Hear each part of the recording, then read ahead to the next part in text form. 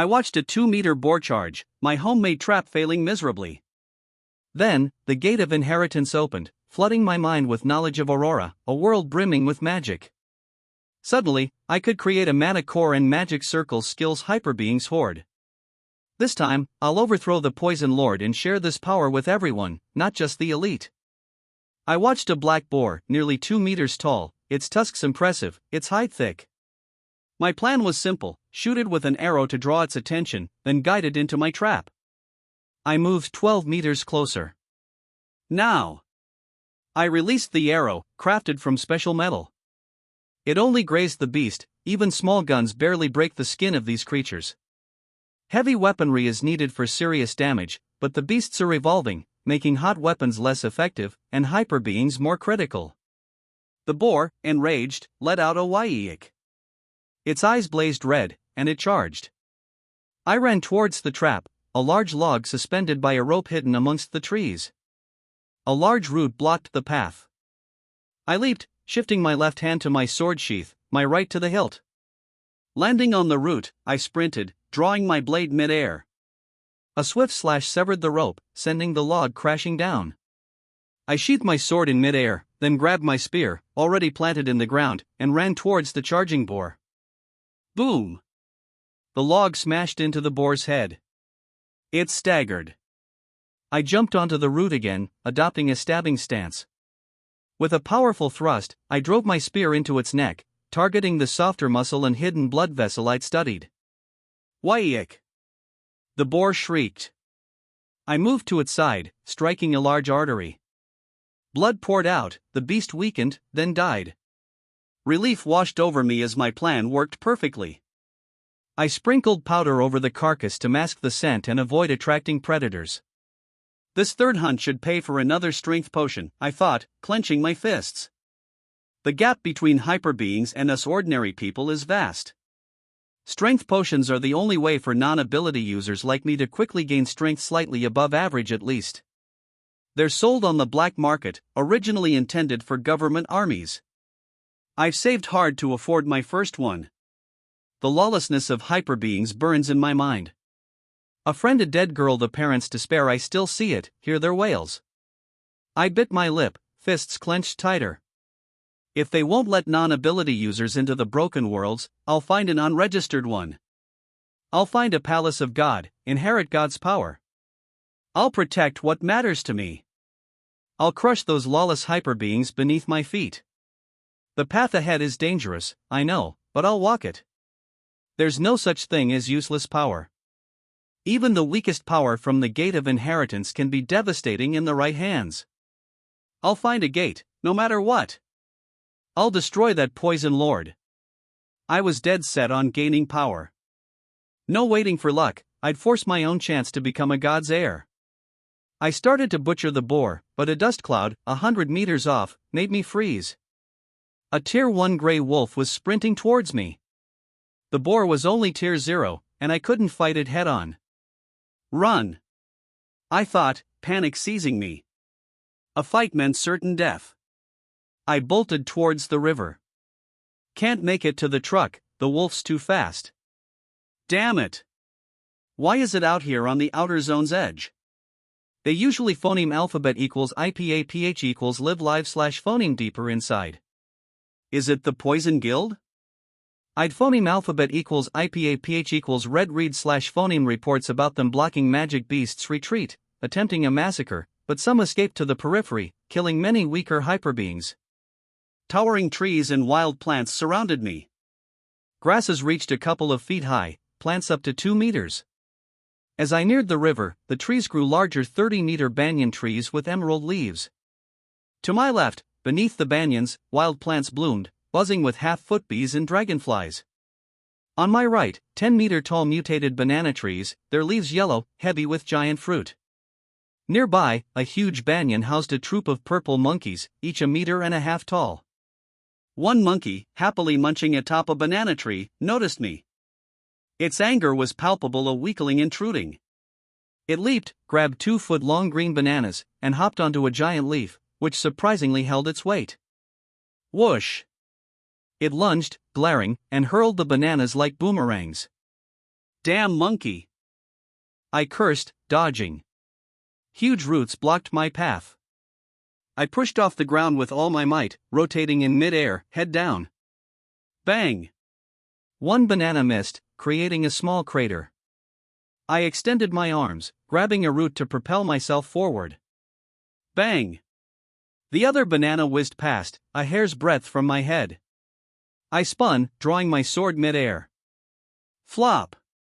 I landed, sword pointed behind me. I charged, throwing my sword at a banana shoot the size of a regular, unmutated banana tree, and it sliced through with a WOSH. The sword spun, then plunged into a huge banana tree.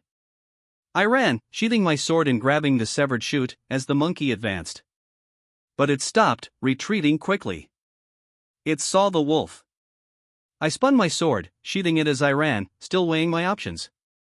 The tallest trees were occupied by larger creatures. The others, 10 to 15 meters tall, fell within the wolf's magical reach. The river's current is swift, leading to the inner zone. No guarantee of survival, but a chance. Staying here means death. I could already hear the river's roar. Reaching the riverbank, nature's raw power overwhelmed me. 70 meters wide, a deafening roar filled the air. Boom! Crunch! Crunch! Huge trees, 15 to 20 meters long, crashed together, wood chips and branches flying. A 10-meter-long tree snapped in two. Roar! An 8-meter-long lizard, horned and brown, was drowning. The trees were easily crushed, even powerful beasts helpless. This mighty river was my escape. I swallowed hard, witnessing the destruction. The wolf was phoneme alphabet equals IPA PH equals clause close slash phoneme, gathering power. Phoneme alphabet equals IPA PH equals win-win slash phoneme gathered in its claws. It slashed. Phoneme alphabet equals IPA PH equals win-win slash phoneme slash no time. Jump. I leaped, using the banana tree as leverage. Boom. An explosion ripped through the spot I just occupied. A moment later, and I'd be dead. Splash.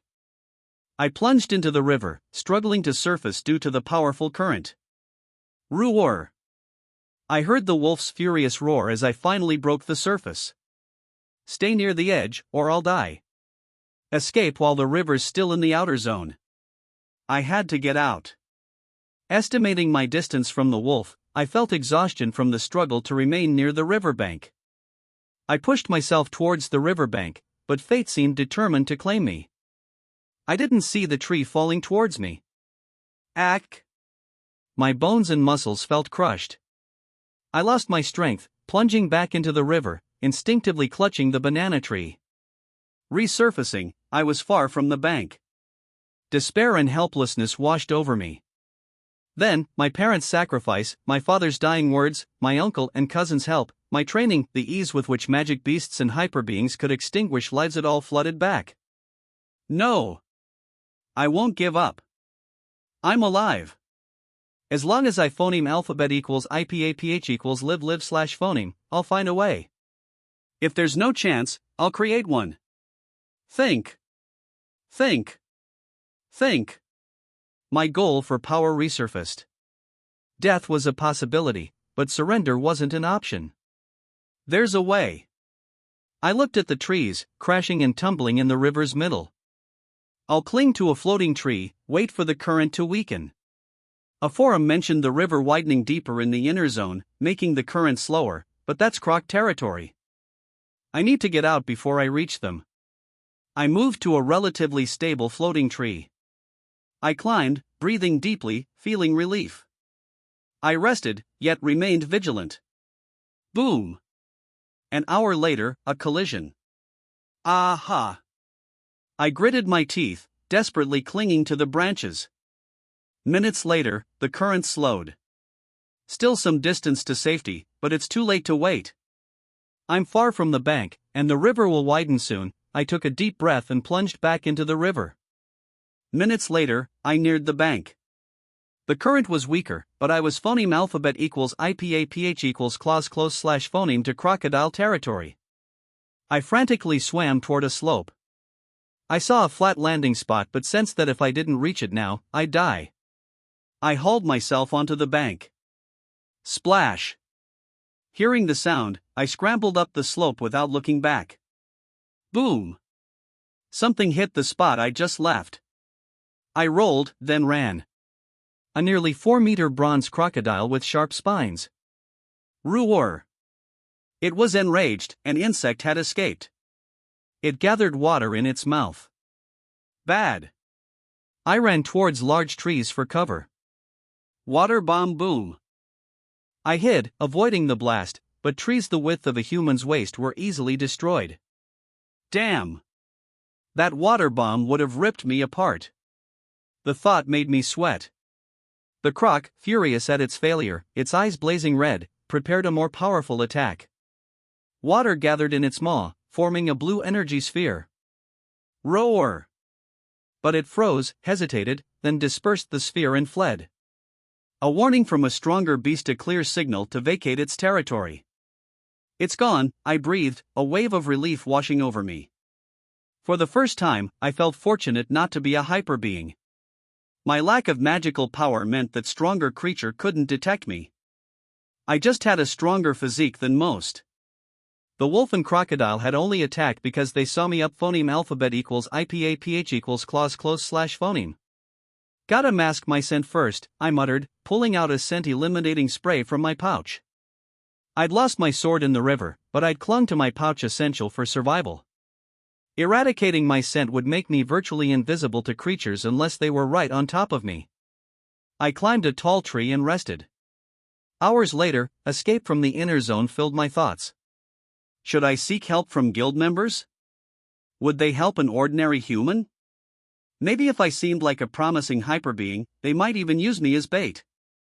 Wait, if they can't detect me, neither can hyperbeings. I'm magicless, they can't sense me. I could sneak under their armored vehicles at night. Ha ha ha. The idea thrilled me, survival suddenly felt more possible. From what I've phoneme alphabet equals IPAPH equals red slash phoneme, their vehicles are parked quite far from here, no roads deeper in the inner zone. I need a plan to reach them, I frowned, pondering the journey ahead. Boom! A deafening explosion, followed by an earthquake, jolted me. Roar! Roar! A chorus of roars filled the air. Explosion, earthquake, mixed roars, a beast horde. A world's burst.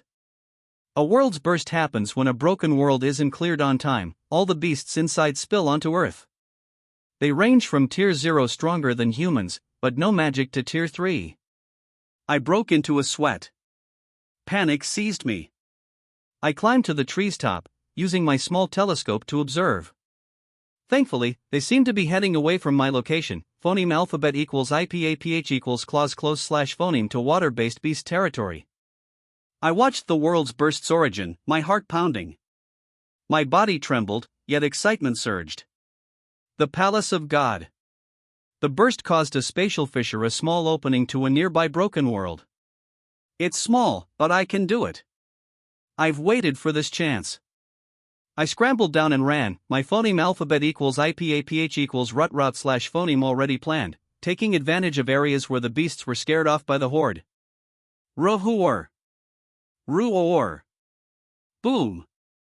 Boom! Two powerful beasts clashed, battling for territory.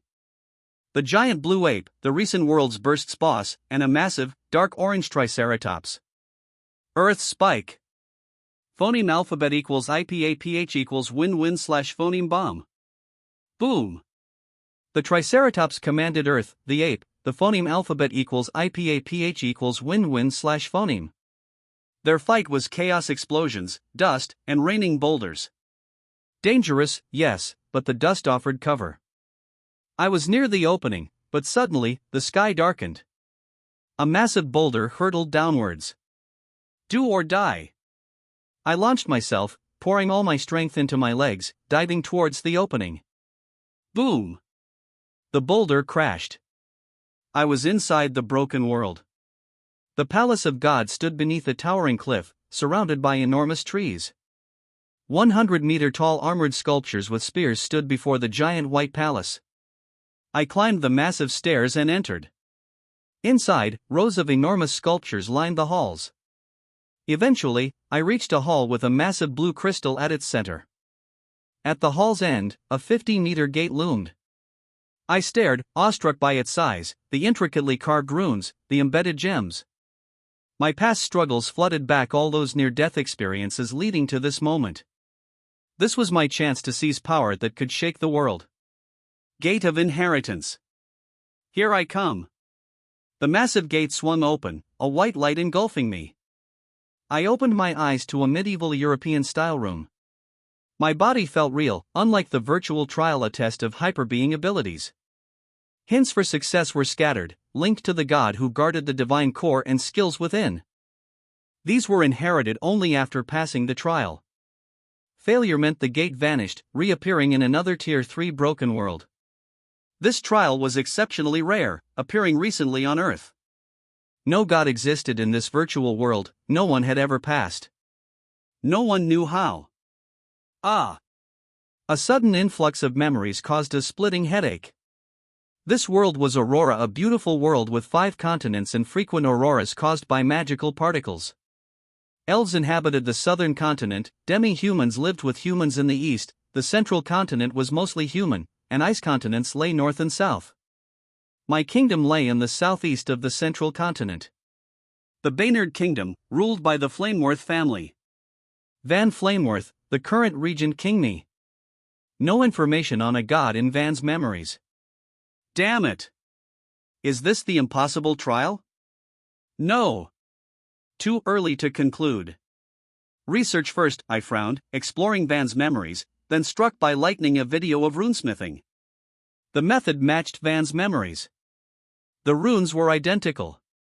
The knowledge was real. No matter the trial, this is an unparalleled learning opportunity. I'll study magic, aura, and runesmithing. Others can focus on potions, I just need the processes and formulas. This world is a treasure trove. Excitement warred with confusion. Hyperbeings drew power from aura levels 1 to 4 and magic graded by the number of circles on their mana core. The Poison Lord was a 3rd-level aura master and a 6th circle magician. Death God, a peak 3rd-level aura master and 8th circle magician, the highest magical stage, considered demigod level. Confusion struck. If the gate's knowledge was real, why wasn't it widespread? They'd assumed it was an illusion, defeat an enemy, inherit skills. They believed their potion and runesmithing knowledge came from personal study. Damn! The elite are hoarding knowledge.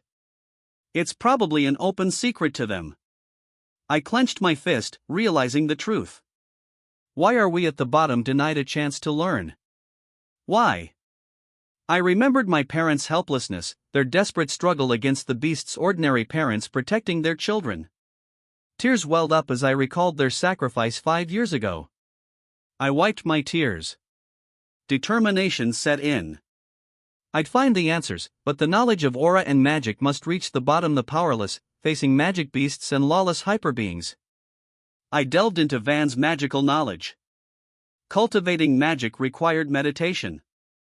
Better techniques meant faster mana absorption from air or mana stones. Bodily aptitude also played a crucial role. The best techniques could reach the 8th circle. This included forming a mana core in magic circles, each with unique runes. Higher circles were difficult, many were stuck in the 2nd. Van had magic, but I was starting from scratch. Van's memories contained a clear method for establishing a magic core within the sea of consciousness, instructions from the flame art meditation. I closed my eyes, following the instructions. Blue mana gathered, rotating within my mind. TNNNG. A blue mana core appeared. Success! I exulted. I dreamed of magical ability for so long. Next, I created my first magic circle on the core. It was easy. Van had practiced this repeatedly, and the steps were clear. It just required focus, which I had in abundance. I attempted my first magic rune, slowly forming it in my mind. A mistake caused it to burst. I tried again and again, quickly tiring. Forming runes demanded mental energy and mana. I went to a drawer, grabbing mana and stamina potions. These potions only restored 5%, though they were slightly more effective in some parts of Aurora, 2% more than on Earth, 4%. Knock. Knock. Knock. The sudden rapping startled me. "Your Highness, may I enter?" a maid's voice asked. I hesitated. I hadn't fully adjusted to Van's persona, a lazy, debaucherous prince. People might notice the change, but I'd prepared a plausible explanation. "Yes," I replied. The maid entered, trembling, eyes downcast, clearly afraid of being harassed. She looked about 16, cute, with blue hair and a well-developed figure. "Why, Your Highness, why, your food is ready," she stammered, avoiding eye contact. I wasn't surprised by her fear. Van had always leered at her. "Thank you, you may leave," I said calmly. She was surprised by my calm response. Van usually spoke to her like a pervert. Today, there were no lecherous remarks. She looked up, her heart skipping a beat. My red hair, handsome face, and calm, pure eyes were a stark contrast to Van's usual lecherous gaze. Eyes are a window to the soul, after all. "Is something wrong?" I asked, noticing her stare. "And nothing, Your Highness," she replied, flustered and blushing. She quickly retreated. I smiled at her naivete. "Her name is Elena. Van's maid for 2 years. The king chose her for her intelligence. Van never forced himself on her, he feared the king. She might make a good secretary," I mused, remembering her earlier nervousness. I changed clothes and went to the dining room, where Elena waited. "Elena, after I eat, summon the Prime Minister to the study. Also, find a trustworthy craftsman and bring him to me," I instructed. "Yes, Your Highness," she replied, surprised by the change. But this was preferable to her previous role as a target for a lecherous prince. After eating, I went to my study, awaiting the Prime Minister. Van's memories had revealed a plant that could solve the kingdom's financial woes. A powerful kingdom was essential for my plan, and money was the key. Knock. Knock. "Enter," I said, turning to the Prime Minister, Albert, a man trusted by the king. He looked nearly 70, weary. From Van's memories, he was a tireless worker, a trustworthy minister. "Your Highness, did you summon me?" he asked, surprised by the initiative, a first since Van became regent a month ago. He noticed the change in Van, surprised at first but quickly regaining his composure. Years of experience had made him steady. "Please, sit. We'll have a long talk," I said, smiling. I respected him. He sat, confused. He knew most of Van's knowledge revolved around women. "Do you know Fran beans?" I asked. "Soybeans on Earth." "Fran beans? Livestock fodder?" "We have some, but the animals don't like them, only eating them as a last resort." "Why do you ask, Your Highness?" "Fran beans can make us a fortune," I replied. He stood, shocked. Cheap fodder could be so valuable? He stared, hoping I wasn't joking. The kingdom desperately needed money. "How, Your Highness?" His composure faltered. I smiled at the old man's shock. "Oil." "Oil? How is that possible?" he blurted, incredulous. "Oil came from animal fat, everyone knew that." "It's possible, but we need to prepare," I said, grateful for my research into producing daily necessities. The kingdom was resource poor, but my modern knowledge could generate significant income. I taught myself various skills to improve my chances of passing the gate of inheritance trial. It was a good decision. "What do we need, Your Highness?" "I'll prepare it immediately," he exclaimed, excited. He wasn't entirely convinced, but he held hope. This wasn't the lazy, debaucherous prince he knew. I smiled at his eagerness. "Let's wait for the craftsman." I told Elena to find a trustworthy one. The oil-making process is easily copied, those involved must be closely monitored. I knew the secret wouldn't stay hidden long, but I wanted to maintain the monopoly as long as possible. "Your Highness, I'll personally execute anyone who leaks the secret," Albert declared seriously. He understood the oil's importance, but the secret might not last. I nodded, emphasizing the need for strict supervision. Then, I shifted the conversation. What's the kingdom's situation? Van's memories lacked detail on this. The debauched prince hadn't cared.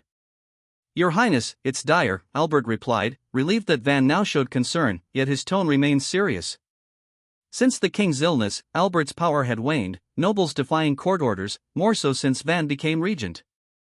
Food production is down due to neglected water canals. Bandits are increasing. Funds for magic research and the academy are insufficient. Nobles are uncooperative. Tax collection is down in some areas. And the army's broken armor and weapons need replacing, he finished, exhausted from his struggles against the obstacles. Many problems will be solved with money. Use funds from the treasury to buy food and sell it at reasonable prices to areas with shortages, countering price manipulation. Limit sales to avoid being cheated. We must prevent our people from becoming refugees, provide porridge and temporary work to any beggars or refugees, I said. I remembered history refugees phoneme alphabet equals IPAPH equals FN often slash phoneme becoming rebels who destabilize nations. Yes, Your Highness. The people will appreciate your kindness, Albert replied, relieved to have permission to use treasury funds for food. He'd worried that the treasurer, citing lack of funds, wouldn't agree. But he still feared that the oil might not yield the expected income. Your Highness, how much do you expect to earn from candles? He asked, assuming animal fat oil was the only kind. A mysterious smile touched my lips. The people here didn't know the true potential of oil, the culinary possibilities. Our oil won't be used for candles, I said. Cooking oil will revolutionize this world. People will taste delicacies they've never imagined. Food? Albert was genuinely shocked that oil could be used for cooking. Knock. Knock. Knock. The door interrupted us. Your Highness, the craftsman is here, Elena announced. Show him in, I said, looking at the man who would make oil production a reality. His posture was hunched, his expression fearful. He didn't yet grasp his importance. I pulled out a blueprint I'd drawn earlier. Come closer, don't be afraid. I need your help to create something. In return, I'll grant you an official position, land, and money, I promised, offering incentives to secure his loyalty and enthusiasm. His face lit up, he was clearly imagining a brighter future. The Regent King was different from the rumors. He seemed wise and kind. I handed him the blueprint. This is for an oil press. Simple to build, but secrecy is vital. A leak means your death and your family's ruin. Understand? My tone was serious. A carrot and stick approach. Why yes, Your Highness, he stammered, realizing the gravity of the task. The risk of death was real, yet the reward, the Regent King's favor, was enticing. Elena, prepare a workspace for him. Take him with you, I said, appreciating her efficiency as a secretary. Yes, Your Highness, she replied, pleased by my focus on governing. Once they left, I continued with Albert. Tomorrow, I'll show you how to extract and use cooking oil. Prepare a secure production facility. I have another confidential task: find a skilled, eloquent person. We'll need such individuals for future interactions with neighboring kingdoms. We'll continue later, I said, wanting to begin my training. Before heading to the training grounds, I wanted to see the city and kingdom from the castle's top. I'd seen it in Van's memories, but a personal view was needed. Near the top, I could hear the flapping of a flag yellow with a red lion, Baynard's flag. I stepped onto the viewing platform.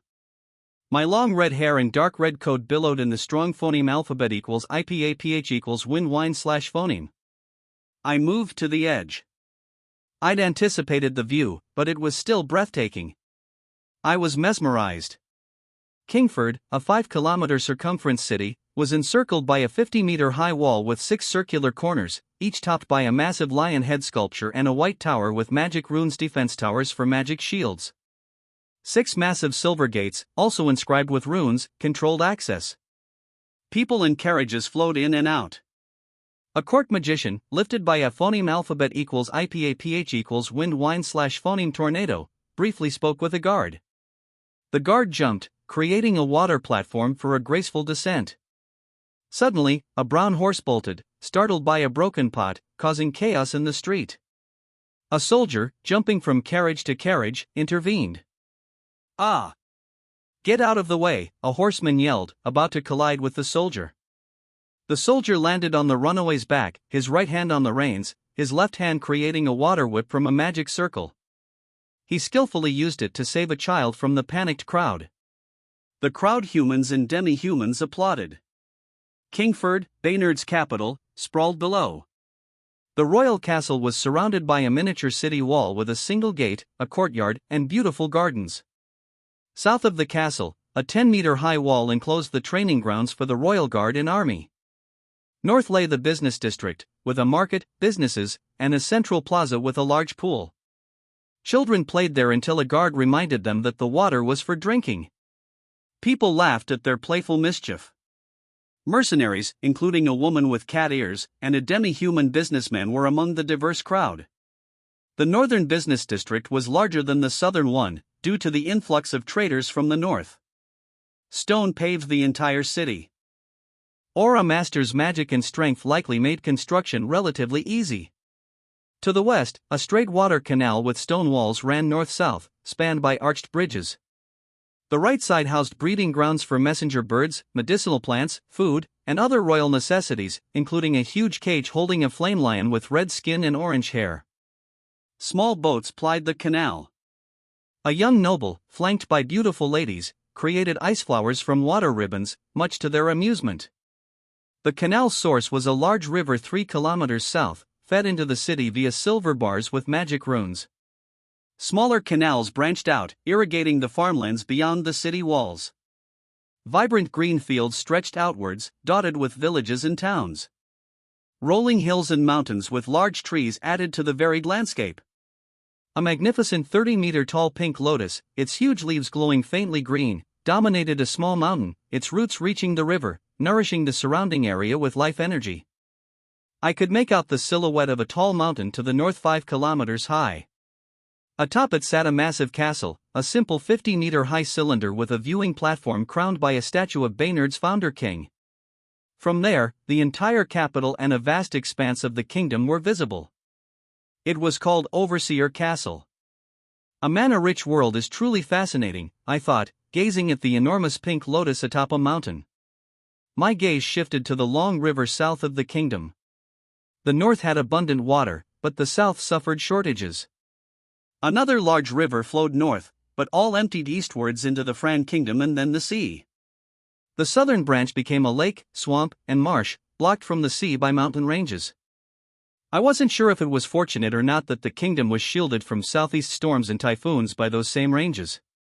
Rainfall would be less, but so would water, a current problem in the south. I need to train magicians for agricultural production.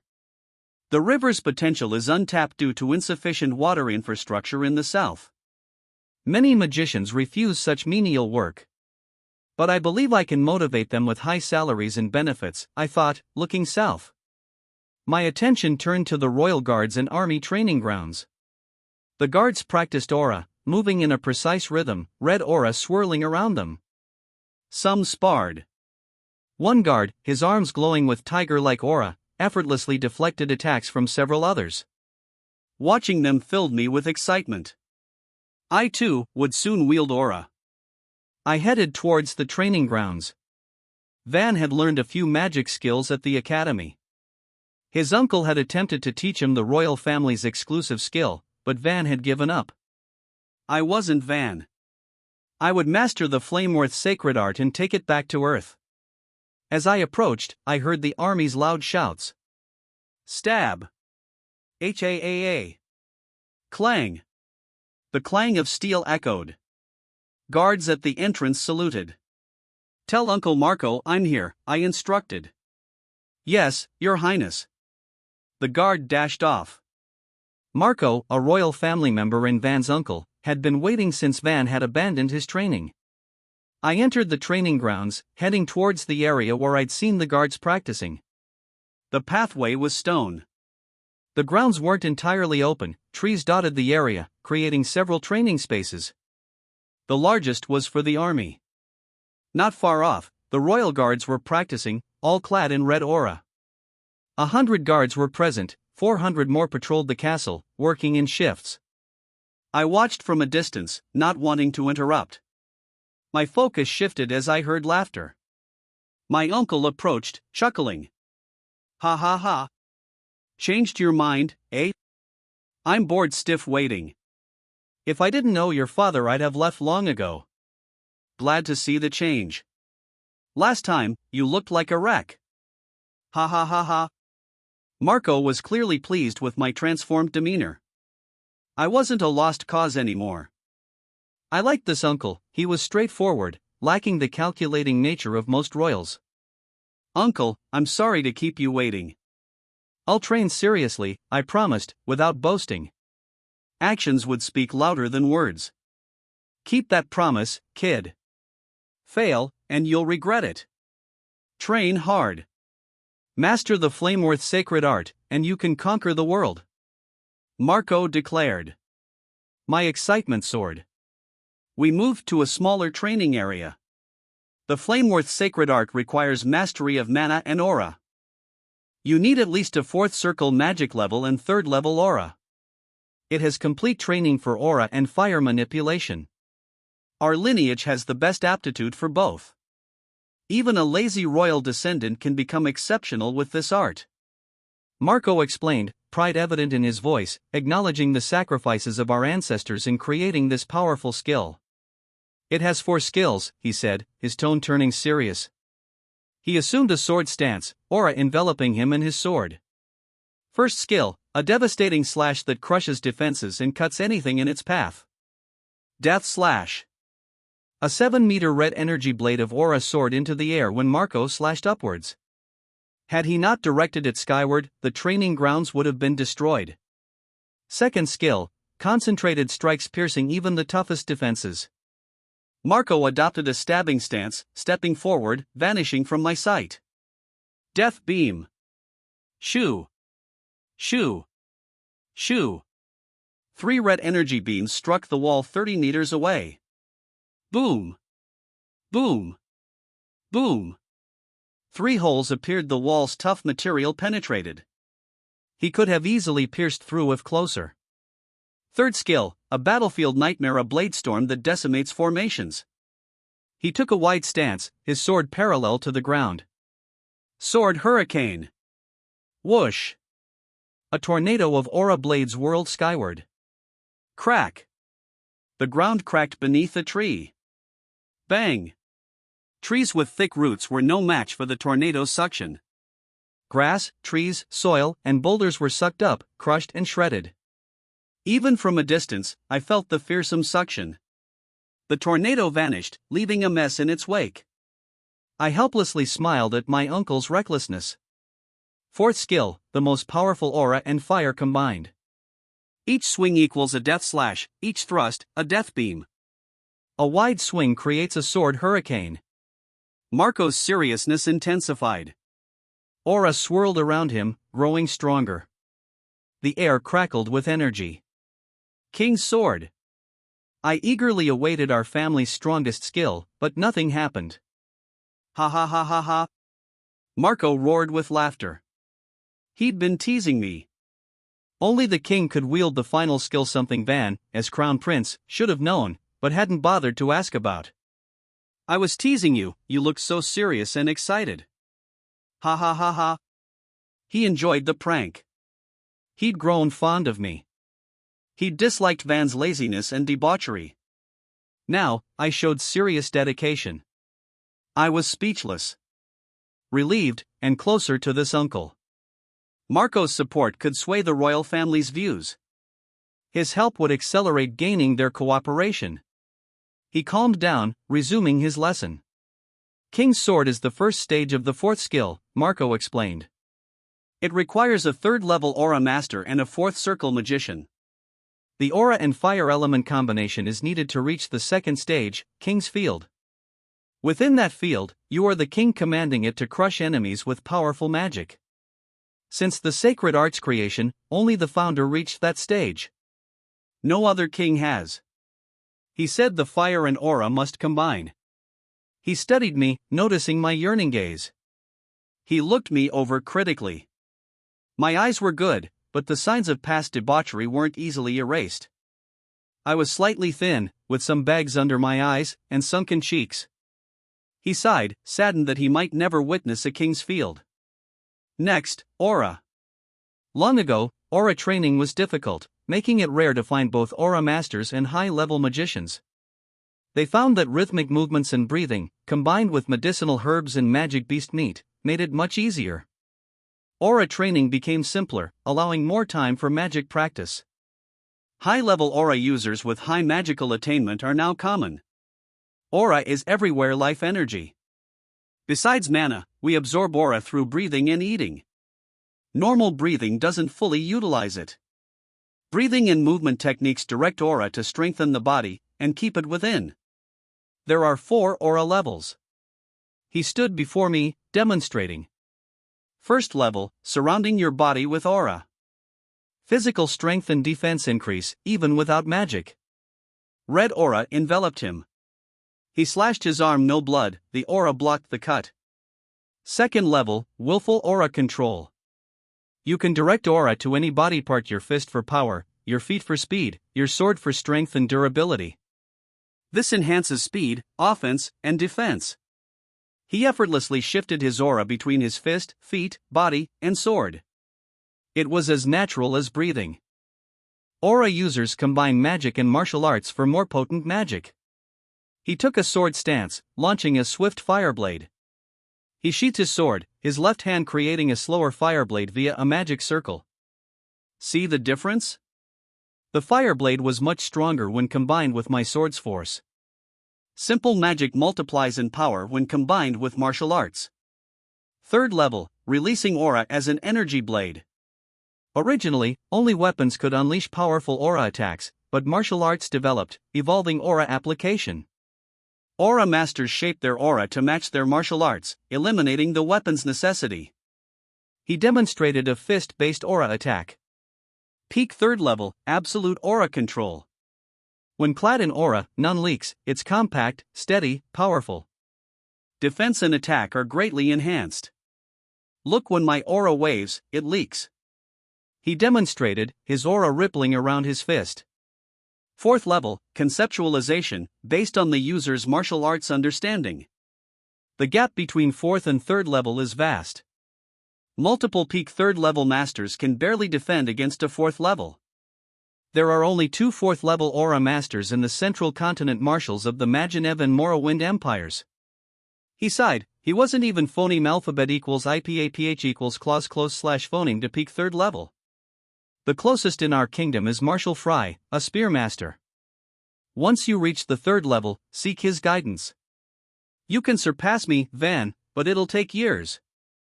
He didn't believe I could advance quickly. I was 20 but hadn't started aura training. He didn't know I was from Earth, where information flowed freely. The clash of ideas in my mind would shape my swordsmanship, he'd be surprised. Our sacred art uses breathing and movement techniques for aura control, 24 movements that circulate aura throughout the body. You must not release your grip on your sword. Breathing and movement must be synchronized. These movements also train you for the sacred art's 4 skills. He demonstrated, sword in hand. Your turn. It'll be painful, but rewarding. He grinned. At first, I couldn't match the rhythm of breathing and movement. After a few hours, I managed the first 3 movements, but I was exhausted, muscles aching. It hurt, but I was smiling. I could feel my strength growing. Marco rested for a few hours. Upon returning, he was shocked to see me successfully executing 3 movements. Swordsmanship and breathing training were mandatory for children preparing for the sacred art. He just wanted to make me suffer. He couldn't believe my apparent improvement. He pointed at me, his hands on my shoulders, applying pressure. His gaze was intense. Did you secretly practice? He thought it was the only explanation. I was a failure in magic, a first circle magician who hadn't even attempted aura training. I'd never trained in swordsmanship. I had For 5 years Earth's freely available martial arts knowledge. Uncle, I just copied what you showed and followed your instructions, I said, smiling sheepishly. Everyone knew I'd never trained. I could only pretend I'd replicated his teachings. Damn it! Such a waste. You're a magic failure, but a swordsmanship and aura genius. Had you trained as a child, you'd likely be a 4th level aura master. What a waste of talent. He regretted my wasted potential. Our kingdom faced a powerful empire, and a 4th level aura master was crucial. I seem to have the best martial arts understanding in the royal family, he reasoned, so resources should focus on me. I'll speak to the royal elders and procure training resources, he said, hoping I could reach 4th level before the Northern Empire attacked. Thank you, uncle. I won't disappoint you, I replied, aware that I was being mistaken for a genius. I could only do my best. He hoped I could handle the pressure. Rest, then we'll continue.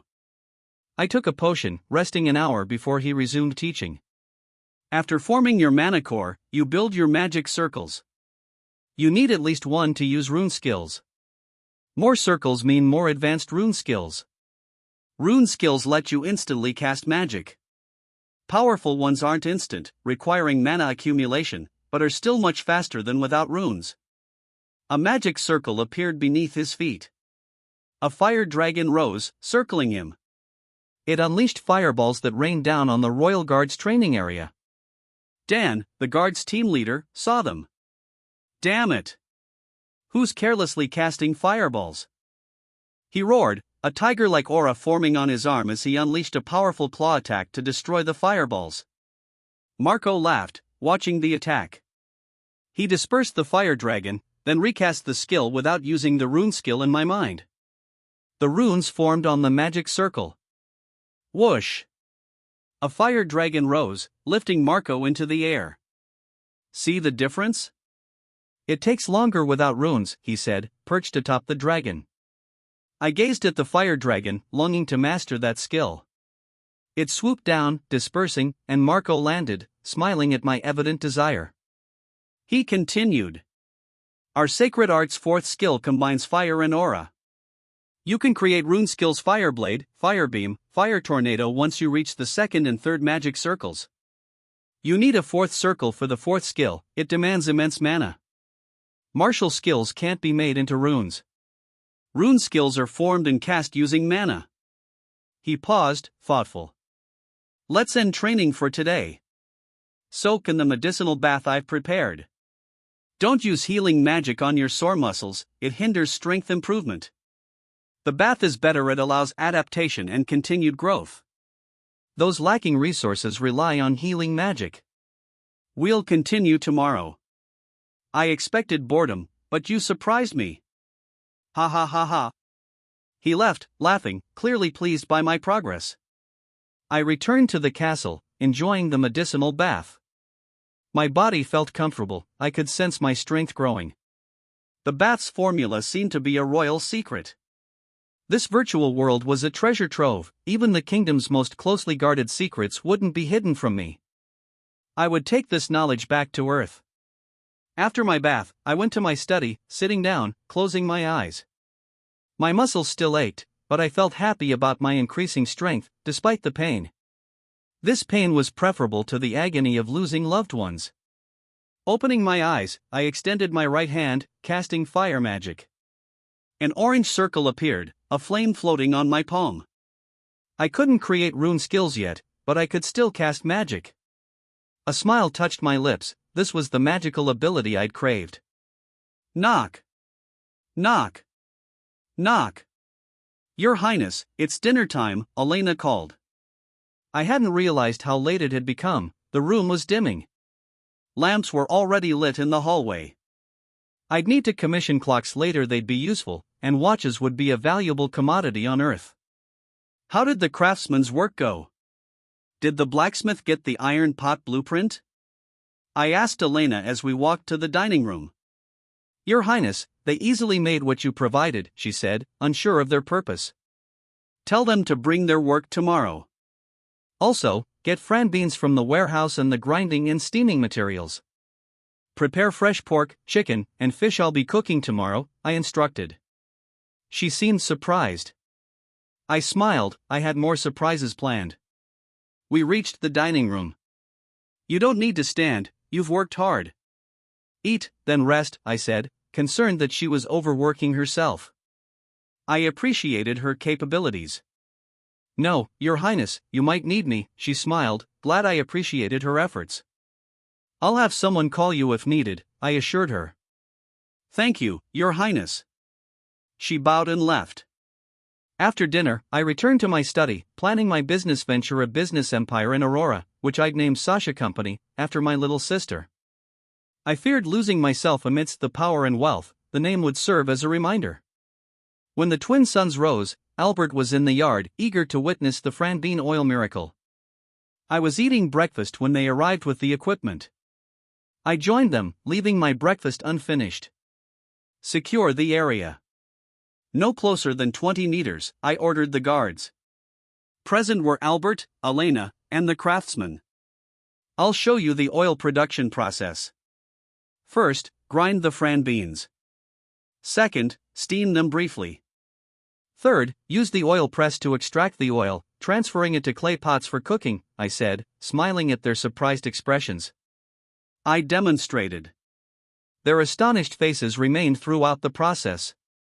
See how simple the materials and process are? They're easily copied, so we must guard the production of both materials and oil rigorously. Turning to Albert, I said, find a place to establish an oil production center. Build a town there, house the workers' families, build markets, and provide free education to their children. Hire first circle water and earth magicians to move oil and lift the clay pots. Let's rename Fran beans to soybeans. I don't want Fran to benefit. Start planting soybeans near the town. Contract farmers, offering higher prices than for wheat. The iron pot's design doesn't need to be secret, it's not essential for oil production. I paused, remembering our skipped breakfast. Fried food was about to appear in this world. Looking at them, I declared, follow me. Witness the cooking revolution. A woman is standing in a tall canyon while strong winds are blowing. Her shoulder-length white hair and cape are swaying. Her left hand is holding the handle of a sheath sword, while her right hand is holding a telescope. Below the canyon is a shallow white river with pebbles and scattered big stones. The river comes from a waterfall taller than a skyscraper. The waterfall is many kilometers away, but it can be seen with naked eyes. Beyond the canyon, there is a very wide river and tall trees. The trees are like banyan trees. They are 500 meters tall with long, hanging vines. Magic beasts are flying around the trees. Some are resting on long branches. The others are guarding the nests. She is inside Tier 3 Broken World, Sky Island. Even with a telescope, she can't see the edge of the Sky Island. There are 5 floating islands, but she doesn't know them yet. She raised her left hand. There is a silver ring with magic runes and a crystal on her index finger. The magic runes on the ring flashed, and then a magic circle appeared in her left hand. She walks toward the edge of the canyon as she puts the telescope on the magic circle. Below the canyon, the guild members are resting. There are 2 young women and 1 middle-aged man. They are wearing armor and a cape. The man drank water from the river. He smiles as he feels refreshed by the water, and he can't help but say, the water tastes refreshing and sweet. Kya! Uncle Robert! There are floating feces of beasts in the river, said one of the women named Meryl. Robert's face turned blue. His cheeks bulged, and then he vomited. The mischievous Meryl laughs. The other woman named Susan patted her forehead for the behavior of her friend. Her face suddenly changed as she saw flying beasts moving toward them. The beasts are like pterodactyls, which are 3 meters tall. Their color is gray with upper limbs and 2 feet. Their wings are made up of white feathers, but they have gray skeletons. Get ready! Beasts are coming! Shouted Susan as she releases her aura. A red aura covered her whole body. She stretched her arms to the side. Green magic circles flashed on her hands, then threads of phoneme alphabet equals IPAPH equals wind wine slash phoneme element rotate around her hands. Robert put a sideways stance. He releases his aura, then yellow magic circles appear on both his arms. Threads of earth element rotate and gather over the magic circles. They are forming big shields. Meryl is covered with aura, and there are magic circles on both her hands. The pterodactyls are already near. They open their mouths, and then attack with phoneme alphabet equals IPAPH equals wind wine slash phoneme magic. Phoneme alphabet equals IPAPH equals wind wine slash phoneme bomb. Phoneme alphabet equals IPAPH equals wind wine slash phoneme bombs are rapidly moving down. Robert dashes while raising his left shield to protect himself. Susan also moves. Threads of phoneme alphabet equals IPAPH equals wind wine slash phoneme move around her body, helping her to swiftly move. A blue magic circle appears beneath Meryl's feet. Boom! The phoneme alphabet equals IPAPH equals wind wine slash phoneme bombs missed Susan. Pebbles and high splashes of water are flying in the air. Boom! Boom! Phoneme alphabet equals IPAPH equals wind wine slash phoneme bombs are hitting Robert's shield, but he keeps running forward. Meryl avoided the phoneme alphabet equals IPAPH equals wind wine slash phoneme bombs as she rides a water wave she cast. Robert jumped on a huge stone. He put more aura to his feet. Bang! The top of the stone cracked as Robert jumped. His left shield blocks the attack. He used more mana, then threads of earth element flow to his left shield. The shield became bigger. His right arm, with a big shield, is stretched to his back.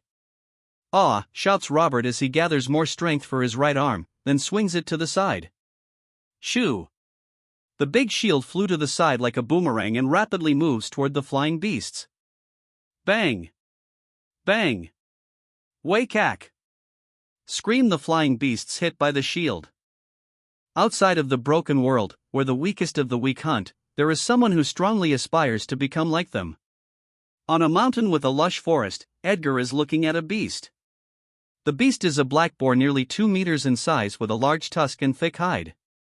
"I will shoot it with an arrow to catch its attention, then direct it to the trap when it charges at me," thought Edgar. Edgar moved 12 meters near the boar. Now! Edgar shot the boar with an arrow made with special metal. The arrow hit the boar's body, but it only caused a small wound. Even small guns can only cause skin injuries to these types of beasts. The role of guns against the beasts is small. Hot weapons that could cause significant damage to beasts are only heavy weapons, but beasts are getting stronger. The role of hot weapons is getting lower, and the role of hyperbeings is getting higher. "Waiik!" shouts the boar. Its eyes turn red from rage. It charges toward Edgar. Edgar runs to the trap. Hidden near the trees, a large log is attached to a rope. There is a big root blocking the pathway. Edgar jumped to the root. While in the air, he moves his left hand to hold the sheet and his right hand to hold the handle of the sword. He landed on the root, then he charged forward and drew his sword while in the air. The blade of the sword is moving toward a rope. Slash! The rope is cut, and the big log started swinging down. TNNG. Edgar sheathes the sword while in midair. He landed on the ground and immediately holds the body of the spear stabbed on the ground. He turned and runs toward the boar. Boom! The big log smashed into the head of the boar. The 2-meter-tall boar wobbles. Edgar jumped and landed on the root. He is in a stabbing stance as he holds his spear. He put more strength on his feet, then he charges to the boar and stabs his spear. Die! Edgar stabbed with all his power at the boar's neck. The lower part of the boar's neck is a weakness that he learned in his research. The muscle is softer, and there is a hidden blood vessel. "Waiik!" wailed by the boar.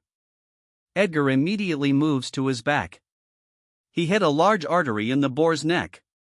The boar started to bleed. Edgar is panting, and the boar is getting weaker until it died. He feels relieved that everything went according to plan. He spread a powder on the dead boar to prevent the smell of blood and avoid attracting predators. This third hunt should be enough to buy another strength potion, Edgar thought as he grips his fists. It is very difficult to phoneme alphabet equals IPA PH equals clause close slash phoneme the gap of strength between hyperbeings and non-ability users. A strength potion is the only method for people with no magical power to quickly gain physical strength and become a little stronger than ordinary people. It is sold in the black market. It is intended for the army of governments, but some flows to the black market. Edgar saved a lot of money to buy his first strength potion. Edgar remembers the lawlessness of many hyperbeings. They abuse their powers. One of his friends is a victim of their lawlessness.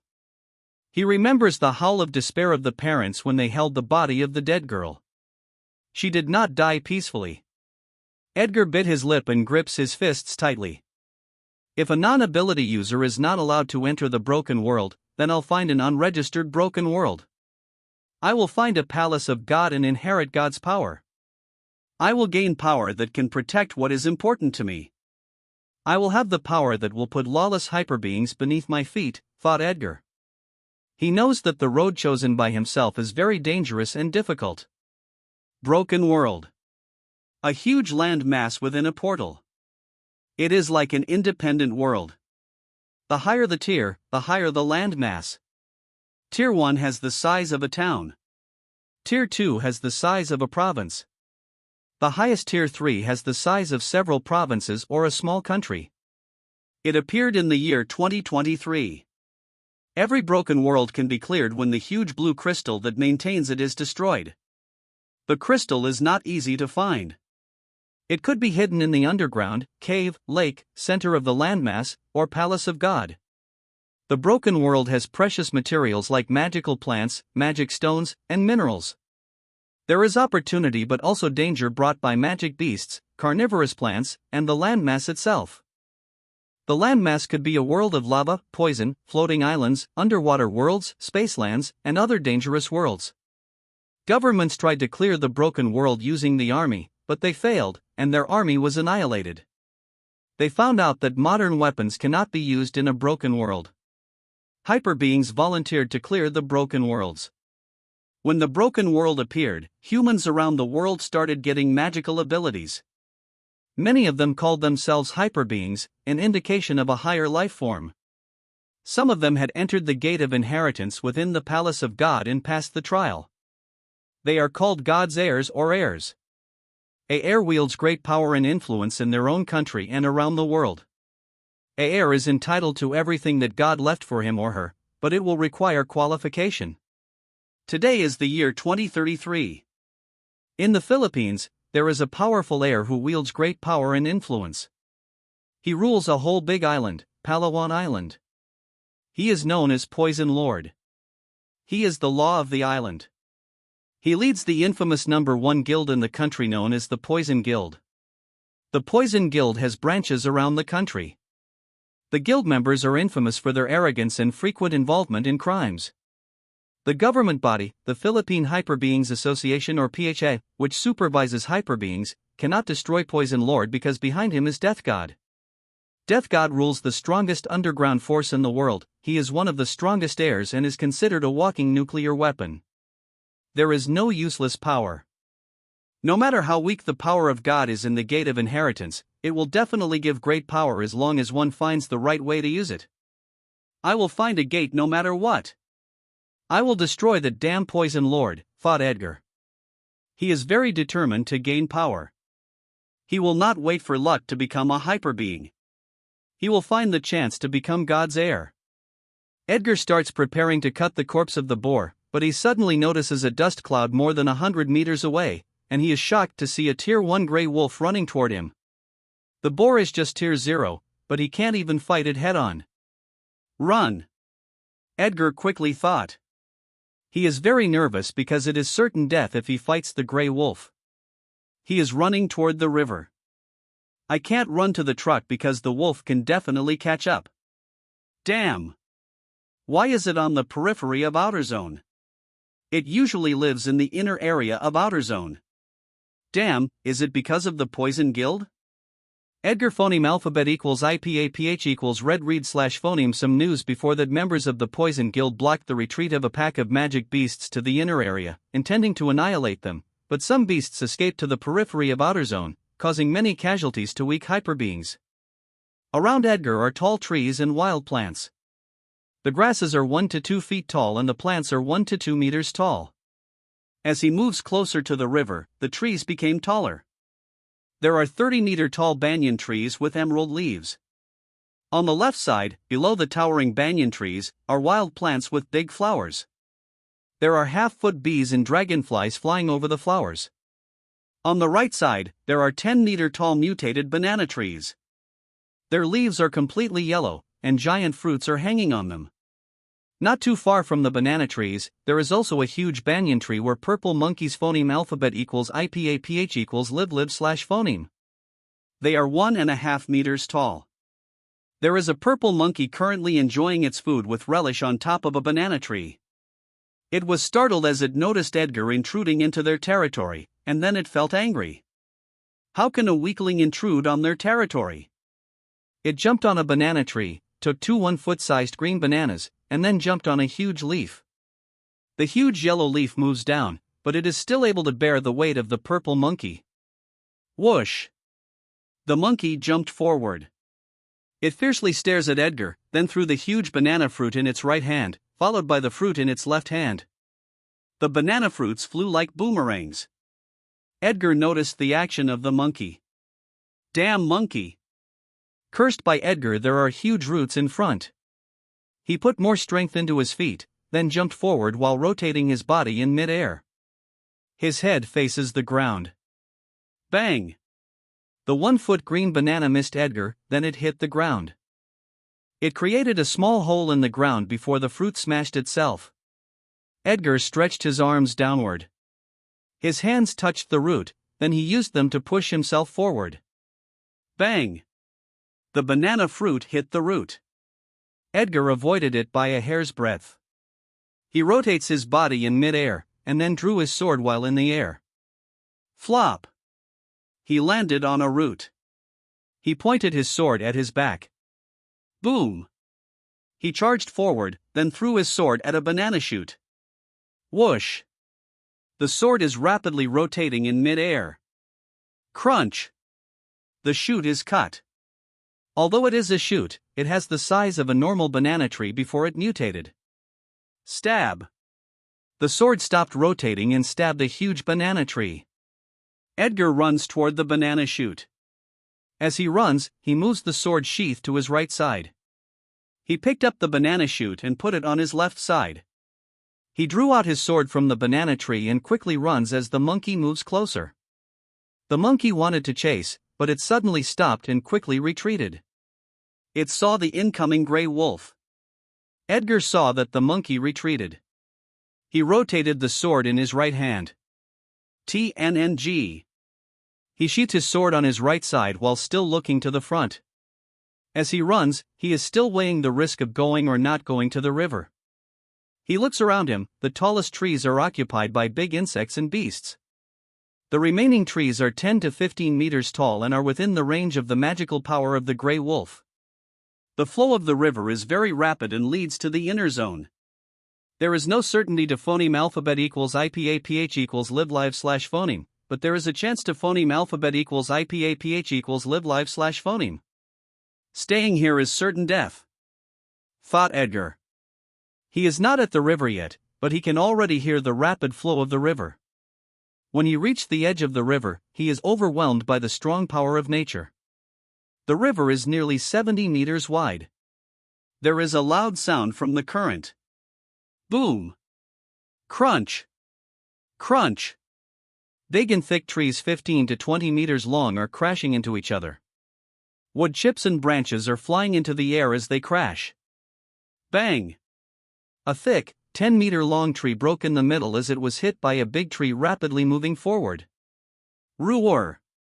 An 8-meter-long brown lizard with 2 gray horns is drowning. Big trees are easily crushed, and powerful beasts are powerless to resist. It is a mighty river that Edgar will use to escape certain death. Edgar subconsciously swallowed as he looks at the crashing trees and drowning beast. The wolf is already near, gathering its magical power to attack. Threads of phoneme alphabet equals IPAPH equals wind wine slash phoneme element gather to its claw. The wolf slashed its claw at Edgar. Phoneme alphabet equals IPAPH equals wind wine slash phoneme slash there is no time to hesitate. Jump! Edgar jumped with the banana tree. Boom! Just a second later, there is an explosion from where he was standing. He could have died if he had been a little late. Splash! Edgar plunges into the river. He is having difficulty going back to the surface to breathe because of the rapid flow of the river. Roar! He can hear the angry roar of the wolf when he is finally able to go back to the surface of the river.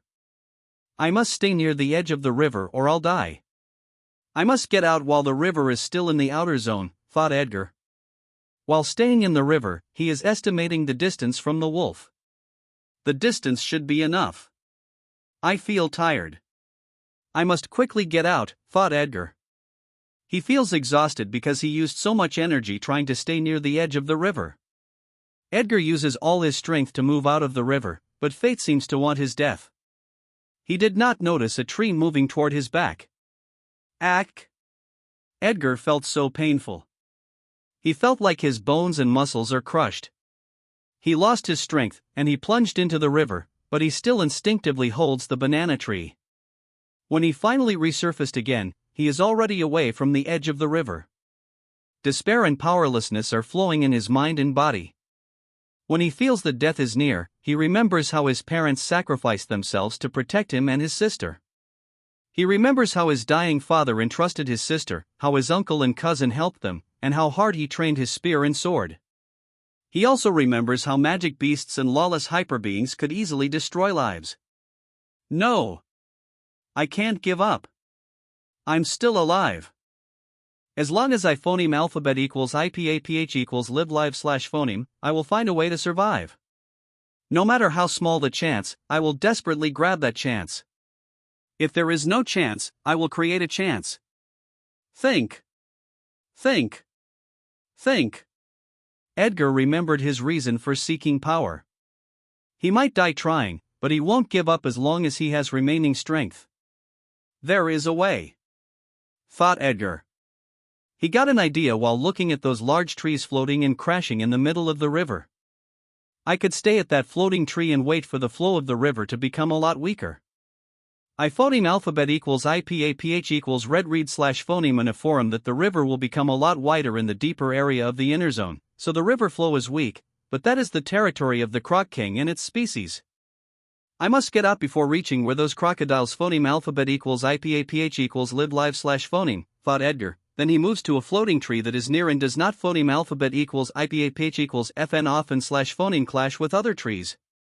Edgar was able to climb the tree. He took a deep breath and feels a lot better. He started resting, but he is still alert. Boom! An hour after staying on the floating tree, it collided with another tree. Aha! Screams Edgar. He grits his teeth and desperately holds the branch of the tree to avoid being thrown out. A few minutes later, the rapid flow of the river became weaker. There is still some distance from the safest place to swim, but it might already be too late if I don't start now since I am away from the edge and the river will become wider later, thought Edgar. Then he took a deep breath and dove into the river.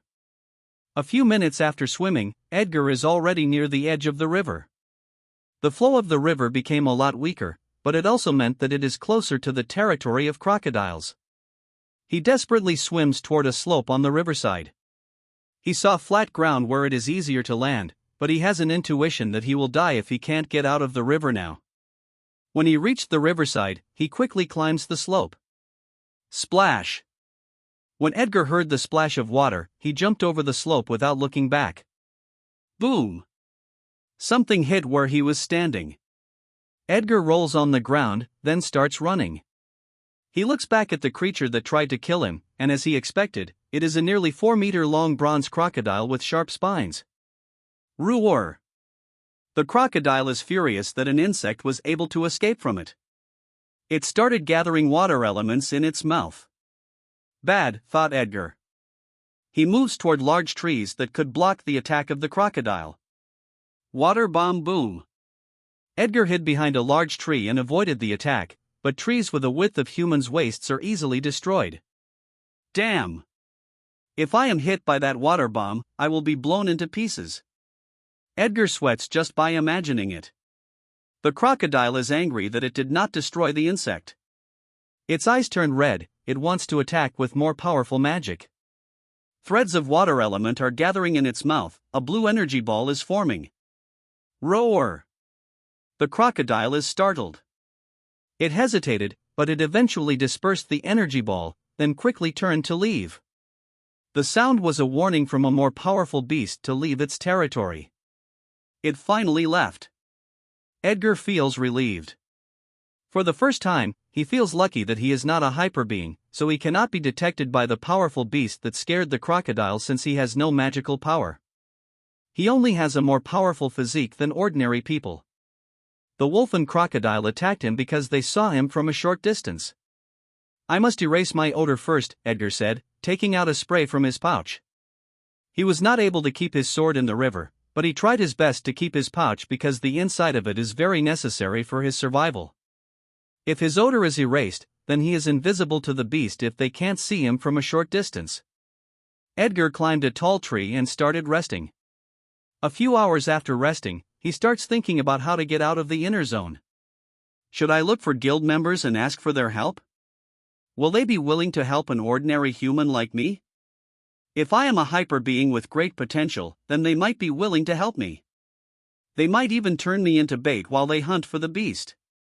Wait, if the beast cannot detect me, then so do hyper beings.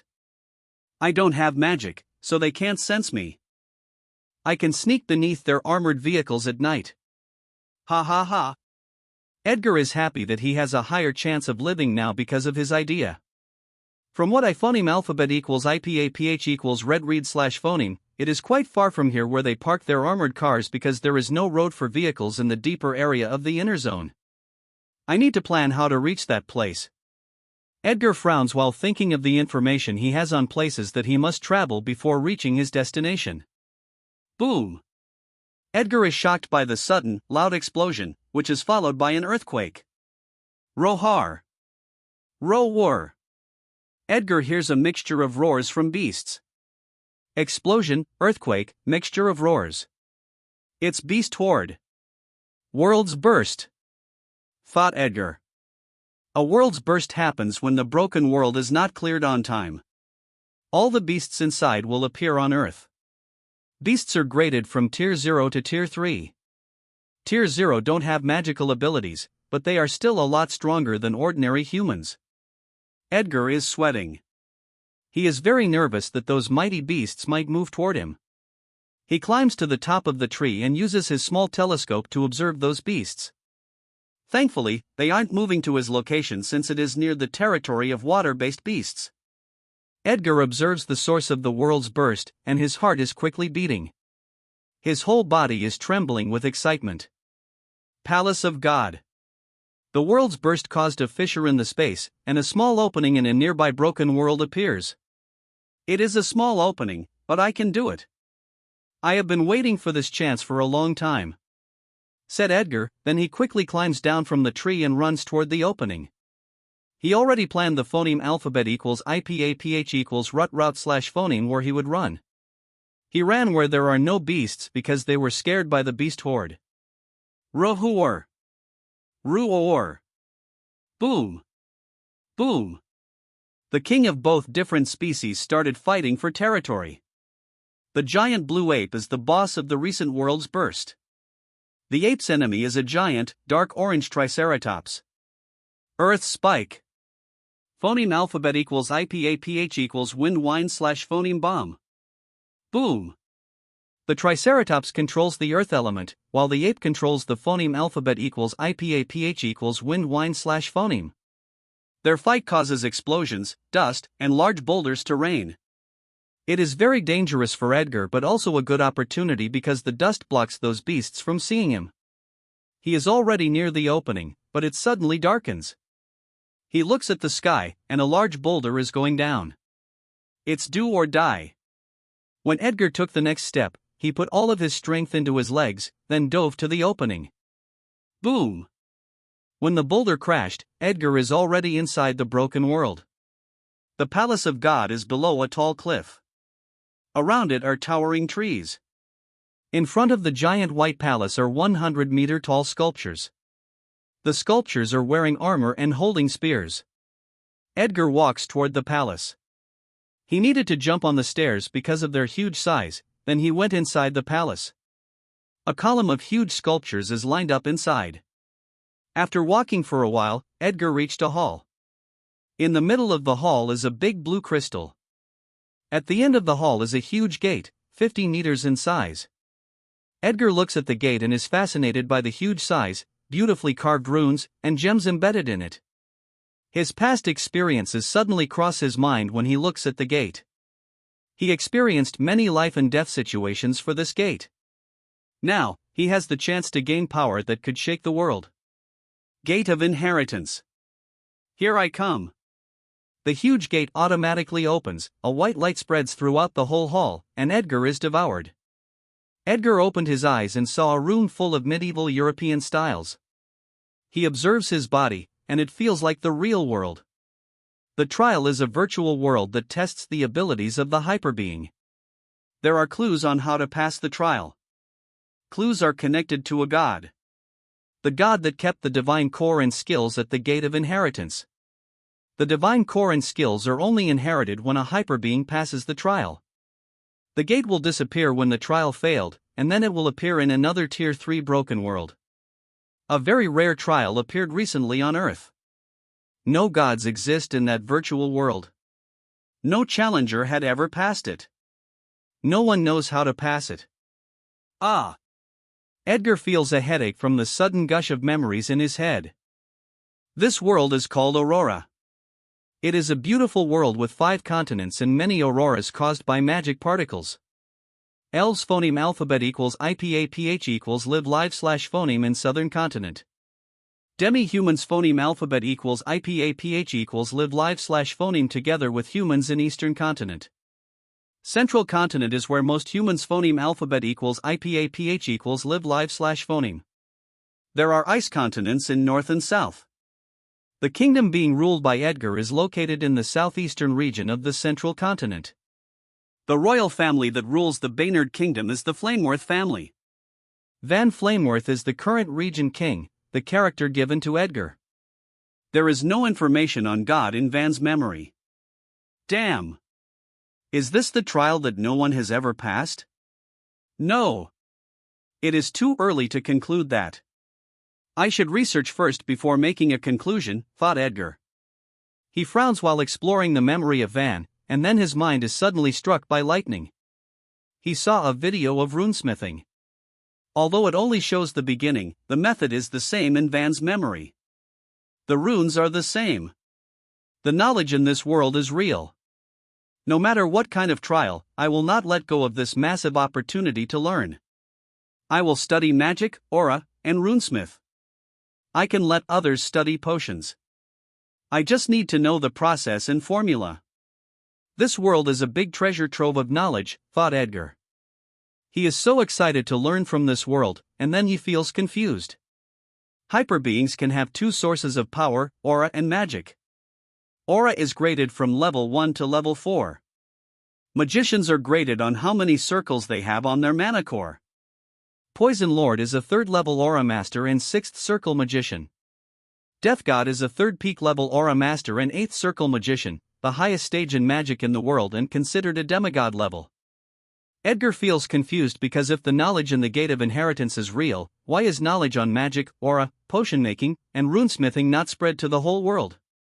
They subconsciously thought that it was just an illusion. If you defeat the enemy, then you will inherit skills. They thought that their knowledge of potions and runesmiths came from their own studies. Damn! The top is monopolizing knowledge. It is probably an open secret to them. Edgar grits his teeth and grips his fist as he realizes it. Why are we, at the bottom, not given a chance to learn? Why? Asked Edgar in his mind. He remembers how powerless he was when his parents were protecting them. He remembers how they desperately protected them against the beast. They fought the beast as ordinary parents who were just protecting their children. Edgar cries while remembering how his parents sacrificed themselves 5 years ago.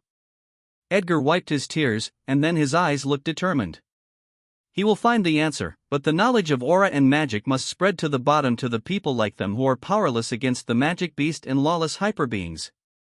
Edgar continues to explore the knowledge of Van on magic. Cultivating magic requires meditation techniques. The better the meditation technique, the faster mana is absorbed from the air or from mana stones. The better the aptitude of the body, the faster and more mana is absorbed. The best meditation techniques could reach the 8th circle of magic. The meditation technique includes how to form a mana core and a magic circle on the core. When the capacity of the mana core is saturated, another circle can form, which improves the capacity of the mana core. The rune in each circle is different. The rune of the second circle is different from the first circle, and so on. The best meditation techniques have complete details of runes from the first circle to the 8th circle. Forming the runes of a higher circle is not easy for everybody. Some stay in the second circle forever due to their aptitude for magic. Van had magic, but Edgar must start from scratch.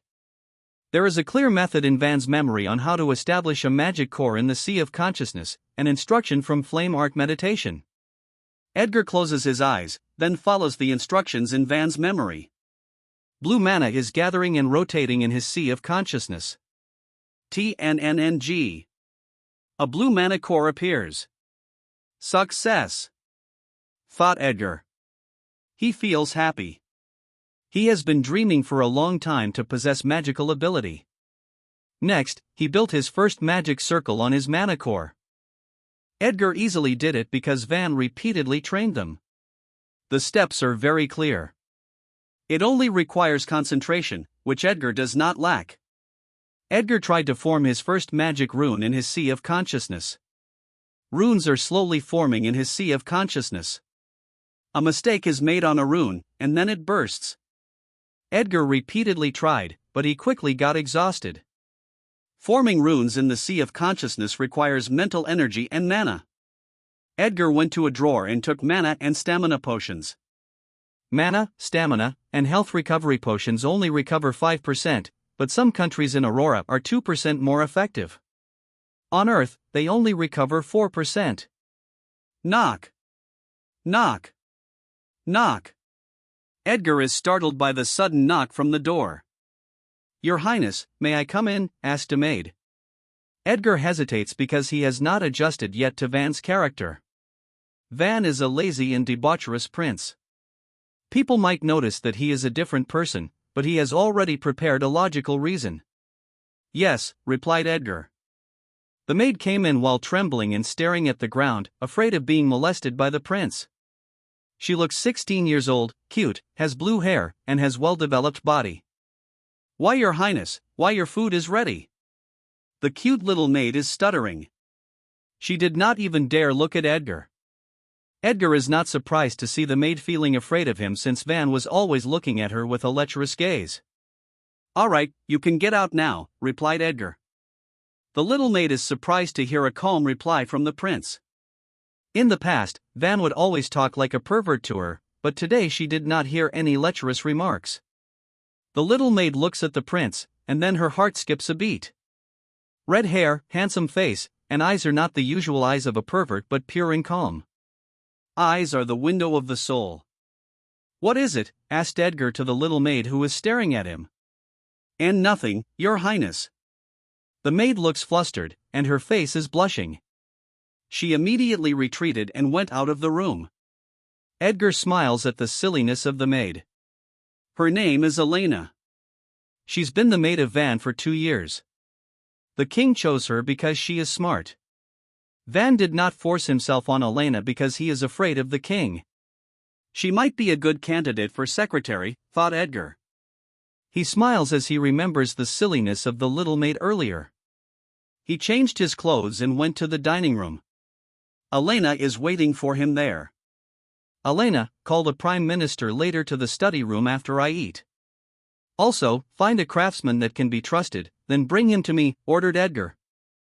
Yes, Your Highness, answered Elena. She is surprised by his sudden change, but for her, it is better than staying as a debauchery prince. After eating, Edgar went to his study room and waited for the Prime Minister to arrive. When he was exploring the memory of Van, he saw a plant that could earn a lot of money to solve the kingdom's plight. A powerful kingdom is what he needs to carry out his plan. Money is a powerful tool that drives a kingdom's prosperity. Knock. Knock. Come in. Edgar looks at the Prime Minister who came in.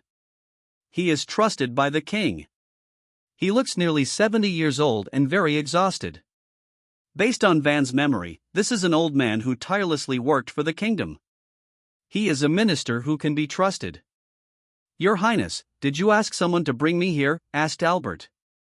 He was surprised when he heard that the prince took the initiative to have a meeting with him, since this is the first time that it has happened since the prince became a regent king 1 month ago. Albert notices the changes in Van and is surprised at first, but quickly regains his composure. He is an old man with so much experience that only a few could make him lose his calm. Sit first. We will have a long conversation, said Edgar while smiling at Albert. He respects this minister. Albert sits and looks confused. He doesn't know how he will have a long conversation since he knows that most knowledge of Van is about women. Do you know Fran beans? Edgar asked the minister. Fran beans are called soybeans on Earth. It is called Fran beans because it originated in the kingdom of Fran. Fran beans? The fodder of livestock? We have stocks, but livestock does not like it. Livestock only eat it when there is no other food. Why are you asking, Your Highness? Asked Albert. Fran beans can make us earn a lot of gold, answered Edgar. Albert stood up and looked shocked. He can't believe what he heard. Fran beans that are treated as cheap as grass could have so much value in gold.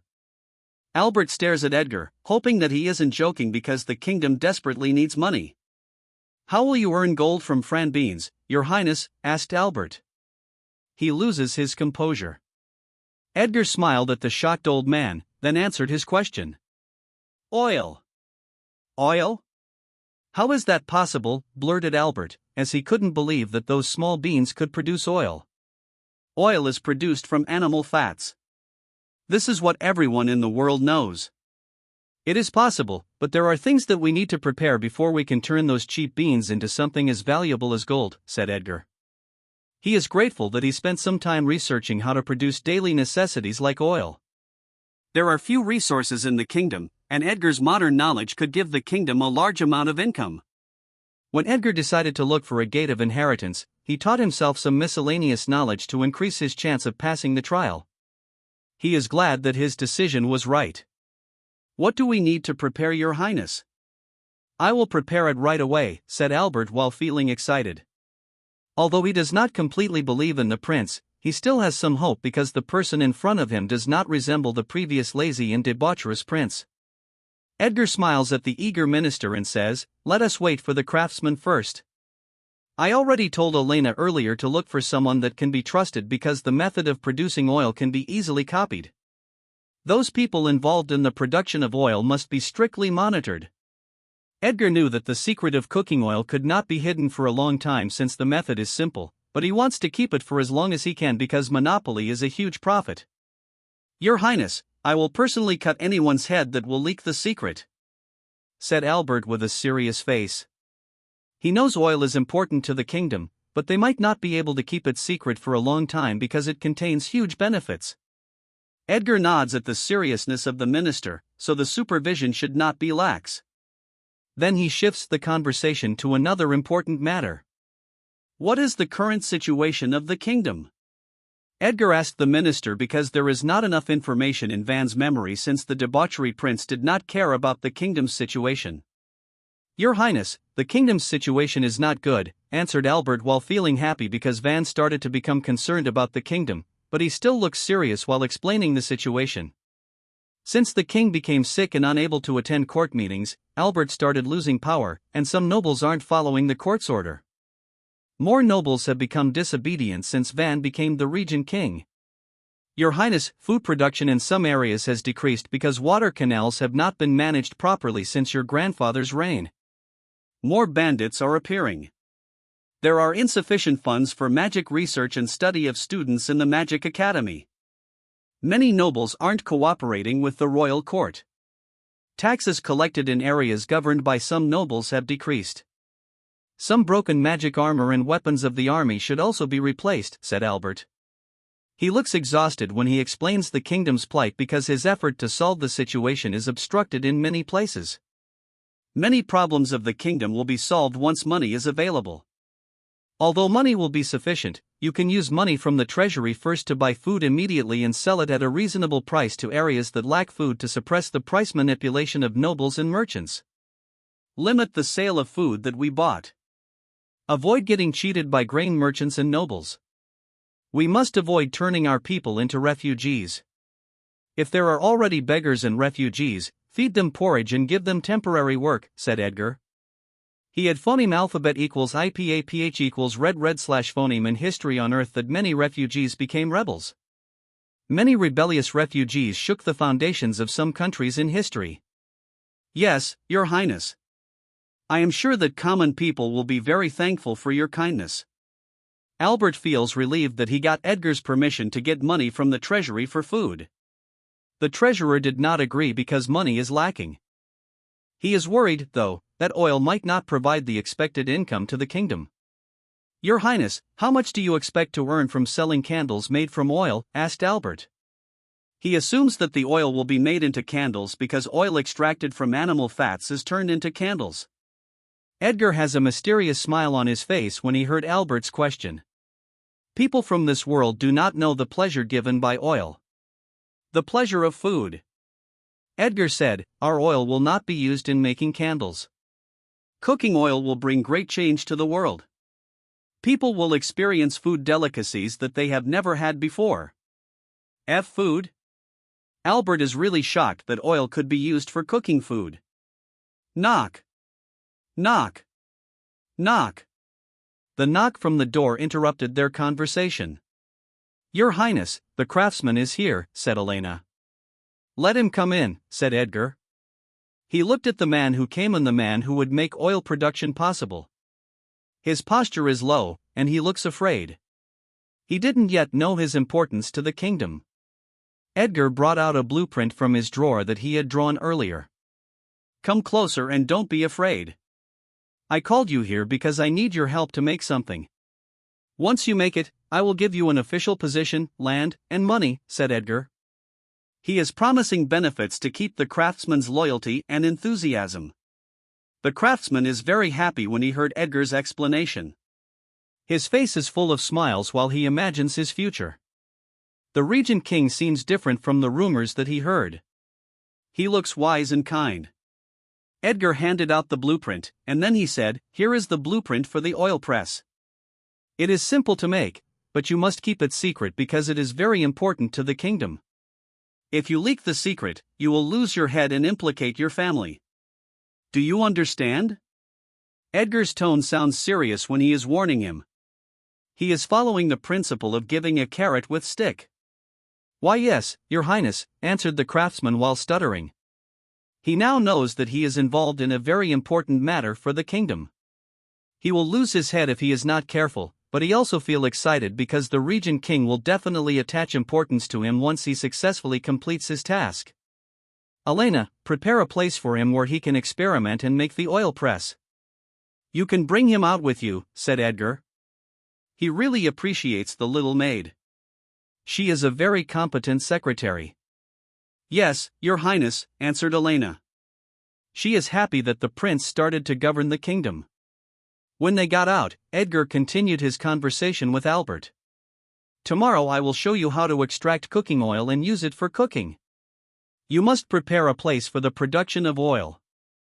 That place must be strictly guarded. I have another task for you and must be kept secret.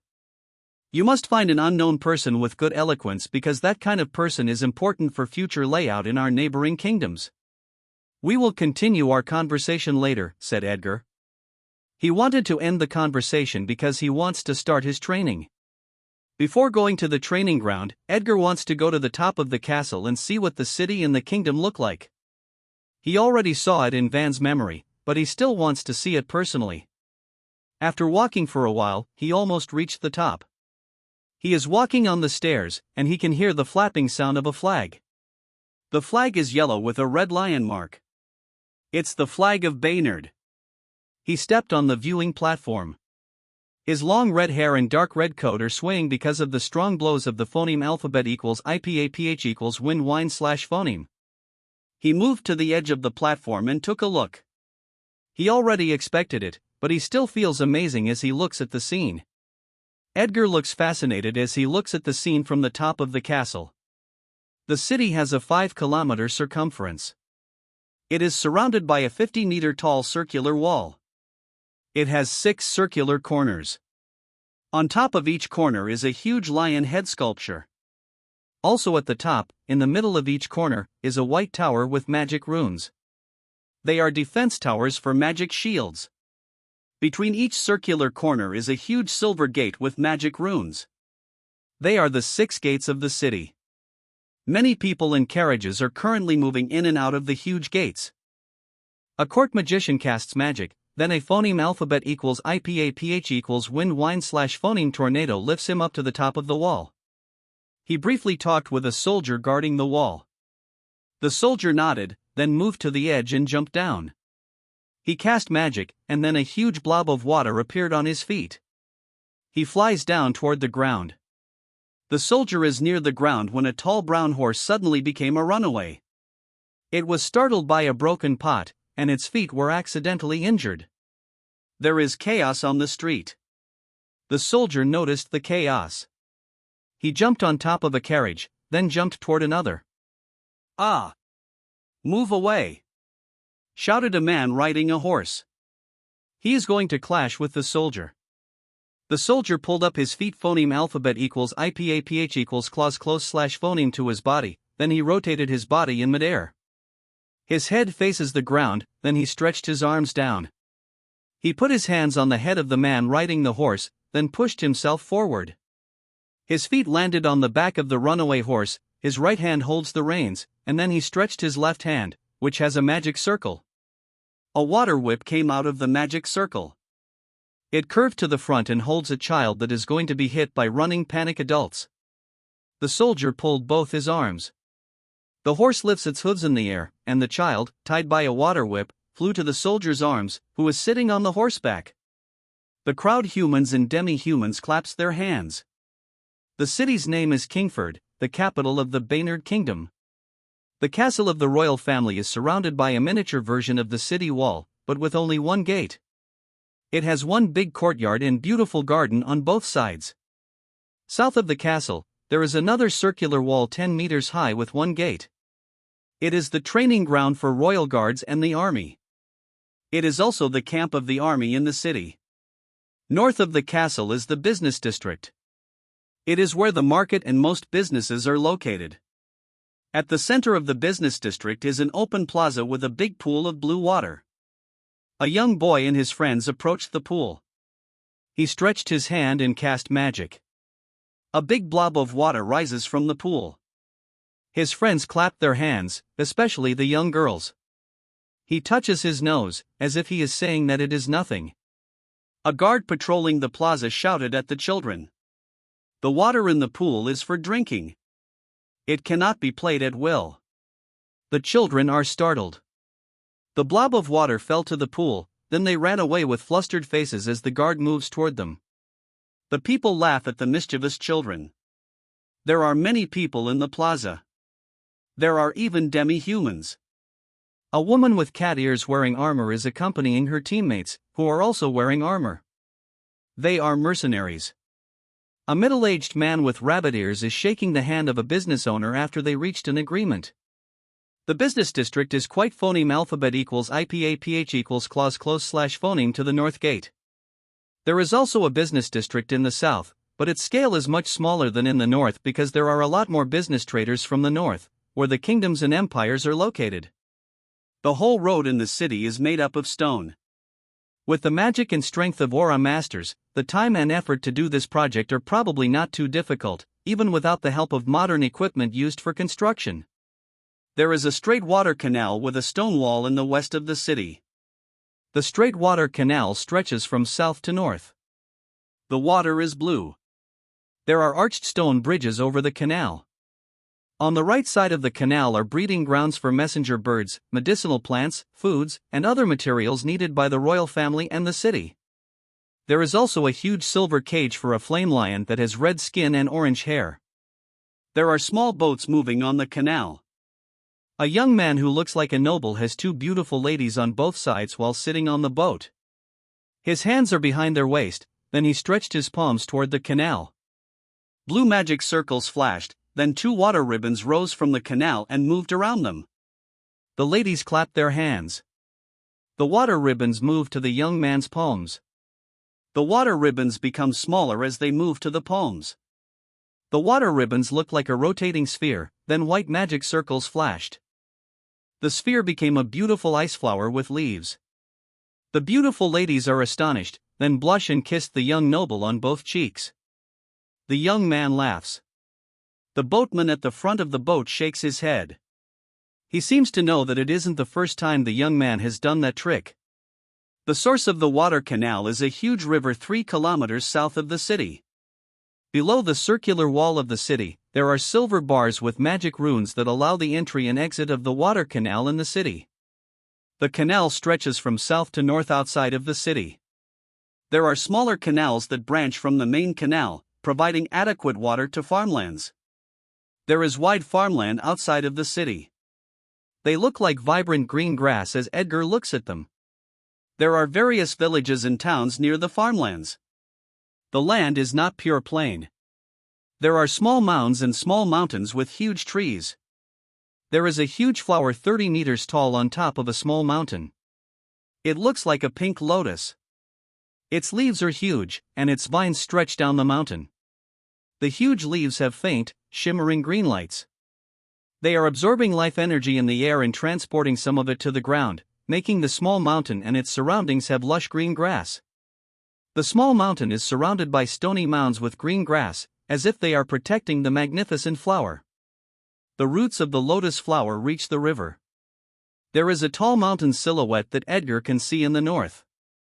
The mountain is 5 kilometers tall. He can see a huge castle on top of the mountain. The castle is a 50-meter tall simple cylindrical castle with a viewing platform on its top. On the viewing platform, there is a sculpture of the founder king of Baynard.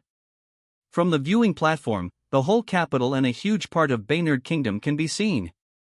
The castle is called Overseer Castle.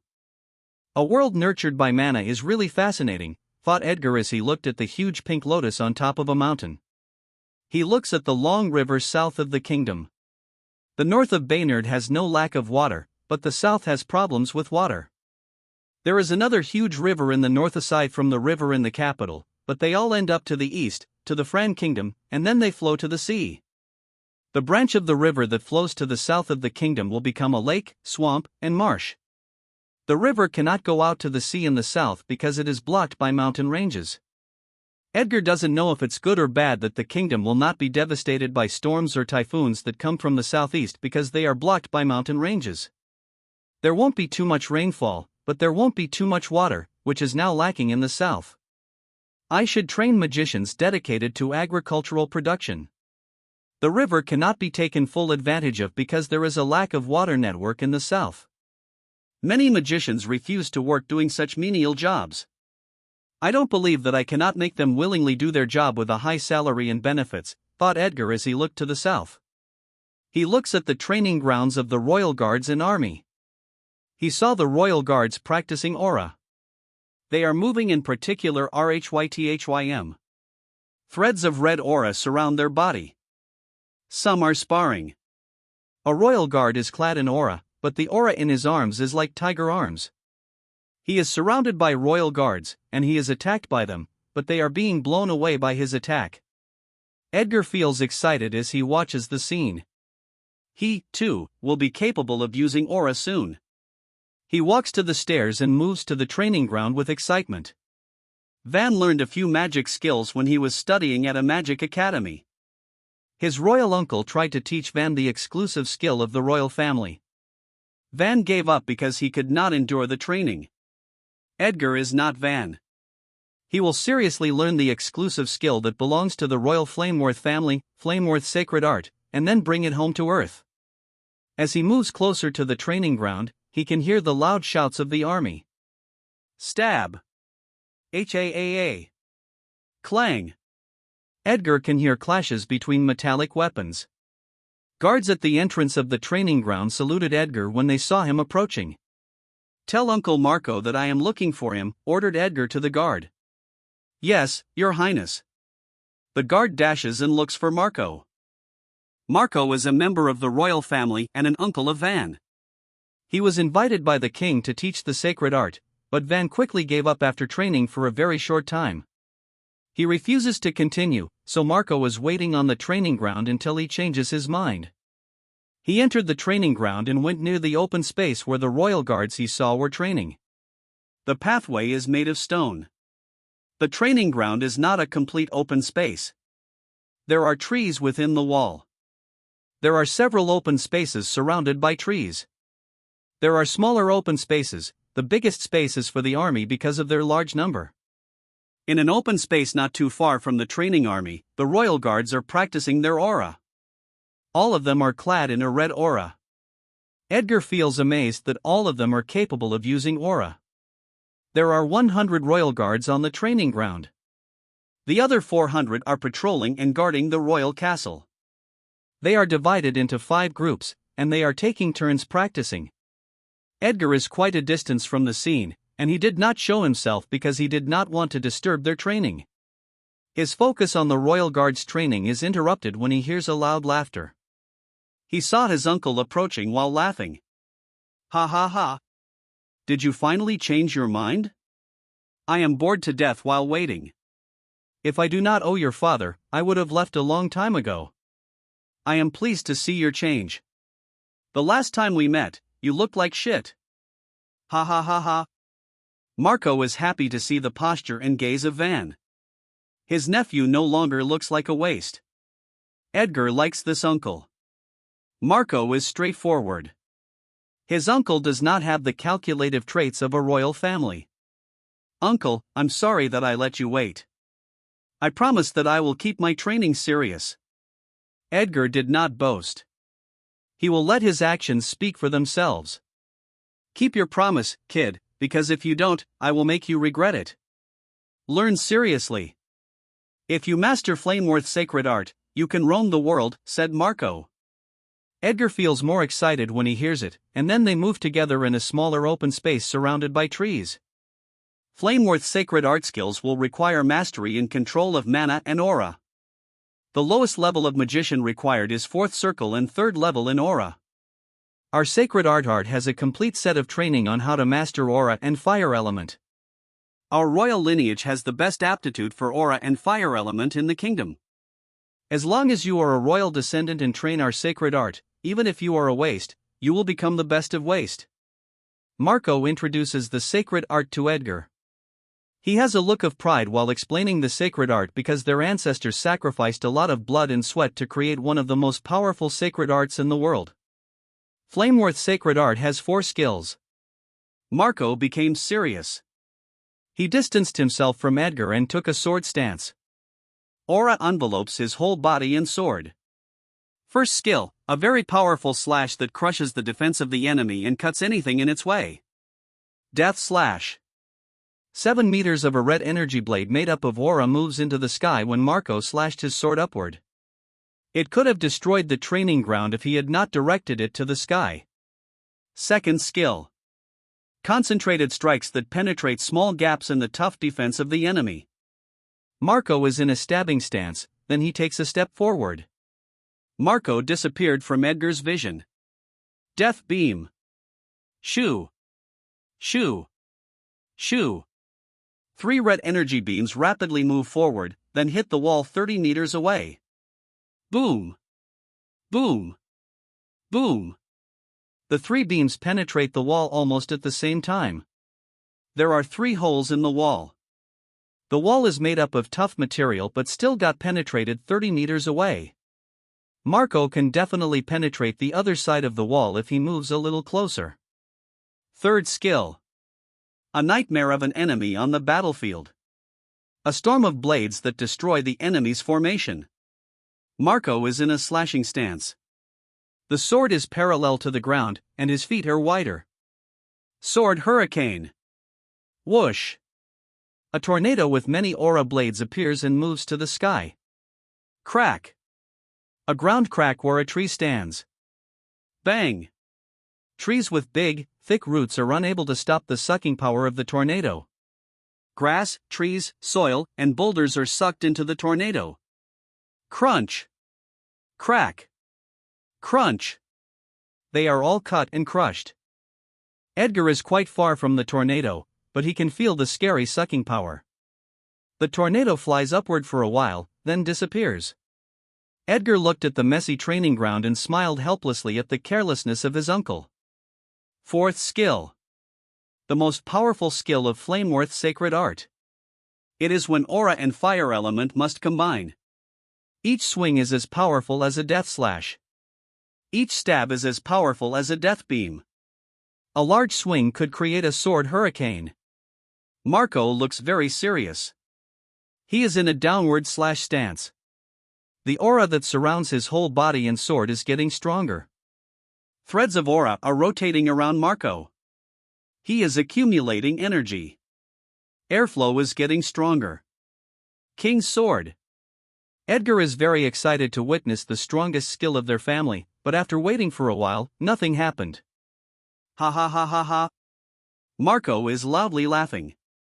He was only teasing Edgar. Many of the royal family members know that only the king can inherit the last skill, and Van, as a crown prince, should know that Marco cannot wield the last skill. Edgar does not know because Van did not bother to ask. I was only teasing you because you do not seem to know that only the king can inherit the fourth skill. I can't help it because you look serious and excited. Ha ha ha ha. Marco enjoys teasing Van. He started liking the prince. He did not like the prince before because the prince was lazy and infamous for debauchery. Now, the prince looks serious and very eager to learn. Edgar is speechless. He did not expect that Marco would tease him, but he also felt relieved. He feels closer to this royal uncle. Marco could help change the views of the elders of the royal family on Van.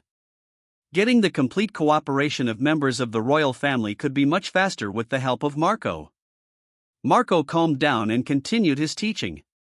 King's sword is the first form of the fourth skill. The requirement is third level aura master and fourth circle magician. The reason why aura and fire element must combine is to reach the second form, the king's field. In that field, you are the king. As king, you can mobilize the field to crush the enemy with powerful magic skills. Since the creation of our sacred art, only the founder successfully reached the second form. No other king was able to do it again. The founder said that fire element and aura must be combined. Marco stares at Edgar, whose eyes look yearning for that power. Then he looks up and down at Edgar. Edgar's eyes are good, but he can't erase signs of debauchery from his body in just a few hours. He is a little thin, has a few eye bags, and his cheeks are a little sunken. Marco sighs. He is sad that he might not ever witness the birth of Flameworth as King Field. Next, I will teach you aura. A long time ago, practicing aura was difficult, so it was rare to see a person who was both a master of aura and a high-level magician. They discovered that practicing aura was a lot easier with rhythmic body movement and breathing supplemented by medicinal plants and meat from magic beasts. As time passed, practicing aura got a lot easier, and aura users have more time to practice magic, so it is no longer surprising to see a lot of high-level aura users with high attainments in magic. Aura is everywhere. It is life energy. Aside from mana in the air, there is also aura. We absorb it through breathing and eating. Normal breathing cannot fully utilize aura. Breathing and movement techniques help direct the aura to strengthen our body. They are also our way of keeping the aura within our body. There are 4 levels of aura. Marco stands in front of Luke, then starts mobilizing his aura. The first level is surrounding your body with an aura. Your physical strength will multiply, and your whole body's defense will also increase even without using magic. Marco's whole body is surrounded by a red energy, or aura. He unsheathes his sword and slashes his arm, but no blood appears. The slash was blocked by the aura that surrounded his arm. The second level is the will control of the aura. At this level, you can easily move aura anywhere in your body. You can put more aura into your fist to make it stronger, your feet to make it step faster, or your sword to make it tougher or stronger. The will control of aura can strengthen the speed, offense, and defense of aura users. Marco is freely moving his aura from his fist, feet, body, and sword. It is as easy as breathing for him. Aura users also combine their magic skills with their martial arts to create more force on their magic skills. Marco took a sword stance. He swung his sword, and the fire blade quickly flew. He sheathed his sword and stretched his left hand. A magic circle appeared, and a fire blade flew, but a lot slower than the fire blade earlier. Did you see the difference? Fire blade became a lot more powerful when combined with the force from my sword. A simple magic skill will multiply in power if combined with martial arts. Third level is releasing an aura like the energy blade that I showed you before. A long time ago, only weapons could release powerful aura attacks. As martial arts develop, applications of aura evolve. Aura masters can shape their aura that matches their martial arts. Weapons are no longer required for every aura user to release powerful aura attacks. Marco demonstrated fist art that releases aura. Peak third level. It is still third level, but the difference in ability to control aura is quite big. Those at this level have absolute control of their aura. When they clad their body with aura, no aura will leak, the aura becomes compact, the aura is steady, and the power is concentrated. Their defense is scary and their attacks are stronger. Look, when I clad my fist, the aura looks like waving up. Aura leaks when it is waving. Marco clad his fist with aura and showed the waving aura to Edgar. The fourth level is conceptualization. It is based on the comprehension of aura users on their martial art. The gap of strength between fourth and third level is very wide. Multiple peaks at third level working together can only defend against a fourth level. There are currently 2 aura masters at fourth level in the central continent. They are marshals of the Majinev Empire and Morrowind Empire that are currently at war. Marco sighs that he is still far from the fourth level. He did not even reach the peak of third level yet. The closest to the fourth level in our kingdom is the marshal of our army, Marshal Fry. He is a spear master. When you reach the third level, you can ask for his advice. Then, you can definitely surpass me later, but you must first train for so many years. Marco does not believe that Van could reach his level quickly. He started when he was a child. Van is already 20 years old but did not even start training aura before. Marco does not know that Edgar is the current Van. Edgar lives on Earth, where there is an explosion of information. The clash of ideas in Edgar's mind will help shape his sword art. Marco will definitely be shocked by Edgar later. Our sacred art has breathing and movement techniques for aura. It has 24 movements. Completing these movements will allow aura to reach every part of the body. You must not let go of the sword. Breathing and movement must be in the same rhythm. These movements are also a form of training for executing 4 skills of our sacred art. Marco demonstrates breathing and body movements while holding a sword. It's your turn. It will be painful but rewarding. Marco grins at Edgar. Edgar was not able to match the rhythm of his breathing and movement at first. He was able to do it after a few hours of trying. He was only able to execute the first 3 movements, but he is already very exhausted and his muscles are aching. His body is aching, but he is smiling because he can feel that his strength is growing. Marco went into a house earlier and rested for a few hours. When he returned, he is shocked that the prince successfully executes 3 movements. They were trained on swordsmanship and breathing first when they were children as preparation for training in Flameworth's sacred art because its 24 movements are difficult. He was just letting Van try and make him suffer. He can't accept for a while that his wasteful nephew seems better than him. You Marco pointed at Van. He moved in front of Edgar. He put his hands on both Edgar's shoulders and applied pressure. Marco stares at the prince. You. Did you fool everyone and secretly practice our sacred art? Marco thinks that this is the only possible explanation. Van was a waste. Until now, he is only a first circle magician. He did not even try to train aura because, as he said before, it was painful and very exhausting. Van did not train in swordsmanship, but Edgar did. Edgar trained for 5 years in swordsmanship based on martial arts that circulated on the internet. Martial art masters on Earth freely circulated their martial art to help people gain some strength for protection. Uncle, I only copied what you showed me and followed your instructions in breathing and movement. Edgar helplessly smiles at Marco. Everyone in the castle knows that he never trained in sword art. He successfully executes 3 movements because of his training on Earth, so he can only pretend that he copied Marco. Damn! So wasteful.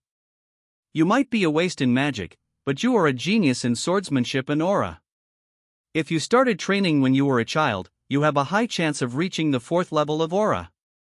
Why did you waste your talent? Marco feels regret that his wasteful nephew turned out to be a genius. Their kingdom is being eyed by a powerful empire. A 4th level aura master is a powerful force in the kingdom and ensures the rule of the royal Flameworth family. I will talk to the elders of the royal family and prepare precious materials for your training. Marco still hopes that Van can reach the 4th level of aura before the empire in the north aims for their kingdom. For Marco, Edgar seems to have the best comprehension of martial arts in the royal family, so the resources should be tilted toward him. Thank you, uncle. I will try not to disappoint you. Edgar sighs. He is mistaken for a genius. He can only do his best. Marco hopes that Edgar can endure the pressure on his shoulder given to him by the royal family and the kingdom. Rest for a while, and I will continue teaching you, said Marco. Edgar took a potion and recovered a little of his stamina. He rested for an hour before Marco started teaching him again. After forming your mana core in your consciousness, you can build your magic circle. You must at least have 1 circle on your mana core before you can build rune skills. The more magic circle in your mana core, the higher level of rune skills you can build. Rune skills help magicians instantly cast magic. Powerful rune skills cannot instantly cast because they require accumulation of mana but are still a lot faster than casting without rune skills. Said Marco, then a magic circle appeared beneath his feet. A fire dragon rises and moves around Marco. The dragon opened its mouth and fired fireballs into the air. The fireballs fly and then fall to the training ground of the Royal Guards. Dan, the team leader of the Royal Guards, saw the falling fireballs. Fuck! Who carelessly casts fireballs? Dan furiously asked. An aura clad his right arm. The aura turned into a tiger arm, then he swung it to the fireballs. Tiger Claw, a huge red slash of claw, rapidly flew to the fireballs in the air. Bang! The tiger claw destroyed the fireballs and keeps moving in the air. Marco saw the flying tiger claw, and then he laughed. He dispersed the fire dragon, then cast the skill again without relying on the rune skill in the Sea of Consciousness. The runes on the magic circle are forming. Whoosh! A fire dragon rises and lifts Marco into the air. Did you see the difference? It takes longer to cast magic, said Marco while standing on the dragon's head. Edgar looks at the fire dragon with longing. The fire dragon moves around Edgar as it moves down its head. It dispersed, then Marco swiftly stepped on the ground. He smiles as he sees Edgar longing for the skill, then he continues his teaching. Our sacred art 4th skill is a combination of fire element and aura. You can form rune skills for our sacred art when you reach 2nd and 3rd circle. The rune skills are Fire Blade, Fire Beam, and Fire Tornado. You must be a 4th circle to execute the 4th skill of sacred art because it will require an astonishing amount of mana. Martial skills cannot be formed into rune skills. Rune skills in our consciousness can only be built with mana and cast using mana. Martial skills are based on aura. Marco paused for a while and seemed to be thinking. Let us end the training for today. Soak in a medicine bath that I asked someone to prepare earlier. You should not use healing magic for your aching body from training aura because that will stop the improvement of your strength. The proper way to heal is soaking in a medicine bath. Unlike healing magic, the medicine will not stop your body from adapting to intense training and your strength will keep growing. For people that lack resources, healing magic is the first choice for recovery. We will continue our training tomorrow. I thought I would have a boring time here, but you gave me a great surprise. Ha ha ha ha. Marco left the training ground while laughing. He is really happy that the future king is a genius. Edgar went back to the castle. He went to his bathhouse and swam in a prepared medicine bath. His whole body feels comfortable. He feels his strength growing again. The medicine seems to be a secret formula for the royal family. Edgar smiles. This virtual world is really a treasure trove of knowledge. The most important secret knowledge in the kingdom will not be hidden from him, and he will bring it home to earth. After taking a bath, Edgar went to his study room. He sat down on his seat and closed his eyes. His muscles still ache. He feels happy for his growing strength, even if the process is painful. He is willing to endure the pain of getting stronger rather than the pain of losing important people to him. Edgar opened his eyes. He put his right hand in front of him. He cast fire magic. An orange magic circle appeared on his palm. A fire floats on his palm.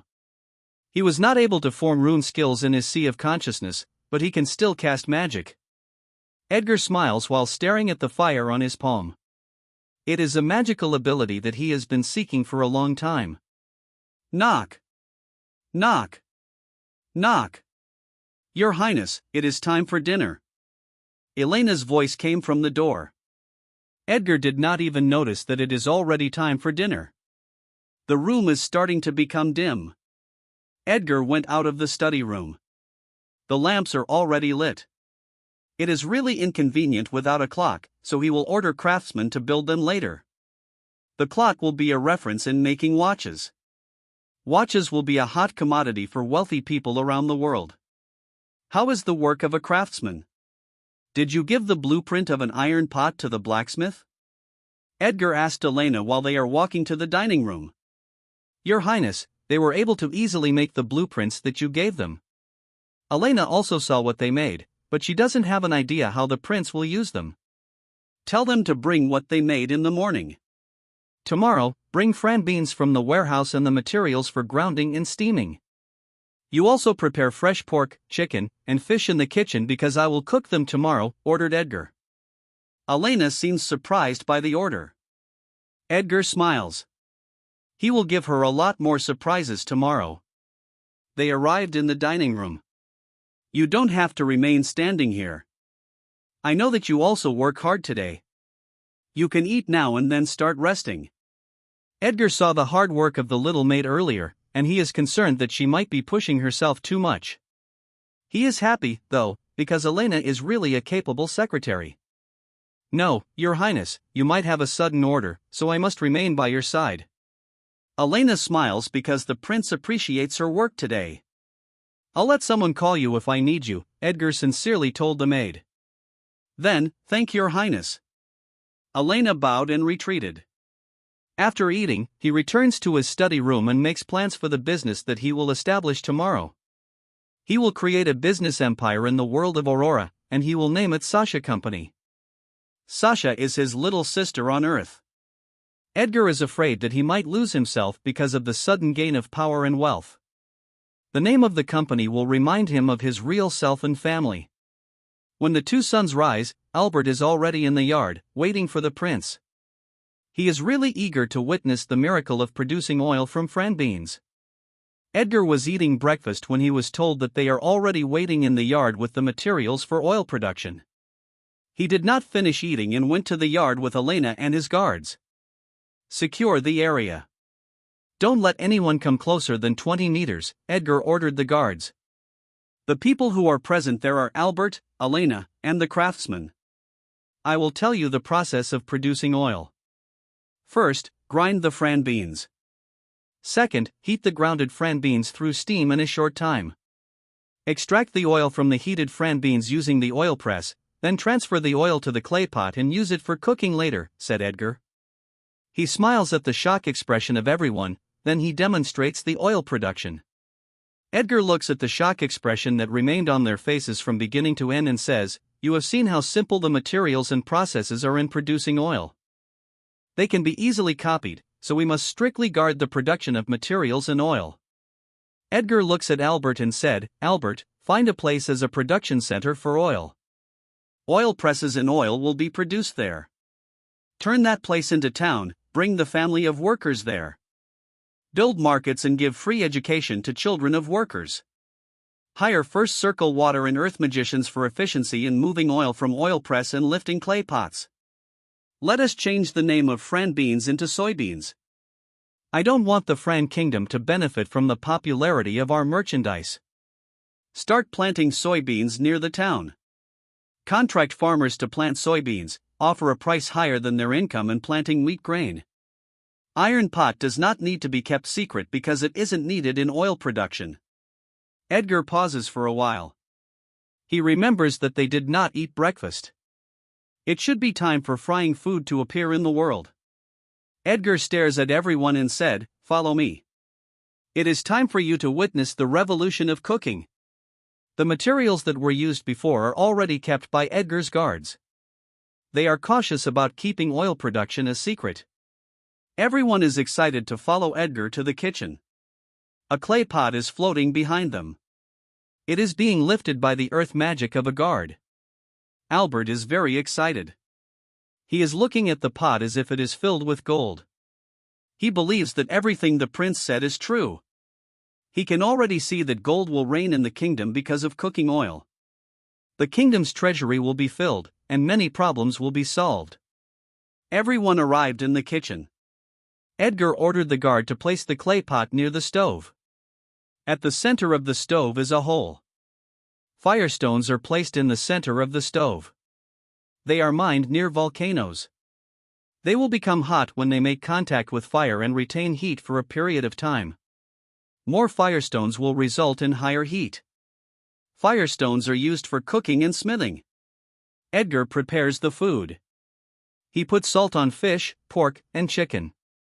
He ordered the cook to cut vegetables and pork into small pieces. He prepared 3 stoves and cast fire magic. He put 3 iron pots on stoves and waited for them to heat. He explained to them that an iron pot is used for frying. He put oil in the iron pot and waited for it to boil.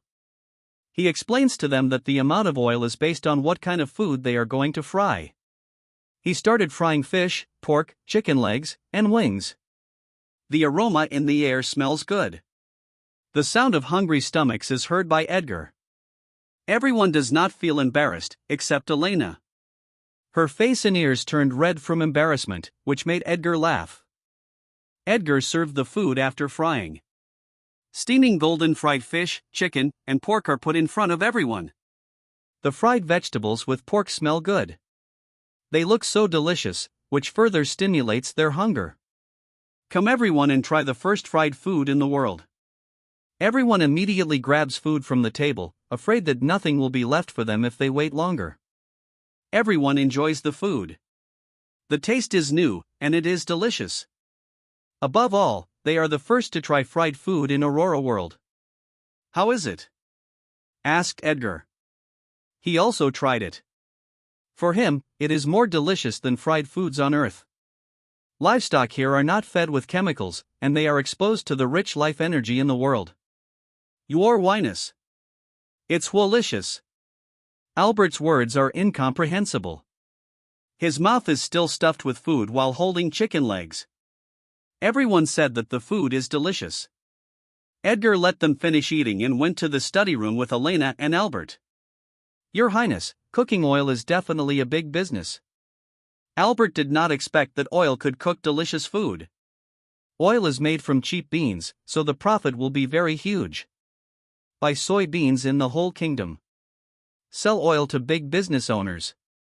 Demonstrate how to use cooking oil. Ask the blacksmith to teach smithing iron pot to smithing owners. We will sell oil in bulk called wholesale. In each city or region, you should choose only one business owner to avoid competition. Once they are sold, buy more soybeans and food in neighboring kingdoms. Fill the treasury and spend money where it is needed, like replacing worn-out weapons of the army, said Edgar to Albert. Yes, Your Highness. Albert received so many surprises from Edgar. The prince suddenly became so wise. He thinks that the prince pretended to be stupid and lazy to avoid the attention of the enemy. Elena, make a contract with pottery makers to order large clay pots for oil. Loan them money with zero interest if necessary to expand their production. We do not need to own every material in the production of oil. Let the people of the kingdom ride together with our business empire and enrich themselves. The larger our business, more of our people will be hired. Business will bloom everywhere when many people have more income. Business tax will surpass agricultural tax in the future. Edward is looking forward to the economic effect of his business. The business will be called Sasha Company. Later, we will mark each item sold by our business. The mark is a little girl in a cook uniform. Little girl Sasha is just a product of my imagination. I chose it as our mark because it feels closer to home. The mark will differentiate us from the same line of business in the future. It is called branding. Edgar explains branding to Albert and Elena. Look for people that are capable of managing a business. I will talk with them and choose the right manager. Do a background check to make sure that they can be trusted. Edgar knows the importance of management in business. Elena has just realized that the prince is very wise. She even hears terms from the prince that she did not know before. Edgar suddenly became so tall in the eyes of Elena. He became so dependable, which made Elena's heart flutter. Elena asks questions about what she did not understand, and Edgar patiently explains. Edgar appreciates Elena's attentiveness to details. Albert, did you find the person that I told you about yesterday? Asked Edgar. He will arrive tomorrow, Your Highness, answered Albert. He is looking forward to another surprise that Edward might give him tomorrow. Edward looked at Elena and said, Elena, call the captain of the royal guard here. Yes, Your Highness. Elena immediately went out. Albert thinks that the prince is making a move that requires royal guards, and he needs to cooperate. Albert feels nervous but still believes in the prince. He believes that the prince is not reckless, based on the wisdom that he has shown him since yesterday. Albert asked, Your Highness, why do you need a captain of the royal guard? Edgar's face looked serious, then he answered Albert's question. Time to kill the pest that terrorizes the kingdom. I will sweep the bandits. Isn't that overkill, Your Highness? There is an army near them that we can mobilize. The royal guards are needed to guard the capital. Albert also tried to eliminate the bandits, but the army influenced by nobles did not work hard. The result might be different if the prince, who is a regent king, pushes the order. I will not mobilize all of the royal guards. I cannot rely on the army to sweep the bandits. Nobles have influence on the army in their lands. We do not know what noble household has a connection with the bandits. Many bandits could escape if they received a warning from nobles. Edward knows that some nobles are too greedy or raising a secret force, so they cooperate with bandits. Knock. Knock. Your Highness, the captain of the royal guard is here, said Elena. Let him come in. Edgar did not see the captain of the royal guard on the training ground yesterday. The captain is trusted by the king, and his position is very important because he wields power that could decide the life and death of the royal family. Today, his character will be measured by Edgar. A man with full silver body armor and a white cape came in. He looks serious and calm. His name is Ray. He belongs to the Cross household. His grandfather was a count and general of Van's grandfather. When Ray's grandfather died, their household started to decline. His father, who became the count, has poor talent in aura and magic. His grandfather told them that they should not join the army and remain neutral to avoid causing fear to the king. Van's father, the current bedridden king, favors Ray because he is talented and their family does not have connections with other noble houses. Ray bowed to Edgar and said, Your Highness, I was told to come here because you have an order. Ray did not disdain the prince, who was rumored to be a waste. Van is the crown prince and future king. Respect must be given. Edgar nods at the attitude of Ray. Ray is a third-level aura master. He is powerful, but he did look down on Van. I called you here because I want to mobilize the royal guards and sweep the bandits in the kingdom. It should be quick and must not be known by nobles. I cannot trust the army because nobles have spies there. You can mobilize 200 of the royal guards. Cooperate with Prime Minister Albert for materials and intelligence. You will stay in the capital, but you must choose someone you can trust to phoneme alphabet equals IPAPH equals lead/phoneme. Divide the team into 4, sweep bandits in all directions. Kill the bandit leader and anyone that has heinous crimes. Keep the others for free labor force. Find solid evidence of a baron that cooperated with bandit. I want that baron to be escorted in the capital and hung. His family will become prisoners. Edgar wants to kill a chicken and scare the monkeys. The guards will be rewarded after sweeping bandits. For every bandit lair, they can have 20% of the bandits' loot. Gold will also be rewarded when they return, so a rich reward will certainly be given. Added by Edgar to increase the enthusiasm of the guards. Make a plan of attack with Albert. Edgar believes that Ray can make a strategy to sweep bandits because he came from a lineage of generals. Yes, Your Highness. Ray is excited that he has been entrusted with an important task by the prince. His knowledge of strategy was taught by his grandfather. With the help of the Prime Minister, he should be able to create a good strategy. Albert remains silent the whole time and just listens to Edgar. He agrees with Edgar that bandits must be immediately eliminated because many villages and merchants are being harmed. Both of you can go now. Let me know when the plan is ready. Call Elena here when you get out, said Edgar. He remembered that he wanted to teach something to Elena. Elena came in and bowed to Edgar. How do you make calculations? Asked Edgar. Efficient calculations are very important to the kingdom and his business empire. Your Highness, I calculate using Sid calculus. It is taught by Serenians. Sid calculus was invented by Sid Zurel in the Allied States of Serenians 100 years ago. Elena showed something that looks like an abacus. Edgar wrote some math problems and let Elena solve them. Large numbers are difficult for Elena to solve, but Edgar quickly solves them. Elena stares at Edgar, her eyes are filled with eagerness. She hopes to learn the method of faster calculations so she can give more help to the prince and the kingdom. She deeply bowed to Edgar and said, Your Highness, please teach me your method. Edgar smiles at Elena's eagerness to learn and decides to start teaching her. What I will teach you is called mathematics and double-entry bookkeeping system. Edgar taught Elena for a few hours. Addition and subtraction were easily understood by Elena because they are used in Sid calculus. Elena understood a bit of multiplication and division. She also learned the double-entry bookkeeping system. She is astonished that there is a very magical way of calculating. She can see how much the income, expenses, debt, and assets are. If the kingdom's treasurer knows the double-entry bookkeeping system, he will probably prostrate to the ground. Just keep practicing what I taught you. Teach it to the treasurer and prime minister. Teach it also to people that could become teachers. They will be teachers in schools that I will build later. Edgar knows the importance of education. He will not only teach calculations in school. Nobles monopolize knowledge. Most of the kingdom's land is governed by nobles because of a lack of available officials. Nobles have too much power in the local area, which is very dangerous. There are already many cases of unjust treatment of ordinary people in a noble's land, but evidence disappears before it is discovered. There are many cover-ups in the noble's land. Ordinary people will probably be easily fooled if nobles decide to rebel. The local army must reform to minimize the influence of nobles and serve as a deterrent force in the local area.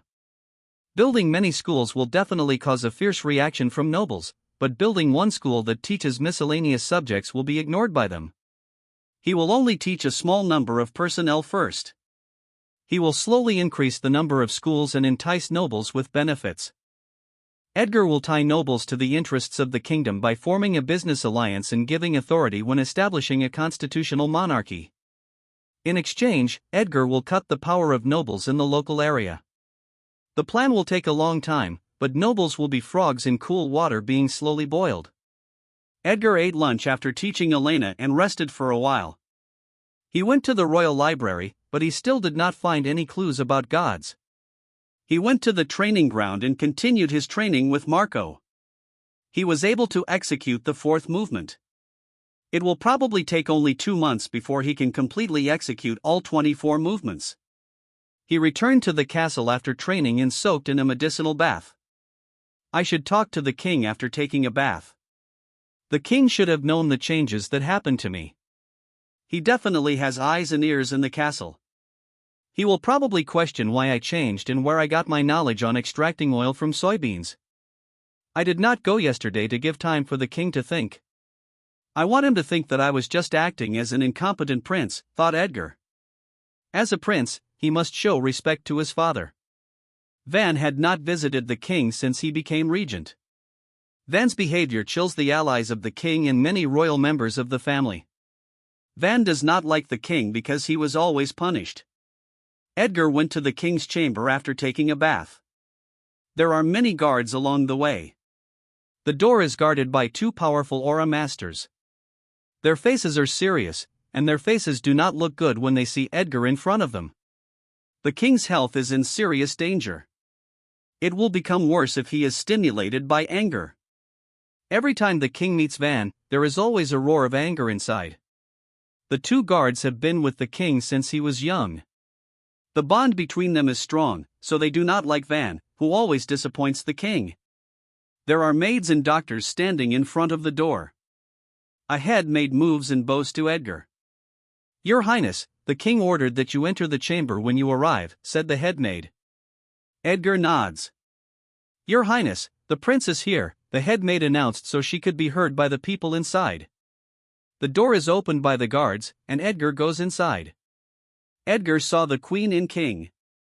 The queen has anger on her face while looking at Edgar. The king is thin, his face is wrinkled with large eye bags, and his hair is turning white. The king is just 50 years old, but he looks 70 years old. Edgar did not expect the king to look like this. It is different in Van's memory. "Why are you only visiting now? Do you think you already hold the strongest power in the kingdom and can disregard your own family? How can you be so foolish? You do not even know that you are already losing allies. You are wasting the hard work of your father." The queen did not know the changes in Van. The king was not able to tell her since he is sleeping most of the time and the queen needs to return to her chamber. "Mother, father, I'm sorry for not acting filial to both of you." Edgar kneeled and apologized sincerely. The king and queen are shocked. They did not expect the actions of the prince. The prince did not appreciate the care of the king and queen, but Edgar does. In Van's memory, he saw the sincerity of the queen and king. "You have really changed." "How?" the king asked weakly. He looks kindly at Edgar. He finally feels at ease that the prince really changed. He has an idea why the prince suddenly changed, but he still wants to know how the prince will answer. The queen looks at the king, who seems aware of the prince's change, then stares at Edgar and expects an answer. Edgar looks at the queen and said, "Mother, please block the sound in the room. I don't want to leak what I will tell you." The queen nods and casts magic. A white magic circle appears on her feet. Sound blockade. A white magic shield appears and expands until it reaches every corner of the room. The people outside the room are startled by the magic fluctuation inside the room. "It's fine. It is a sound blockade. It is cast by the queen. I am familiar with her mana," said the head maid to calm the crowd. Edward looks at the king and queen. His eyes are red, and tears are dropping. Edgar started his Oscar award act. "Father, mother, I have to pretend to be an incompetent prince to save my life." The king was not surprised by what the prince said because he expected it when he heard his changes yesterday. The queen, on the other hand, is shocked. The prince fooled everyone for 10 years. Edgar is kneeling while looking down, and his tears continue to pour down. His acting continues. As you know, Duke George was very powerful before he was destroyed by father. His power rapidly expanded because grandfather trusted him. He wanted to control the royal court through father by closely cooperating with you. When you finally sat on the throne, you severed your cooperation with him. The Duke was furious and I was assassinated. You took revenge and warned the Duke. At that time, I realized how powerful the Duke and I will keep suffering assassination because the Duke does not want a wise heir. When I was approached by sons of nobles, I realized the chance to slowly change and become incompetent prince because I knew that those nobles were sent by the Duke. I am your only son, the Duke wants me to become stupid to control me when I become king. The king and queen are shocked that the prince was already very wise when he was young. The queen has teary eyes. She feels sorry for the prince. She can't imagine how much suffering and humiliation the prince has endured. Why did we not see the true intention of the prince? This question is running through the king and queen's minds. We are very sorry that you have been suffering alone for so long. Why did you not tell us? Your acting has no flaw. No one can tell that you were just pretending. The queen's heart is aching.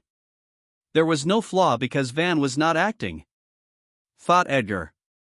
He is amazed that Duke George succeeded in turning Van into a waste. The prince was diligent until he was 10 years old but changed when he was influenced by the noble's sons under the deliberate arrangement of Duke George. Mother, the Duke had many spies.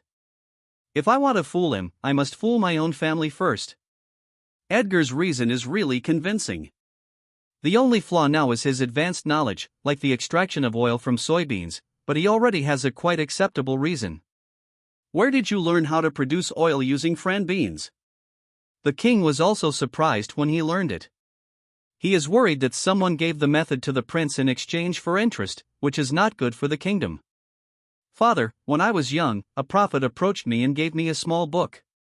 He said that the book contains advanced miscellaneous information from the future, like the extraction of oil from fran beans, but it does not have any information on powerful magic skills or future events. He said that I have an important destiny in the world, so he is willing to help me, Edgar said with a serious face. In Van's memory, there are prophets who predicted disasters, the rise and fall of kingdoms, and heroes. Edgar has many advanced ideas that he will show in the future, and he can only pretend that he learned them from a book given by a prophet. The king and queen doubt it, but they still let it go as long as it is not harmful to the kingdom. They warn Edgar that he should be careful of the prophet. He asked them if there is a God in this world. They are bewildered by his question, but they still answered and said they don't know. Edgar asked the king why his condition worsened. The king said he was forced to damage his body in Manicore when fighting with Duke George to win. The damage is so severe that potions and healing magic cannot fix it. If Edgar did not become Van, the king would probably not pass away peacefully. They continued to talk for a while, but the king felt tired, so Edgar decided to leave. Before Edgar left, the king reminded him that the force behind Duke George has the shadow of the Magineve Empire, and 2 dukes in neighboring kingdoms are secret allies of the Magineve Empire. Edgar was quite shocked, but it is not surprising for an empire to subdue dukes of kingdoms. He had seen these strategies many times in TV shows and stories on the internet. Edgar returned to his room. He took a long breath, then lay on his bed. He feels very tired. His acting put too much stress on his mind. He quickly fell asleep. In the morning, Edgar adjusted his layout for 2 kingdoms because of what the king said yesterday. He went to the intelligence department in phoneme alphabet equals IPAPH equals red read / phoneme the intelligence report Duke George had on 2 dukes that also had cooperation with the Magineve Empire. Edgar feels glad that Magineve Empire is currently at war with Morrowind Empire. The special geography of Central Continent became a fuse of the war between the 2 powerful empire. The eastern and western parts of the Central Continent are separated by mountainous areas. Many dwarves phoneme alphabet equals IPAPH equals live / phoneme in mountainous areas near the Magineve Empire. In the east of the Central Continent are the Magineve Empire, Ru, Fran, and Baynard kingdoms. In the west are Morrowind, allied states of Serenians, deserted land, grassland, and 8 other countries north of grassland. The allied states of Serenians are composed of 10 countries. It is separated from Morrowind Empire by a vast deserted land. Orcs, goblins, and some beastmen. Phoneme alphabet equals IPAPH equals live live slash phoneme on deserted land. North of Morrowind is vast grassland where barbarian tribes. Phoneme alphabet equals IPAPH equals live live slash phoneme. The barbarians are tall ogres with red skin, a muscular body with tattoos, and sharp teeth. They are very strong but small in population. They ride tall horses. They come as fast as phoneme alphabet equals IPAPH equals win wine slash phoneme and leave as fast as phoneme alphabet equals IPAPH equals win wine slash phoneme at the borders of countries near the grassland. The 8 other countries are located north of grassland. The mountainous area that separates east and west has a part with large flat and dry ground. The area is called Gap, an area both on the border of the Magenev and Morrowind empires and the cause of the current war between the 2 empires. Edgar went back to the castle and wrote his plan. Later, he met Albert and an eloquent man that he ordered to find. "Your Highness, it is my honor to meet you. My name is Roy. He looks like a gentleman. Although he is not a noble, he has the air of a noble." According to Albert, he met him in a restaurant when Roy visited the capital for an errand. Roy's mouth has the power of persuasion. "You will become a hero to the kingdom and your name will be immortalized. I will give you honor and wealth. The kingdom will protect your family for many generations. I can promise you all these if you succeed in your mission. The mission is very dangerous. Even if you fail, I will still protect your family and give them wealth." "I will only tell you the mission if you agree," Edgar said seriously. "Your Highness, I am willing to go through fire if I can protect the kingdom. I have no talent in mana and aura. I am just an ordinary person who is good at talking. Your Highness gave me a chance to prove myself. Phoneme alphabet equals IPAPH equals or either slash phoneme I die or succeed in my mission," said Roy. He is kneeling and crying. He did not expect the prince to put a very important matter in his hands as an ordinary man. "Good. Stand up first and return to your seat." Edgar helps Roy stand up. His first impression of Roy is good. "Your mission is to pretend to be a secret descendant of Duke George. We will pretend that you gave me the method on extracting oil from soybeans to get my trust. You will make contact with dukes in Rue and Fran Kingdom. You will be in charge of cooperating business with those dukes. It will be easier to cooperate with those dukes because they are allies of Magenev Empire like Duke George. You will sell wholesale cooking oil and let them be distributors. They will entice and threaten you to share the method of making cooking oil.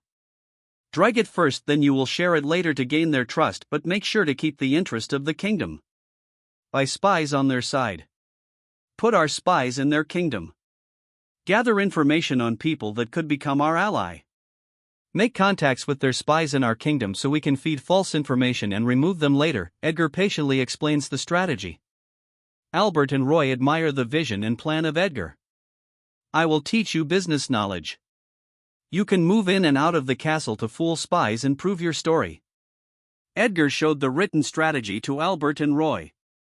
Edgar and Albert discuss if there are omissions. Edgar finalizes the strategy, and Roy memorizes it. Edgar casts fire magic, and the papers that will shock the world are turned into ash. His memory is very sharp since he became a magician. He completely remembers the written plan. He plans to teach and train Roy for a period of time until he becomes a qualified Trojan horse. Edgar teaches business to Roy. He let Albert teach Roy how to make connections with officials and nobles without walking into a hell pit. Edgar asked the king to let someone in charge of intelligence teach Roy. A few days later, Ray finally submitted a plan to sweep bandits, and Edgar approved it. Ray prepared a plan to fool people's eyes and let 200 royal guards disappear without being noticed. 100 royal guards are sent outside of the capital.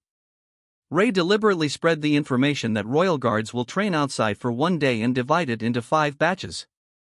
They will go outside the capital when the sky is still dark in the morning, and they will return in the morning at the same time they went out. The first 100 guards already disappeared and went to the meeting point. Another 100 royal guards went outside the capital and returned immediately to pretend to be the royal guards that went outside yesterday. The sky is still dark, and their helmet covers most of their faces, so it is difficult to notice that they are the same people. The next day, another 100 royal guards disappeared and went to the meeting point.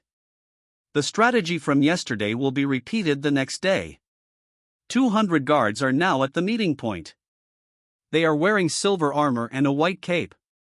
They will be divided into 4 teams to avoid giving bandits and nobles that are connected to them enough reaction time. After a brief meeting, each leader leads their team to a rendezvous point for their steed and supplies.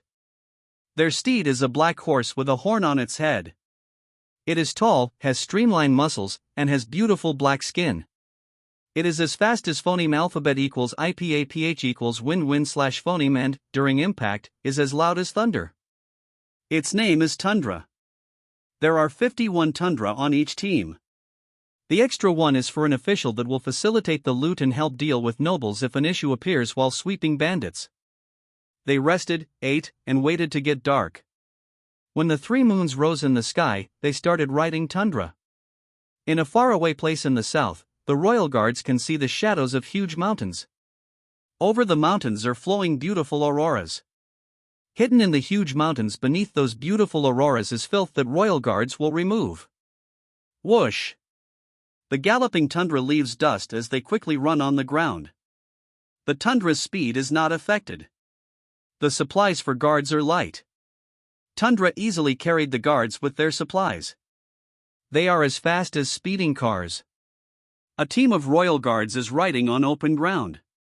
Not too far from both sides, there are huge, stony mountains with sparse grass.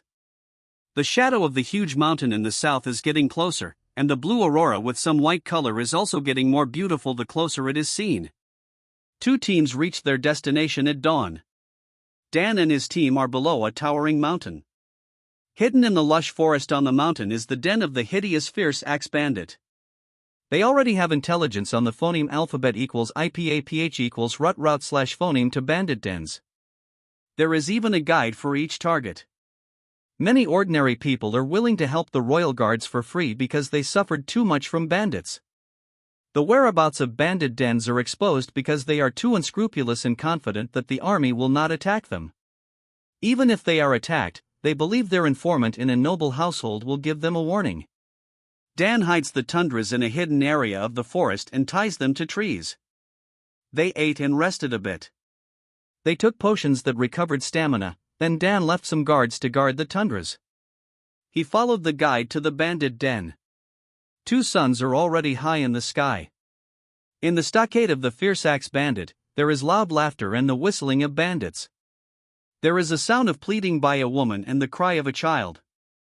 Please. Let go of my child. I'm begging you.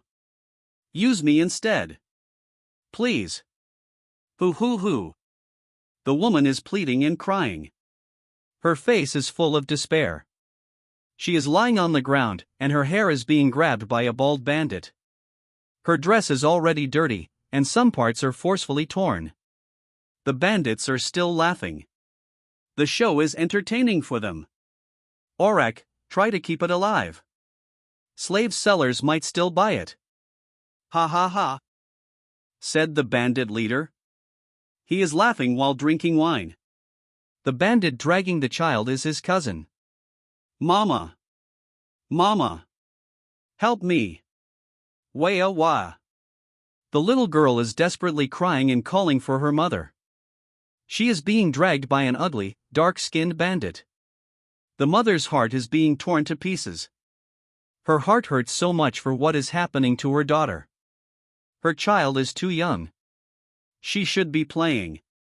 She should not be here, suffering from a bandit. She is just a child. Desperate cry of the mother. Her heart is really painful. She is just an ordinary woman. She did not harm anyone, but why is fate so cruel to them? Why? This question is what is running through the woman's mind. Damn beast! Everyone was startled by a loud shout. Earth Spike 2 Earth Spikes flew. The head of the bandit that dragged the child disappeared from his neck. Half of the head of the bandit that held the woman disappeared. Blood splattered on the woman's clothes and face, but she is not afraid. She is thankful because help has arrived. Dan is very furious. His daughter is the same age as the child that was dragged by the bandit. All the guards are furious. They are thirsty for the blood of the bandits. They did not shoot arrows. They don't want a clean death for the bandits. They want to tear the bodies of the bandits to calm their anger. Don't let any bandits phoneme alphabet equals IPAPH equals live/phoneme. Kill. Kill. Dan and the guards furiously charge to the bandits inside the stockade. Their killing intent is huge, causing fear among the bandits. Ha ha ha. Idiotic soldiers. We are the Fiersax bandit with 1,000 forces. You have mere 45 soldiers. I will feed your bodies to the beast and turn your heads into wine cups. Kill them. A bandit leader rallies the bandits who seem afraid of the charging guards. His cousin was the bandit who dragged the child. He wants to shred Dan into pieces. Ha ha ha. We have much more numbers than them. Kill these flashy soldiers. I want one piece of flashy armor. Don't grab it from me. The bandits recovered their morale and underestimated the guards. The guards suddenly clad their bodies in aura. Some guards who are capable of magic cast their skills. Phoneme alphabet equals IPAPH equals win/phoneme blade fireball lightning ball. Fireballs burn bandits and give them a painful, slow death. Phoneme alphabet equals IPAPH equals win/phoneme blades cut their legs and lightning balls electrocuted them. Ah! Help! Water! Pour me water! Ah, my league! Miserable cries of bandits rang in the air. Burning bandits are pleading for help. Bandits with missing legs are painfully clutching their wounded limbs. Electrocuted bandits are crawling, trying to escape. Ruin! The bandits shouted. They thought that they have an advantage in numbers, but it is meaningless in front of a powerful force. Only a few of them have an aura. Most of them are just a little more powerful than ordinary people. Shit! Shit! Shit! All of them are aura masters. Where the hell did they come from? The bandit leader is in panic. He is the first one to escape when all the guards release their aura. He ordered his subordinate to wake Rufus, a third-level aura master. He is not the true leader of the den. He is just acting on behalf of Rufus, and all the vice leaders of the den know it. Tiger Claw big red slash of claw flew toward the back of the bandit leader. The bandit leader turns his back in panic and faces the tiger claw. He did not have time to dodge. He quickly stretched his hand and cast magic. Water shield bang! The claw crushed the water shield and hit the body of the bandit leader. He crashed to the ground. Huge wounds appeared all over his body.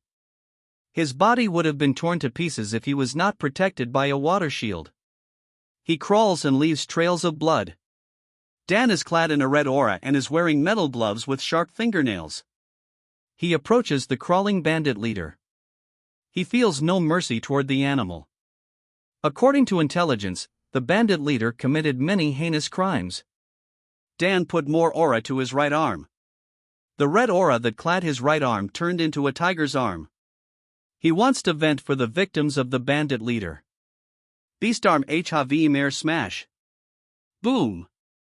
Dan did not wait to finish the sentence of the bandit leader and smashed his head.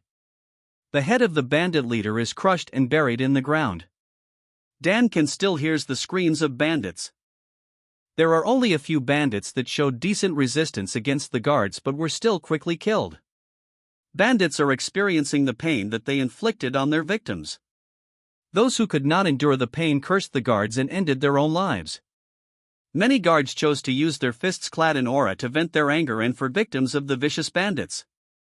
The Fiersax bandits ravaged many villages, destroyed families, and turned many helpless women into their playthings. A panicked bandit rushed inside the biggest house in the stockade. Rufus is still sleeping. His head is bald, his chin has a wound scar, and his body has many scars. Rufus is drunk. He drank so much alcohol last night because he was too happy. Yesterday, someone informed him that the king is dying and he has a chance to join a noble household again once the incompetent prince became king. At that time, he no longer needed to hide. He will let his subordinate replace him as leader and continue the plan made by the remaining forces of Duke George. Rufus was the respected personal guard of the dead Duke George. He was addicted to the awe and respect of people wherever he went, but everything changed when the king destroyed Duke George and his cronies. He has to hide like a rat and endure living in the dirty stockade with smelly bandits. Rufus is longing for his former comfortable life. Bang! Bang! Bang! A huge banging sound is heard at the door. Leader! Leader! Wake up! We are being attacked, the bandit shouted from the outside of the room. Rufus has just woken up and did not hear clearly what the bandit said. His head still feels dizzy. He walked to the door and opened it. He saw the flustered face of the bandit. Did something happen? Rufus asked with confusion. Leader! We are being attacked by many aura masters, said the bandit. What? Rufus is shocked. He released his aura and removed the alcohol from his system. Proficient aura masters could use their aura to remove unwanted substances from their bodies. They want to enjoy the pleasure of alcohol, so they let themselves get drunk. Earth slam boom. A big hand made of earth smashes the house where Rufus stays. Rufus dodged the attack. He is clad in aura, holding an axe, and perfectly fine. Rufus' upper body is naked. He is wearing black pants and did not have time to wear his shoes. Rufus is full of anger, but he is aware that it is not the time for a fight. He must escape first. Rufus runs, but he is blocked by 3 earth golems. The 3 golems are prepared and hidden by Dan. Boom! Boom! The golems are trying to hit Rufus, but he easily avoids them. The 3rd golem threw another punch, but Rufus jumped. Dan saw that the timing is right. Tiger Claw quickly moves to Rufus. Rufus cannot dodge. He put more aura to his axe and slashes it to the Tiger Claw. Axe slash TNNNG. Red blade energy clashes with Tiger Claw. The sound of clashing metals spreads in the air. The Tiger Claw and blade energy clashed, then burst. Dan dashes to Rufus. He stretched his left hand and aims at Rufus. A yellow magic circle appears on Dan's hand. Small earth spikes are continuously cast by Dan while charging at Rufus. Rufus keeps dodging earth spikes and golem punches. He added more aura and strength to his feet. He dodged the punch of a golem, then instantly moved to its wide, open side. He put more aura to his axe. A giant axe aura forms. Rufus slashed the axe at the golem. Axe of the giant boom. The axe sent the golem flying. The upper body of the golem is destroyed. The golem crashed to the bandit's house. Dan controls the 2 golems to retreat. He put more aura to his right arm. He arrived at the blind spot of Rufus and jumped. He raised his giant aura arm, then swings it down. Beast arm smash. Rufus can't dodge and make a proper swing with his axe. He knows the power of his swing is small. He grits his teeth to bear the incoming attack. Boom! Rufus felt the impact of the attack. It's hard for him to breathe. His arms hurt, and the ground below his feet is crushed. Blood leaks from his mouth. Dan moves to his back. He decreased the aura on his right arm and put more aura on his left arm. Both aura in his arms are in beast form. He slashes his tiger aura arms at Rufus. Claw of raging tiger clang. Clang. Clang. Sounds of clashing metal appear. Dan keeps swinging his arms at Rufus. Rufus also keeps swinging his axe to block Dan's claw attacks. Winning. Clang. Clang. Claw marks and blade marks keep appearing on the ground. Dust and soil keep flying around Dan and Rufus. They are dodging and blocking each other's attacks, but it is getting harder for Rufus to breathe. A green magic circle suddenly appeared on his feet. Phoneme alphabet equals IPAPH equals win-win/phoneme curtain whoosh. Dan is blown away for a few meters by a sudden, strong phoneme alphabet equals IPAPH equals win-win/phoneme. Rufus is panting and catching his breath. The phoneme alphabet equals IPAPH equals win-win/phoneme curtain on golems is useless because the golems are too heavy. Rufus aims his hand at Dan, and a green magic circle forms. Phoneme alphabet equals IPAPH equals win-win/phoneme bomb boom. Boom. Rufus keeps casting phoneme alphabet equals IPAPH equals win-win/phoneme bombs at Dan. Rufus was not able to cast phoneme alphabet equals IPAPH equals win-win/phoneme magic earlier because he was busy dodging golems and earth spikes. Now he has the chance to cast magic and catch his breath. Dan easily dodges the magic of Rufus. Dan knows the plan for Rufus. He cannot let his prey catch its breath. A yellow magic circle appeared on his feet. A phoneme alphabet equals IPAPH equals win-win/phoneme bomb attacked him, but he blocked it with his aura beast arm. Ground spike. A spike from the ground suddenly attacked Rufus. He was able to escape by jumping away. Fist of wrath boom. Ah, screamed Rufus. A big fist made of earth hit Rufus and sent him into the air. Dan lowers his body as he releases a large amount of aura. The aura turns into the whole figure of a tiger. Rufus sneers as he sees that Dan is getting ready for a powerful attack. He is not helpless, even if he is in the air. You made a mistake if you think I cannot attack in the air. Rufus cannot cast a tornado because he is a low circle magician, but he can create one with his axe. He started rotating his body and axe in the air. The phoneme alphabet equals IPAPH equals win-win/phoneme generated by the rotation is controlled by Rufus. The tornado formed and got bigger.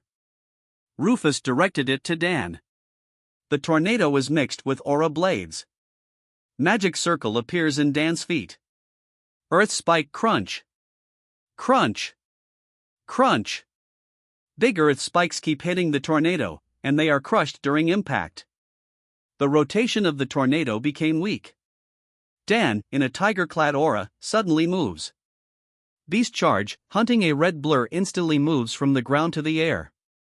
A red line briefly appeared and hit the tornado. Bang! The tornado burst causing strong blows of phoneme alphabet equals IPAPH equals win-win/phoneme. Aura blades from the tornado fly to the ground. The headless body of Rufus falls to the ground. Flop! Dan landed on the ground with Rufus' head in his right hand. Rufus' head is grinning, and his facial expression is hideous. He did not know that he died. Dan is panting, and his body is quite trembling. His muscles ache, and his remaining aura is small. Beast charge multiplies his strength and speed for a short time, but it puts too much stress on muscles and consumes too much aura. Dan took recovery potions, then helped destroy the remaining bandits. A few hours later, the bandits are killed and the captives are rescued. Dan let the guards sneak near where the captives were held before the fight, and many captives are rescued. Later, many bandits were able to escape. They have secret passages that we did not know, and we are too small to prevent them all, the adjutant reported to Dan. Dan nods at his adjutant. Before the raid, he already told everyone to prioritize eliminating magicians and aura users. All the fish that escape the net are just ordinary people. Those that escape cannot make waves. They will be killed sooner or later. Dan looks in a particular direction. Another team should be at a target's den. There is also a powerful enemy in that den named Viper.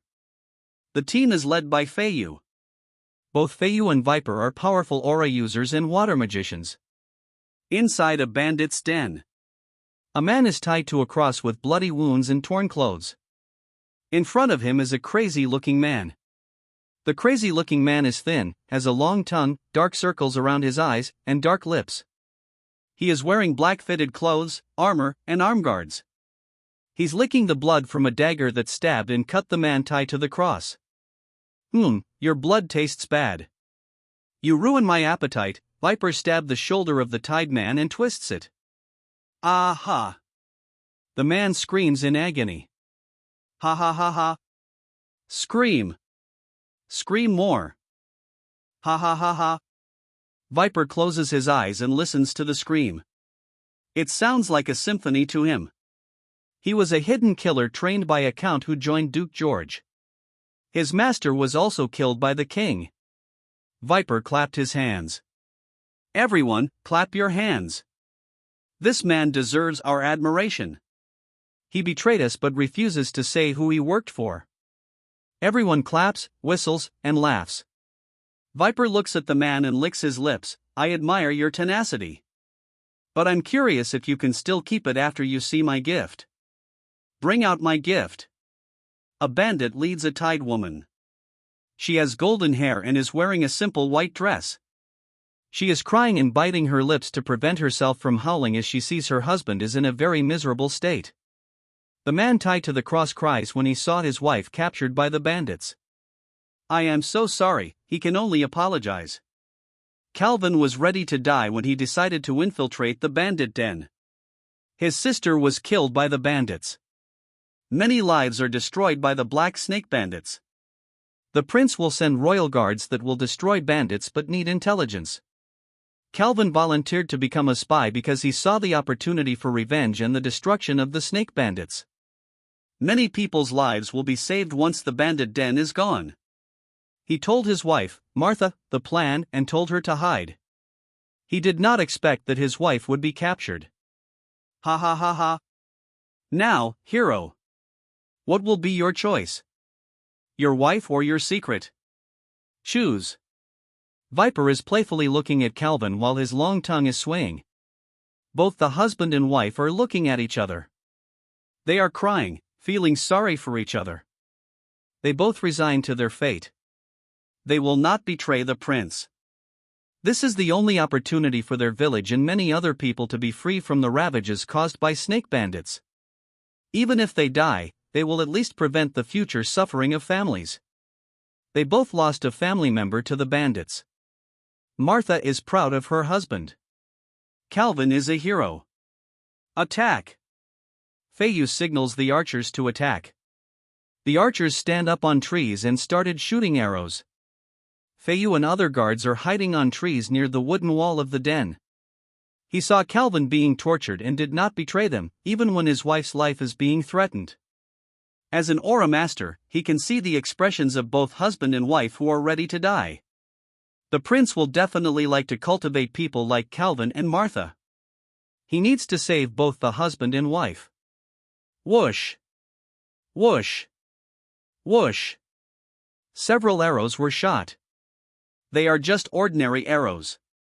Magic arrows are not necessary for ants. The archers are so fast that many sentries and bandits on walls are killed. Bandits inside the stockade are looking at the show orchestrated by Viper. They did not notice the approaching royal guards. Archers remain on the wall and keep shooting, giving support where it is needed. Someone must keep shooting Viper with a magic arrow. Protect the husband and wife, and shoot anyone that tries to kill them. Others, free kill. Feiyu ordered while moving. Feiyu and the royal guards quickly approached the den. They applied aura to their feet, and they all jumped on the wooden wall. Archers attack first. Arrows fly and always reach a target. Kill. Other guards released their aura and jumped down. They charge to bandits that still haven't recovered from shock. An arrow that looks like a water beam is shot at Viper. Viper already noticed the royal guards when they used their aura to jump on the wall. He tilted his head and avoided the magic arrow. The arrow hit a bandit behind Viper and turned into ice. Viper moves forward to let himself be targeted with more arrows. He spread his hands and closed his eyes while avoiding the magic arrows. He has a smile on his face. Boom! Boom! Fire arrows keep being shot, but Viper avoided them with ease. He is like having a graceful dance. Crazy bastard. Cursed by the royal guard shooting magic arrows at Viper.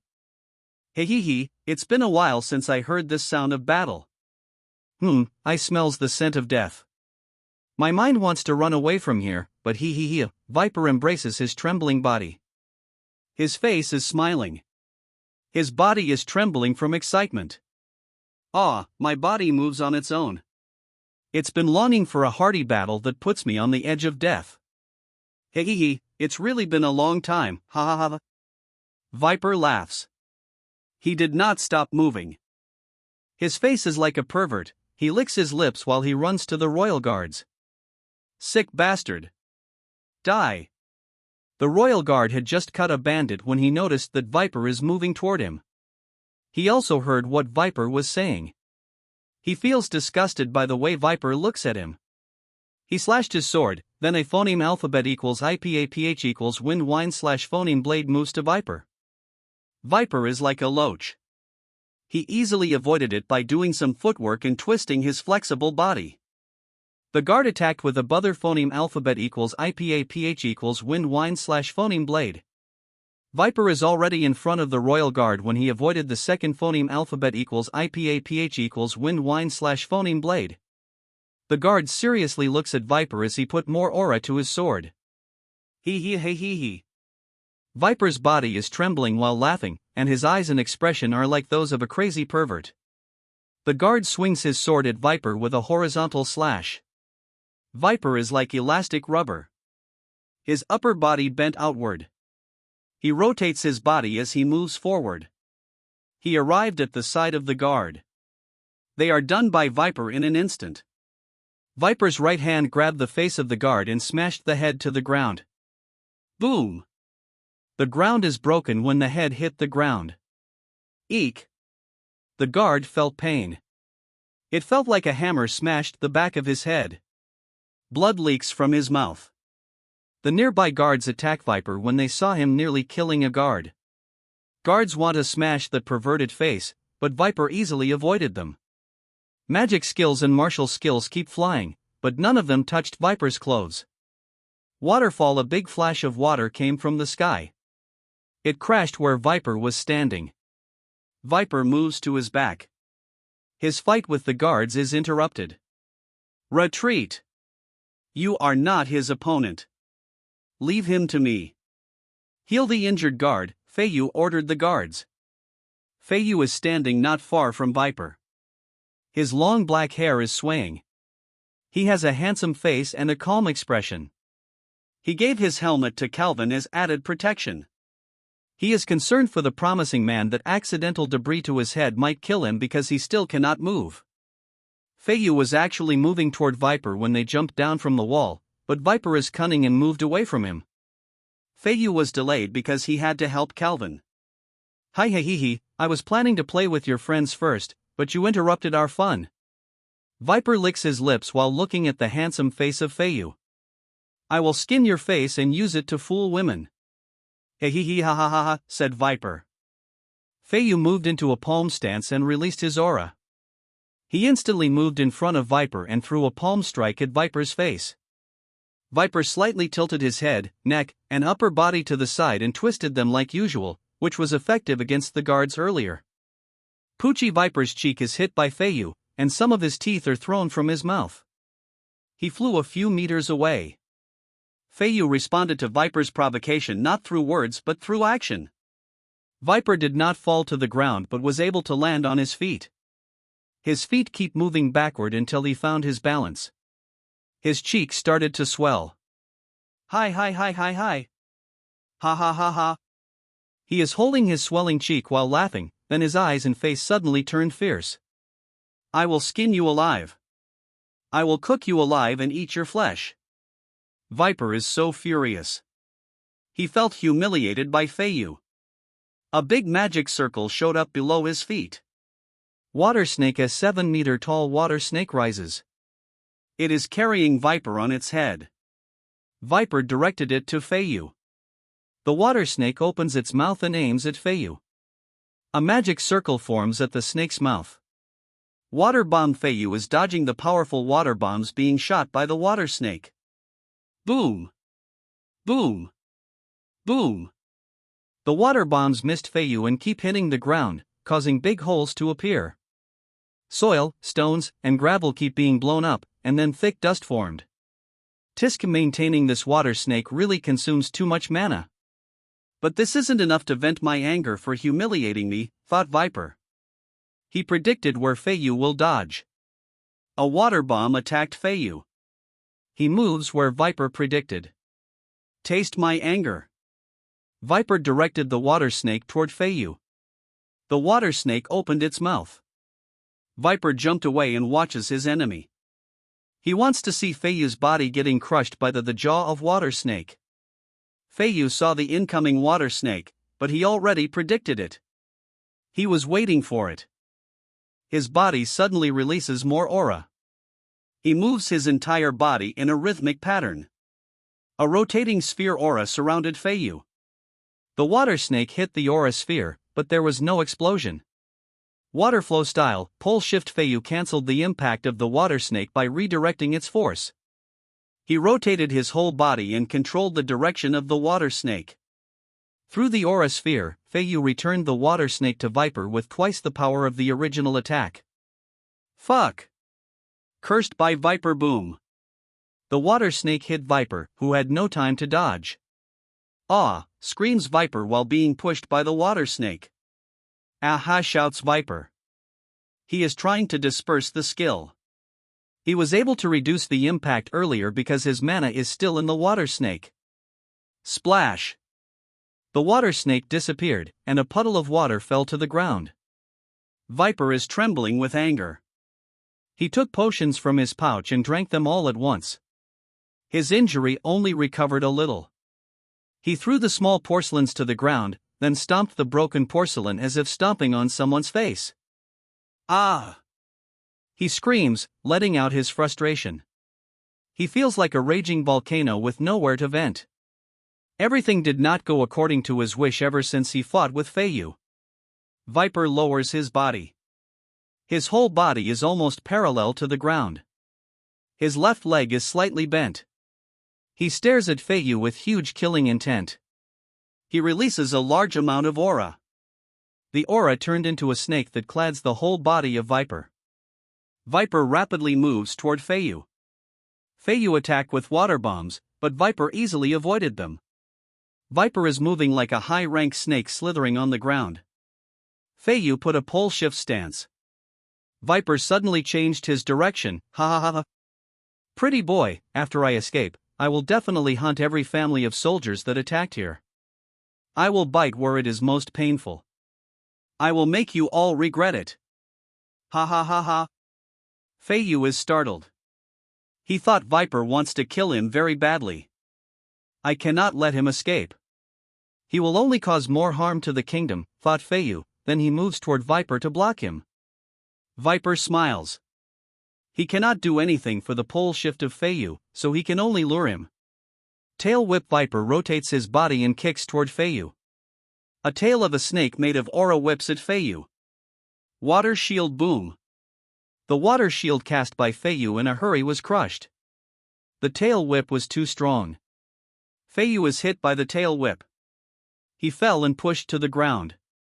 Dust forms where Feiyu is dragged in the ground. Water pillar. A big pillar of water moves. Boom! It crashes at Feiyu. More dust forms where he is located. A blow of phoneme alphabet equals IPAPH equals win-win / phoneme clears the dust. Feiyu appears in a bad state. He escaped the water pillar, but the tail whip badly damaged his left arm, and his left rib is injured. His arm guard on his left arm is broken. The part of the armor that protects his left rib cracked. His body is full of dust, his cape is torn, and blood is leaking from his mouth. He took health potions, but he cannot use his left arm to perform pole shift. He, ha ha ha ha. I finally vented my anger. Now your left arm is wasted. You can no longer use that martial skill. I was planning to slowly play you to death, but I still have to play with your friends later. Viper took out a small metal case from his pouch. Viper opened the metal case and took out a black ring with a black metal sharp fingernail. He put it on his right index finger. The ring with a fingernail is a poison weapon. A green gem is at the upper part of the fingernail. Magic runes are carved all over the ring and fingernail. The ring is called Death Touch. One touch on the enemy could kill him. Feiyu calmly stares at complacent Viper. He positioned his right hand and foot to the front, while his left hand and foot are behind. He stretches his right hand. His forearm is slightly bent while his palm is facing up. His fighting stance is set. I don't need two arms to kill you. One is enough. Hi hi hi ha ha ha ha. Viper's left hand is covering his face while he is loudly laughing. He took his hands off his face, then his expression suddenly became fierce and hideous. Bastard! How dare you act high and mighty? You damn cripple! Viper furiously shouted, then he quickly moves toward Feiyu. His whole body moves closer to the ground. His whole body is clad in an aura of snake form. He is moving left and right, trying to confuse his prey. Feiyu keeps adjusting his posture based on the direction of Viper's attack. Venom Fong Boom! Viper suddenly accelerated. He instantly arrived in front of Feiyu and death touches pointing at his neck. Feiyu instantly moved forward to the right. His right hand grabbed Viper's hand, then he rotates his body. Water flow style, shift impact boom. Viper is thrown to the ground. All the speed and force accumulated by Viper were used on his body. A big hole appeared on the ground. Viper coughed out blood. His organs hurt and he can't breathe. Feiyu continues his attack. He put more aura on his right index finger. Water flow style, point impact. Feiyu used his index finger and hit the acupoints of Viper, who was still lying on the ground. A leg and an arm of Viper suddenly swell. Pop! The arm, leg, and chest of Viper exploded. His heart exploded inside. The acupoint hit by Feiyu blocked the outflow of aura. The aura accumulated inside and exploded. Viper could stop the explosion if he stopped releasing aura, but he didn't know that. It happened so fast that Viper did not even have time to curse and scream. Feiyu is panting. It is actually hard for him to breathe because of his injury to his rib. He was just acting calm and stimulating Viper to use snake form. He needed to end the fight before his breathing problem could incapacitate him.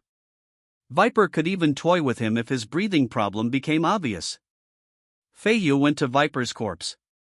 He took the ring from Viper's index finger. According to intelligence, the death touch is a fatal weapon. It helped Viper kill Aura Masters when he was still an assassin. Viper did not use it immediately before because he was longing for a hearty battle. Although Aura Masters can remove poison from their system, Death Touch injects so much poison at once that Aura Masters cannot keep up with the spread of poison. When the poison of Death Touch spreads, it prevents the release of an aura, leaving targets defenseless and weak in front of a crazy assassin Viper.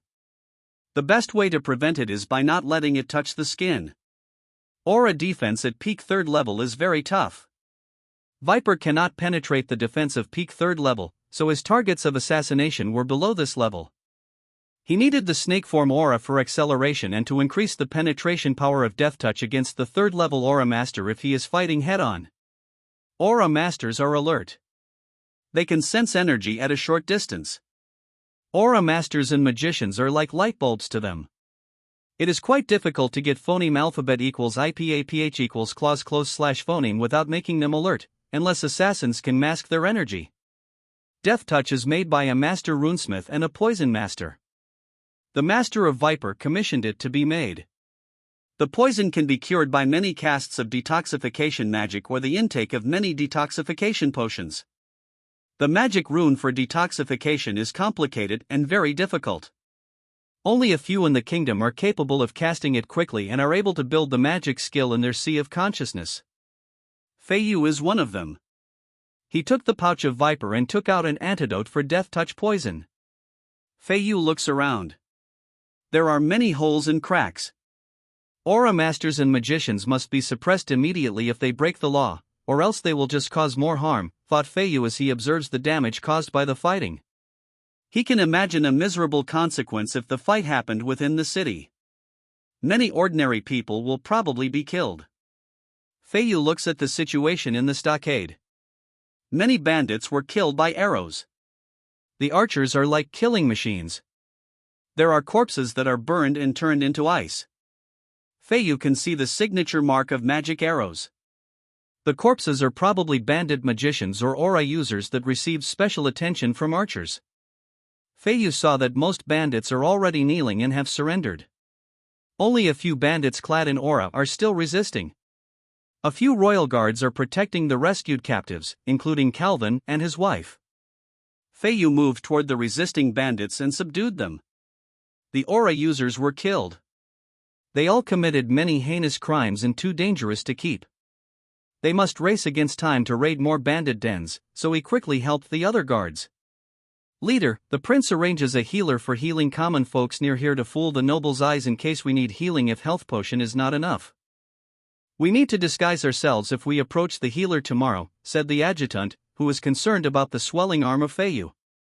Health potions can only recover 5% of health. They only have a few potions, and some of them are used on captives who are on the brink of death. No, we must leave in the evening. My left arm is already out of danger. The remaining bandit dens only have a second-level aura master, a few weak magicians, and aura users. I can kill the bandit leaders with one hand. Our action here will be noticed in a few days or even tomorrow and spread immediately. We must not let those aura users and magicians escape. Many of them are remnants of the forces of Duke George. They will always be a source of instability. They were hidden by nobles before with a hidden agenda. They took over bandit dens and are hiding behind the scene. The prince said that making people's lives miserable is probably deliberate. The remnant force of Duke George might have bigger plans. We must remove them at all costs because it will be difficult to find them if they escape. It is our only opportunity to remove them. Leave the severely injured guard and be healed by the healer tomorrow. Eat and rest. We will leave in the evening, said Feiyu. Feiyu ordered a guard to inform the official arranged by the prince. Feiyu and the official had a discussion. The prince had already arranged everything. Money, jewelry, foods, and people looted by the bandits will be kept in the territory of nobles trusted by the king. Edgar especially asked Marco to convince those nobles.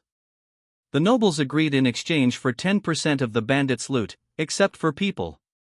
Rescued captives that require healing will be kept in the Allies' territory, but those that don't need it will return to where they came from.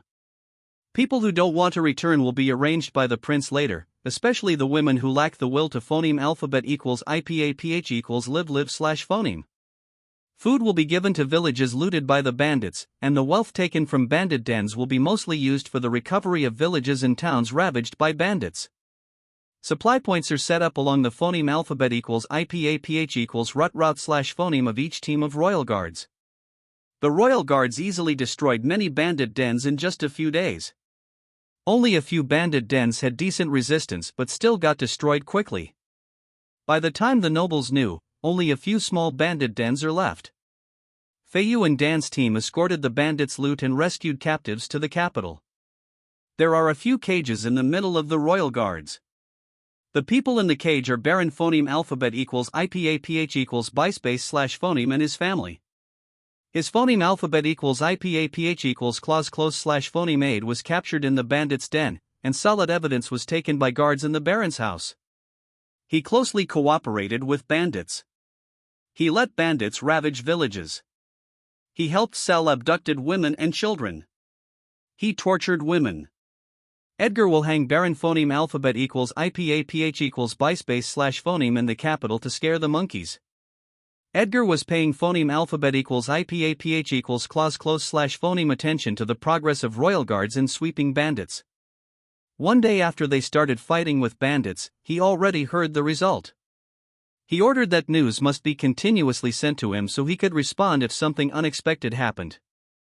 Fortunately, the royal guards succeeded in their mission. The two teams that remain will return after destroying the remaining bandits. The hidden remnant forces of Duke George are destroyed. Edgar plans to make the rescued women his teachers or members of the Magic Production Corps if they have an aptitude for magic. They might find meaning in life again if he gave them a reason to phoneme alphabet equals IPAPH equals live live/phoneme. Edgar plans to use magicians for manufacturing or agriculture.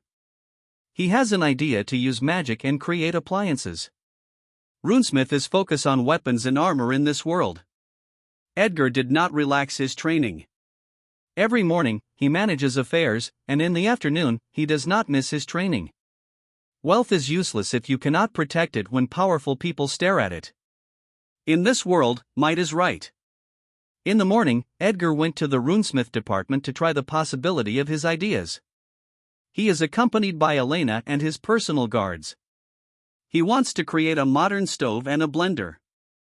The stove will be a lot more convenient for cooking, while the blender will create another soybean business, soy milk. Edgar ordered his guard to call for the chief runesmith. Alsef, the chief runesmith, invited Edgar and others to a room. "Your Highness, is there anything I can help you with?" asked Alsef to Edgar with curiosity. The prince had never visited their department before. He said before in the academy that studying runesmith is boring, so the runesmith department is certainly boring. "I'd like you to try if my idea is possible. Set up a research team. I will personally fund the research. What I want is a cooking stove and a blender. Unlike the stove currently used, it will not require firestones to maintain fire. I want the stove to create a fire, activated and maintained using mana stone, and the degree of heat should be adjustable. The blender that I want is like this. The blade in the middle will rotate by a small tornado. Phoneme alphabet equals IPAPH equals wind wine / phoneme magic. Just like the stove, I want it to be activated and maintained using mana stone." Edgar gave the drawing of the stove and blender to the chief. Alsef looks at the drawing given by Edgar. He feels interested in the unique idea of the prince. Runesmith has been focusing on weapons and armor. Maybe the whimsical idea of the prince can give them new inspiration. Alsef does not know how terrible the potential profit of appliances in the world is. He thought the drawings given to him by the prince are just toys. "I will form a research team for your highness, but I'm not sure when they can make it since it isn't their best field." Reminded by Alsef, he is afraid the prince will fuss if they are not made immediately. "It doesn't matter as long as they do their job properly. Tell them that I will reward them with a lot of gold once they successfully make them." Edgar believes that gold is a useful tool in increasing the enthusiasm of the research team. "I thank you on their behalf, your highness." Alsef slightly bowed to Edgar. He did not expect the prince to be so generous.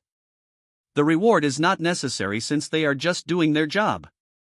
The prince even used his personal funds, so their budget for research will not be affected. The kingdoms and empires in this world do not know of a huge gold mine standing in front of their runesmith department. He will create a brand of appliances in this world, and he will name it the Flameworth Collection.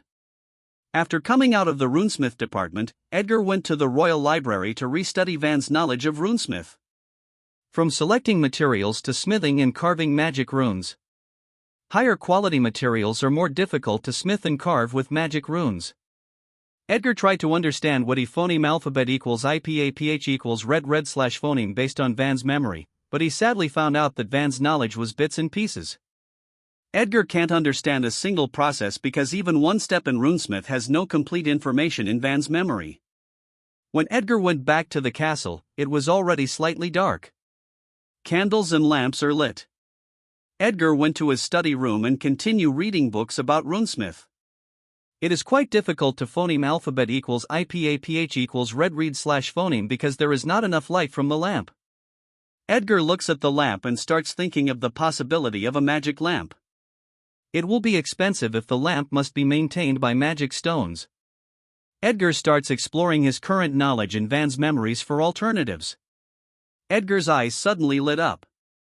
There is an alternative, a stone that can be found on the southern continent, the land of elves. The stone attracts light elements and gives light to its surroundings.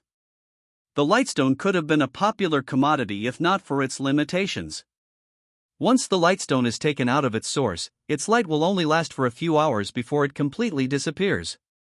The lightstone will become an ordinary stone. For Edgar, research can make the impossible possible. He might send a research team to the southern continent and collaborate with the elves. The transport of lightstone will be costly because it needs to travel from the southern continent, then pass through the Fran kingdom before reaching Baynard. Although it is costly, the price of lightstone is cheap, so the profit should still be large. Edgar sighs. Baynard does not have access to the sea.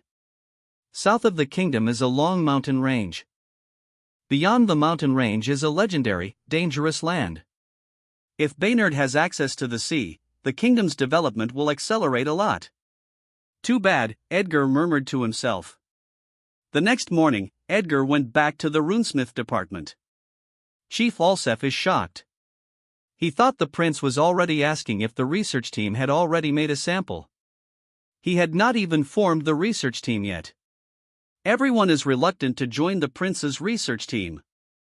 Some thought it was just a toy of the prince. Later, the team that did not join Edgar's research team will be full of regret.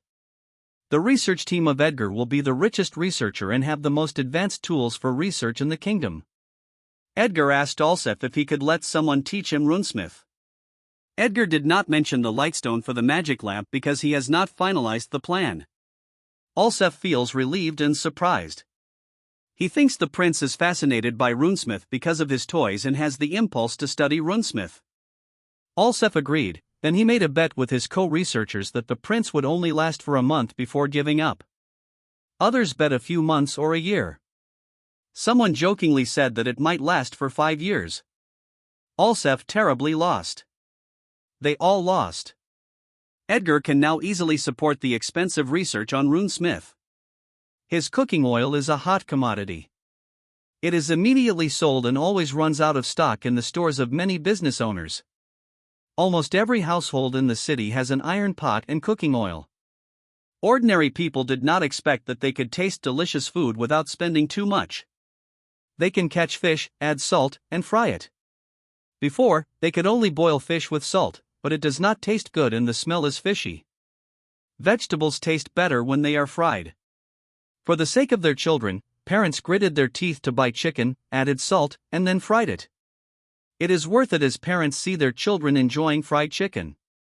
Edgar taught them how to make a stone mill and let them spread it for faster production of flour. Strong swordsmen can easily cut big stones. Now there are flour mill businesses. Edgar is not a good cook on earth. He only knows a few common foods to cook, so he set up a research team on food to increase the variety of food based on cooking oil and other ingredients that he will invent later. Edgar taught Inspread how to fry foods with flour, like fried dough sticks, spring rolls, and fritters. Soon, the city in many places became lively, and many stalls are set up selling snacks. Many people have extra income to buy snacks because Edgar stimulated the economy of the kingdom. Edgar hired workers to repair roads, dig canals, and drain in cities. He did not use magicians, so he could give ordinary people extra income. There is a rapid rise in the workforce of pottery shops, smith shops, and wood shops because of the demand for Edgar's business. Gangs tried to blackmail stall owners, but Edgar quickly struck them. He arrested them all for free labor. They will be released after serving their sentence. The demand for oil is getting higher, and Edgar keeps expanding the production workshop. Edgar has already sent people to buy more soybeans in neighboring kingdoms. Nobles and business owners wanted to take part in the business and approached the manager of Sasha Company. The name of the manager is Medrez. He was bankrupt when his ship got robbed by pirates while he was sailing toward the eastern continent. He is a good businessman. He gives food to beggars and adopts street children to teach them and work in his business. Edgar helped him find work for his people and arrange a place for adopted children. Edgar has already prepared an orphanage in some parts of the kingdom to give warmth to helpless street children or orphans. Edgar set up an office a while ago where documents that he needed to process are kept. Elena is with him, working on papers. His workload is getting higher, and he thinks that he needs to improve the efficiency of several functions of the royal court or else he won't have time to train. Edgar met Medrez in his office. Your Highness, more nobles and business owners are requesting cooperation. They even keep threatening me. I cannot agree to their request because there is already a distributor in the place they want to sell. They have powerful connections. If we don't agree to their request, Your Highness business might experience obstacles in their territories, said Medrez with concern. Gather all current distributors and interested parties. Divide the kingdom and auction the site where they can be the sole distributor. The higher profit potential of the site, the higher the price. We will set up a chamber of commerce. A payment is needed to become a member. Tell them that members can buy cooking oil with a discount price. Members will also have a priority to buy new products made by the company. Think of more benefits that we can give so we can grade members. Let nobles satisfy their vanity so we can get more money from them. Edgar put importance on the Chamber of Commerce. It will tie the interests of nobles to Edgar. Your Highness, your plan is so wonderful. Megrez admired the clever plan of Edgar. On Earth, there is a term for a business wizard.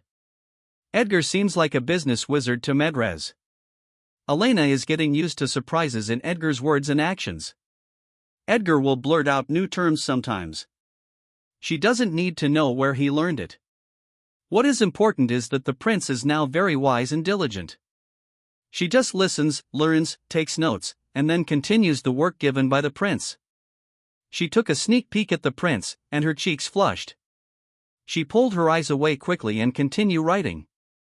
She doesn't know why her heart has quickened every time she looks at him in the past few days. Edgar continued giving instructions to Megrez. You must find out what kind of business those nobles and merchants have. Investigate their business ethics. Find out who can be trusted and can be our long-term partner. Maintain a good working relationship. Organize a few meetings and give them a chance to meet each other. Let them realize the benefit of powerful network connections in the Chamber of Commerce. The more they realize its benefit, the more they don't want to leave and obediently follow the rules of the Chamber of Commerce. The Chamber of Commerce will be a powerful hand of the royal court to control the economy. It must have enough influence to intervene when prices of commodities are going rampant. Although it cannot directly intervene, its powerful connection must at least bring the people together to talk and compromise. If the reason is reasonable and follows the law, the royal court will compromise. If not, we will determine if their force is powerful or the royal court's sword is more powerful, said Edgar with sharp eyes. Megrez sweats as he looks at Edgar. It is the first time he has seen the sharpness of the Regent King. In the evening, Edgar feels so exhausted. He still insisted on his sword training after a tiring day of work in his office. Tomorrow, he plans to go to the potion research lab. The potion business of the kingdom would have been bankrupt if the army had not bought from them. He will give them ideas that will help pull the kingdom's potion business out of probable bankruptcy. In the morning, Edgar went to the potion research lab. His guard behind him is holding a microscope. The microscope is light yellow, and its surface is smooth. The microscope is made up of a combination of clay, wood, and magnifying glass. Metal is difficult to mold, but clay is so easy for high-level earth magicians to mold into anything. Clay can only be temporarily used until a qualified metal mold for a microscope is made. Glass has been researched recently, but only a few qualified glasses are made. He turned them into magnifying glasses for a microscope and telescope. He arrived in the lab and talked with the chief, named Pelka. Your Highness, most potions sold in the Baynard Kingdom are made from the Majinev Empire. If potions from the Empire are sold out, mercenaries and adventurers will buy potions made from the Fran Kingdom. The Majinev Empire's potions are 2% more effective than our potions, and the Fran Kingdom has cheaper prices, said Pelka. He had hesitation on his face but grits his teeth and made his request to Edgar. Your Highness, we don't have enough funds for research. Pelka has a blushing face out of embarrassment. Their potion department was almost bankrupt if the military did not buy from them. Edgar smiles at the embarrassed face of Pelka. Don't worry, I will give additional funds to your department, and I will never let it get out of business.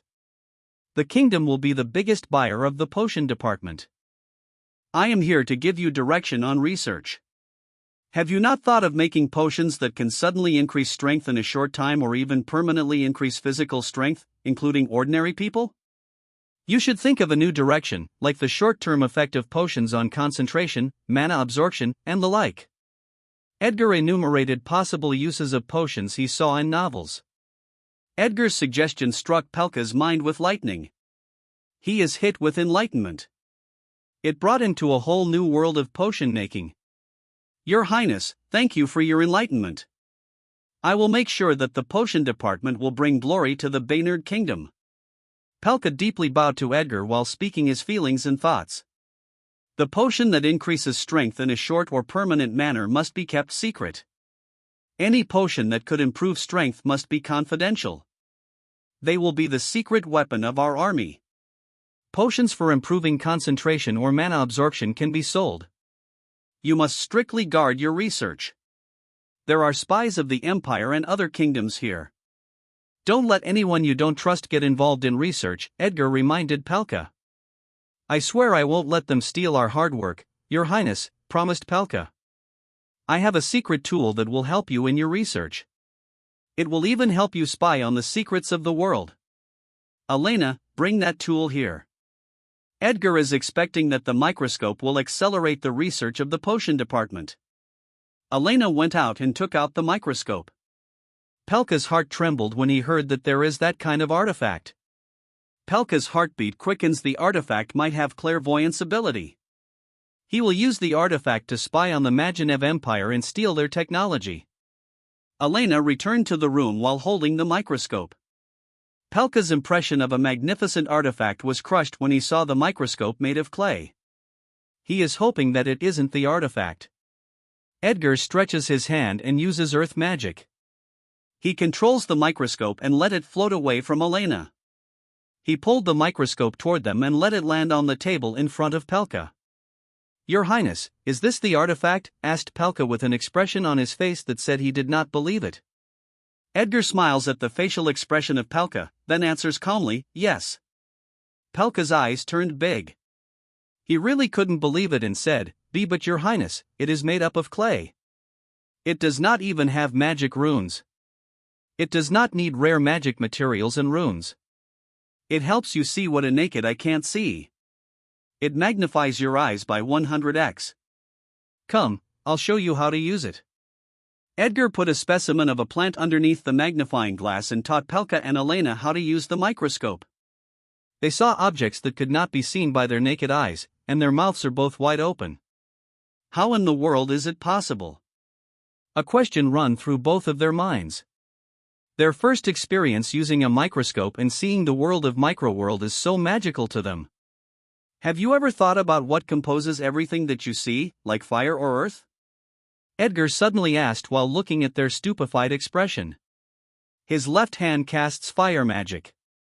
A flame is floating in his left hand. His right hand casts earth magic. A rock is floating in his right hand. There is a bit of mystery around Edgar when both elements are floating in his hands after he asks the question. Elena and Pelka are staring at the mysterious-looking Edgar. Elena can hear her loud heartbeat. Red hair, handsome face, mysterious air. The prince became a lot more handsome today in her eyes. Is there only fire or earth element in fire magic and earth magic? Is there mana? What mana is made up of? Why does fire disappear when poured with water? Why does the earth become soft when mixed with water? How do potions produce those effects? What substance in the potion produces those effects? Why did animals die when eating plants that gave them sudden aggressiveness and strength? What if we extract only the composition in the plant that gives a sudden increase in strength? What composes the flesh of living beings? Why do some beings phoneme alphabet equals IPAPH equals live live / phoneme longer than others? Edgar's series of questions cause an earthquake in the hearts of Pelka and Elena. They feel like they are standing in front of the door to forbidden ground, and Edgar is inviting them to walk in. Pelka subconsciously swallows his saliva to calm his nervous heart a little. Everything around you is made up of matter. The study of matter is called chemistry. It is a key to the secrets of the world. Edgar taught chemistry to Pelka. He only remembers a little about chemistry. If he were to write it, he could only fill in one page of information. He did not even fully understand what matter is. He just gave a direction for research and what can be studied under a microscope. In the afternoon, the team of Feiyu and Dan finally returned together with rescued captives, prisoners, and confiscated wealth from bandits. Baron phoneme alphabet equals IPAPH equals bispace / phoneme will be publicly executed. His crimes will be exposed to the public. News of Baron phoneme alphabet equals IPAPH equals bispace / phoneme execution spreads. Ordinary people rejoice, but nobles feel fear. The royal guard is so powerful that it quickly wipes out bandit dens in the whole kingdom. Nobles who had connections with bandits are trembling in fear that they might be next to the gallows. They kept asking for information and felt a sigh of relief that only Baron phoneme alphabet equals IPAPH equals bispace / phoneme would be hanged, but they were told to behave and know their place. Nobles realize that the royal court has a sword of Damocles hanging above their heads. They have a better attitude toward the royal court.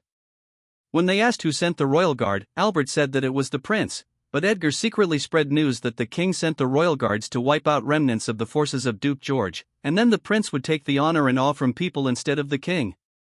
Edgar subtly guides the thought of spies that the good things that are happening in the kingdom are a parting gift of the king to make the image of the prince wise and diligent. Edgar wants his enemies to think that he is still an incompetent prince. Edgar let Elena arrange the rescued captives, prisoners, and captured wealth.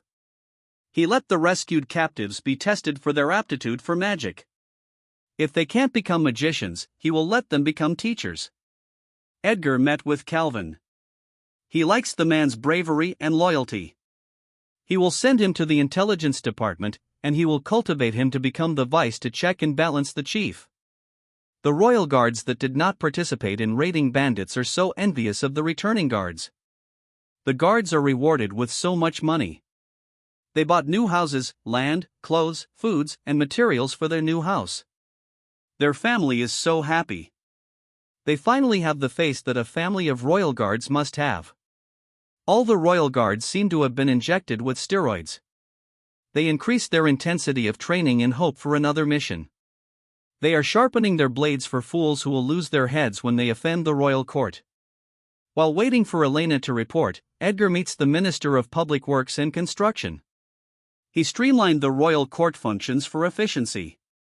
He divided royal court functions into a few departments. He no longer needs to decide on many things. Each minister can decide on their own. Only a few things need to be discussed with him. The name of the Minister of Public Works and Construction is Topus. He is almost 60 years old. His skin is dark. He is dedicated to his work. He supervises various projects in the kingdom very well. Topus did not expect that he would become a minister. He thought it was Albert who would help him. He was shocked when he knew that it was the prince who promoted him. Does the prince have an ulterior motive? Is he interested in my granddaughter? What if he asked for her hand, asked Topus to himself while he is walking to Edgar's office. A battle of good and evil is happening in his mind. Topus knocks at the office, and Edgar lets him come in. His face and palm are sweating. Edgar notices his uneasiness. He was puzzled at first, but he seemed to understand. Few people know his true character. Nobles and most of the top of the royal court still think that he is a debauchery prince, which is his deliberate intention. Edgar would like to tease the minister, but he might suffer a heart attack, so he did not do it. Don't worry, I'm not after your granddaughter. I called you here to give you instructions, said Edgar with a teasing smile to the minister. Topus is surprised while looking at Edgar. The person in front of him does not resemble the debauchery prince in rumors, then he feels ecstatic. His body is suddenly full of strength. Your Highness, I will definitely carry out your instruction, swore Topus. Edgar smiles at the lively minister who was just nervously sweating earlier, then he says, you should start hiring earth magicians to speed up the construction of roads but keep the job of ordinary people. Construction will be easy later. I will train magicians dedicated to construction. We will make a contract with them. Later, you have the power to command a group of magicians for construction. Magicians for construction? Topus asked absent-mindedly. He imagined a future with a group of earth magicians working at the same time. Making a road for a few hundred meters will only take a few minutes. Building canals will only take a few minutes. Construction will be very easy. Topus feels excited. Edgar saw the excitement on his face and reminded him. It will take time to train them. We must let them work with ordinary people first. We cannot make ordinary people lose their jobs. Also, build roads to mountains or places where adventurers could hunt. Build a town where adventurers can trade. Promise the Adventurer Guild that their rent will be free. We don't need to put too much guard in that place because the Adventurer Guild will have the initiative to defend that place against magic beasts. Remember, investing on public roads must have a return. The roads you are currently building are increasing the income of Royal Court. Building road for adventurers will also have a return.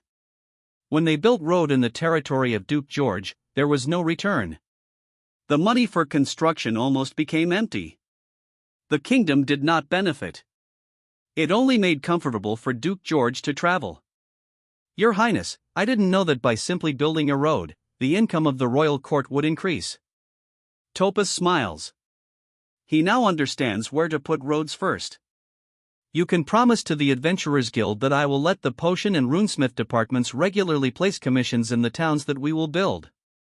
We will not let them run out of business. I will also let Medrez contact interested nobles and merchants about placing commissions or establishing businesses there, said Edgar. Your Highness, if that is the case, the town that we will build will definitely thrive. When was it so easy to build a town? It feels like a dream. Topaz is shocked that Edgar can easily mobilize resources to build a town that could thrive. Edgar smiles at the astonished minister, then says, "It is easy to build them if the place is right. Nobles and merchants aren't fools. If their investment cannot have a return, they will ignore us no matter how much we try to talk with them. If the projects of the royal court are put in the right place, we can mobilize nobles and big merchants in our kingdom. One of the reasons why I established the Chamber of Commerce is to have a network that will connect us with them. We will know what kind of business they have. If we need businesses in the place that we will build, we just need to connect with them." After talking for a while, Topaz left the office of Edgar with a still stupefied expression. Chamber of Commerce that connects all the nobles and big merchants in the kingdom. There is actually a hidden function. It is a powerful network that the kingdom could use. Edgar closes his eyes and starts thinking. While thinking of construction, an idea crossed his mind that he needed to create the epoch-making cement. It will make construction a lot easier.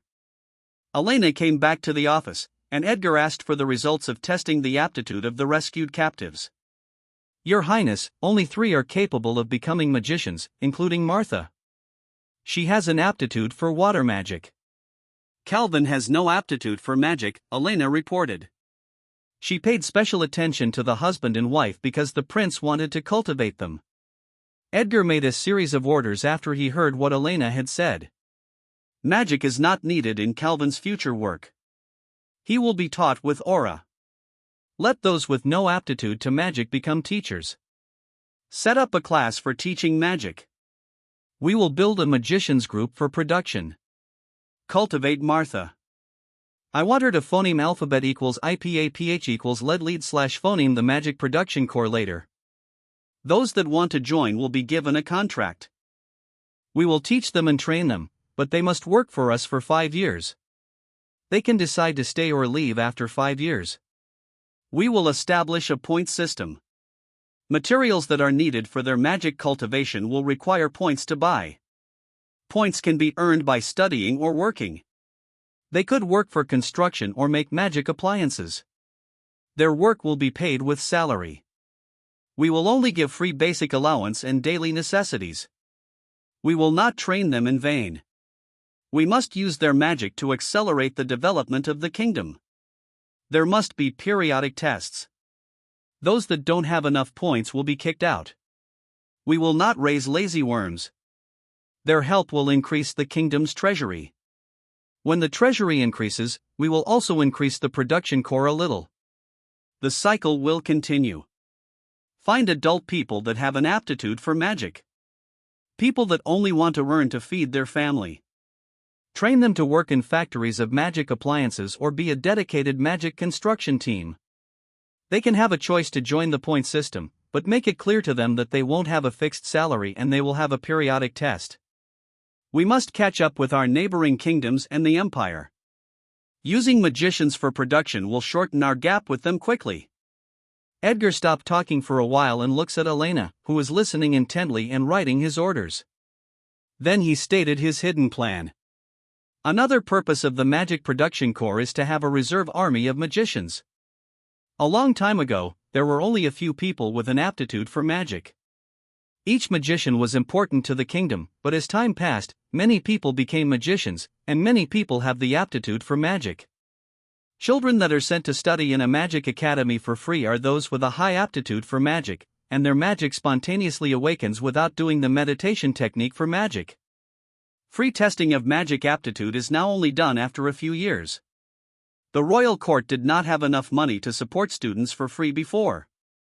Edgar's targets for the Magic Production Corps are those who are not qualified to enter the Magic Academy for free. Elena became busy again, arranging Edgar's task. Edgar thinks that he needs to give Elena assistant secretaries. In the morning, Edgar is working in his office with anticipation in his eyes. He will test the result of his training with a fight against Marco. It has been a month and a half since he started his training. After eating lunch, he rested a bit and waited for the appointed time. He successfully executed all the rhythmic breathing and body movements of Flameworth's sacred art a while ago. His strength rapidly increased. The medicinal bath plays an important role. He asked Marco for the formula that he planned to bring home to Earth. The materials for the medicinal bath are quite rare. Some are not even found on Earth. He will find time later to create a research team that will find alternative materials for the medicinal bath. Edgar also asked the king about the fourth skill of the sacred art. The king gave him the key to the secret room. The secret room is beneath the throne. The lion's head on the throne can be turned clockwise, and then the throne will move and open a secret passage. Edgar went to the secret room and took a look at the secret skill. The method for training and executing the fourth skill is written on a beast skin. It was written by the founder. There are also notes from previous kings about their own experiences while training and executing the king's sword. They also have some insight on how to develop the king's field, although they never succeeded. Their insights are still useful for Edgar. In the past month and a half, Edgar has formed runes of magic skills in his sea of consciousness. He practiced with his personal guards. Even when he is busy because of issues in the kingdom, he always sets aside time to practice. Now he will see how far his strength has reached. Edgar went to the yard. He is wearing red whole body armor with a white cape. He arrived at the yard, which he expanded for his training. For this fight, he set up a defense tower with a sound blockade to block the noise and avoid destroying the walls. His play of pretending to be an incompetent, lazy prince will be discovered if they know how powerful he became. The tower defense will not exceed the height of the wall to avoid being noticed. When he arrived in the yard, Marco was already standing there with his arms crossed. He is wearing a red robe, black pants, and black shoes. Ha ha ha ha. I waited for this day for a long time. I will reward you with a smack for letting me work hard. Damn.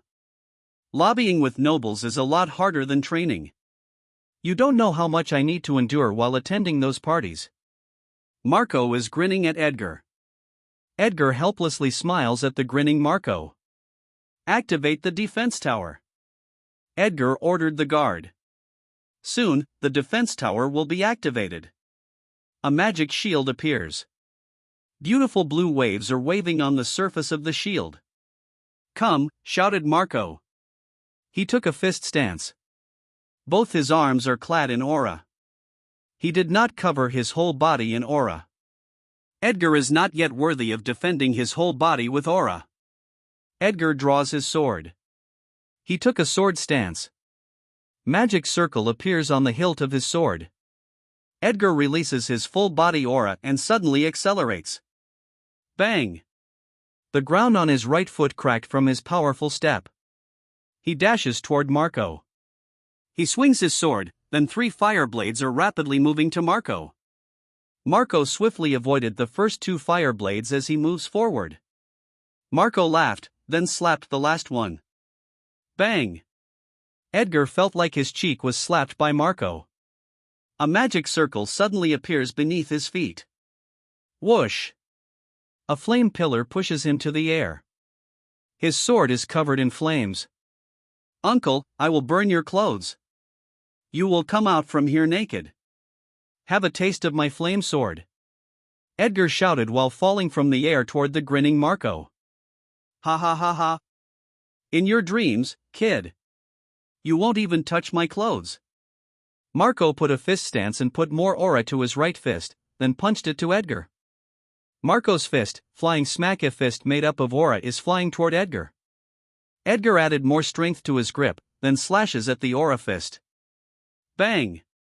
Edgar is stopped in the air, but his force is more powerful than the aura fist. Aw! Edgar shouts, and then he put more pressure on his sword. Wang! The aura fist is cut, but Edgar's momentum is blocked. He started falling. Flop! He landed on the ground and started looking for Marco. Marco disappears when his attention was on the aura fist. The area is dusty due to his fireblade attacks. He cannot sense energy yet, but his senses became stronger. Marco's fist, head smack. Edgar jumped forward. Boom! A hole appears on the ground where he was standing. He rolled to the ground, then quickly stood up. He heard another sound behind him. He put more strength to his feet, then he jumped with a backflip. Boom! Marco's punch missed again and created another big hole in the ground. Edgar is in the air. His head is facing the ground and his left hand is stretched toward Marco's face. His left hand has orange magic circle that is ready to fire. Fireball woo! Woo! Woo! Several fireballs are rapidly fired at Marco's face at phoneme alphabet equals IPAPH equals clause close slash phoneme range. Marco laughs. He meets the rapid fireballs with his rapid punches. Bang! Bang! Bang! Edgar landed on the ground. He jumped and rotates his body to face Marco. He took a slashing stance, then dashes to Marco. A magic circle appears on the hilt of the sword. Threads of fire element are rotating around the sword as Edgar moves toward Marco. Flame sword. He slashes his sword at Marco's body. Bang! His sword is met with a fist clad in aura. The shockwave from the clash created a strong phoneme alphabet equals IPAPH equals win-win slash phoneme that blew away soil and dust. The uncle and nephew stare at each other. Marco is grinning, and Edgar's face is serious. Edgar quickly pulled back his sword and made another quick slash. Marco avoided it, then he punches Edgar's head. The uncle and nephew exchanged rapid blows at a phoneme alphabet equals IPAPH equals clause close slash phoneme distance, causing dust to float around them and blade marks or holes on the ground. Edgar has unleashed all the strength he is hiding from his enemies. A few days after Edgar's fight with Marco, Roy finally departed from the kingdom to start Operation Trojan Horse. The two entry points of the operation are Duke Reich of Rue and Duke Wesley of Fran. Duke Reich's territory borders the Magenev Empire. His territory is rich in minerals. If the Magenev Empire invaded, he would lose his wealth and might even lose his life. The empire threatened his wealth and life but gave him a carrot, trade and investment in his territory. His territory is one of the richest in Rue Kingdom. Duke Wesley monopolizes the sea trade of the Fran Kingdom with the help of the Magenev Empire. He claims that it is dangerous for others to engage in sea trade because there are many pirates. He presented facts showing that many merchants suffered heavy losses from pirates. The royal court was convinced by Duke Wesley. Some officials retorted, but the Duke is powerful. The Queen is his daughter, and she has a son who competes for the throne. After traveling for a few days, Roy and his entourage, riding tundras, reached the border. A guard from the border stopped their track. "Halt," a guard said in gray armor. "Officer, here is our permit." Roy went down from the tundra and showed a document to the guard. The guard took the document, and he was shocked. "Sasha Company." "The prince's business," the guard blurted, then he laughed. "Ha ha ha. Thank the prince for me later. We are given free cooking oil that we can give to our family. My children like fried chicken very much. Ha ha ha. Go. But be careful, there are many bandits in the Rue Kingdom." The guard ordered his subordinates to open the way. "Thank you, officer," said Roy, and then they continue their travel. He is accompanied by a mercenary. Behind them are workers riding on a brown horse with a small horn on its head. The horse pulls a carriage, which carries supplies and many big pots of cooking oil. After a few hours, they arrived at the entrance of a lush forest near a mountain. The trees are tall and thick. Some magic birds are flying. Small magic beasts peek at them above the trees.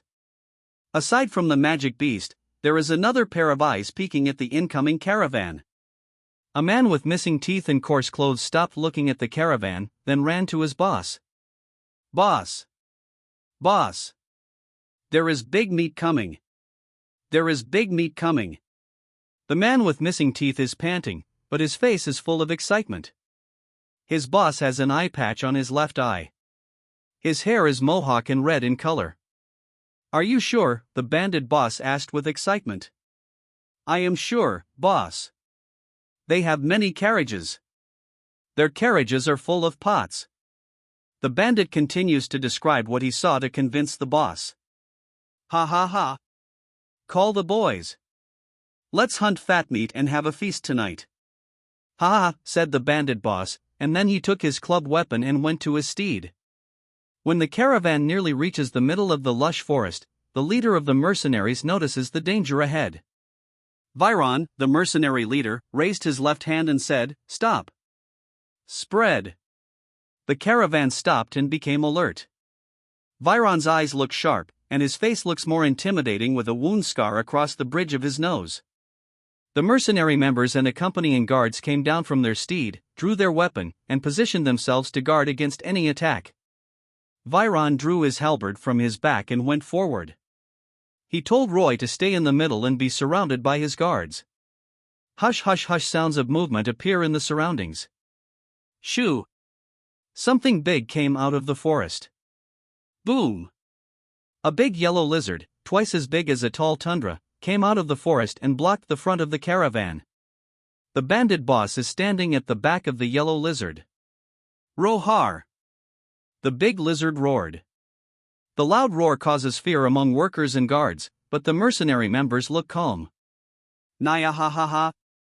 Drop your weapons and kneel. Surrender or die, the bandit leader proclaimed while laughing.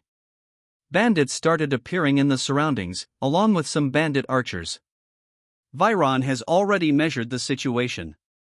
He looks at the arrogant bandit leader, then sneers. Attack! Viron ordered. All aura masters in the team clad their whole bodies with aura. The archer on the team is a young woman with short, curly yellow hair, wearing a green cap with an attached feather. Her cheeks have a diagonal red mark. She is drawing her bow with 5 arrows aimed at bandit archers. Art of archery, homing arrows. 5 arrows with an aura flew straight for a while, then suddenly changed direction. Ah! Ah! The screams of bandit archers keep echoing in the surroundings. All arrows found their target in different directions. Homing arrows keep flying in the air. The team's archers keep taking shots at the remaining bandit archers. I hate bandits, said the young magician of the team. She has short, white hair. She is looking at the bandits without hiding her killing intent. Era, don't charge to the bandit like last time, the archer reminded Era, who seems eager to tear the bandits into pieces. I know. I know. Era dismisses the reminder of the archer with a perfunctory remark. She raised her hand and cast magic. Ice picks are joined by arrows in the air, and more bandits are being killed. Bastard! Kill them, the bandit boss ordered. His face looks distorted. How dare they fight back? He wants to tear them into pieces. He will turn them into feed for his pet. His pet has already killed aura users and magicians. Whoosh! Whoosh! Era keeps firing ice picks at bandits. The archer killed all bandit archers. Now she is firing 2 to 3 normal arrows in a single shot. The swordsman of the team rushes to the crowd of bandits. A man with a big bronze hammer moves in the opposite direction, where another crowd of bandits gathers. They are both clad in aura. My darling Rhina, tear them into pieces, the bandit boss ordered his pet. Roar! The yellow lizard roared. It opened its mouth, then Earth started to gather and form a big spike aim at Viron. Earth spike. A big Earth spike flew toward Viron. Viron is already in a slashing halberd stance. More aura is already gathered at his halberd.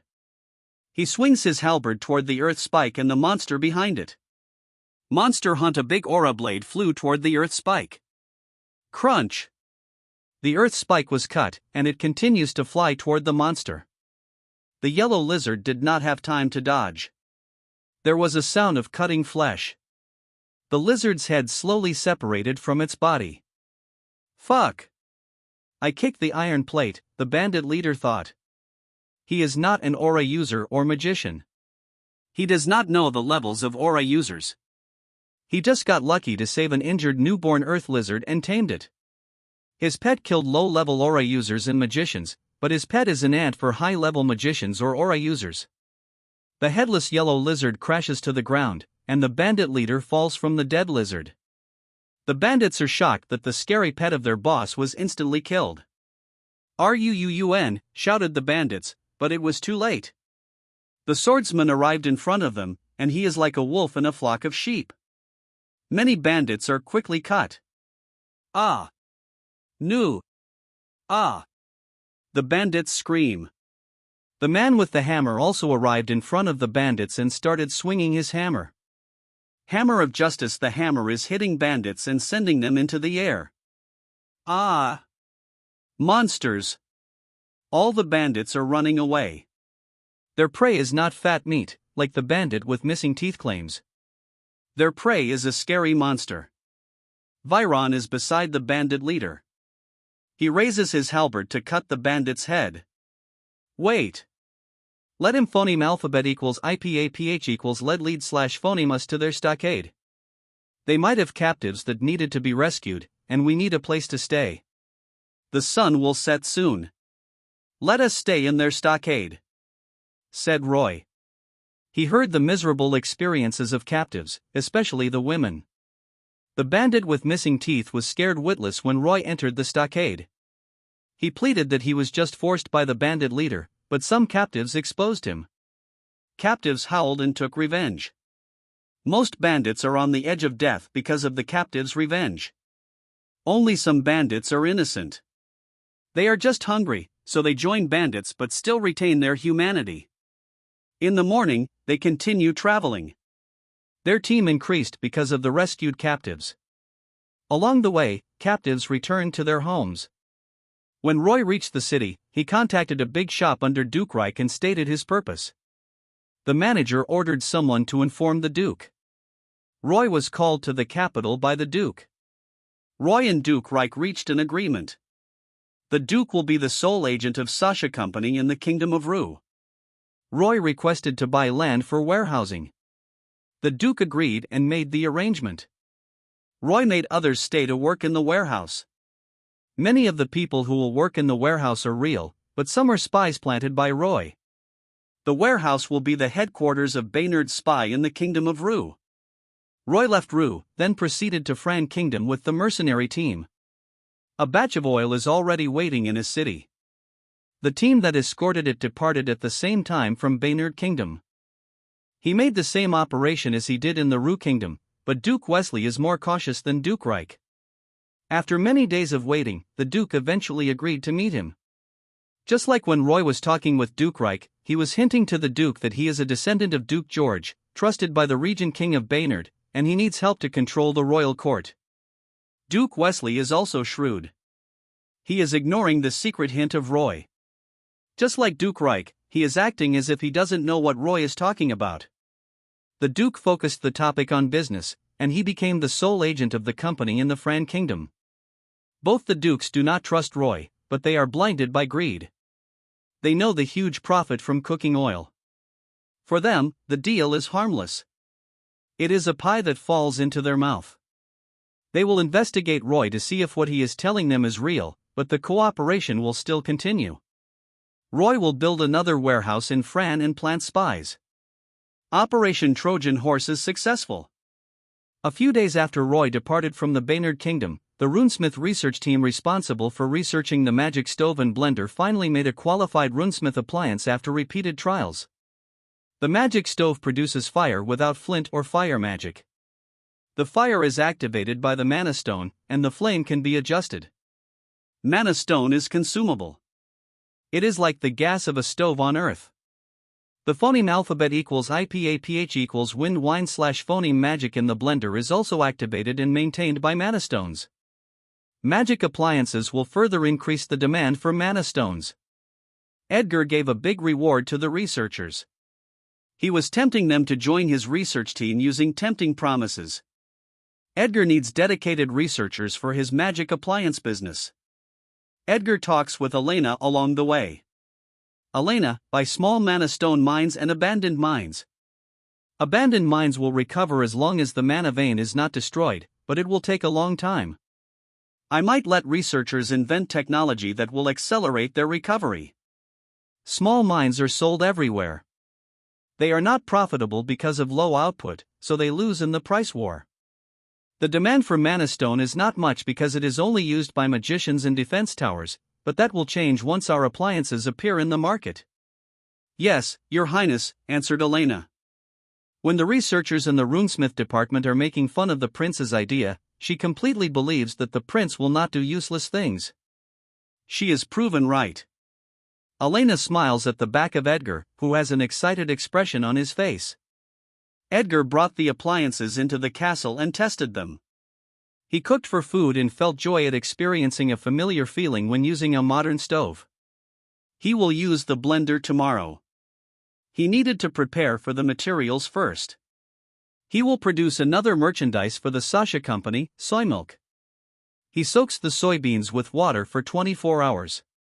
In the morning, Edgar removed the skin of the soaked soybeans and mixed them with water in the blender. He switched on the blender. The soybeans and water started mixing. After a while, the water became soy milk. Edgar opened the cap of the blender and poured the contents on a clean cloth to separate the milk. A casserole is beneath the cloth. Edgar heats the casserole that contains the milk. He heated it on the stove for 20 minutes. Soy milk cannot be drunk without being heated because it will be harmful. After heating, Edgar let the heated soy milk cool down and let Elena use water magic to transfer the milk to a glass pitcher. The glass still has bubbles. It is not a qualified product to be sold. Glass is still not ready to be introduced to the market. He poured soy milk into 2 cups. He added honey to the milk. He gave the other cup to Elena, and he drank the other cup. The soy milk tastes a little different from Edgar because honey is used and not sugar. Elena enjoys the soy milk. She doesn't even feel that any milk remains above her mouth. Edgar laughs at Elena and asks her opinion on the milk. How does it taste? Asked Edgar. Your Highness, it is more delicious than other milk that I have drank before, answered Elena while still blushing from embarrassment earlier. It is not ready to be sold in the market because it is easy to spoil. I need researchers to make a piece of equipment that will sterilize soy milk stored in a small clay or porcelain bottle. Call Medrez here. I want him to taste our future merchandise and prepare to create another company for magic appliances, said Edgar. Elena let someone call for Medrez. She already has her assistants. Edgar appointed 2 people who were taught by Elena earlier. Elena refused, but Edgar insisted, so she was forced to accept. Elena is no longer wearing a maid outfit. Edgar gave her a white-collar worker outfit. She felt embarrassed because her big mountains were emphasized by the outfit. Edgar gave her a bra, which he thinks will become another piece of merchandise later. Medrez arrived, and Edgar let him try the soy milk. Edgar also demonstrated the magic stove. Clap. Medrez clapped. He is astonished by the mind of Edgar. He wants to open the prince's head and learn how his brain works. The prince's ideas can earn mountains of gold. Your Highness, your invention will definitely be welcomed by the masses. You need to buy mana stone mines because the demand for them will definitely explode. Medrez's acumen in business is good. He can see the effect of appliances on mana stones. Too bad he does not have enough money to buy. I had already ordered Elena and I want you to prepare industrial production of appliances. The place must be near an area with good traffic and near the river where a wharf can be set up. The place should also be strictly guarded. I want you to work together with Elena and lure one master runesmith and many apprentices from runesmith workshops. I set up a magic teaching class, but it will take time to train them. I will set up another company for appliances. Sasha Company will make merchandise for food. The company that will make appliances will be called Flameworth Collection or simply FC. The trademark for FC will be a flame lion. Edgar paused for a while and let Medrez digest what he said, then he continued. Train managers for each company. I will assign you to another important company. Many companies will be created in the future and they will be managed under one group. The group will be called Flameworth Group. I will offer you a share in Flameworth Group after you work for 5 years. For now, I will give you a share that only earns dividends. Each managerial position will also receive the share offer. Edgar explained the meaning of share and it excites Medrez. The group holds political and financial power in the kingdom. Medrez feels that the group will be the umbrella of his future generation. Edgar kept telling Medrez about his plan. The company that I want to create next will become an important part in the rapid development of the kingdom. That company is a bank. Edgar named the bank Flameoff Bank. The bank will not copy all the services of modern banks. It will depend on available technology and staff. Edgar told Medrez how banks could gather deposits from nobles and merchants. The purpose of the bank is to make it convenient for trading that requires a huge amount of money. Nobles and merchants will deposit their money in a bank, and they will receive a commercial paper that could be withdrawn at any branch of the bank. The commercial paper on Earth is a short-term debt, but Edgar plans to use it as paper money that could be used for trading between merchants, nobles, and the royal court. Edgar wants nobles and merchants to accept commercial papers as money. To encourage them to use commercial paper, the Flameworth Group will offer discounted merchandise if merchants and nobles buy it using commercial paper. Your Highness, it will be very convenient for trading if your plan is carried out. They no longer need to drag a large amount of gold when carrying out business, said Medrez with admiration. Edgar smiles at Medrez. He did not say that he would use the bank to issue more commercial papers to fund the projects of the kingdom and pay them back later with zero interest. He will be the only one allowed to issue commercial papers because he knows the danger of them and did not tell anyone to avoid the possibility of leaks. Elena, how many people have learned the calculation method that I taught you? Asked Edgar. Your Highness, there are only less than 50 people that understand the calculation method that you taught. Elena is helpless because there are only a few people that could teach it. We should open a school that specializes in teaching calculations. We will spread the word that it will teach calculations for future staff of the bank to avoid making nobles vigilant and oppose the school. Medrez explained to nobles and merchants the function of the bank. Let them think that the school is for the convenience of trade. When the royal court is strong enough, we will push inch by inch and introduce more subjects in the school, just like the school in the town that we built. More schools will be built. I will make sure of that, said Edgar with conviction. Edgar further explains to Elena and Medrez what is needed for the bank. After their discussion, they all went out of Edgar's study room, but the chief of the intelligence department was waiting outside the room. He walked forward and greeted them. Your Highness, I have important information to report, said Skite, the chief of intelligence. Let us go inside, said Edgar with a serious face. If the chief came himself, it might be something important to the kingdom. Elena stayed outside, and the chief went inside with Edgar. Your Highness, there is a secret valley discovered by a sheep herder in Grey Mountain. There is a purple fog deep inside the valley. The sheep herder was poisoned when he was near the purple fog. His poison is the same as the purple fog in Deathland, said Skite. Edgar stood up. He feels very excited. Deathland is connected to the sea. It is the closest to the southern continent in the southern part of the central continent. It will give the Baynard Kingdom access to sea trade to the west and south.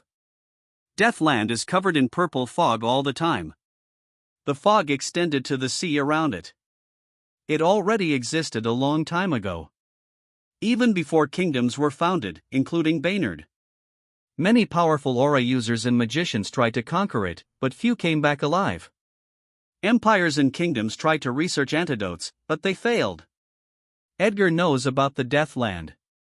It is separated from Baynard by huge mountain ranges that extend to the Fran Kingdom. Crossing the mountain is difficult.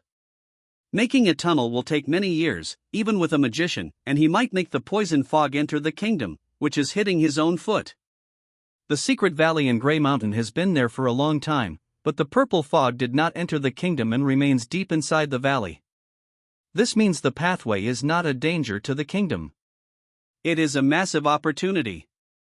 Did you block the news? Asked Edgar. Yes, Your Highness. It might cause panic if it spreads, so I ordered to block it, Skite answered with a confused face. He is confused about the excited face of the prince. The poison fog is a huge danger to the kingdom. Wait here. I will call for someone, said Edgar. He went outside to give orders to Elena. Edgar looked at Elena and said, Elena, call Chief Pelka here. Elena left the castle and came back with Pelka. Pelka went inside the study room. Edgar beckons him to sit down. Chief Pelka, I want you to send a research team to Grey Mountain and take a sample of the purple fog from Deathland. Look for plants within the fog. There could be antidotes in plants within the fog since they evolved to survive the poison from the fog. Use the microscope and test various antidotes on the poison. You should be able to see what plants have an effect on the poison. We must develop an antidote and remove the source of poison in Deathland. Pelka panicked when he heard that purple fog from Deathland appeared on the territory of the kingdom. He stares at the confident face of the prince. He grips his fists and swears in his heart that he will not betray the prince's confidence in them. They will do what no other kingdom or empire has ever succeeded in doing. They will do it with a microscope and chemistry. Skite, on the other hand, is not optimistic about the prince's plan. No one had ever created an antidote, not even an empire that is much more advanced than their kingdom. Edgar looks at the two people in front of him and states his true thoughts. We will conquer Deathland and open the sea trade. A navy is sailing in a foggy sea. It's been 3 years since the Baynard Kingdom opened sea trade. The fog is starting to clear. There are 10 ships sailing. The flags of the ships are waving. The flag is white with a blue dragon mark. The sail attached to the mast is pushed by phoneme alphabet equals IPAPH equals wind wine / phoneme to the Eastern Ocean. On the biggest ship, the captain is talking to his vice captain. The captain is quite dark and young, but there is sharpness in his eyes. His hair is black and has ponytails. He has a necklace with a wooden dragon. He is wearing a blue and white Navy Admiral uniform. His dark skin is a result of frequent exposure to the sun when he is in the sea. His face is serious while looking ahead. Follow the plan and don't let any enemy ship run away. We will let the incoming scourge be buried in our ocean, said Wilder, the admiral of the navy of the Baynard Kingdom. The fog cleared, and a beautiful blue ocean appeared.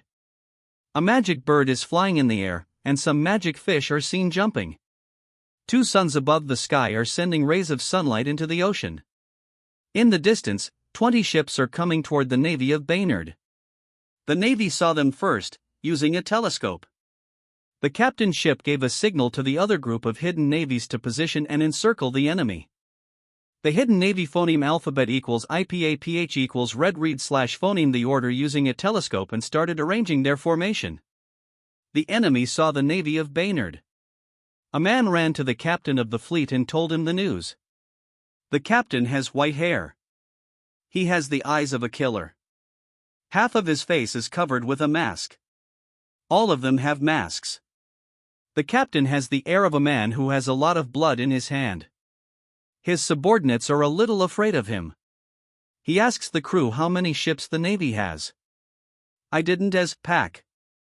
The captain did not wait for the sentence to finish and slapped the crew. Waste. Rigas, the captain, went out of the cabin. He applied aura to his feet and went to the observation platform on the mast. He saw the 10 approaching ships of the navy. He observed the surroundings to see if there is an ambush, but found nothing. He went down and gave orders. There is no ambush, and I don't feel aura users or magicians under the sea. Maintain formation for concentrated attack. Stay forward and shoot the enemy when they reach the crossbow range. We must destroy that navy in a short time. Yes, Captain. The crew prepared themselves for the coming fight. The flag bearer signals the order of the captain to other ships. Rigas stayed on the hull and is ready to respond to any changes. Rigas always led the ships of Duke Wesley during sea trade and had many battle experiences against pirates. Duke Wesley tried a few times to destroy the new city in Deathland using pirates, but he failed. This time, he will use a powerful fleet. Rigas' mission is death and chaos in the Purple City, the new city built on the poison-free Deathland, now called Purple Land. Both fleets are within firing range. There is a 300-meter distance between them. Big crossbows are in front of each ship. In each crossbow is a big magic arrow. Soldiers aim at each other. Attack! Attack! Both captains commanded the attack. Twang! Twang! Twang! Big arrows covered with fire element are flying toward each other. In the Navy, Aura Masters release their Aura and Aura blades at incoming big arrows that will likely hit the ship. Aura blades are flying toward the arrows. Water pillar fireball water bomb phoneme alphabet equals IPA PH equals wind wine / phoneme bomb aura blades bang. Bang. Bang. Many arrows that had the likelihood of hitting the ship were destroyed. The other one that was stopped by a water magician had deviated but still hit a little part of the hull. Boom. Smoke started rising from the ship. Other magic arrows fell into the water and exploded. Boom. Boom. Boom. High splashes of water appear quite a distance from ships. Spread. Move to the side, ordered Wilder. The flag bearer gave the signal. On the enemy side, the situation is almost the same. Water pillar aura blade ice cone phoneme alphabet equals IPA PH equals wind wine / phoneme blade fire blade magic skills and martial skills are flying and blocking the incoming arrows. Arrows exploded, and high splashes of water appeared when magic arrows fell on water. The enemy ship saw the movement of the Navy and thought they were retreating. They rejoice and cheer. HMP. Fledgling. They probably thought we are as weak as pirates. Catch up with them. Order water magicians to attack first and delay their escape. We must not let them go. Our mission must remain a secret. Rigas feels confident that he can carry out his mission if the Navy is this weak. He did not doubt their retreat because he saw the smoke from a ship. They are already at a disadvantage in the first confrontation, so it is natural for a Navy commander to order a retreat. Unbeknownst to them, there is a danger lurking beneath them. Dragon pillar boom. 6 ships exploded in their middle. 6 water magicians simultaneously attacked the enemy's ships. Woods and crews are blown away. In the middle of the ship is a rotating water pillar. The head of the pillar turns into a dragon and begins wreaking havoc on the ship. The 5 ships disrupted the formation, and many ships could not advance. In the middle of the formation is the captain's ship, and its middle is also blown away. A water dragon is in the middle, and at the top of its head is a handsome young man clad in aura. He is wearing white and blue armor with a blue dragon mark on his left chest. His name is Feiyu. The water dragon opened its mouth. Water bomb boom. Boom. Boom. Water bombs are blowing the enemies that haven't recovered from shock. Aura users and magicians escape or block the attack. The water dragon moves to the hull. Water wave gush. A big wave washes the hull, and many enemies are washed to the sea. The enemies that remain standing are magicians who used magic shields and aura users clad in aura. Feiyu landed on the wet hull of the ship. He is surrounded by aura users and magicians. He fearlessly stands alone at the center of the enemy. A while ago, on the captain ship of the fleet of Baynard's navy, Wilder is standing on an observation platform on the mast and observes the enemy's fleet with a telescope. The vice captain used aura on his feet, then climbed on the observation platform to inform Wilder. "Captain, it will take time for other Navy ships to reach position." Wilder nodded and said, "Continue moving, keep the direction. We must let them think that we are running away. The Blue Dragon Guard plays a vital role in this operation. Without them, this operation is not possible. Our fleet will suffer more losses if we were to create a plan without their participation." Special Force is a term used by His Majesty to describe a unit of army composed of elite soldiers. I never thought that magicians and aura masters could be used this way. Order the other ships to make it faster. Let phoneme alphabet equals IPAPH equals wind wine / phoneme and water magicians help.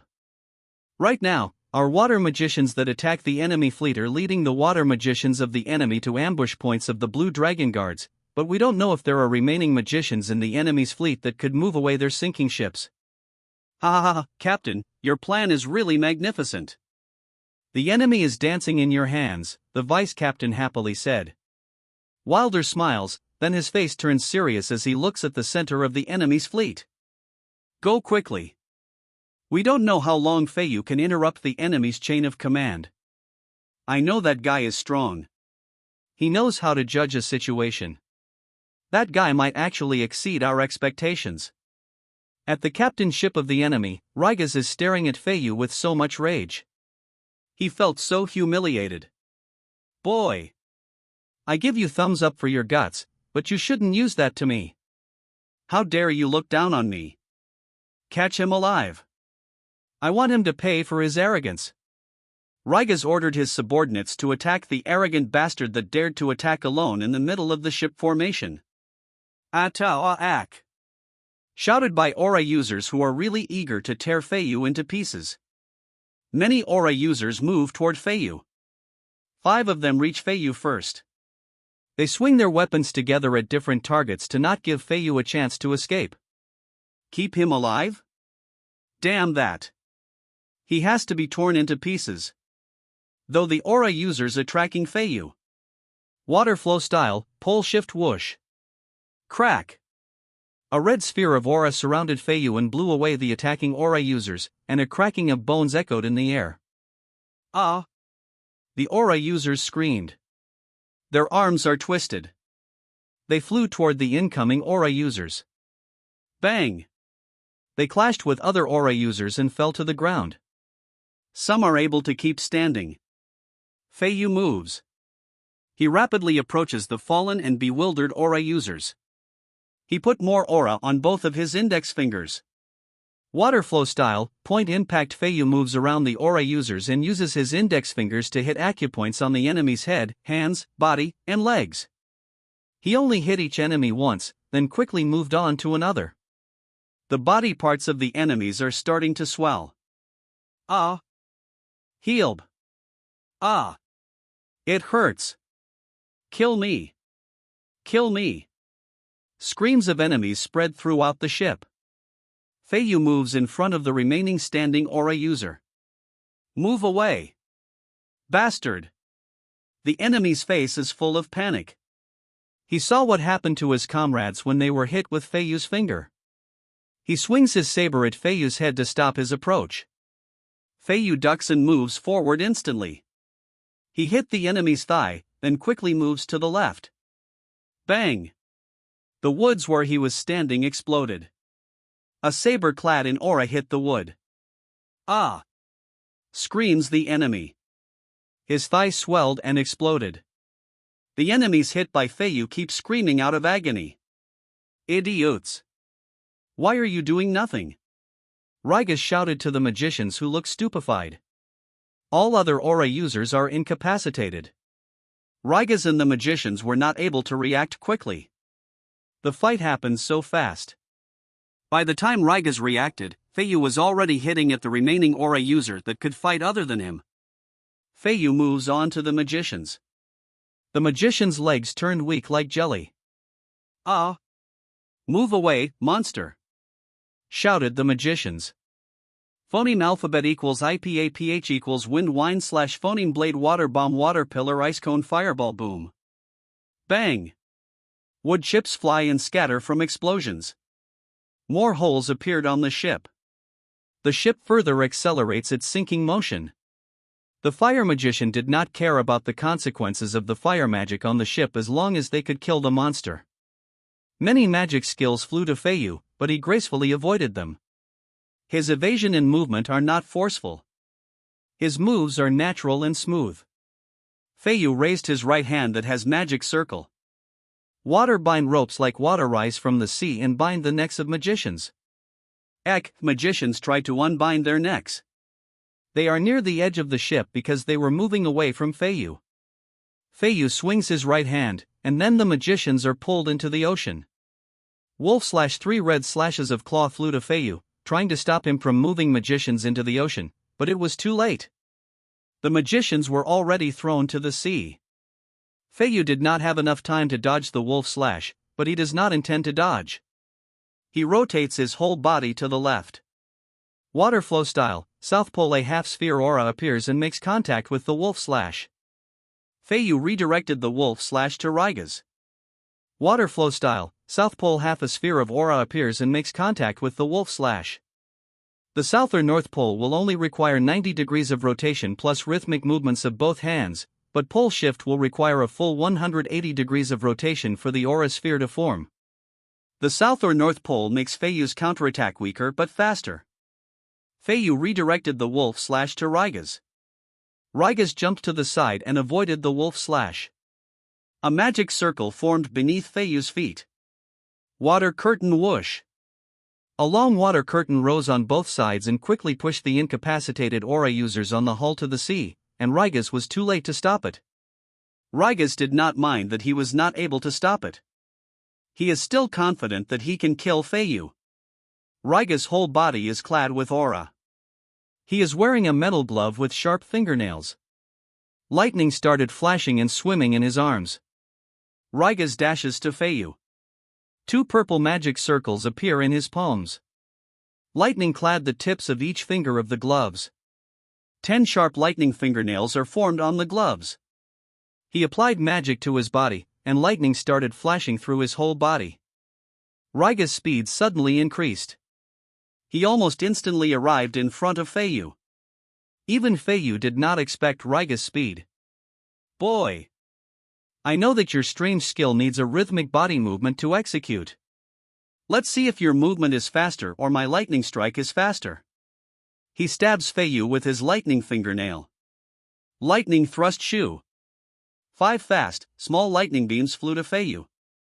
Feiyu dodged. The lightning beams passed him, and they flew for a few meters before disappearing. Feiyu moves to the right and intends to rotate his whole body to execute his skill, but Raiga's predicted it. Raiga's left hand also stabs at Feiyu. Lightning thrust. Another lightning beam flew to Feiyu. Feiyu ducked and moves to the left. Raiga's followed him and repeatedly struck him with lightning thrusts. Lightning beams keep flying in the air. Feiyu keeps dodging the strikes from Raiga's. He cannot use point impact and pole shift because Raiga's is too fast. A magic circle appeared beneath Feiyu's feet. Water pillar. A water pillar pushes Feiyu to his back. Raiga's quickly chases Feiyu. Raiga's mockingly grins at Feiyu and said, "Ha ha ha boy. No matter what you do, you can't get his sentences cut off." He is hit by a rotating pillar that Feiyu prepared. The rotating pillar came from the sea, but Raiga's did not see it. Feiyu attacked him from his blind spot. Raiga's body is hit from the right side. Ah! Raiga screams as he is being pushed by the water pillar. Raiga sees that he is going to hit the railing. The force from the water pillar will break the railing and push him to the sea. He will be at the mercy of a water magician like Feiyu once he falls into the sea. Raiga's gritted his teeth. His mouth is leaking with blood. A magic circle formed in both of his hands. More lightning is flashing and swimming in his arms. An energy ball made up of lightning element is gathering in both of his palms. Raiga's put more aura on his whole body, then gritted his teeth. He strikes both his palms with energy balls on the water pillar. Thunder shock boom. A loud explosion echoes through the ship. The water pillar exploded, and a lot of water droplets fell. Rygas was pushed backward by the shockwave, and more blood leaks from his mouth.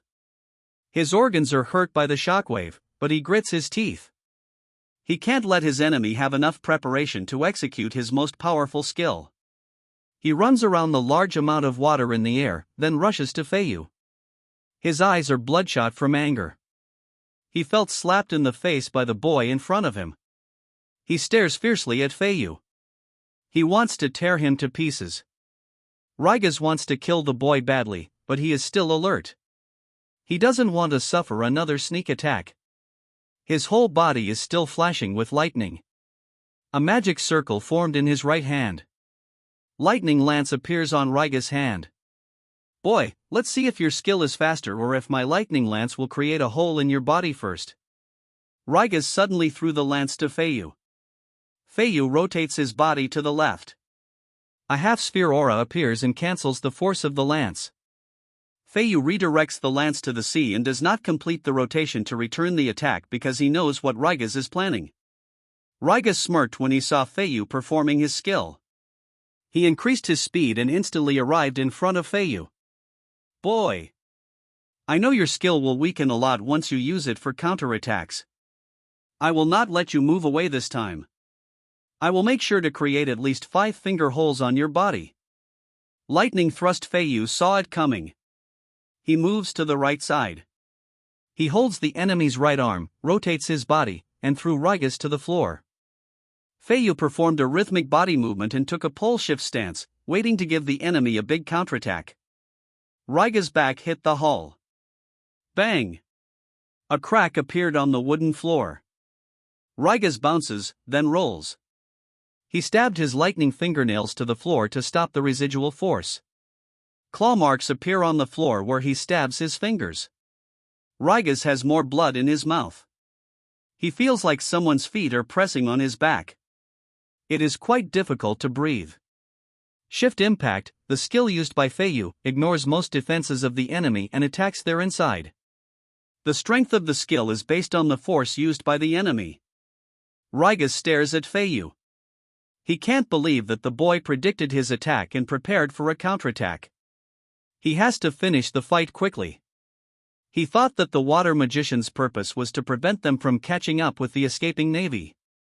The attack by water magicians is definitely a strategy of the navy. The navy will probably arrive soon. A large amount of aura is released by Rygas. It formed into a silver night wolf. The wolf has a horn on its forehead.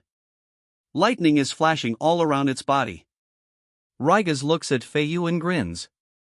Boy, at this distance, I will rip your head off before you can execute your skill. Thought Rygas.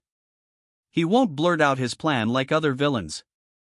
Rygas charges at Feiyu, who is in a pole shift stance. Thunder charge. Bang! There was a loud sound like thunder when Rygas moved. A red blur with lightning almost instantly moves in front of Feiyu. Pole shift. Feiyu moves when Rygas moved. When Rygas arrived in front of Feiyu, he is met with a red sphere aura. Pole shift is instantly activated. Rygas did not expect it. Rygas' attack is redirected, and he is rotated around the sphere. Feiyu threw him to the floor. Bang! Rygas bounced off the floor. Feiyu did not cancel the pole shift. He made another rotation, and the aura sphere gathered in his right hand. The sphere is as big as a basketball and is rotating rapidly. Remnants of a red thread-like aura are still moving around it. He rotates as he threw the aura sphere to Rygas. World rotation. Feiyu left the ship rapidly and moves away. He knows the power of his attack, especially at sea. The aura sphere hit Rygas in the air when he bounced. The aura sphere expanded rapidly and ripped Rygas' body apart. Aha! Screams Rygas. He is swallowed by the sphere, and his screams stopped. The sphere still expanded, and the woods of ships cracked and were then drawn to the sphere. Soon, the ship is swallowed by the sphere. A huge whirlpool appears in the middle of the ship formation. Ships near the whirlpool are immediately sucked. Ships further away are desperately trying to move away. Help! The crew shouted in his ship trap at the edge of the whirlpool. Work damn harder. Move away from the whirlpool. Faster! Captains from ships in further distance are urging their crews. An old man in a blue cape and holding a magic staff saw the situation is not good and signaled the retreat order. He thought Rigas could handle the situation, but he did not expect that his damn comrade was so incompetent. Rigas is probably killed. Many of our aura users and magicians are also killed. Signal the retreat. The mission failed. Boom! Boom! Boom! Sudden explosions appeared. Old man! Old man! Not good. We are surrounded by the Navy. A panicked ship captain is reporting the shocking news to the old man. The old man went to the edge of the ship and looks at the 30 ships that surrounded them, firing big magic arrows. Most of their ships are static targets. The destroyed ships earlier halted the advancement of their fleet. He is shocked by the sudden changes. Some of their ships could escape if their water magicians worked together to move the sinking ships. Why did they not return? Did something else happen to them? Asked by the old man to himself, his face changes after realizing something. The commander of the Navy played them. He frowns.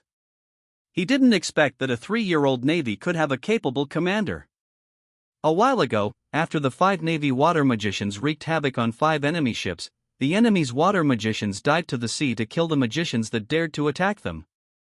Each Navy's magician is chased by 3 water magicians. 4 water magicians are rapidly moving under the sea. A pretty girl with long, light blue hair is being chased by 3 water magicians. All of them are clad in blue mana on their whole bodies. The mana separates the water from their body and lets them breathe for a longer time under the sea. They are moving like torpedoes. Water beams and water blades kept being shot at the blue-haired girl, but she swiftly avoided them. Runes are shining at the back of her white and blue armor. She is also a member of the Special Forces Blue Dragon Guard. Soon they reach an area with rock formations. The girl went down to the rock formations. The enemies follow her. Water beam, water blade, shoo. Shoo.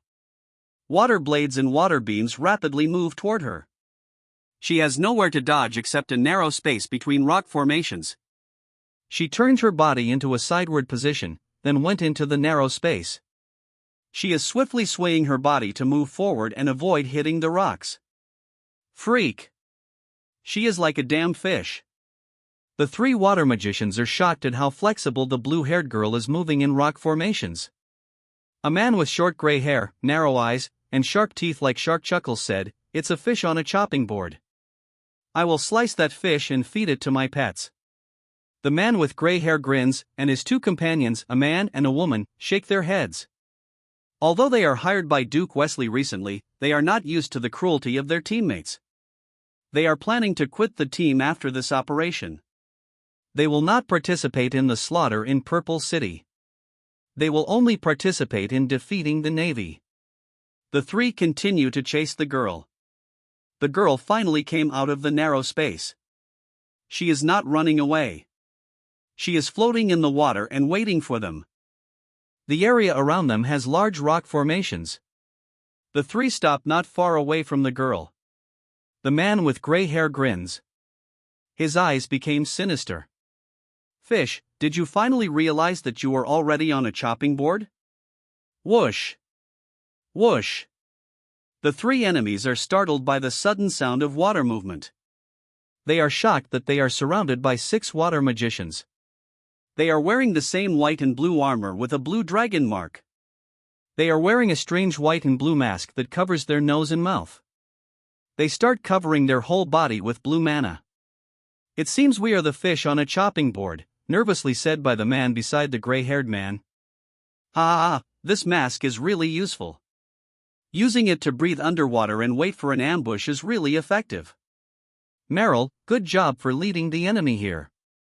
You can now go to the surface. You are now running out of air," said the leader of the team. Meryl nods. She stares at their enemies for a while, then moves like a torpedo toward the surface. The team leader looks at the 3 water magicians and said, "You should thank us. The place we chose as your graves is the best among the graves of your other teammates. Meanwhile, the enemy fleet keeps being attacked and cannot fight back. Boom! Boom! Many magic arrows that look like orange fireworks keep flying in the air and hitting ships. There is only chaos in the enemy ship formation. Every ship is scrambling to get out, but they are just clashing with each other. The old man saw the situation, and he has to make a decision. Wait here. I will move away the ship that blocks our way out, the old man said to the ship captain. Old man, do it quickly, or we will be buried here. The ship captain urged. The old man moves to the edge of the ship and covers his whole body with blue mana. He dives into the water. A blue magic circle appears on his body. Bang! He moves like a torpedo. He is moving away from the fleet. He does not intend to help. The fleet is doomed. He has to save himself. Behind the old man, a woman with short white hair is also rapidly moving. She is also wearing white and blue armor with a blue dragon mark. Behind her ears are blue, fish-like gills. She is demi-human. She is one of the Navy's water magicians, waiting under the sea to eliminate any fish that escape the net. The old man, Oscar, is a big fish that needs to be destroyed. Era aims her right hand at Oscar. Water Beam Oscar felt the mana fluctuation and saw Era behind, casting magic. He dodged the beams and directed his magic staff toward Era. Many water blades are moving to Era. She swiftly dodges them while she attacks. Oscar cast another magic. Water tornadoes move toward Era, but she still gracefully avoided them. Era is rapidly approaching Oscar. Oscar noticed that the girl is faster than him. He wants to eliminate the girl to hide his direction of escape. He moves away from the Navy and shows an open space in the sea to quickly kill the fly that don't want to leave him. Splash! Splash! 2 splashes of water appeared on the surface of the sea. Era and Oscar went back to the surface and face each other. They are standing on the surface of the sea. There is a small island nearby where some birds are sitting and flying. Waves keep moving as both magicians stare at each other. Era is smiling, but Oscar is expressionless. Girl, our fleet is defeated. I am no longer a threat to your fleet. I am just a defeated old man and want to retire.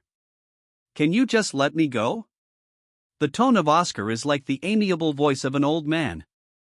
Ha ha ha. Old man, don't fool a little girl like me. I know who you are. Hidden beneath your amiable face is a hideous old wretch. You revenge for the slightest grievance. You torture your enemy and their family with magic experiments. You are too dangerous to be kept alive. Era aimed her 2 hands at Oscar. Magic circles appear on her hands. Ice cone Oscar is lifted by a water wave and moves around to avoid the ice cones. Little girl, don't believe the rumors. I have many evil enemies that want to smear me. I can even introduce you to a good teacher of ice magic, said Oscar. Era ignores the old man and still keeps attacking. The old man lost patience. His face turned fierce. Stupid kid. Listen to me while I am still being kind, shouted Oscar, then he directed his magic staff to Era. A water pillar rises and attacked Era. Ice skate Era moves and avoided the water pillar. She leaves a trail of ice wherever she moves. She suddenly jumped to the right with a backflip. Bang! A water pillar suddenly rises from the sea and destroyed the ice where she was standing. Era landed on the sea. Bang! Another water pillar rises beneath her, but she dodged it. She is pushed to the air by a water pillar she casted. A water pillar attack. She jumped on the top of the pillar. Ice skate she moves down from the pillar as ice forms on its surface. Oscar feels insulted. How dare you! Shouted Oscar as he casts magic. Bang! The pillar turned into water tornado. The ice on its surface broke. The debris of ice and Era are blown away. Era grits her teeth and rotates her body in mid-air. Ha ha ha ha. Die, bitch! Shouted Oscar with a big grin. Water pillar rises from the sea. Era steps on a broken ice and jumps to her right with a somersault. As her body rotates in the air, an ice spear is forming on her right hand. A magic circle appears at the tip of the spear. Era threw the spear at Oscar. Frost spear. The magic circle on the spear suddenly expanded. The spear moves into the circle, then it turned into many smaller ice spears. Oscar is shocked. A water tornado rises and covers him. The tornado blocked the spears, then it turned into a rotating pillar and attacked Era with 2 more pillars. She keeps jumping and dodging as water pillars keep appearing. Many water pillars surrounded Era. They started moving toward her. She has no escape. Phoneme alphabet equals IPAPH equals route/phoneme on the water. This is your choice, kid. You should have accepted my offer. Now, DIEE. Oscar's face still looks hideous. He no longer bothers to hide his true self. Era's face still looks calm. A white magic circle is under her feet. Even Oscar did not notice when she cast it. Ice Sword. Era flew to the air while standing on an ice sword. Boom! Boom! The water pillars hit the water where she was standing. Era moves around the water pillars and got out of encirclement in the air. She moves toward Oscar. A magic circle formed on her right hand. Ah, old man, you are no longer masking your true face. It looks so hideous. Let me turn you into ice. You will look 100x better. Even children will dare look at your face. Frozen spear. A frozen spear rapidly flew in the air. Oscar dodged the spear that turned the water into ice. He is moving to the right while riding a wave. His face is full of anger at the provocation of the girl. He never met any woman whose mouth is as vile as the girl in front of him. Era follows Oscar as magic circles appear around her. Many ice cones came out of the circles and attacked from the air. A water tornado covers Oscar and blocked the ice cones. Era is raising her right hand. A huge white magic circle forms above the water tornado. Art of Frost, iceberg. A huge block of ice came out of the circle and rapidly falls on the tornado. Boom! The tornado is destroyed and a huge wave of water appears as the iceberg crash into the sea. Splash! Oscar suddenly came out of the sea as he stands on the head of a sea monster he casted. It looks like a 7-meter-tall cobra, but its teeth are sharp, and it has 2 big fins. Damn bitch! Let a sea monster rip your vile mouth with your head! Oscar furiously shouted. Saurus breathed. The sea monster fired the energy ball in its mouth. The energy ball turned into many sharp, thin energies. The energies are as thin as chopsticks. Era's face changed. She directed her sword to move up, then she put more strength on her feet and jumped with a backflip. She can hear the sharp movements of the energies in the air. She avoided the energies by a hair's breadth. Her ice sword is destroyed. Oscar saw that Era avoided the attack, but she is in the air with nowhere to stand and evade. Ahaha, bitch. You're finish. Oscar attacked her again with Saurus. Era forms ice on her palms and pushed herself in the air. Oscar is shocked that Era dodged the attack. His face looks distorted. He put more mana for a wider range of attack. A bigger energy ball is forming on Saurus' mouth. Era felt the fluctuation of mana. An ice sword appears on her feet. She controls the sword to fly toward Oscar. 3 white magic circles appear above her head. Saurus attacked. Many sharp and thin energies are flying in the air. Sword dance. Many ice swords appeared around Era and started moving around her, not leaving any blind spots. The thin energies hit the swords, but they only left a small scratch. Era controls the swords. The swords float around her, then she stretched her hand and swings it.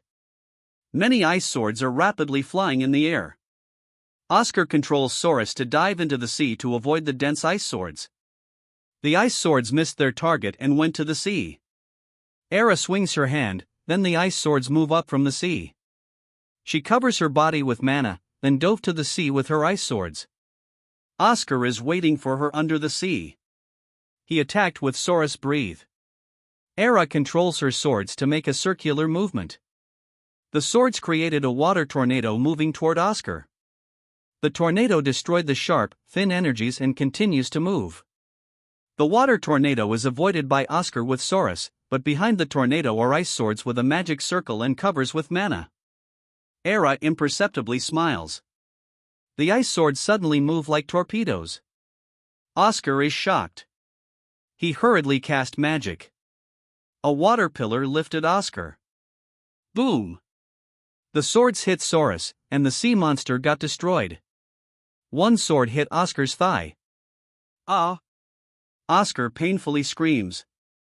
The sword completely penetrated his thigh. The water pillar moves Oscar to the surface, then he controls it to move away. Oscar holds the hilt of the sword with trembling hands. He gritted his teeth and suddenly pulled it up. Ah! Oscar screamed. He is panting. His face looks so distorted. He stares fiercely at Era, who just went back to the surface. Bitch! I will return what you did to me 100 times more painful. Shouted Oscar, then a big magic circle appears beneath his feet. Splash! An 18-meter, three-headed snake rises. It faces Era, who is standing on her floating sword, surrounded by her ice swords dancing and moving around her. Oscar fiercely stares at Era. Each snake head forms an energy ball, then they attack. Era controls the ice swords to block the attack. Bang! The energy ball and ice swords exploded. Era stretched her right arm to the sky. A huge magic circle appears above the ancient snake. Art of Frost, Ice Rain. Many sharp ice came out of the circle and start to rain. Two heads of the snake aim at the ice rain. The energy balls in their mouths are getting bigger. Art of Zoria, Scattering Bomb. The ancient snake attacked. The two energy balls moved to the ice rain, then they suddenly turned into many smaller energy balls. Boom!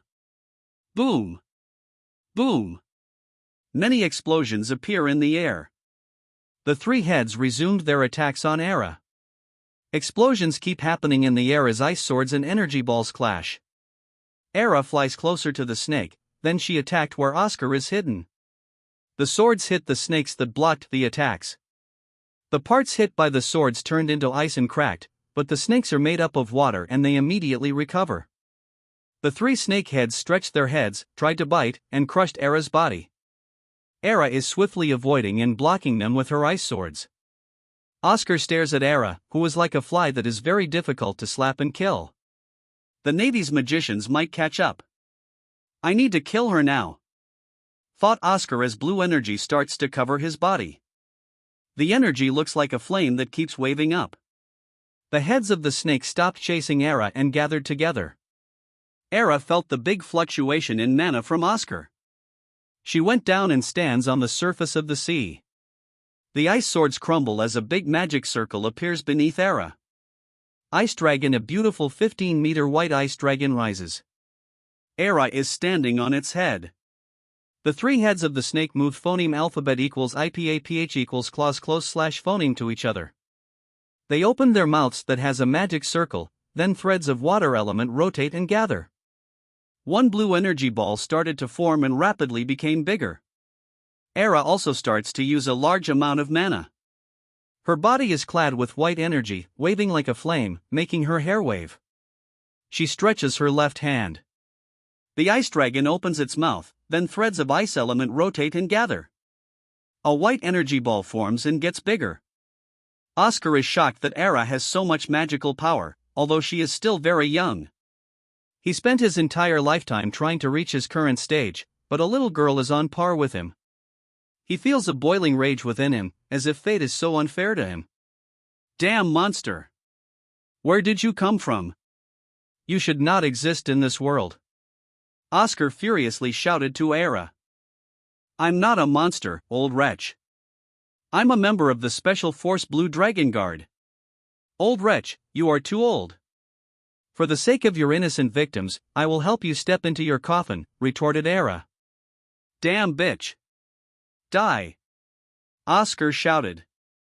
Zoria's breath, Deathbringer Dragon's breath, absolute zero. Both Era and Oscar attack. The white energy beam from the ice dragon and the blue energy beam from the ancient snake clash. Bang! The clash put pressure on the water. The water beneath the clash parted sideways, and huge waves moved to the sides. The beams keep pushing each other. There is no clear winner. Ah! Ah! Both Era and Oscar are pushing themselves to the limit. Crack! The blue beam that has direct contact with the white beam started to turn into ice and crack. Crack! Crack! Bang! The blue beam is defeated. Boom! The white beam became unimpeded and moves toward the snake. The white beam expanded, and the whole snake is hit. An oh, desperate cry of Oscar. The three-headed snake and Oscar, who is hiding inside it, are turned into ice. The water near the snake is also turned into ice. Crack! Crack! The snake started cracking, and the crack is spreading. Bang! Bang! Debris of ice fall and created big splashes of water. The three-headed snake and Oscar are destroyed. Era feels so exhausted. She is panting heavily. She's losing strength in her feet. The ice dragon crumbled, and she fell together with the ice. Her eyes are closed. She really wants to fall asleep. She wants to sleep on her comfy bed invented by the king's company, then eat her favorite ice cream when she wakes up. Whoosh! Era felt someone hold her. She still feels like falling, but someone is holding her like a princess. They landed on the sea surface. You did a good job. Just continue to sleep. You are in good hands. Era heard the voice of a man. She vaguely sees the handsome face of Feiyu. She no longer held on to her urge to sleep and fell directly into her dreamland because she knew she is really in good hands. Meanwhile, the remaining ships of the enemy's fleet raise a white flag.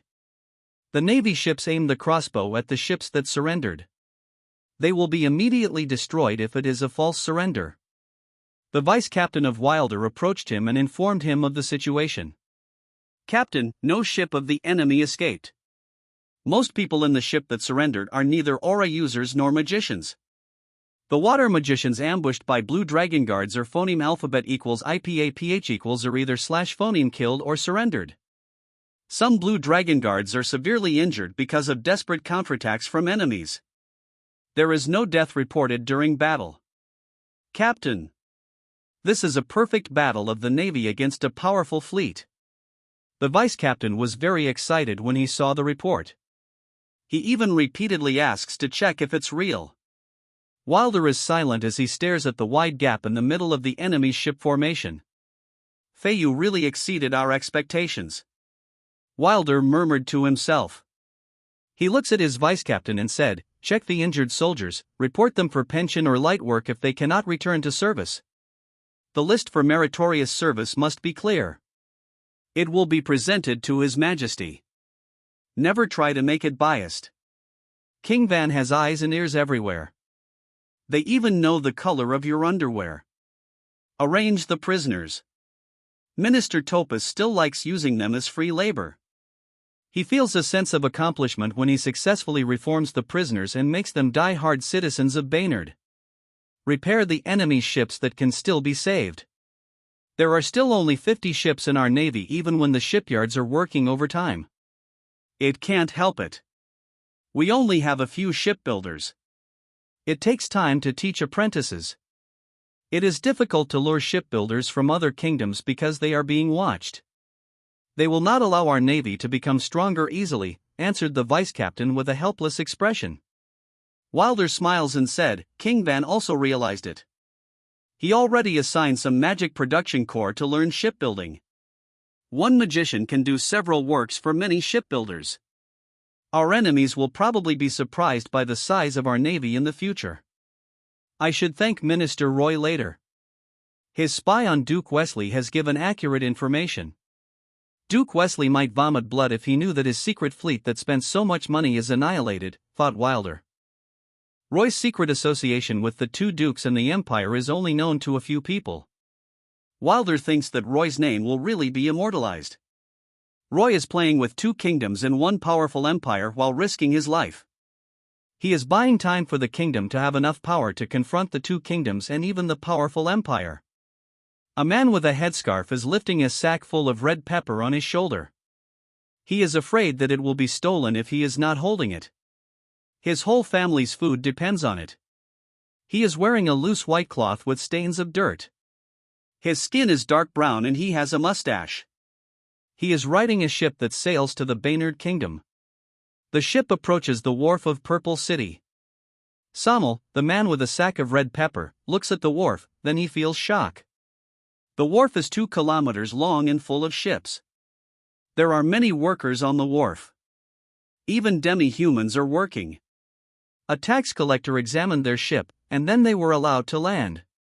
Samuel looks at a row of big houses not far away. They said that they are warehouses rented to businessmen. The wharf is very noisy. There are curses and laughter from workers. There are arguments from businessmen. Samuel exchanged money with the currency of Baynard. He starts to feel hungry. He went toward the rows of restaurants and food stalls. He smells something delicious from the smoke that spreads in the air. He is standing in front of a barbecue stall. A pork barbecue is being cooked. He swallows his saliva, which seems to want to flow from his mouth. How much is this? Samuel pointed at the pork barbecue. You're a foreigner, but don't look like a businessman. You came from a faraway land, so I will give you a discount. Just give me 5 copper coins. If the kingdom did not breed pigs on a large scale, only a few people could probably buy pork, said an aunt. She is a refugee from the Fran kingdom. They immigrated here with her husband and child. The kingdom embraced them. Her husband works at the wharf, and their child goes to school with an allowance that she uses to buy snacks every day. Thank you. You are so kind. This is very delicious. Samuel happily eats the pork barbecue. The aunt smiles at Samuel. She is proud of her craft. It is her secret recipe. Samuel continues his journey. He drank from a faucet nearby and was astonished that water could come out of it. He thought it was magic. He thinks the kingdom is extravagant enough to let a water magician stay there all the time. He continues to walk on the cement road. The road extends from the wharf to the city. Samuel is bewildered at how the Baynard Kingdom made a flat stone road. The road is full of traffic. He reaches the city gate in the afternoon. The guards are kind. They do not blackmail. They strictly do their job. Samuel stated his purpose, and he was told where to go. He went inside the city, and his eyes turned wide. There are rows of inns, hotels, and restaurants. There are rows of businesses further away. The city road is wide. There are strange-looking poles at every few distances. The city is very clean. There is no beggar. There is no smell of urine or feces. No trash on the ground. There are trash cans neatly arranged every few meters. Everything is neatly arranged. There are many people walking on the side. The steeds have a bucket on their backs that catches their feces. Samuel walks with his mouth wide open. Uncle, move to the right. The uncle policeman said you must always walk to your right on the road, said a cute 8-year-old girl. She is wearing a yellow backpack and her favorite floral dress. Her yellow backpack has a sewn cute magic rabbit. Samuel was flustered by the little girl. He looks around, and what the little girl said is true. Do you know where Pelka Street is? Samuel asked the little girl. It's there. Did you not phoneme alphabet equals IPAPH equals red read slash phoneme it? The little girl pointed at the street sign. Why can you phoneme alphabet equals IPAPH equals red read slash phoneme it? Even those kids with the same strange bags like you? Samuel notices that there are children with the same backpacks but with different colors, and only some have sewn images of cute magic beasts. Of course we can phoneme alphabet equals IPAPH equals red read slash phoneme them, and uncle, it is not strange bags. It is fashion. The little girl pouted that the uncle called her favorite bag strange. She left the strange uncle with an annoyed face. Samal cannot even phoneme alphabet equals IPAPH equals red read slash phoneme. He feels envious of the citizens of this kingdom. He continued to walk and soon reached the busiest place in the city, the public market. Food, clothes, utensils, every type of merchandise is properly divided. There are so many people. The place is noisy. There are voices of bargaining. Policemen keep patrolling the place. There are snack vendors that walk around. There is a street food that sells a wide variety of foods. Demi-humans, elves, and humans are happily eating together. Dwarves and humans are drinking together. The street food is a must-see for visitors to Purple City. Samal is tempted to try the foods, but he has to go to an office first. Soon he arrived at the Rare Items and Species Research, or simply Ray's branch. Samal went inside, and he is met by the head branch. Ha ha ha ha. Welcome, friend from faraway land. Don't worry, even if your item is useless, we will give you enough money so you can go back home. We can even arrange for you to give you a free ride with our business partners. What did you bring, my friend? Asked the head branch named Rowan. He likes meeting Serenians himself because they always bring useful items or seeds, even a truly rare seed. Leader, I brought a vegetable that tastes spicy. It improves our appetite when we eat it. It will definitely bring a different taste to food. Samal is nervous. He does not feel confident. He is just taking chances, like the person in the neighboring town who received hundreds of gold for bringing seeds here. He opened the sack and showed a red pepper. Ha ha ha. You are very lucky, my friend. What you brought is very rare. King Van has been looking for it for a long time. The king had already said that whoever brought it would be met by him. I will bring you to the capital tomorrow. I will arrange where you will sleep. Your expenses will be free. Rowan brought Samal to a high-end hotel. Samal is brought to the Flameworth Hotel. The floors and walls are brown marble. The light from the magic lamp is just right. Samal feels comfortable with the ambience, but he feels unworthy of staying here. He is guided to his room and taught how to use the appliances. The light in the room is coming from a chandelier on the ceiling. The magic lamp is switched on and off by a switch hanging in the middle. Electricity is not yet invented, but magic has magical ways. Samal opened the curtain. The window is made of glass. It is turning dark, and the street lamps are being manually activated. The main streets are all lit. Hawkers started to sell near the lamps. Children started running and chasing each other. He can see the street food completely lit and full of people of different races. It is the only city in the world that never sleeps. Samal went to the bathroom. He used the toilet and flushed. He keeps trying to flush out of astonishment and curiosity. He took a bath in the shower. He turns on the magic heater, just like he was taught. Samal showered in hot water and felt very comfortable. He dried his wet hair and body with a towel. Samal looks at himself in the mirror. He jumped out of fear earlier when the room attendant introduced the mirror because he saw people inside it. Samal keeps making different gestures to make sure that he is the man in the mirror. He moves closer to the mirror and keeps making different facial expressions. Samal nods his head. He really is the man in the mirror. He went out of the bathroom and changed into new, clean clothes given to him by the hotel. There is a bell ringing in the room. He was told that a waiter would deliver food and ring the bell. Samal opened the door and let the waiter come in. He asked the waiter if there is a hidden water magician nearby. The waiter was bewildered by the question and asked why. Samal is curious because water is coming out of the shower and toilet. The waiter laughed and explained that it is because of physics and not magic. Samal did not understand, and he stopped thinking about it. Samal ate his delicious dinner, turned on the air conditioning, and went to sleep on a comfy bed. He woke up in the morning with a satisfied expression. He never had a very enjoyable night. He ate the delivered breakfast and went out of the city in a comfortable carriage with the head branch. Rowan took out a huge piece of paper that he bought from a boy. It only cost 2 copper coins. Paper is expensive in their country. Samul thought that Baynard is really extravagant. Rowan noticed Samul's curiosity.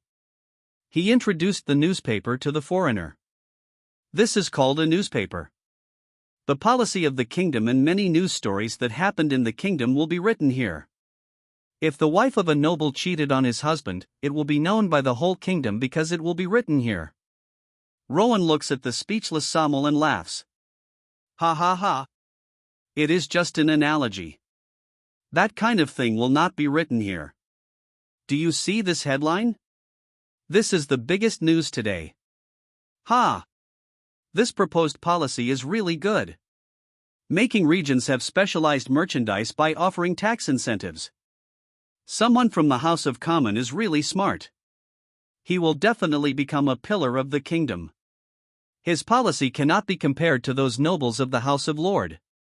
Rowan is talking to himself when he noticed the confusion of Samul. Our political system is different from other kingdoms and empires. King Van called it a constitutional monarchy.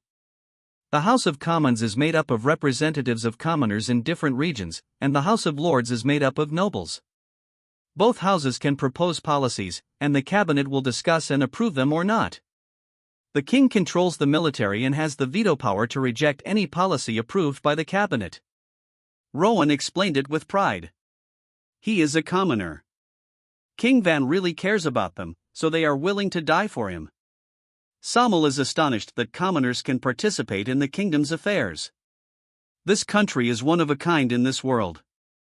Soon they will reach the valley that connects the Baynard Kingdom and Purple Land. It was said that the plant for an antidote to the poison of purple fog was discovered by Chief Pelka in this valley. A powerful team of aura users and magicians used the antidote to explore Deathland. They discovered a 50-meter-sized dead purple dragon near the center of the Deathland. The poison dragon is in a cave on a big mountain now called Poison Dragon Mountain. A poisonous purple mist is coming out of its rotting corpse. The purple poison mist at the center of the Deathland was so concentrated that it formed a poison lake. Powerful aura users and magicians gave up exploring the center in the past because they could not stop the rapid erosion of purple mist poison in their bodies even with magic and aura.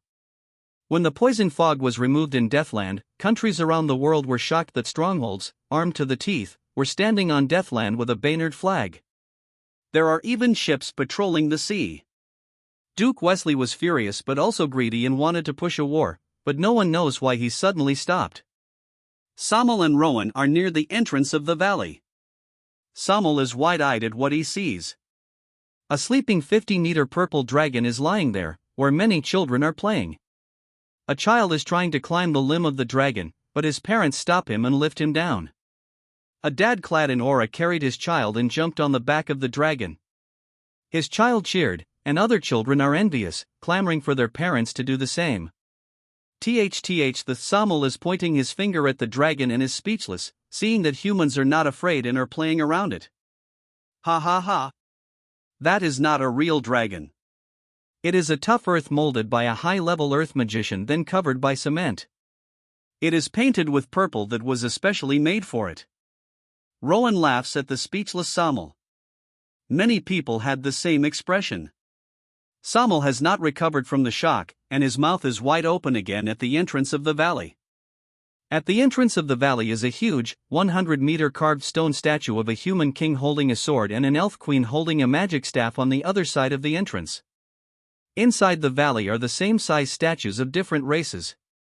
The beings are known legends of different races acknowledged by the whole world.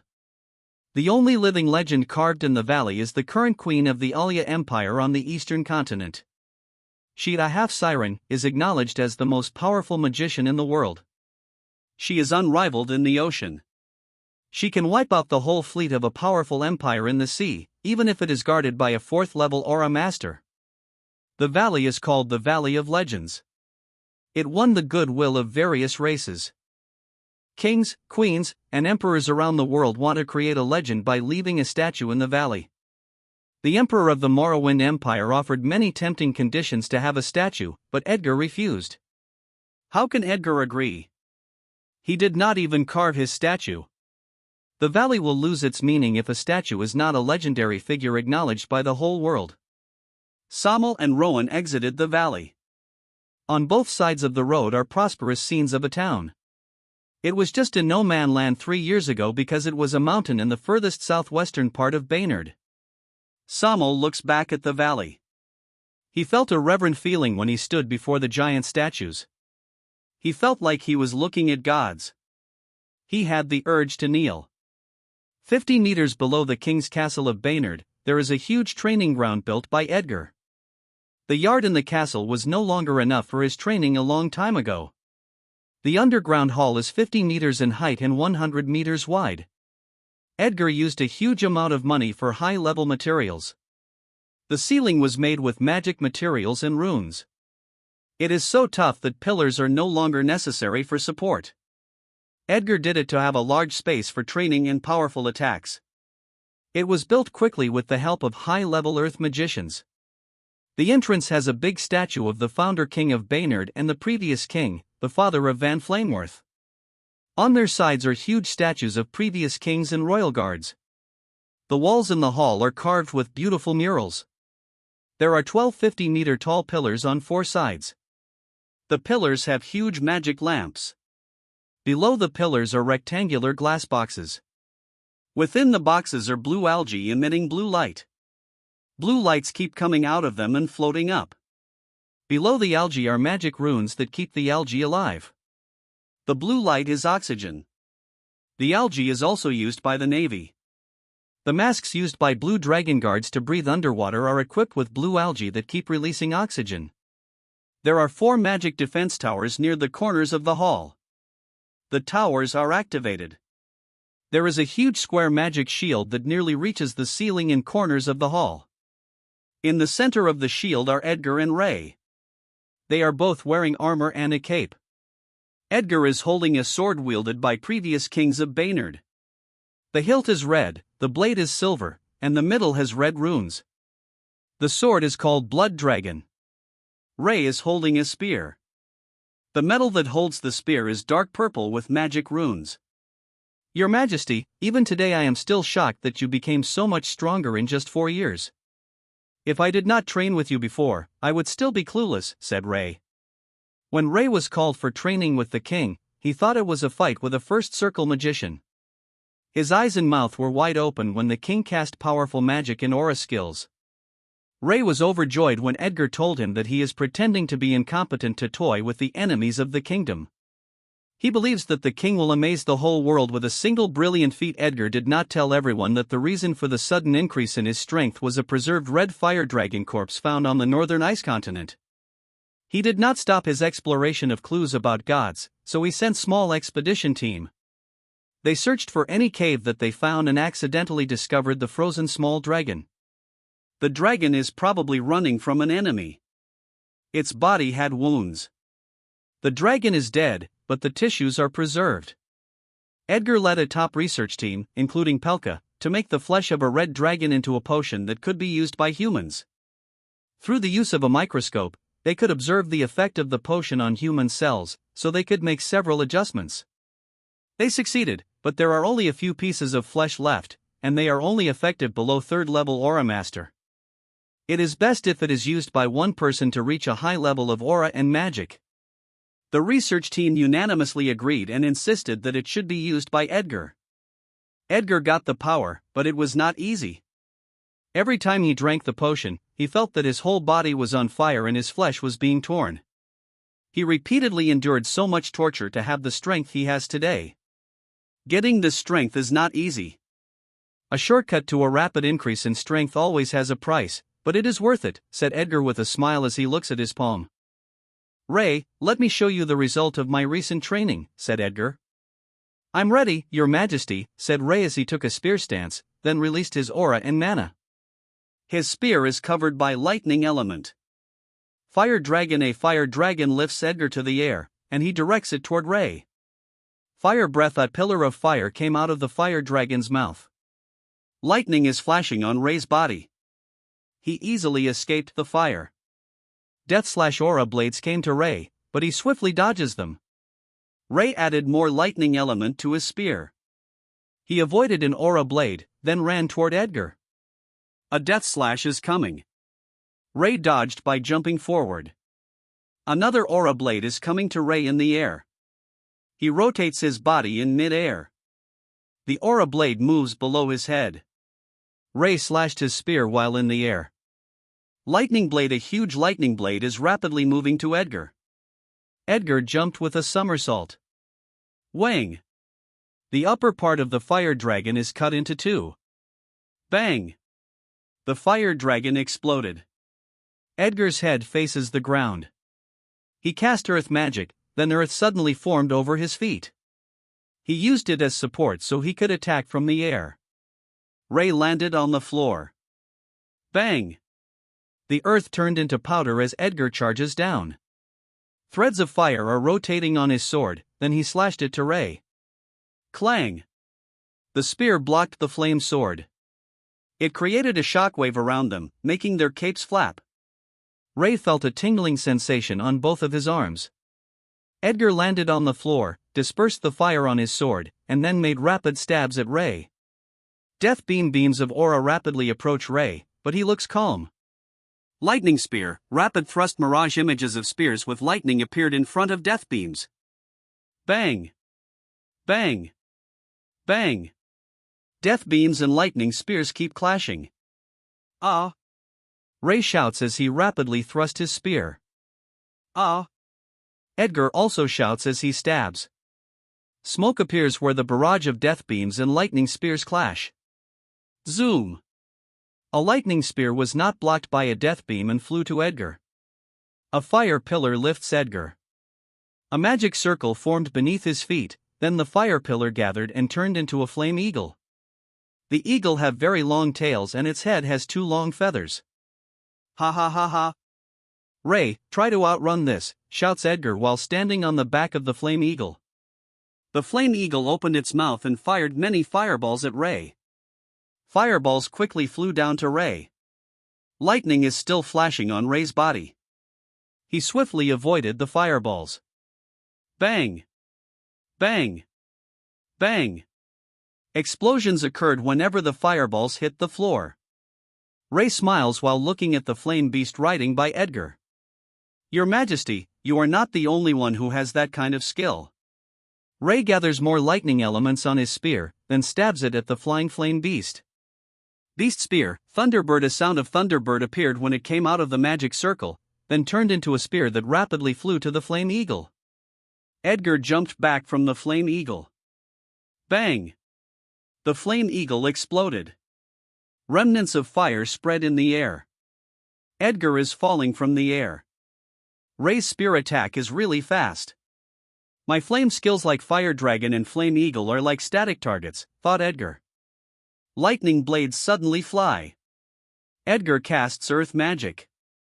He steps on earth, then he jumped forward with a somersault. Boom! He charges down from the air as threads of fire element rotate on his sword, then he swings it toward Ray. Fire blades. Several huge fire blades attack Ray. Ray dodges the fire blades as he put more lightning element to his spear. Threads of lightning element rotate over the magic circle at the tip of the spear.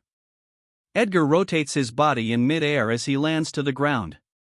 More lightning flashes on Ray's body, then he suddenly accelerates.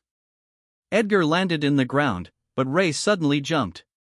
Ray rotates his spear as he raises it above his head, then he stabbed it down to Edgar. Lightning storm. Boom! The spear hit the ground and many lightnings rise. Edgar dodged the attack.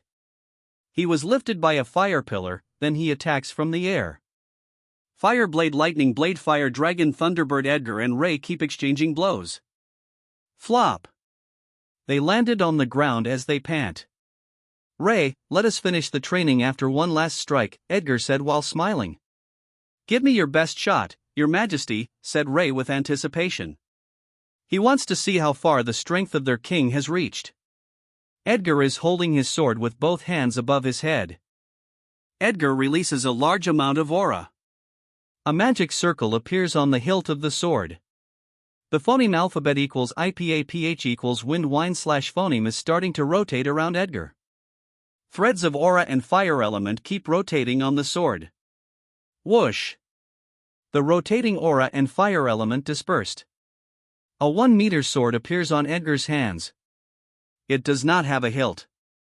The aura sword is compact, surrounded by an orange fire element waving up like a flame. Edgar is gritting his teeth as the sword feels heavy. Ah! He forces himself to swing the sword in a vertical slash.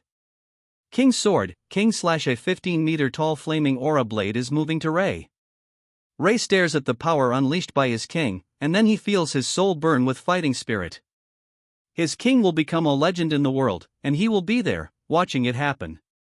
Ray uses a large amount of mana. His body is clad with purple energy. Lightning element flows to his spear. His spear is clad with a big amount of purple energy. He runs toward the big aura blade and jumped high.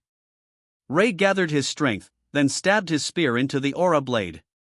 Beast Spear, Lightning Dragon Beast Spear, Lightning Dragon Roar. There was a sound of a dragon roaring when a big purple dragon came out of the magic circle.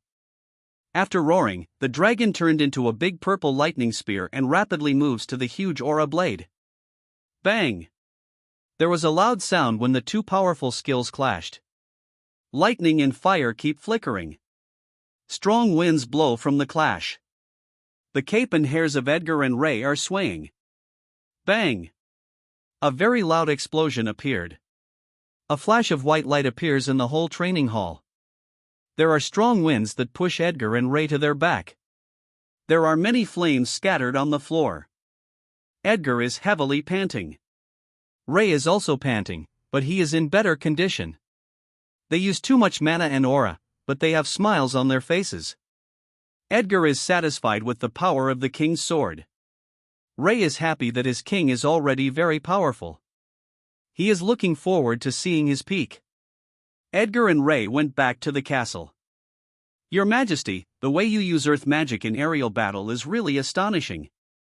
Dan and your uncle are already quite good in aerial battle. Until now, I can't flexibly do it. It is difficult for me to control earth magic, said Ray as they walk on the long stair. Ha ha ha, your aptitude for earth magic is poor. Dan and Uncle Marco have good aptitude for earth magic. Dan was grinning from ear to ear when I taught them aerial battle. Any element that can turn solid can be used in aerial battle. It is already taught in special forces, but only some of them are currently capable of aerial battle. Keep practicing. Your attack will be a lot more versatile if you are successful in your training, said Edgar as he patted Ray's shoulder. Edgar went to his study room and rested. He recalled the situation in the kingdom. Roy, the Trojan horse, is destroying the inside of the two kingdoms. Armies and royal guards of the two kingdoms are waiting to welcome the Baynard army with open arms. Edgar's policy of accepting refugees and resettling them played a huge part in convincing them to join. Some armies and royal guards in both kingdoms are not satisfied with the royal family and nobles. They are longing for their kingdom to become part of Baynard after they visited the kingdom. They said they wanted to own a house in Purple Land. They visited the villages of refugees from their kingdom. The refugees who wore clothes with patches and lacked food now own brick houses, new clothes, eat 3 times a day, and send their children to school. The increase in refugees is partly the fault of Edgar because he encouraged cash crops between the two kingdoms. He made them plant too much cotton and soybeans. When sea trade opens in Purple Land, profit from cooking oil explodes. The seed of cotton came from a Serenian. The sale of cotton clothes also explodes. The nobles of two kingdoms are too greedy. Now food prices have increased a lot in two kingdoms. Rastas, the man in charge of intelligence for the Majinev Empire, helps lower their guard on Baynard. They investigated Roy, but all the information they got was false information fed by Edgar. Rastas believes in the lies of Roy, whom they believe is a descendant of Duke George. Roy is feeding them false information through Rastas. They think that Roy will own the kingdom and offer it to the Majinev Empire. The reason why Duke Wesley stopped encouraging war when Deathland became poison-free was because of Rasta's lobbying. Roy made them believe that true power in the royal court is in the hands of Roy and Mother Queen, and they are contesting for power. Roy is buying more time for the kingdom to train Baynard's secret army and make more arrangements between the two kingdoms before making a move that will shock the whole world. After a while, he called Martha to the study room. Martha and Calvin were blessed to have a child. They now have a cute daughter who is 3 years old. They have more reason to protect the kingdom, so they work harder. "How is the Magic Production Corps?" asked Edgar. "The contract will expire next year, and he wants to know if many people will renew it because it will affect production if too many people leave." Martha smiled and said, "Your Majesty, you don't have to worry.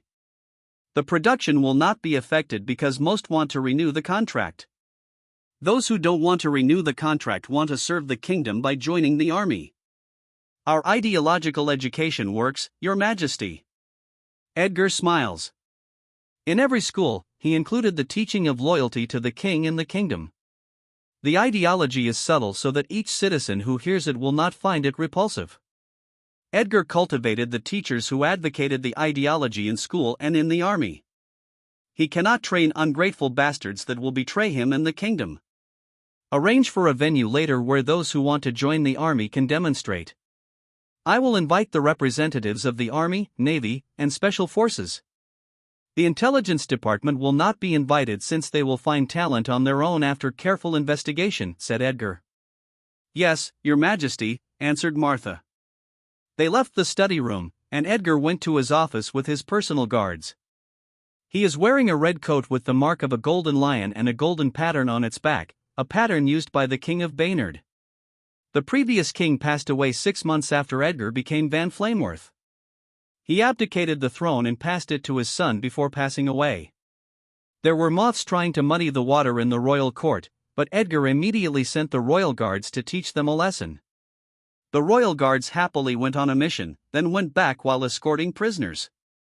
The nobles are again shocked by the decisiveness of the royal court. The royal family still has a backbone. The nobles tried to marry their daughter to Edgar, but he refused. He told the mother queen to delay it. After a year, Edgar had much more grip on the royal court and the army. He talked with the queen about his plan to marry Elena.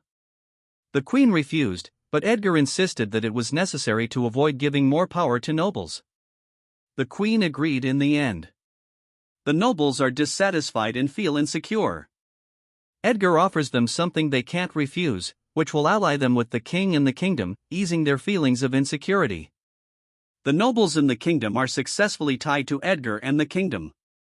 The dukes and powerful counts have shares in Flameworth Group. The royal family is also given shares, including the mother queen. Edgar also gave shares to his queen, Elena. Other nobles are phoneme alphabet equals IPAPH equals clause close slash phoneme business partners of the group, especially in sea trade. Now they have much more money than they ever had. They can lay down in a room full of gold. Edgar slowly pushed for schools and a constitutional monarchy. Although the nobles lose power, they still retain power and have much more money. Meanwhile, Samuel and Rowan are still on the road to the capital. Samuel had never seen a thatched house in any village that he had seen. All houses are made of brick. Some houses have 2 floors that make others full of envy.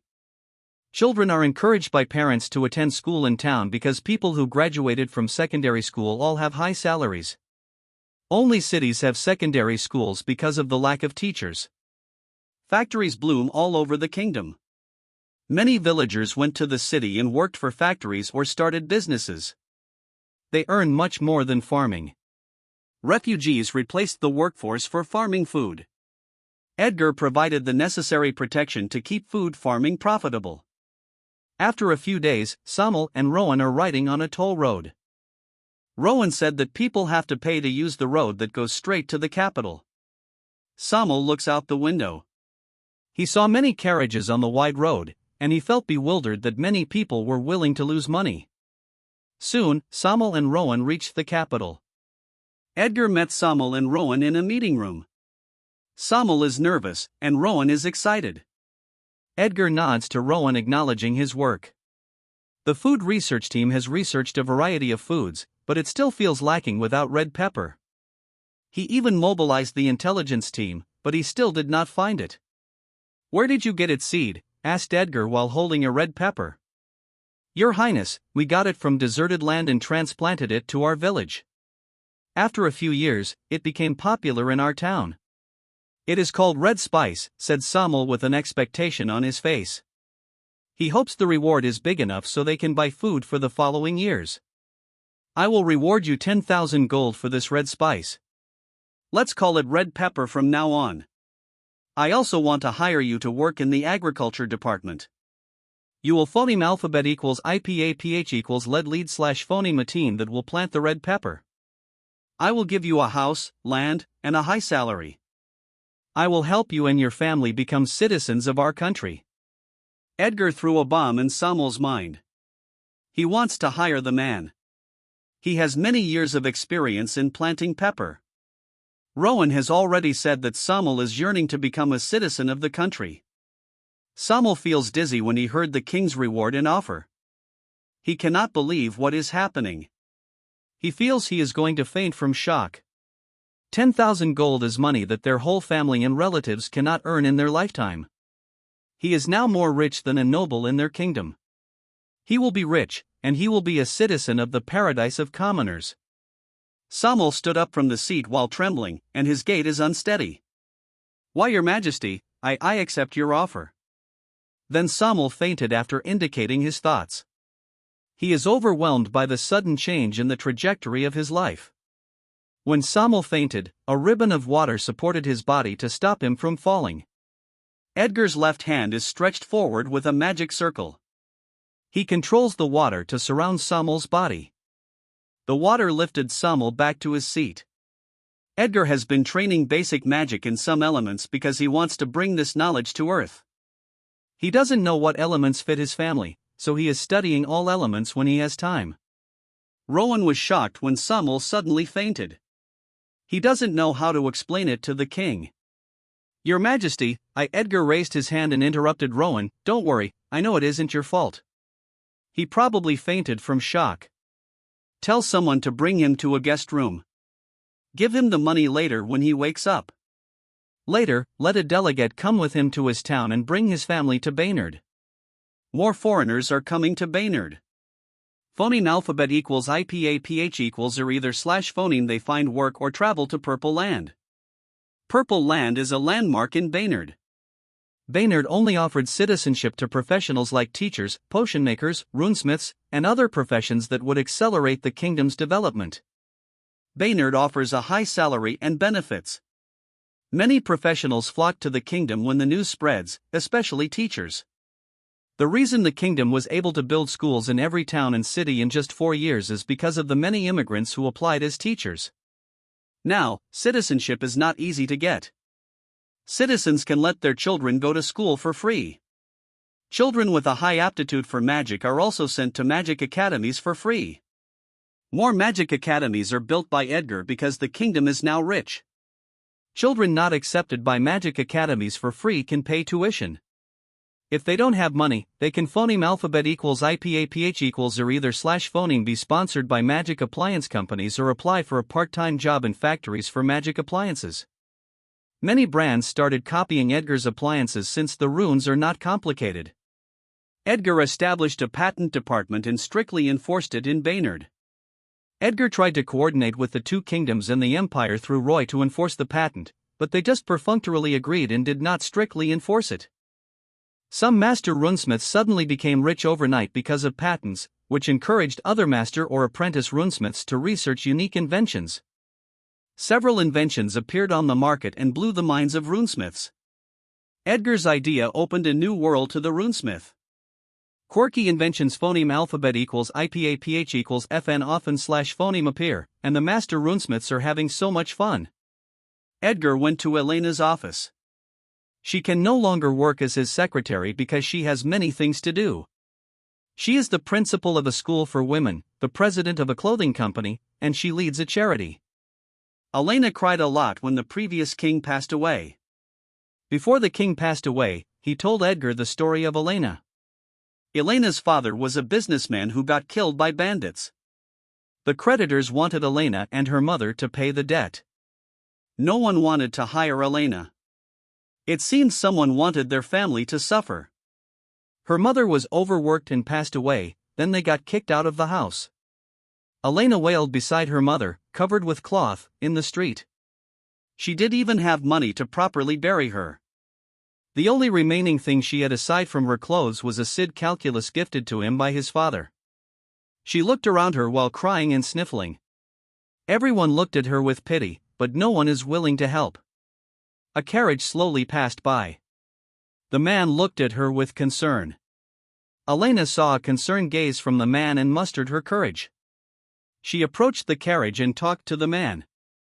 "Mister, I know how to phoneme alphabet equals IPAPH equals red read slash phoneme and even count. I am willing to be your slave forever. Just give me enough money to bury my mother." Elena's mouth trembled when she mentioned that she needed money to bury her mother. She was biting her lips to prevent herself from howling. They were put in a very miserable situation where she didn't have money for her mother's burial. The king took Elena under his wing. He punished the man who collaborated with bandits to harm Elena's father and deliberately made them suffer. She was very shocked when she learned that he is the king. Although she is just a commoner and feels unworthy to think about it, deep inside of her, the king is like her second father. When she knew that he only has a few more months to phoneme alphabet equals IPAPH equals live slash phoneme, she cried a lot. The king comforted her. She likes being busy because, that way, she can temporarily not think of the king's condition and cry. When Van Flameworth changes, she feels the happiness and security that she feels with the king and her family. Edgar gave her the idea of underwear and some modern styles of clothing.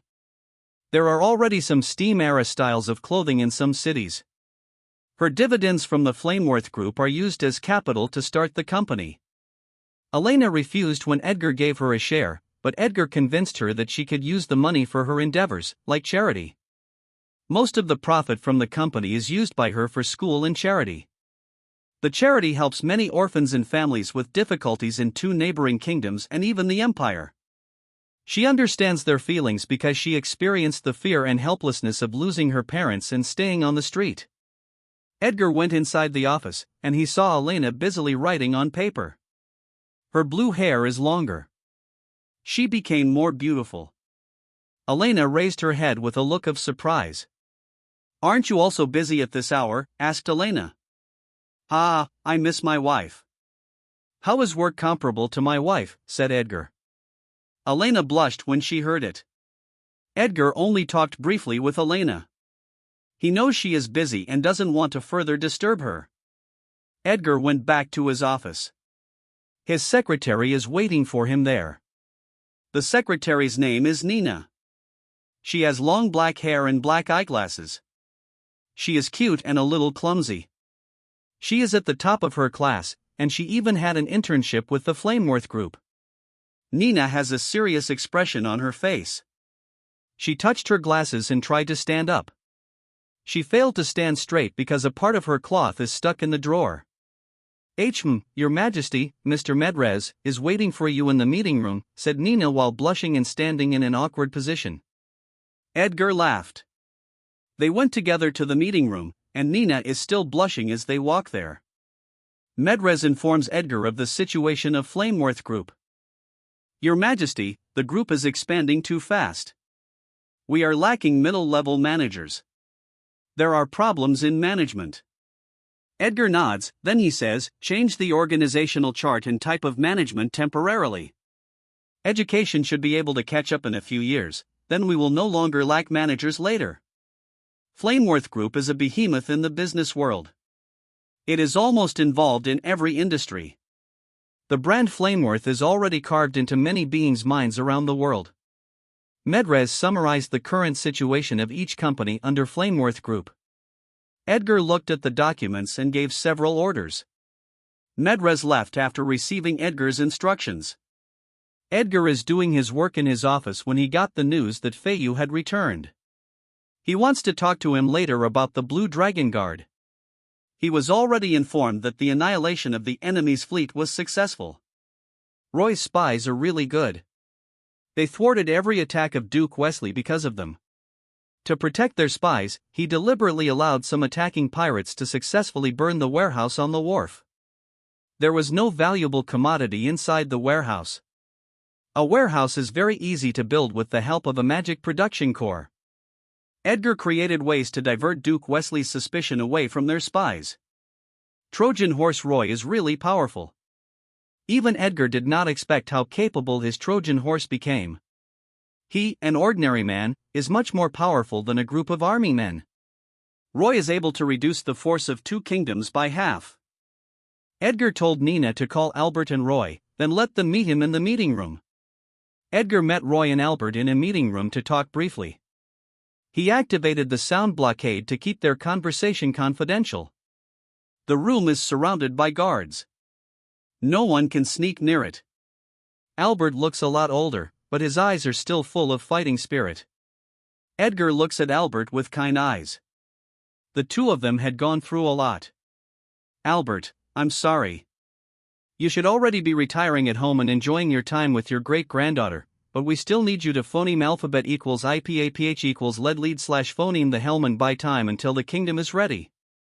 Roy cannot replace you yet because that will disrupt the kingdom's plan, said Edgar.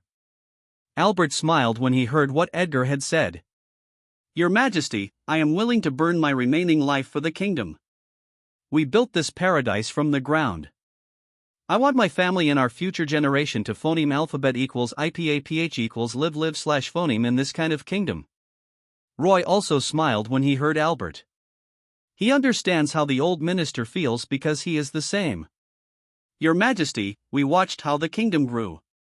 Our feelings for it cannot be measured by anything. If we die while protecting it, it will be worth it, said Roy. Edgar looks at the eyes of his 2 trusted ministers. Their eyes are determined to lay down their lives for the sake of the kingdom. Feiyu is walking on a busy street. He is wearing a loose white robe. His long hair looks more neat. It is held by a pin. Widowed and married women keep winking at him. Single women look at him with a blush. Feiyu did not notice them. His mind is elsewhere. After a while, he arrived at his destination. Feiyu looks at the house in front of him, then smiles. He misses his home when he was on the sea. His face is always full of smiles and fondness when he remembers a child's smile. Inside Susie's ice cream shop, Era is eating ice cream sneakily. She almost ate a big bowl of ice cream. She ate another spoonful of ice cream and closed her eyes. Her expression is full of enjoyment. She giggles, then takes another spoon. Era. A woman's loud shout stopped Era from taking another spoon of ice cream. They are in the kitchen. Era is hiding behind a table and seats. The woman approached where Era was hiding. The woman has long white hair and blue eyes. Her dress can't hide her beautiful body. She is a very beautiful lady. Era stood up, but her head is down, and she did not let go of the bowl of ice cream. I ate too much. I will not be forgiven easily. Then it's time to use my ultimate weapon, thought Era. She raised her head and looks at her sister with puppy eyes, cute, big, pure teary eyes. Sister, I'm Zoe. Susie gasps while looking into Era's puppy eyes. Her hand covers her mouth, and her heart melts and softens. There is a sudden laughter of a man. Ah, Susie, let her be. She worked hard during the last mission. She deserves a little reward. Feiyu couldn't bear to endure his laughter when he saw the funny scene of the sisters. Feiyu. Susie rushed to Feiyu and embraced him. Feiyu caressed Susie's head, and they stare at each other. Kaya ah. How dare you do it in front of a little girl? You have no shame, said Era while covering her eyes with her fingers. Pft, ha, who's the little girl? You are already 17 years old, said Susie while laughing. Feiyu is smiling. Era brings laughter to the family. A man with dark brown skin and a beard approaches the trio while laughing. He is wearing cream long sleeves, light brown pants, and brown shoes. Ha, no one will marry you if you remain a little girl. I married my wife when she was 17 years old, said Dan when he approached the trio with a small glass bowl in his hand. Kya! The freeloader is here, said Era as she points her finger at Dan. Dan blushes when he heard what Era said, but for the sake of her daughter's ice cream, he has to make his skin thick. The study of her daughter improves with ice cream. The future of her daughter is at stake. The ice cream from Susie is always sold out quickly.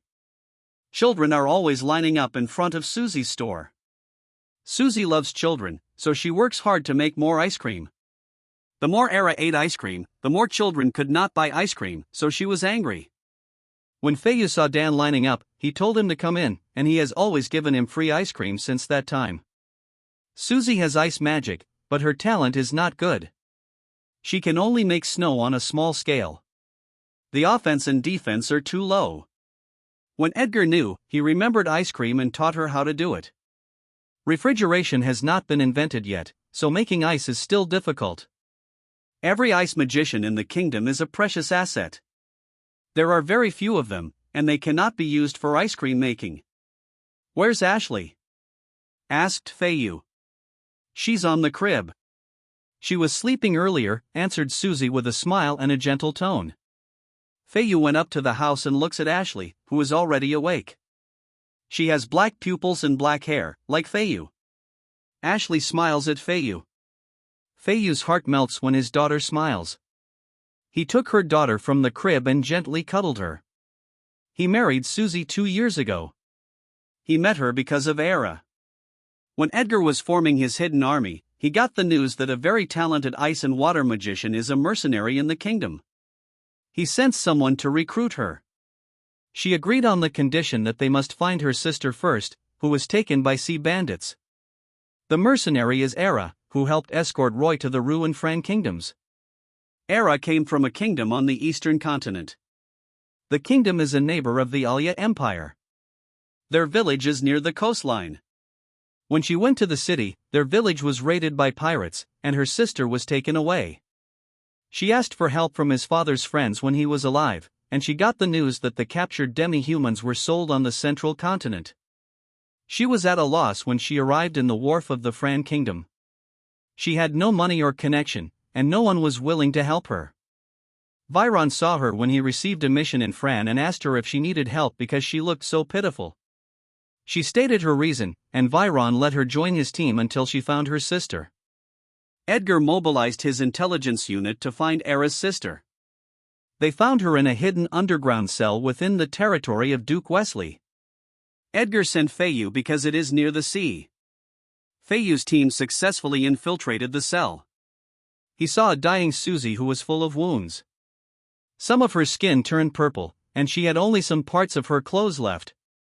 Feiyu held her and tried to wake her up to feed her with potion. When she opened her eyes, he did not see disgust or hatred for humans in her eyes. Her eyes started tearing up and she said, Please, save them first. They're just children." Her tears poured down. She was biting her lip. Her heart feels painful for the human children. They are too young to experience the pain they had. Feiyu was touched when he heard her. The woman has a kind soul. She is a demi-human, yet she still cares for humans after suffering so much. She has a strong heart of kindness. After Susie was rescued, Edgar arranged a place for them to stay. Feiyu and Susie got closer. They dated secretly because Era was guarding her sister from Feiyu. She thinks Feiyu was a man with ulterior motives, but she eventually accepted him as she became familiar with his character when they trained together as members of the Blue Dragon Guards. When Feiyu decided to marry Susie, his family disagreed. Although their noble household is not strong, they are still nobles. Feiyu insisted on his marriage, and his family was forced to agree. Feiyu is the next head of household, the most talented aura master and magician their family ever had. When Susie was saved, Era followed her promise to join one of the hidden armies, the Blue Dragon Guard. The effort made by Edgar to recruit her was not wasted. With the support of a rich kingdom, Era quickly became stronger. Her talent is terrifying.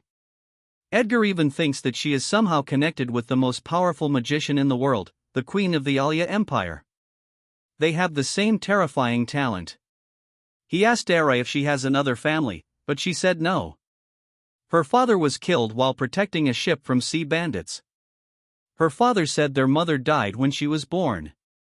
They don't have other relatives. Blue Dragon Guard is one of the special force teams cultivated by Edgar. The captain of the team is Feiyu. The secret army being cultivated by Baynard consists of a regular army and a special force. The regular army does not need its members to reach the first level of aura. They are led by adjutants of Marshal Fry. The special forces require each member to reach at least the first level of aura, except the Blue Dragon Guards. The other special force teams are the combat team for land battles. The special forces are a quick, sharp knife that will go straight to the enemy's heart and won't give the enemy enough reaction time. They are especially cultivated by Edgar for the big chess move that he is going to do. The other special forces teams are the Red Dragon Guards and the White Tiger Guards. Red Dragon is led by Marco. The Tigers are led by Dan. Each team has 500 members. The total number of special forces is 1,500. All Tigers and Red Dragons must be aura users to make their actions quick and powerful. Aside from Era, there is another prodigy that has joined the special force. Her name is Lily, and she is a prodigy in archery. She was a member of Viron's mercenaries.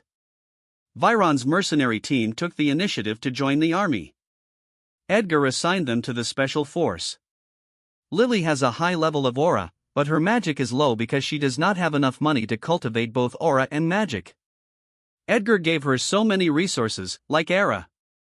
The results of the kingdom's investment in two prodigies are satisfying.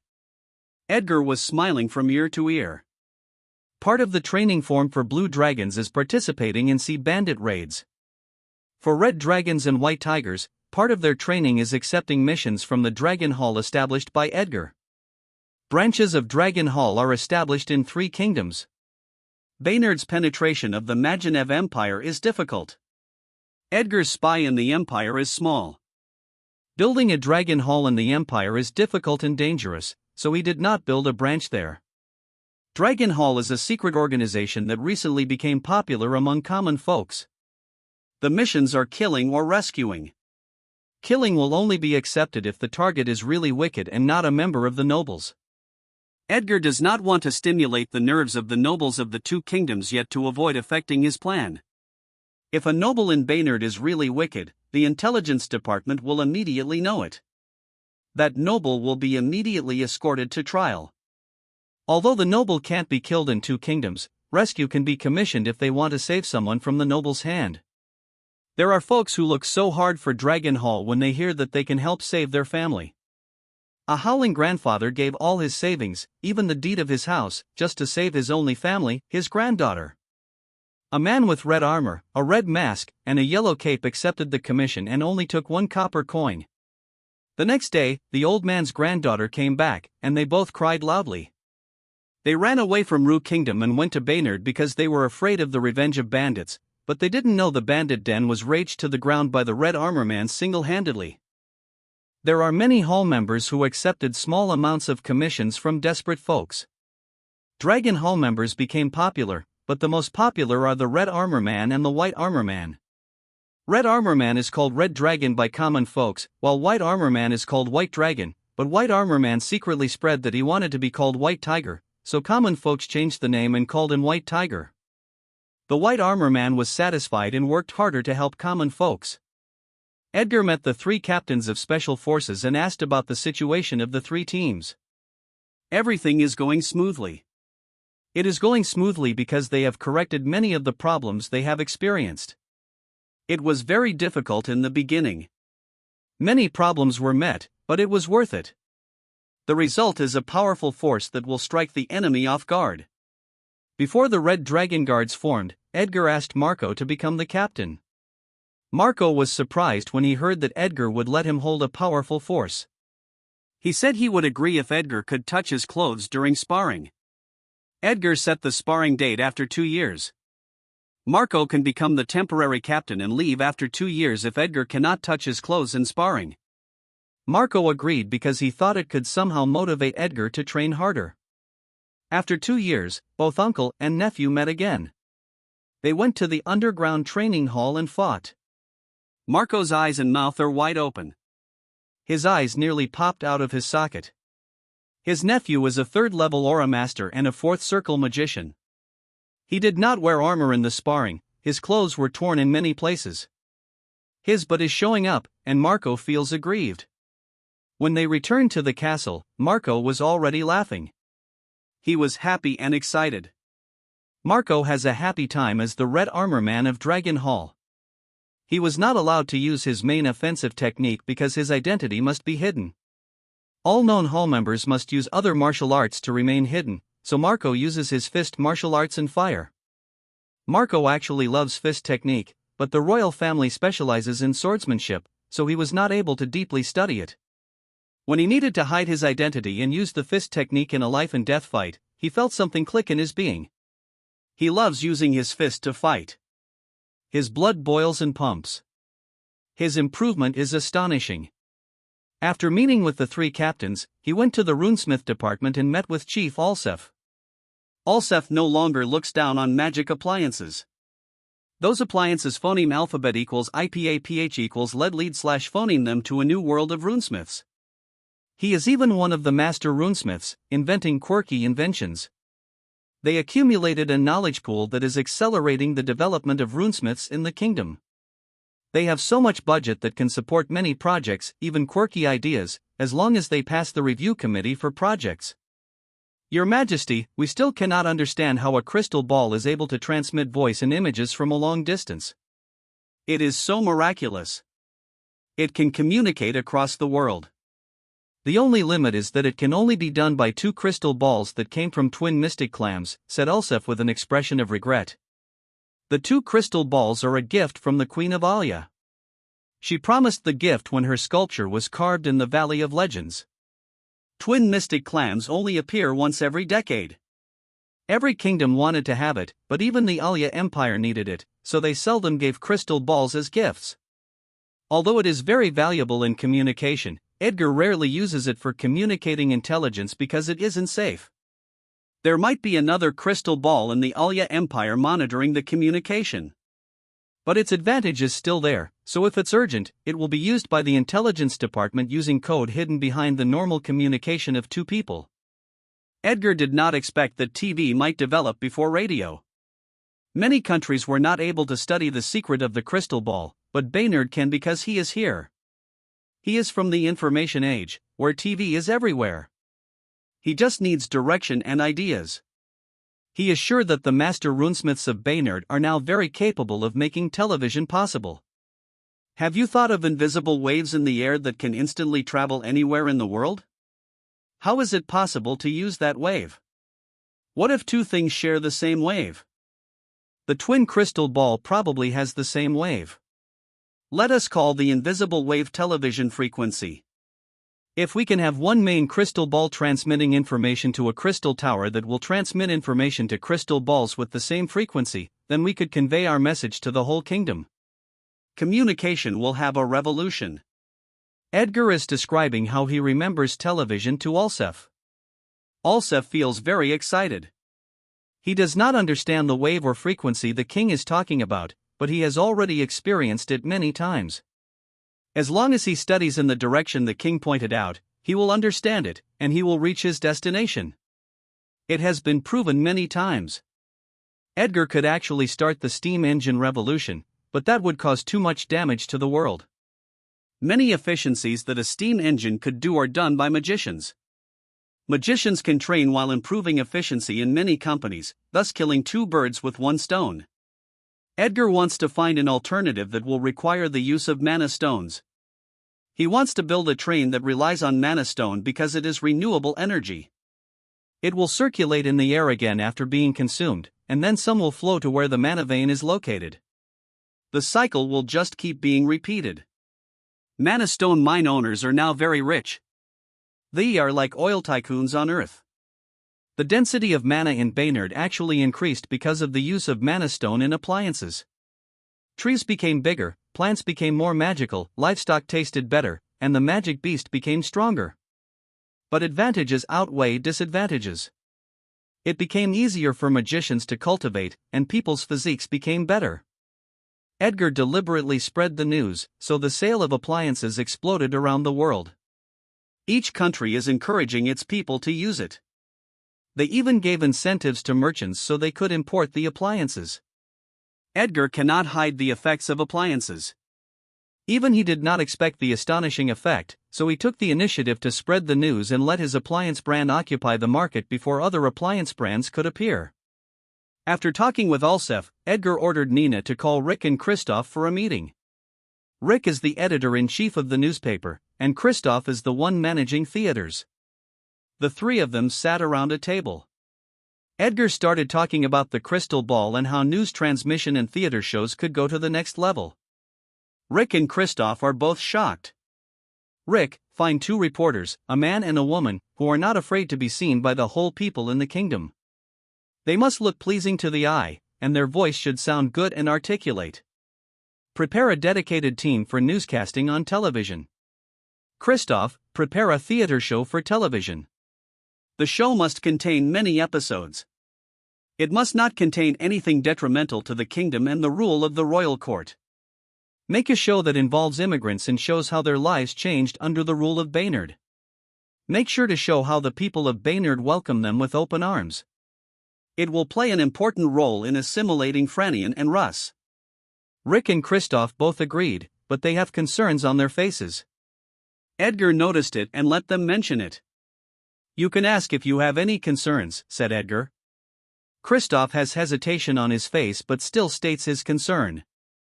Your Majesty, how will actors and actresses earn in the future if theaters are shown for free? Edgar smiled when he heard it.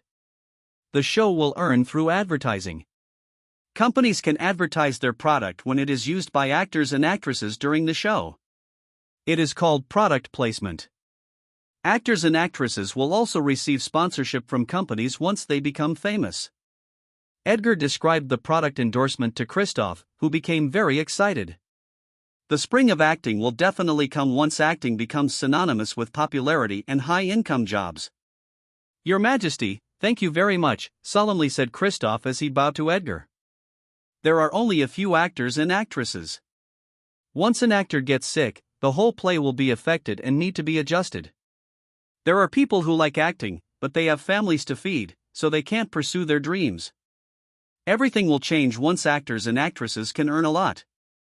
Edgar smiles and nods at Christoph, then looks at Rick, who probably has the same concern.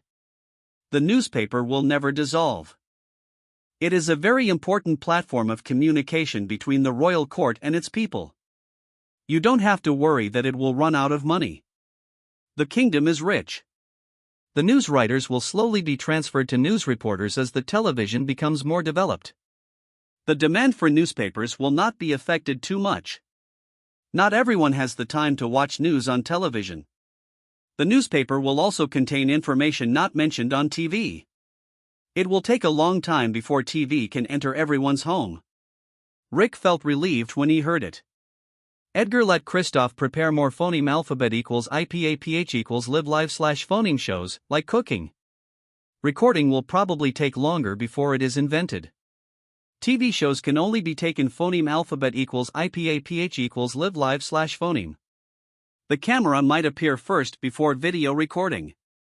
Edgar reminded them that they must prepare what he ordered in a low-key manner. The television must remain a secret first. A plan is brewing in his mind using the television. Father. We must go to Dragon Philippe tomorrow. Ella and the others will go.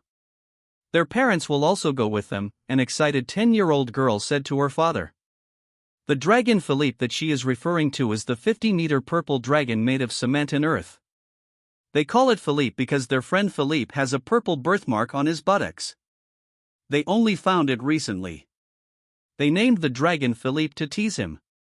Philippe was very dissatisfied, but his friends told him that he was like a dragon, so they named the dragon after his name. From then on, Philippe pointed his nose and chin up, his chest puffing out wherever he walks. He is acting like a dragon. When Philippe grew up, his face always turned red from embarrassment whenever he remembered this scene. I'm sorry, Lola. Tomorrow I have to go somewhere important, said Wilder to his daughter with an apologetic tone. Lola's eyes turned watery when she heard her father. All her friends will go with their parents. She only has his father, and he won't accompany her. How lonely could that be? She started sniffling. Something seems to be pricking Wilder's heart when he saw his daughter, but he grits his teeth. The king gave him an important mission. Wilder is trying to coax her, but it seems ineffective, so he has to make a difficult promise. You can go with your Aunt Cecil. When I return, we will use a ship to travel. You can invite your friends and their parents to ride the ship together, said Wilder with a smile as he looks at the surprised expression of his daughter. Aunt Cecil is the maid hired by Wilder. Really? Lola excitedly asked. She had ridden a big boat, even a navy ship, but her friends haven't ridden one yet. They were only able to ride small boats for fishing or rafts for playing. She can imagine the admiration from her friends if she told them about it. She will not lose face when she meets them tomorrow. Yes, answered Wilder with a smile. Pinky promise. Lola raises her pinky, and Wilder can only helplessly move his pinky finger. Lola cheered. She's no longer lonely. She is excited to tell the news to her friends tomorrow. One day later, Wilder is sitting in a dimly lit pub with a beer. An old man is wiping some glasses of wine with a cloth. After a while, a man who looks 60 years old went in. Some of his hairs turned white. It is combed neatly, quite long, and curly. There are obvious creases on his forehead and a wound scar near his right eyebrow. He looks around the pub and noticed Wilder, then started laughing while walking. Ha ha ha, Wilder. I haven't seen you for a long time. I was surprised when someone informed me that you are here. Ha ha ha, I sneakily went out of the house just to meet you here. I can't believe that you became the admiral of Baynard's navy. The news spread that you annihilated an unknown powerful fleet. Ah ha ha, I was laughing out loud when I heard it. I'm sure Duke Wesley bled a lot when his fleet made with a lot of money is destroyed. I felt so happy that I drank the whole night. You don't know how much I want to hit that Duke's face to vent all the Navy's grievances. Franco did not stop talking when he sat beside Wilder. He let out all the frustration he is holding on to within himself. Franco has an idea why Wilder approached him. He is also aware that this place might be a secret place for agents. Franco's assumption is right. The pub is a secret base of agents in the city, near the wharf of the Fran Kingdom. Edgar is willing to expose the secret base to try and recruit the admiral of Fran's navy. Franco believes that what he said will not spread, but even if it does, everyone in the kingdom already knows his grievances to Duke Wesley, so it won't affect him much, but Baynard will lose his trust if that happens. Wilder smiles at his uncle. His uncle has no son. He has a daughter who is quite talented in magic but not interested in it. She is interested in making ships. Franco wants to train an apprentice, but his daughter is not interested. He set his eyes on his brother's son, Wilder, and taught him his knowledge. Wilder learned a lot from Franco and joined the Navy when he grew up. He has quite a good aptitude for aura but no aptitude for magic. He was only at the first level of aura because he had no money for cultivation. His strength is an obstacle to his promotion. Franco wanted to promote him, but Duke Wesley reasoned that Wilder is weak, so he cannot take heavy responsibility. He remained as vice captain for a long time. When their ships were encircled by pirates, only their ship was able to escape under his command, but the noble captain was killed during the fight. The parents of the noble blamed the death of the noble on Wilder and removed him from the navy. Franco protested, but Duke Wesley is fanning the flame to disgust Franco. Wilder was arrested and put in prison. They want him beheaded, but Franco begs the king to pardon him. Franco saved Wilder by kneeling and begging. Wilder cried when he heard it. Why? Why does his uncle need to beg? He saved the crew. Is it a sin to save the crew? Why? He was crying loudly in front of Franco. Franco is comforting him by saying that it is his responsibility because he dragged him to the navy. When Wilder went home, he was met with tragic news. Their village was attacked by pirates, and his wife was killed. His wife was able to hide their daughter, but she witnessed the death of her mother. Her lively daughter became silent. He comforted his daughter and temporarily let her phoneme alphabet equals IPAPH equals live/phoneme in his uncle's house in the city. When Franco knew, he was full of anger and grief. He was not in the Navy when the incident happened. He was in the capital for the past few days, trying hard to save Wilder. He went back to the Navy and vowed to hunt those pirates, even if they hid at the end of the world. Wilder used a small boat and went to a place in the sea, where he wailed loudly. He doesn't want his daughter to witness his miserable father. He doesn't want to further cause her grief. He wants to let out everything without holding back. Wilder wailed loudly and asked the sky, "Why? Why? Is it not enough to take my wife? Why let a child witness it? Why?" Wilder howled at how much her daughter is suffering. He wailed for many hours in the sea. When Wilder returned to the city, an agent of Baynard wanted to recruit him as an officer of the Navy. He thought he was joking because Baynard has no navy, but the agent said they have a river that requires a navy to patrol. Wilder did not immediately agree but said that he must go to Baynard to observe first, and the agent agreed.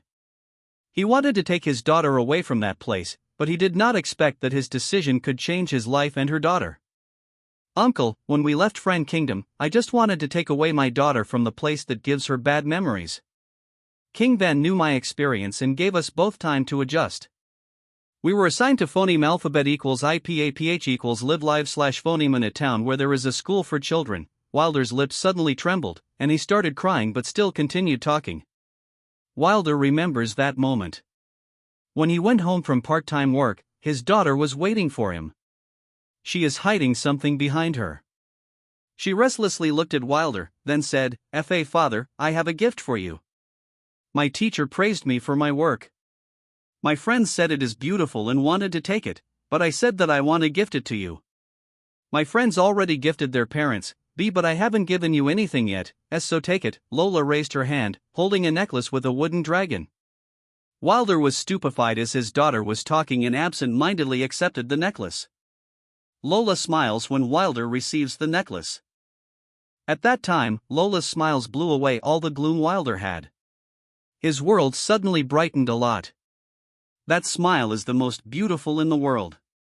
His tears started falling. Father, don't cry." Lola tried to comfort her father and did not understand why Wilder was crying. Wilder hugged Lola and cried loudly. Lola is comforting her father and caressing his hair. At that time, I decided to join the Baynard Navy to protect that smile. Wilder's face has a lot of tears. The Navy will probably not believe that their tough admiral is crying so much right now. Wilder wiped his tears. As I phoneme alphabet equals IPAPH equals live live / phoneme longer there, the more I want to protect that kingdom. Baynard is a paradise for many beings in this world. Uncle, you must visit that place. It is a kingdom worth fighting for. King Van has no discrimination. As long as you are loyal, it doesn't matter if you are Franian. As long as you have the capability, the king will use you. Duke Wesley became too powerful. They were able to push his daughter's son as the crown prince. You are being used by the king to check and balance Duke Wesley in the sea, but you will be miserable once you lose the king's umbrella, said Wilder. His life was saved by Franco. It's his turn to save his life. Franco's eyes also have tears. He was also heartbroken when he knew what Lola had witnessed. He feels grief for the cruel experiences of the father and daughter. But finally, they found happiness in Baynard. He is aware of his current situation. His life is not only in danger but even that of his family.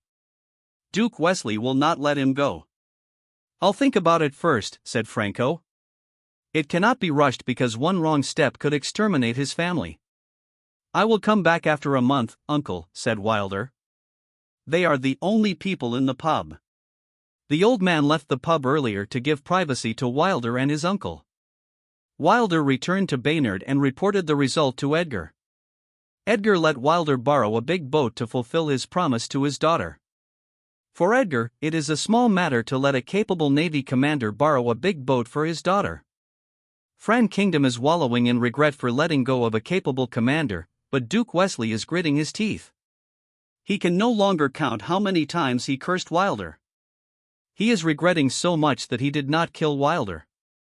Inside the capital of Ru Kingdom, within the castle of the royal family, a young man is checking his invention for one last time before testing it in a yard.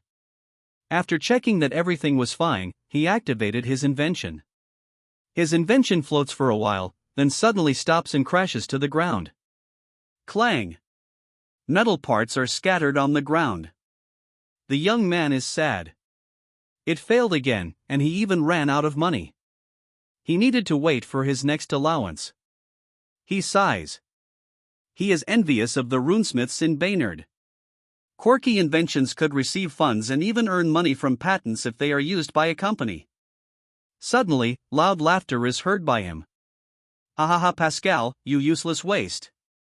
Why do you keep wasting your time and money on these useless things? A man wearing a luxurious dress with a royal family crest approached Pascal and went near the scattered metals and other materials on the ground. He lifted his foot and stomped the materials on the ground. Waste! Waste! Waste! These are all just waste, just like you bastard, said the man while stomping hard on the materials as if venting for something. Pascal bit his lips. His eyes turned watery, but he endured not to let it fall. Phew, now I feel better. That damn Carlos is really getting on my nerve. He thinks he won and will become the heir to the throne. HMP, I'll rub that arrogant face of his to the ground later. Let's go. The man ignored Pascal after venting his anger as if it were just normal routine. He left the place with his servants and guards. Pascal kneeled in front of his crushed invention and could no longer endure his tears. He is biting his lip to prevent himself from wailing. Pascal is the youngest prince of the royal family of the Ru Kingdom. His mother was a beautiful maid and became the concubine of the king. Both he and his mother are always bullied. His mother is being treated as a maid even after becoming a concubine. He is always injured when he is forced to spar. The prince will find ways to vent their anger at him. When he asked his mother why this was happening to them, she cried and hugged him. She said to him, "Pascal, I'm so sorry for letting you out into this world." Then his mother hugged him tightly and cried loudly. Pascal did not understand what his mother meant, but he understood it later when he grew up. They must remain in the castle to stay alive. The succession to the throne is cruel in the Ru Kingdom. Even if he is insignificant to the throne, he will still be eradicated. Living in the castle is hell, and leaving it is also hell. It got worse when his mother got old and the king no longer visited her chamber. During a sparring session, he was severely injured. He had many burn marks on his body. His mother wailed loudly and apologized to him repeatedly while he lay on his bed. He could not talk at that time to comfort his mother because of his injuries. His tears can't stop falling. His tears flowed down his cheeks with burns, which was painful, but that can't be compared to the pain in his heart that he was feeling. Pascal wiped his tears and gathered all the materials on the ground. He went out of the castle with a guard assigned by the king. If he and his mother were to leave the royal family, the guard would also leave, leaving them defenseless from harm, so they are forced to stay with the royal family. The guard will only accompany him if he goes out of the castle. He went to a runesmith store and met his master. His master taught him runesmithing. Runesmith is his spiritual sustenance. He forgets all the pain whenever he works on his invention. "Did they bully you again?" asked the master as he noticed Pascal's red yes. Pascal described what happened, which makes the master furious. "Damn! How can there be a useless guard in the world? How can that useless guard let it happen to you?" The master is not referring to anyone, but everyone in the room knows who he is referring to. The master looked sideways and looked at the guard, then pulled his vision back to Pascal. The guard felt embarrassed. It always happens like this. He is helpless by what is happening to Pascal because those princes have powerful backgrounds. As long as Pascal is alive, it is fine. He sighs, and he goes out of the room. If he doesn't go out, the master will always send provocative words and gaze at him as if he is venting for his apprentice. The master looks at the guard, who wants to go outside. When the guard went out, his eyes and expression suddenly changed. It is no longer anger, but calm. He looked at his other apprentice in the room. The apprentice understood and went out of the room. Pascal notices the changes in his master as if it were his first time meeting his true master. Sound blockade. A small white shield instantly expands, just enough to cover the two of them. The master smiles at the astonished Pascal. In a particular city in the Fran kingdom, within a wooden house, a girl is crying in front of an emaciated woman lying on a bed. The woman is weakly talking to her daughter. "Don't hate your father. He kicked us out of the castle because it is getting more dangerous inside. We might get implicated if we don't leave. The money he is sending regularly is being intercepted," said the woman with a soft tone. "Why did he not visit us even once? We even sold our house to treat your illness. We did not receive any reply from the letters that we sent."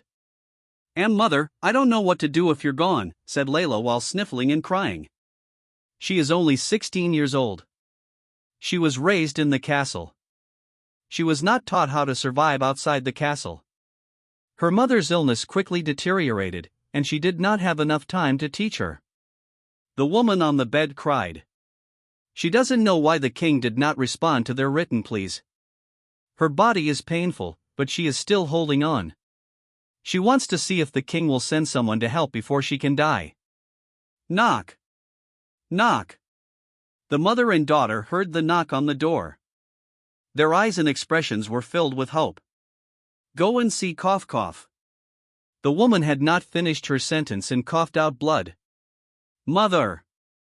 Layla is flustered. Her mother's illness flared up, but they no longer have money for treatment. Health potions can only cure traumatic injuries to tissues like wounds and ruptures. Healer, on the other hand, can treat both trauma and illness, but it depends on the microcontrol of light magic. Few healers in the world could penetrate deep into genes to cure cancer, but Baynard cultivated a healer like that. Layla went out of the room and ran to the door. A man and woman are standing in front of their house. Princess Lay. The man did not finish his sentence. Layla grabbed his hand tightly with her trembling hand.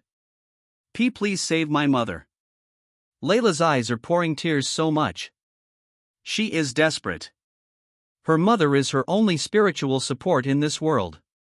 The man looked at the woman as if asking her opinion. The woman nods. They immediately went inside. They saw the woman on the bed, and the man looked surprised. "Princess, only grand healers can treat your mother's illness," said the man while looking at the woman in bed. "What should I do?" "I don't know how to invite them," said Layla worriedly. The man smiled at the worried Layla, then looked at the woman, who has a golden magic circle on her hand stretching toward the sick woman. "There is one in front of you." Grand healing. When Edgar reached the 3rd level of aura, he came to Marshal Fry at the border accompanied by his personal guards to ask about the concept of martial arts that is needed to reach the 4th level of aura. According to the Marshal, there is actually a stage before an aura master could reach the 4th level, the King's Field. The embryonic form of concept. The field mixed with the understanding of one's road of power or martial art. The founder of Flameworth Sacred Art did not completely understand it, so he was not able to explain it clearly in his written notes that are passed down to every generation of Baynard kings. King's Field was just a vague concept a long time ago, but martial arts and aura have developed for many years, and it is becoming more clear to masters that have reached that stage. Marshal Fry has recently understood some of it, and Edgar is lucky to be the first to benefit from the recent enlightenment of Marshal Fry. Although the Marshal is enlightened, reaching the 4th level is difficult. There are many masters who got stuck on the King's Field for the rest of their lives. Edgar has been thinking about how he will form his concept of martial art ever since he talked with the Marshal. He is using his information bank and the internet in his memory to get some ideas. Many martial artists found their way of martial arts by traveling, mingling with mortals to understand their thoughts and experiences, and then reflecting that knowledge to themselves. Edgar decided he would do the same. He prepared for many months before he could travel. He made sure that the royal court would function without him with the help of Elena, Albert, Roy, and his other trusted ministers. Someone will disguise himself as him and show the face of Van Flameward a few times in the castle. He wants to gain a lot of strength before the huge battle. After a few days, Edgar reached a town in a particular part of the kingdom. He is walking on a road. Beside the road is a large area filled with grass and flowers. There are children playing on slides and swings. There are wooden benches placed beside trees. There is some green light on the lush leaves of the trees. The trees absorb life energy in the air and transport some of it to the ground, making the ground a little fertile. The fertility is not enough for food crops, but grass and flowers are good enough. Further in the distance is a shallow creek with flowing blue water. It was just barren ground before, but Edgar's policy of making water available where it was needed made this place a favorite playground for children in the town. There are many children playing with their parents. A small magic beast with the head of a rhino and a body the size of a dog is playing with a child. Its smooth skin is purple. The child threw the wood into the air, and then the rhino-like beast ran after it. It looked anxious that it couldn't catch up with the wood, so he activated the lightning in its body. It suddenly increased in speed, then caught the wood. He runs back to the child while its tail is swaying rapidly. The child patted the small rhino's head. The rhino lay down and showed its belly. It seemed to want a belly rub. The child and his parents laugh. The child rubs the rhino's belly while laughing, and the magic beast's face is full of enjoyment. A white cat 2 feet in height with a silver moon on its forehead walks near the rhino. She looked at the rhino with disdain. She walks elegantly toward a family. Her tail has a tied pink ribbon. The family has a little girl who looks anxious and keeps looking around her. Puff! The white cat disappeared and teleported a short distance, then appeared behind the little girl. Meow! The little girl looked behind her, and her face suddenly turned surprised and happy. She hugged the cat's neck and asked, "Queenie, where did you go? I keep looking around for you." "Meow mama. Give me Queenie's food. She might be hungry." The little girl prepared the food of the cat and brought it in front of her. The cat lay down on the grass on her belly. Meow, the girl brought out a comb and started combing the cat's hair while giggling. Edgar feels comfortable as he looks at the warm scene. He suddenly hears childish laughter behind him. "Guan fa charge hee hee." A 2-year-old little girl in pigtails is riding on the shoulder of an old man while holding onto his head. The old man has sweat on his face, but he is still laughing. His right hand is supporting the little girl on his shoulder, while his left hand is holding the hand of a 4-year-old girl eating candy like candied hawthorn on her left hand. There is a woman behind the old man. She seems to be the mother of the little girl, and her face is full of worry that the little girl might fall. The family went to the playground. The old man sat on a bench to rest. His breathing is ragged. It was obviously difficult for him to carry the little girl, but he endured it to keep the little girl happy. He is wiping his sweat with his left hand. Edgar was already sitting on the bench when the old man sat beside him. "Old man, you seem to be working too hard to make your granddaughter happy," said Edgar with a smiling face. He likes seeing that warm scene. "Ha ha ha, of course. I want to use my remaining life to make them happy. That is the only way I can die peacefully," said the old man with a melancholy expression on his face.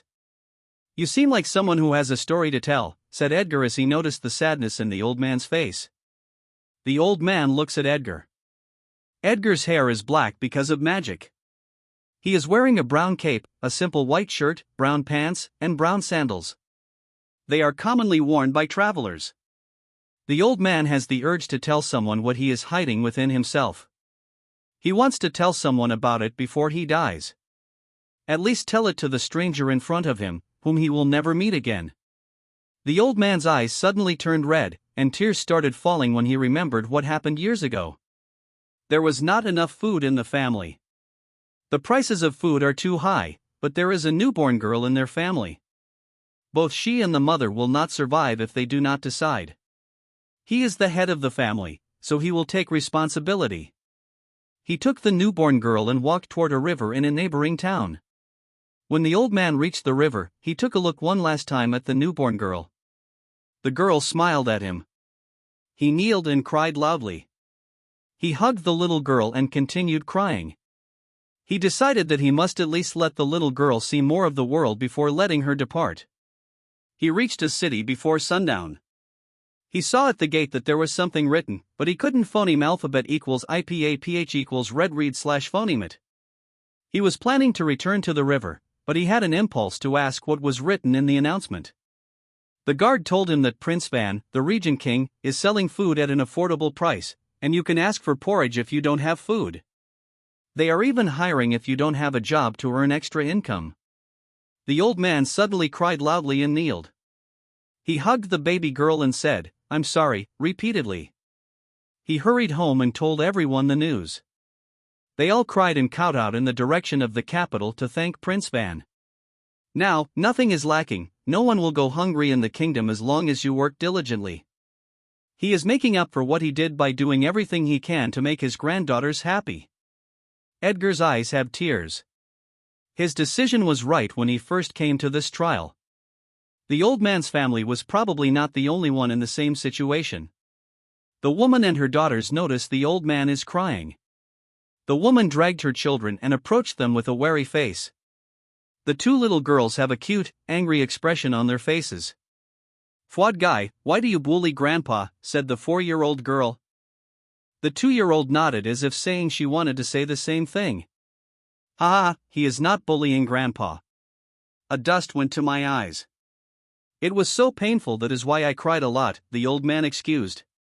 He doesn't want his granddaughters to worry. "New too. I cried a lot when Dward went to my eyes," said the 2-year-old girl while raising her 2 hands and attesting to what her grandfather had said. Everyone laughs at the little girl. Edgar said goodbye to the old man and his family. He is reflecting on the old man's story while walking. Edgar traveled through mountains and rivers. He took a bath in a clear, white river below a tall, beautiful waterfall. He ate fruits and hunted for food. He slept in the evening under tall trees that are as high as skyscrapers on Earth. He kept doing the same thing while meeting and talking with other people on the way. One day, he reached a big waterfall. It is hundreds of meters wide. The tons of water dropping on the ground are so heavy that water vapor even reaches the middle of the tall fall. It is scary, but beautiful. The water is blue. The scene fascinated Edgar. He visited many places in the kingdom. There are also many beautiful places because it is a world where the air is rich with life energy and mana. Edgar thinks that this waterfall can become another hot tourist spot in Baynard Kingdom other than Purple Land.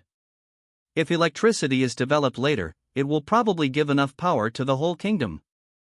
Edgar kept walking from the waterfall to the river. A few days later, he saw a lake with a single house beside it. The place is remote. Even Edgar is not sure where he is. He just followed the river and reached that place. He is quite a distance from the house, but through his eyes as an aura master, he can see what is happening on the open ground.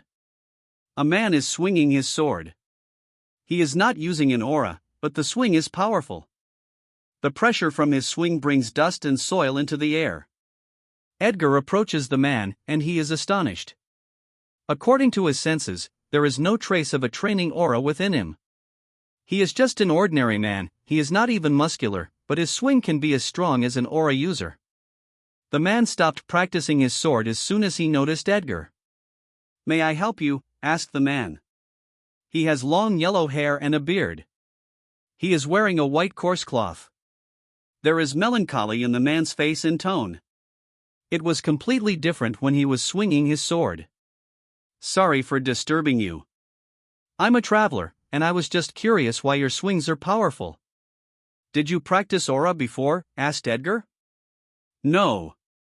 I don't know why you think it is powerful, but I just swing my sword because that is the only way I can bear to phoneme alphabet equals IPAPH equals live/phoneme, said the man with a sad tone.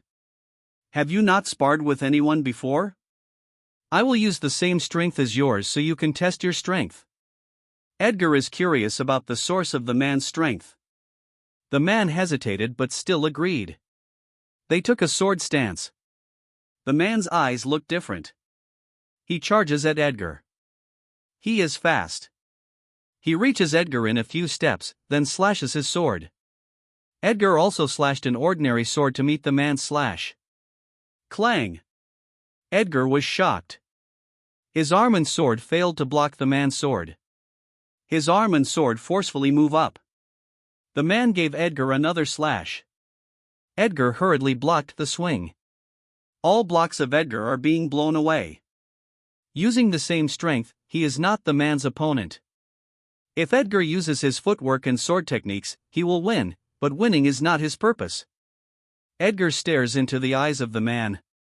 The man seems to be not slashing at Edgar. He seems to be slashing at all the pain he is suffering with his whole being.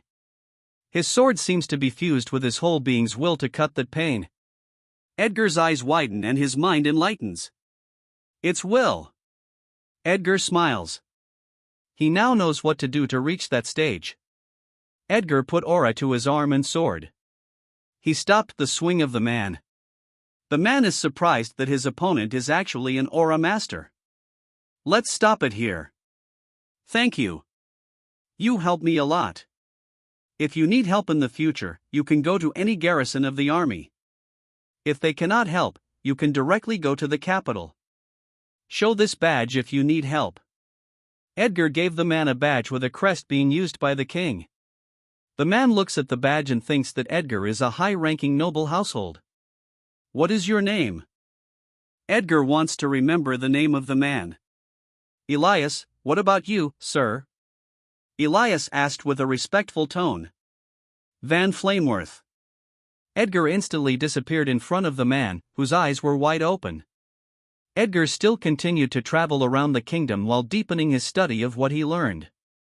He wants to see what the kingdom that was lacking in money and food looked like during his reign. Flap. Flap. Flap. Edgar's cape and long red hair are swaying while sitting on the head of the giant stone sculpture of the human king in the valley. Strong winds are blowing, birds are flying in the air, and big cloud formations are blocking the two suns. Edgar can see the beautiful, wide blue sky and sea. It's been 2 years since he started his travels. He is looking at the last stop of his travels, the Purple Land. For Edgar, the scene looks beautiful. Elves, humans, dwarves, and demi-humans are sitting around a table while eating, laughing, and drinking together. A little girl is pulling her mother's hand toward a sweet snack stand. A mother is chasing a boy with a broom and an angry face, which makes the people around her laugh. A girl with a backpack and floral dress is blocking her mouth with her hand, giggling and secretly laughing at the boy. A boy is crying on the ground in front of a toy stall. The mother is apologizing to everyone because the boy is causing a scene. A little girl is gently caring for her baby sister while her parents are working. Edgar closes his eyes for a while and remembers all his travel experiences. Various images appear in Edgar's mind. The old man's face doting his granddaughters, Elias swinging his sword, people who shared their stories, people living in prosperity in the kingdom, his sister's face, uncle, and cousin. He opened his eyes and smiled. I will cut whatever is going to harm the people that I want to protect. It is my way of sword. Edgar stands up and jumps down from the sculpture. His body rapidly moves down. When he was 30 meters above the ground, he applied earth magic to his body. His weight turned light, then his descent suddenly slowed down a lot. Flop! Edgar landed on the ground. A man suddenly approached Edgar. The man is Roy. Roy gave Edgar a red coat with the crest of the king on its back. Edgar wears the coat. He is back to his role as king. It's time to move. Roy is excited while looking at the back of his king. After making many arrangements for many years, it is finally time for the whole world to witness the kingdom's might and true king. A month after Edgar returned to the castle, the plan was finalized. The plan is called Thunderstrike. As fast as lightning and as loud as thunder, that will be heard around the world. The plan is secretly communicated to vital allies by agents in various ways. The message needs a code to unlock the message. Only allies know how to unlock the code. The message is spring. A season that signifies what Baynard will give to the two kingdoms and their people. 1 month later, spring came. 3 moons above the sky are giving the world beautiful moonlight. A wonderful aurora is flowing in the sky. Tonight might be the last time for some people to see this beautiful scene. In the capital of the Fran Kingdom, inside a house in the sleeping quarters of royal guards, the captain of Royal Guards had just woken up from his sleep. He still seems a little sleepy, but he is hungry. His hair and beard are a mess. His robe is loose, and the hairs on his chest can be seen.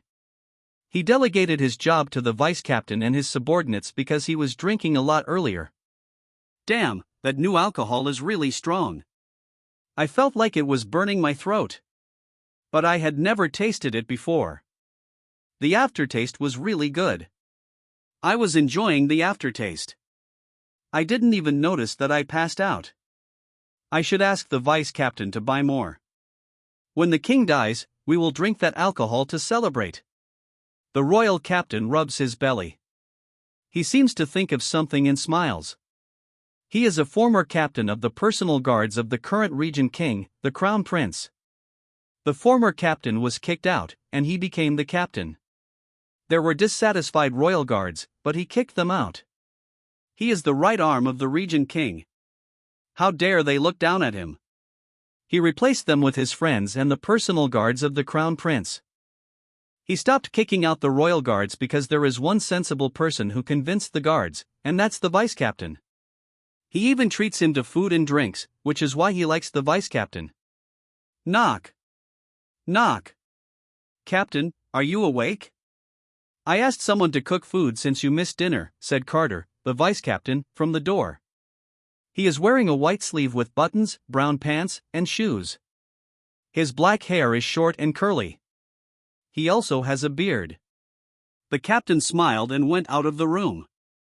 "Ha, you are really reliable," said the captain while patting Carter's shoulder. He is hand around the vice captain's shoulder, acting as if they are phoneme alphabet equals IPAPH equals clause close slash phoneme friends. While they're walking, Carter takes out his left hand from his left pocket and raises it behind the captain. He is raising it toward the neck. His left index finger has an attached black ring with a sharp fingernail, the death touch. He prepared for this scene for a long time. He showed that he has a habit of putting both his hands into his pocket and putting his hand around the shoulder of his phoneme alphabet equals IPAPH equals clause close slash phoneme friends. Even the captain copied it. All those pretending are for this moment. The runes on the death touch flashed, then he struck it against the captain's neck. Egg. The captain felt something pricked his neck. The area where the death touch struck turned black. The blood vessels around it turned black and started to spread very quickly. The captain is starting to feel weak. The damn vice captain did something to him. This is what crossed the mind of the captain immediately. Bang! The captain releases his aura. Carter jumped away from the captain. The wooden floor beneath the captain's feet is crushed. His face is very furious. A magic circle formed on his right hand, earth gathered, and then it formed into an earth spear. Runes are forming on the spear. After the runes formed, the spear became smooth and sharp on the captain's right hand. Bastard! What did you do? The captain furiously asked. I am doing what I have to do for the people of this kingdom, answered Carter. Under the crown prince's rule, the people of the kingdom phoneme alphabet equals IPAPH equals live slash phoneme and sorrow, but under the rule of Baynard, the people will phoneme alphabet equals IPAPH equals live slash phoneme and prosperity. He saw it, and he believes it. He has a family, including a daughter. The unscrupulous style of the crown prince and his cronies might someday reach his daughter. It is better to tear their faces now than tear them later at the expense of his daughter's life. A royal guard heard the commotion. He is one of the cronies of the captain. He released his aura and drew his sword. He runs to the captain's room. He saw what is happening in the hallway. The captain seems poisoned by the vice captain. Tray. Bang. The guard did not finish his sentence. He was smashed to the ground by a big aura beast arm. Dan came out from the entrance of the quarter. His right hand is clad with a beast arm. He is wearing white armor and a white cape. Traitor. I will not let your family die peacefully. I will make them slaves. All the following generations will be slaves. I will make them phoneme alphabet equals IPAPH equals live slash phoneme in hell. The captain shouted. Beast charge, piercing whoosh. A red blur moves from the entrance of the quarter to the captain's location. Dan appeared in front of the captain in beast form. He can release the beast with ease. His left hand penetrated the captain's left chest. The captain's eyes turned wide, and he coughed out black blood. Dan pulled out his left hand. He jumps to his back as he swings his arm to remove the blood. Bang! The captain's spear is stabbed on the floor. The captain is supporting himself with the spear. Blood flows to his body and the floor. The captain looks at Carter with eyes full of hatred. He would have been able to defend himself if not for the poison. Flop! The captain fell to the floor and died with open eyes that are still staring at Carter. The captain's face looks more hideous, with black blood vessels formed on his face. Only one royal guard responded because the other guards are allies of the vice-captain. He deliberately made the captain drunk with the alcohol that Baynard especially made for this moment. He hasn't finished replacing all the guards on the quarter with his allies. One fish slipped through. He can't kill the captain in his sleep because there were other guards earlier. He knocked on the door to test if the captain was still asleep. If he was, he would kill him while he was still sleeping. If not, then use Plan B. The guards in the quarter are already informed of what is going to happen. They have been waiting for it for a long time. The other guards are on patrol in the castle, which is quite far away. The only people that will notice the commotion here are peak 3rd level Aura Masters that are currently approaching the quarter. 3 Aura Masters clad with compact aura on their bodies are jumping on house roofs. One Aura Master has long black hair tied near its end, a loose blue robe, and a zither. He is the closest to the sleeping quarters. The other 2 are together, one short, bald old man wearing a red robe and one man who is currently smiling with short white hair wearing a loose purple robe. The white-haired man has a burn scar on his left forehead, near his left eye. The long-haired man looks calm, but the other 2's eyes are filled with killing intent. The man with long hair reached the quarter first. Dan and Carter felt a huge calm aura approaching the quarter. Carter's face has sweat. Flute, the man with a zither, appeared at the entrance of the hall and saw a knocked-out guard and a dead captain. Dan and Carter saw a compact-clad aura on Flute, who was standing at the entrance. Their faces change. 3rd peak level. Run, said Carter. Dan increased the aura on his right arm and punched the wooden wall. Bang! The wooden wall crashed, and a big hole appeared on the wall. Dan and Carter immediately run away through the hole. The man saw that they are trying to escape, but his face still looks calm. Running away after making a commotion is not good, said Flute while calmly chasing after them as if they are just naughty children. Meanwhile, the old man has a slight anger on his face, while the man beside him is just smiling.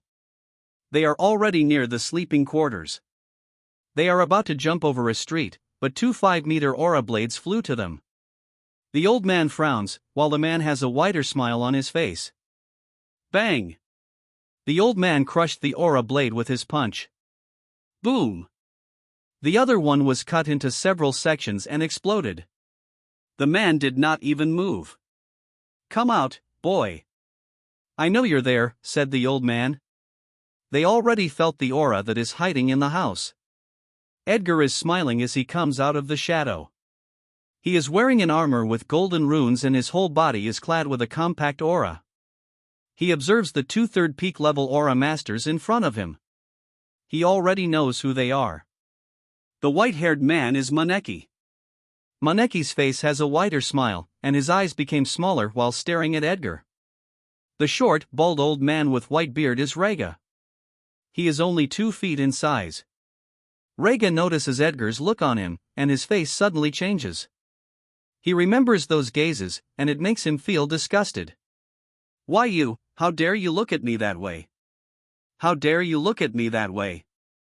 How dare you look down at me? I am Roij, the old man furiously said while pointing his finger at Edgar. He releases a big aura from his body. His release of aura generated a strong phoneme alphabet equals IPAPH equals win-win/phoneme that blew away the soil and dust around him. Edgar has an astonished look on his face. It was not included in the intelligence that the old man is crazy. The aura released by the old man went inside his body. His body is suddenly getting bigger. Ryup! The clothes of the old man are ripped apart, except his gray pants. His body became 2.5 meters tall. It is so muscular, like the green monster in a movie on Earth that gets bigger when he becomes angry. His body is still clad in aura. His muscles plus a compact aura, it's scary to imagine his defense. A magic circle appeared on both of his palms. Earth suddenly floated from the ground and started gathering on both of his big fists until they formed into gloves with sharp, pointed knuckles. "Ha ha ha, boy, what can you say now?" asked the giant old man. The old man has a proud look on his face. Why are your pants not ripped apart?" asked Edgar while pointing at the remaining pants that are not ripped apart from the knee. There is silence for a while. "Bastard! Die!" the old man furiously shouted. Bang! The ground where he was standing cracked. He instantly arrived in front of Edgar and threw a powerful punch to his face. He wants to crush Edgar's head. Edgar quickly jumped to his back. Boom! Edgar avoided the hit, but the ground didn't. Dust and soil flew into the air. There is a nearly 7-meter crater on the ground. Wooden houses around the hole suffered from the shockwave and crash. Before the operation, agents and magicians worked together to move innocent people away from the battlefield. They've already decided where will be the battleground. Edgar is in a slashing stance as he stands in the middle of the street. Threads of fire are rotating on his sword. The big shadow of the giant old man moves within the thick dust. Boom! The ground cracked as Edgar dashed. The old man also dashed forward. Edgar swings his flame sword, and Rega strikes his right fist with earthen gloves. Clang! The flame sword hit the earthen glove. The earthen gloves of Rega are so tough. They are like metals. Boom! Their clash created a shockwave, blowing dust away from them. Rega gathers more aura on his left fist, then strikes it at Edgar. Boom! The left fist hit the ground and created a crater. Edgar jumped away and dispersed his flame sword. Flop! Edgar landed on the ground and is standing in front of a wooden house. The surrounding area is full of dust. He spread his senses and looks for the old man. He noticed the movement within the dust.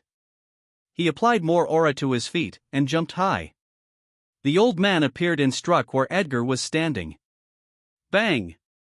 The wooden house and the rows of houses behind it exploded.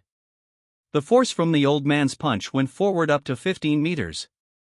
The ground is also destroyed from where the old man is standing until the last destroyed house.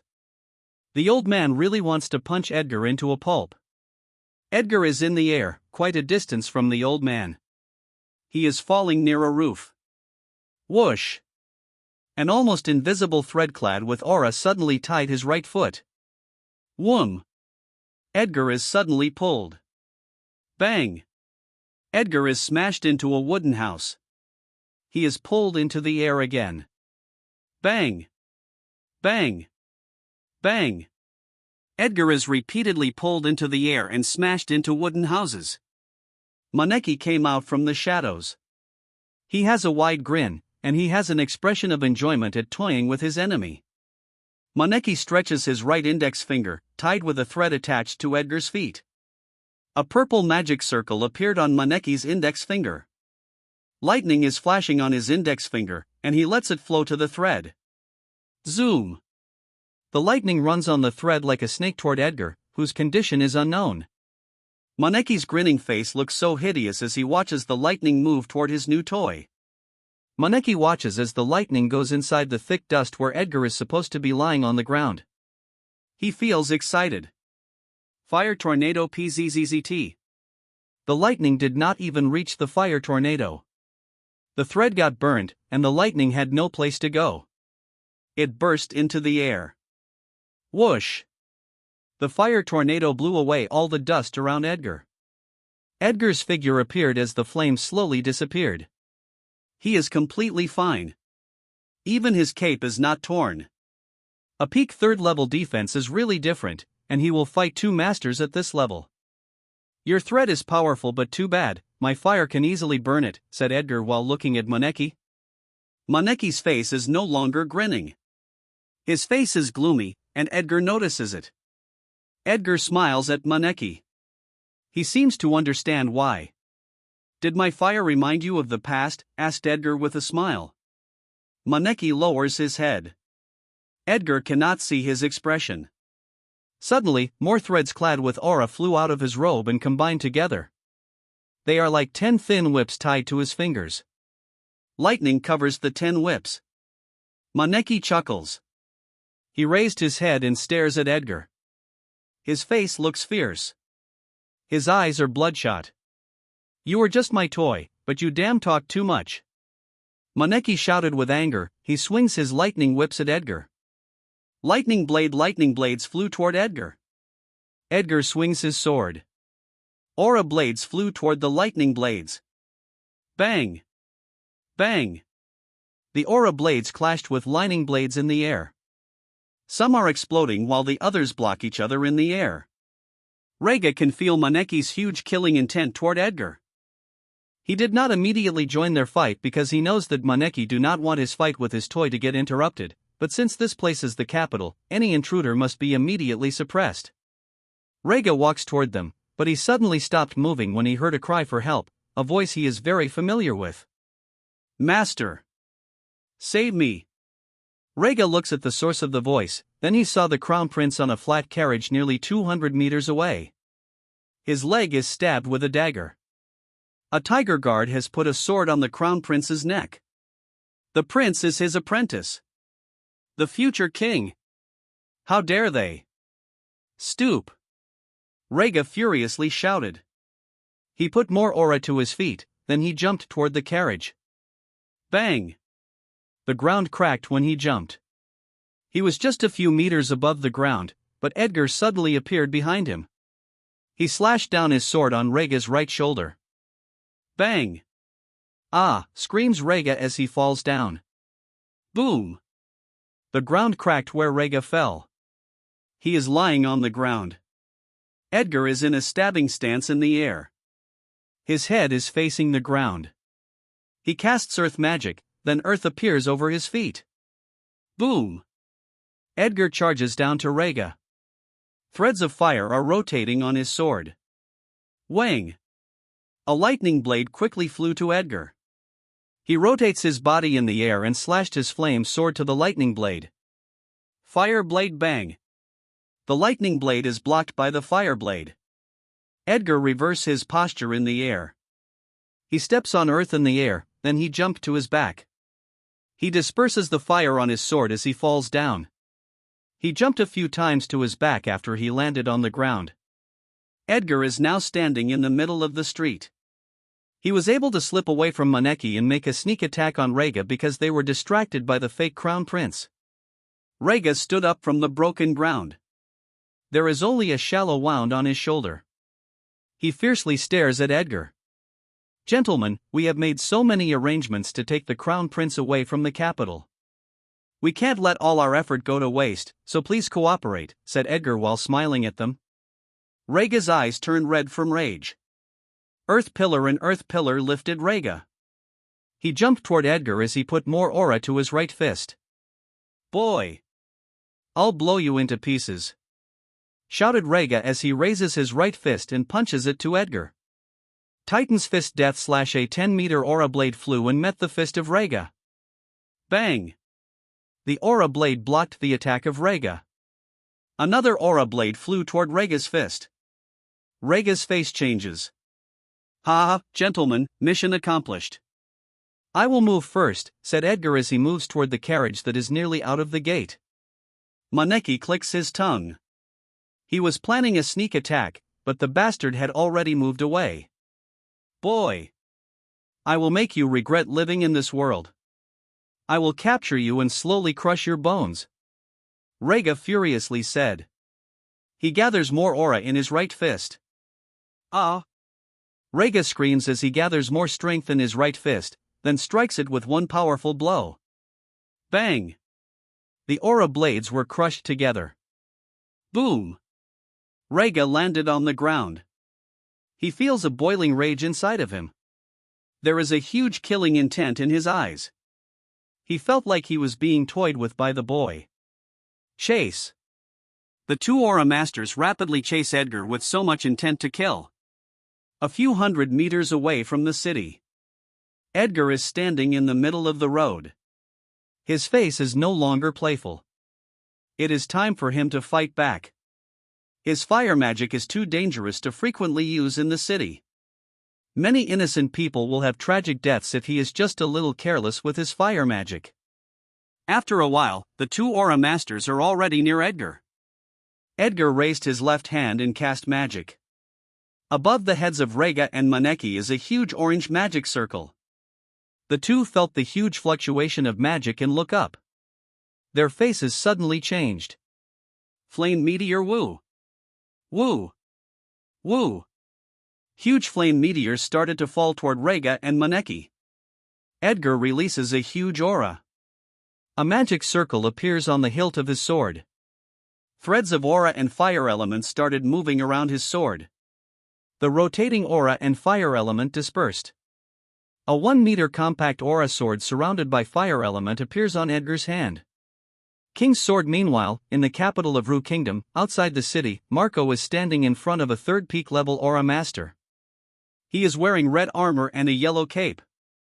His whole body is clad in a compact aura. His fists are covered in flames.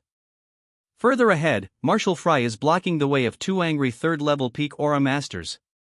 He is wearing silver armor and a white cape. He is holding a spear, and lightning is swimming on the body of the spear. All third peak level aura masters at the capital of two kingdoms are successfully lured out of the city. The strategy of luring tigers out of the mountains is successful. Red Dragon Guards are confronting the Royal Guards of Ru Kingdom. The White Tiger Guards are confronting the Royal Guards of the Fran Kingdom. Dan and the Vice Captain outside the city are confronting Flute. The matches in the two capitals are set. Inside the capital of Ru Kingdom, in the quarter of Royal Guards, a fight is ongoing between Royal Guards and Red Dragon Guards. Fireblade, Fireball, Water Bomb, Aura Blade magic skills, Aura Blades, and martial skills are flying everywhere. Boulder Smash, Spear of Halberd Bang. An aura spear crushed the huge boulder in the air. The huge debris fell to the ground, causing large dust particles. Viron is currently confronting a powerful Royal Guard. His whole mercenary team joined the Red Dragon Guards, except Era, who joined the Blue Dragons. They have watched the growth of the Baynard Kingdom from declining into a thriving kingdom. They saw the joy of the people of the kingdom and they experienced the harmony of several races in Purple Land. They want to protect the prosperity of the kingdom, so they volunteered to join the special force. Ground Spike. Viron dodged the attack. His body is flashing with lightning. He moved on the enemy's side as he slashes his halberd. Clang! His halberd is blocked by an iron staff. A ground spike rises beneath Viron. He immediately jumped to his back. A guard is trying to sneak an attack on Viron's back. Ah! Screams the guard. Viron looks at the archer who shot the arrow. She is wearing green clothes and a green cap. She said that she is in her best form if she wears her own clothes. The archer is the prodigy in archery, Lily. Arrows keep flying, and Royal Guards keep being hit. Kill that damn archer, the enemy guards repeatedly shouted. An energy blade flew toward Lily, but she swiftly avoided it. She shot another arrow while she is still in the air. An arrow with a rotating thread of aura flew in a curve. It avoided the special forces. It is flying to the neck of a guard who was grinning at the severely injured special force. Ah! Screamed the guard. Unbeknownst to Lily, danger is already approaching her. A man with gray hair is staring at Lily. His eyes are sharp. There is a vertical wound scar on his right eye. He smiles, then quietly approaches Lily. The man is called Mantis. He took out his weapons. They are curved blades like scythes, but the handle is short. He holds his weapons and quietly approaches Lily. His evil smile is bigger as he moves closer. Mantis suddenly releases his aura. His blades are clad with phoneme alphabet equals IPAPH equals wind wine slash phoneme blades, then threads of phoneme alphabet equals IPAPH equals wind wine slash phoneme move around his body. He slashed his weapon at Lily. Rip! Lily avoided the attack, but her short is cut and her thigh is wounded. Mantis chuckles. He stares sharply at Lily. Little girl, you killed too many ants, but even if they are ants, I did not give you my permission to kill them. Mantis charges at Lily while attacking with phoneme alphabet equals IPAPH equals wind wine slash phoneme blades. Lily shot arrows at Mantis rapidly. Shoo! Shoo! Many arrows are being shot at Mantis, but he is swiftly avoiding them. Phoneme alphabet equals IPAPH equals wind wine slash phoneme blades are moving toward Lily, but she nimbly moves and avoids them. Threads of phoneme alphabet equals IPAPH equals wind wine slash phoneme element rotate on Mantis blade, then he slashed it to Lily. A huge phoneme alphabet equals IPAPH equals wind wine slash phoneme blade attacks Lily. She put more aura to his feet, then jumped with a backflip. She shot 3 arrows at Mantis while she is in the air. Whoosh! Whoosh! Whoosh! They are rapidly moving toward Mantis. Their tails have a rotating thread of aura. They are shot at the same time, but their speed isn't the same. Mantis avoided the first one, but the second one follows him to where he dodged. Clang! He blocks it with his weapon, but the third arrow is going to his thigh, which is not covered by armor. Phoneme alphabet equals IPAPH equals wind wine slash phoneme tornado bang. The arrow hit the tornado that covered Mantis, and it got destroyed. Did she predict where I will dodge? How can she control an arrow like that? What a freak archer! She cannot stay alive, thought Mantis while looking at Lily. His killing intent toward Lily is getting stronger. Lily landed on the roof of a house. There are rows of houses on the side. Across the street is where the house Mantis is standing. Lily pulled her bow and shot a strong arrow at Mantis. Bang! Mantis avoided it, then he slashed his blade. A phoneme alphabet equals IPAPH equals wind slash phoneme blade attacks Lily. Bang! Bang! Bang! The two of them are running forward while exchanging arrows and phoneme alphabet equals IPAPH equals wind slash phoneme blades. Mantis suddenly chuckles. Little girl, you're too nimble. I don't want that. More phoneme alphabet equals IPAPH equals wind slash phoneme is starting to move around Mantis, and phoneme alphabet equals IPAPH equals wind slash phoneme element are rotating and gathering on his blades. Try to avoid this. Mantis jumped. A tornado covers his body, then he rotates his body in the air. Blade hurricane many phoneme alphabet equals IPAPH equals wind slash phoneme blades rapidly move toward Lily. She has nowhere to dodge. Lily looks calmly at the crowded phoneme alphabet equals IPAPH equals wind slash phoneme blades. She put 5 arrows into her bow. A green magic circle formed in front of the bow.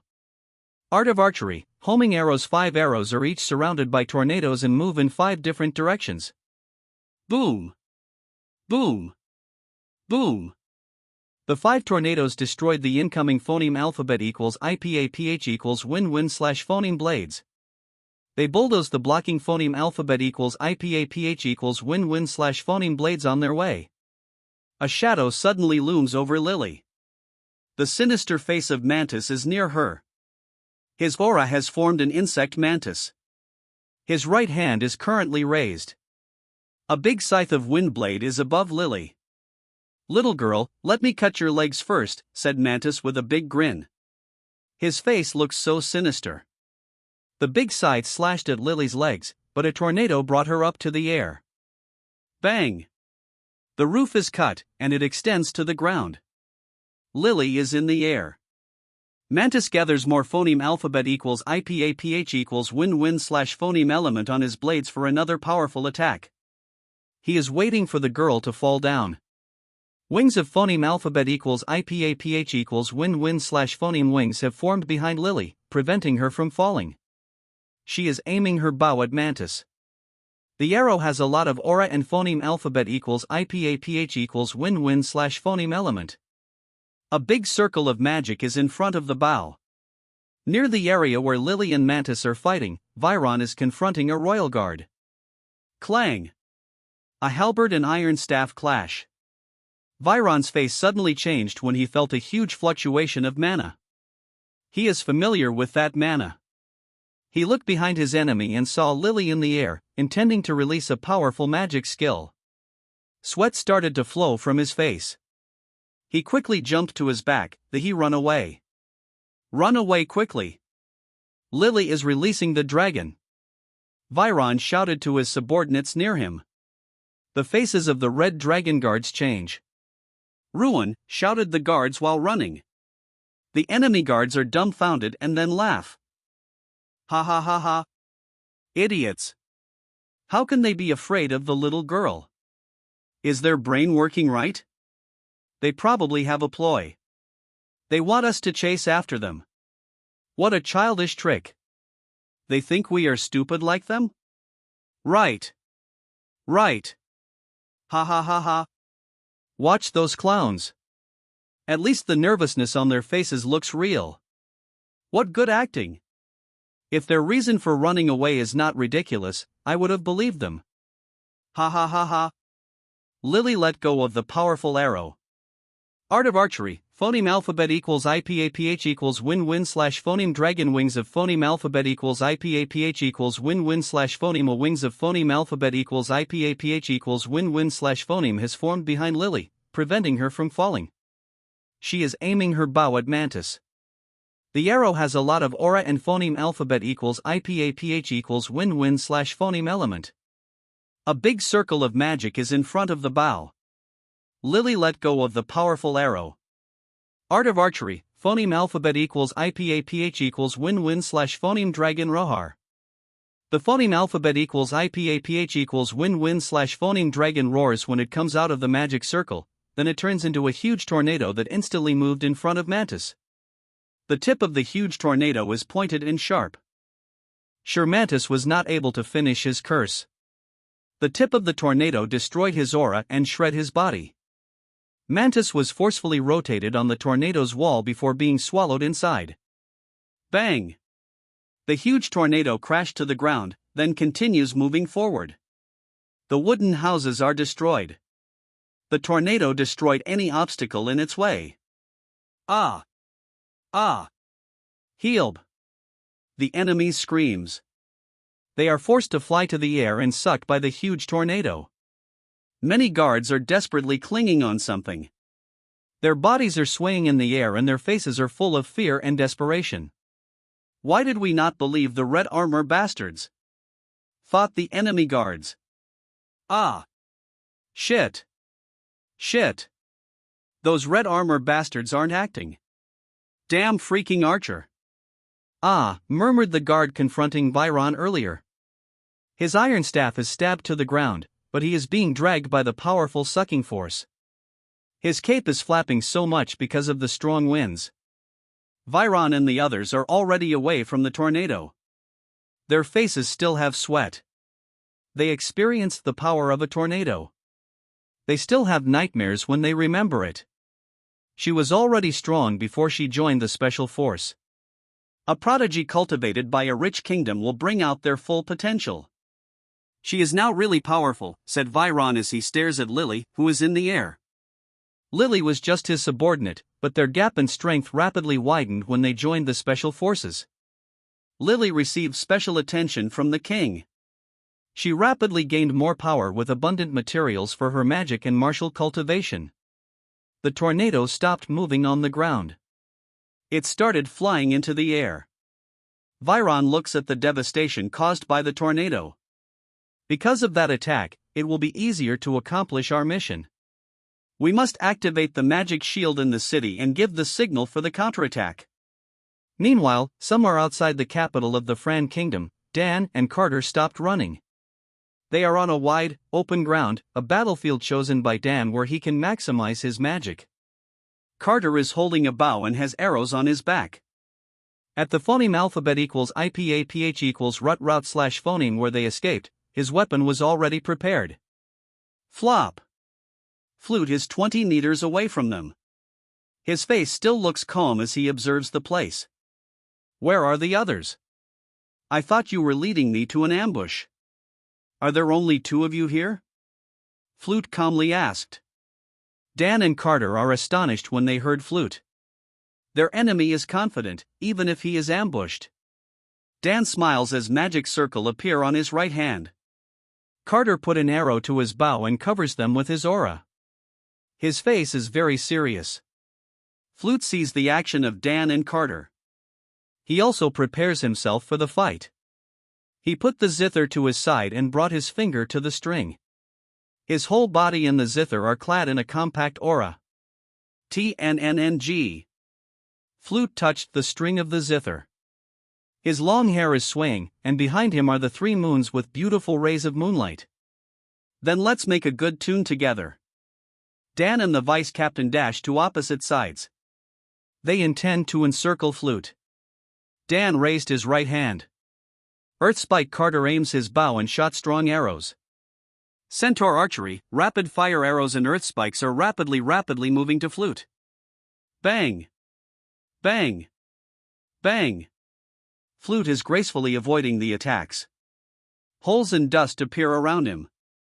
Flute touches the string, then suddenly waves his finger across the strings. The direction of the finger is toward Carter. TNNNG. An aura blade flew toward Carter. Carter avoided it, but he is met with another aura blade. TNNNG. TNNG. TNNNG. The beautiful melody of zither is playing in the air, but the melody cannot be appreciated by Dan and Carter because it actually brings danger to their lives. Carter is having difficulty avoiding the aura blades. He releases a large amount of aura and then forms a centaur. His speed became much faster, then he continues firing arrows at Flute while avoiding the aura blades. On Dan's side, he is still running while casting earth spikes. Aura blades are flying toward Dan.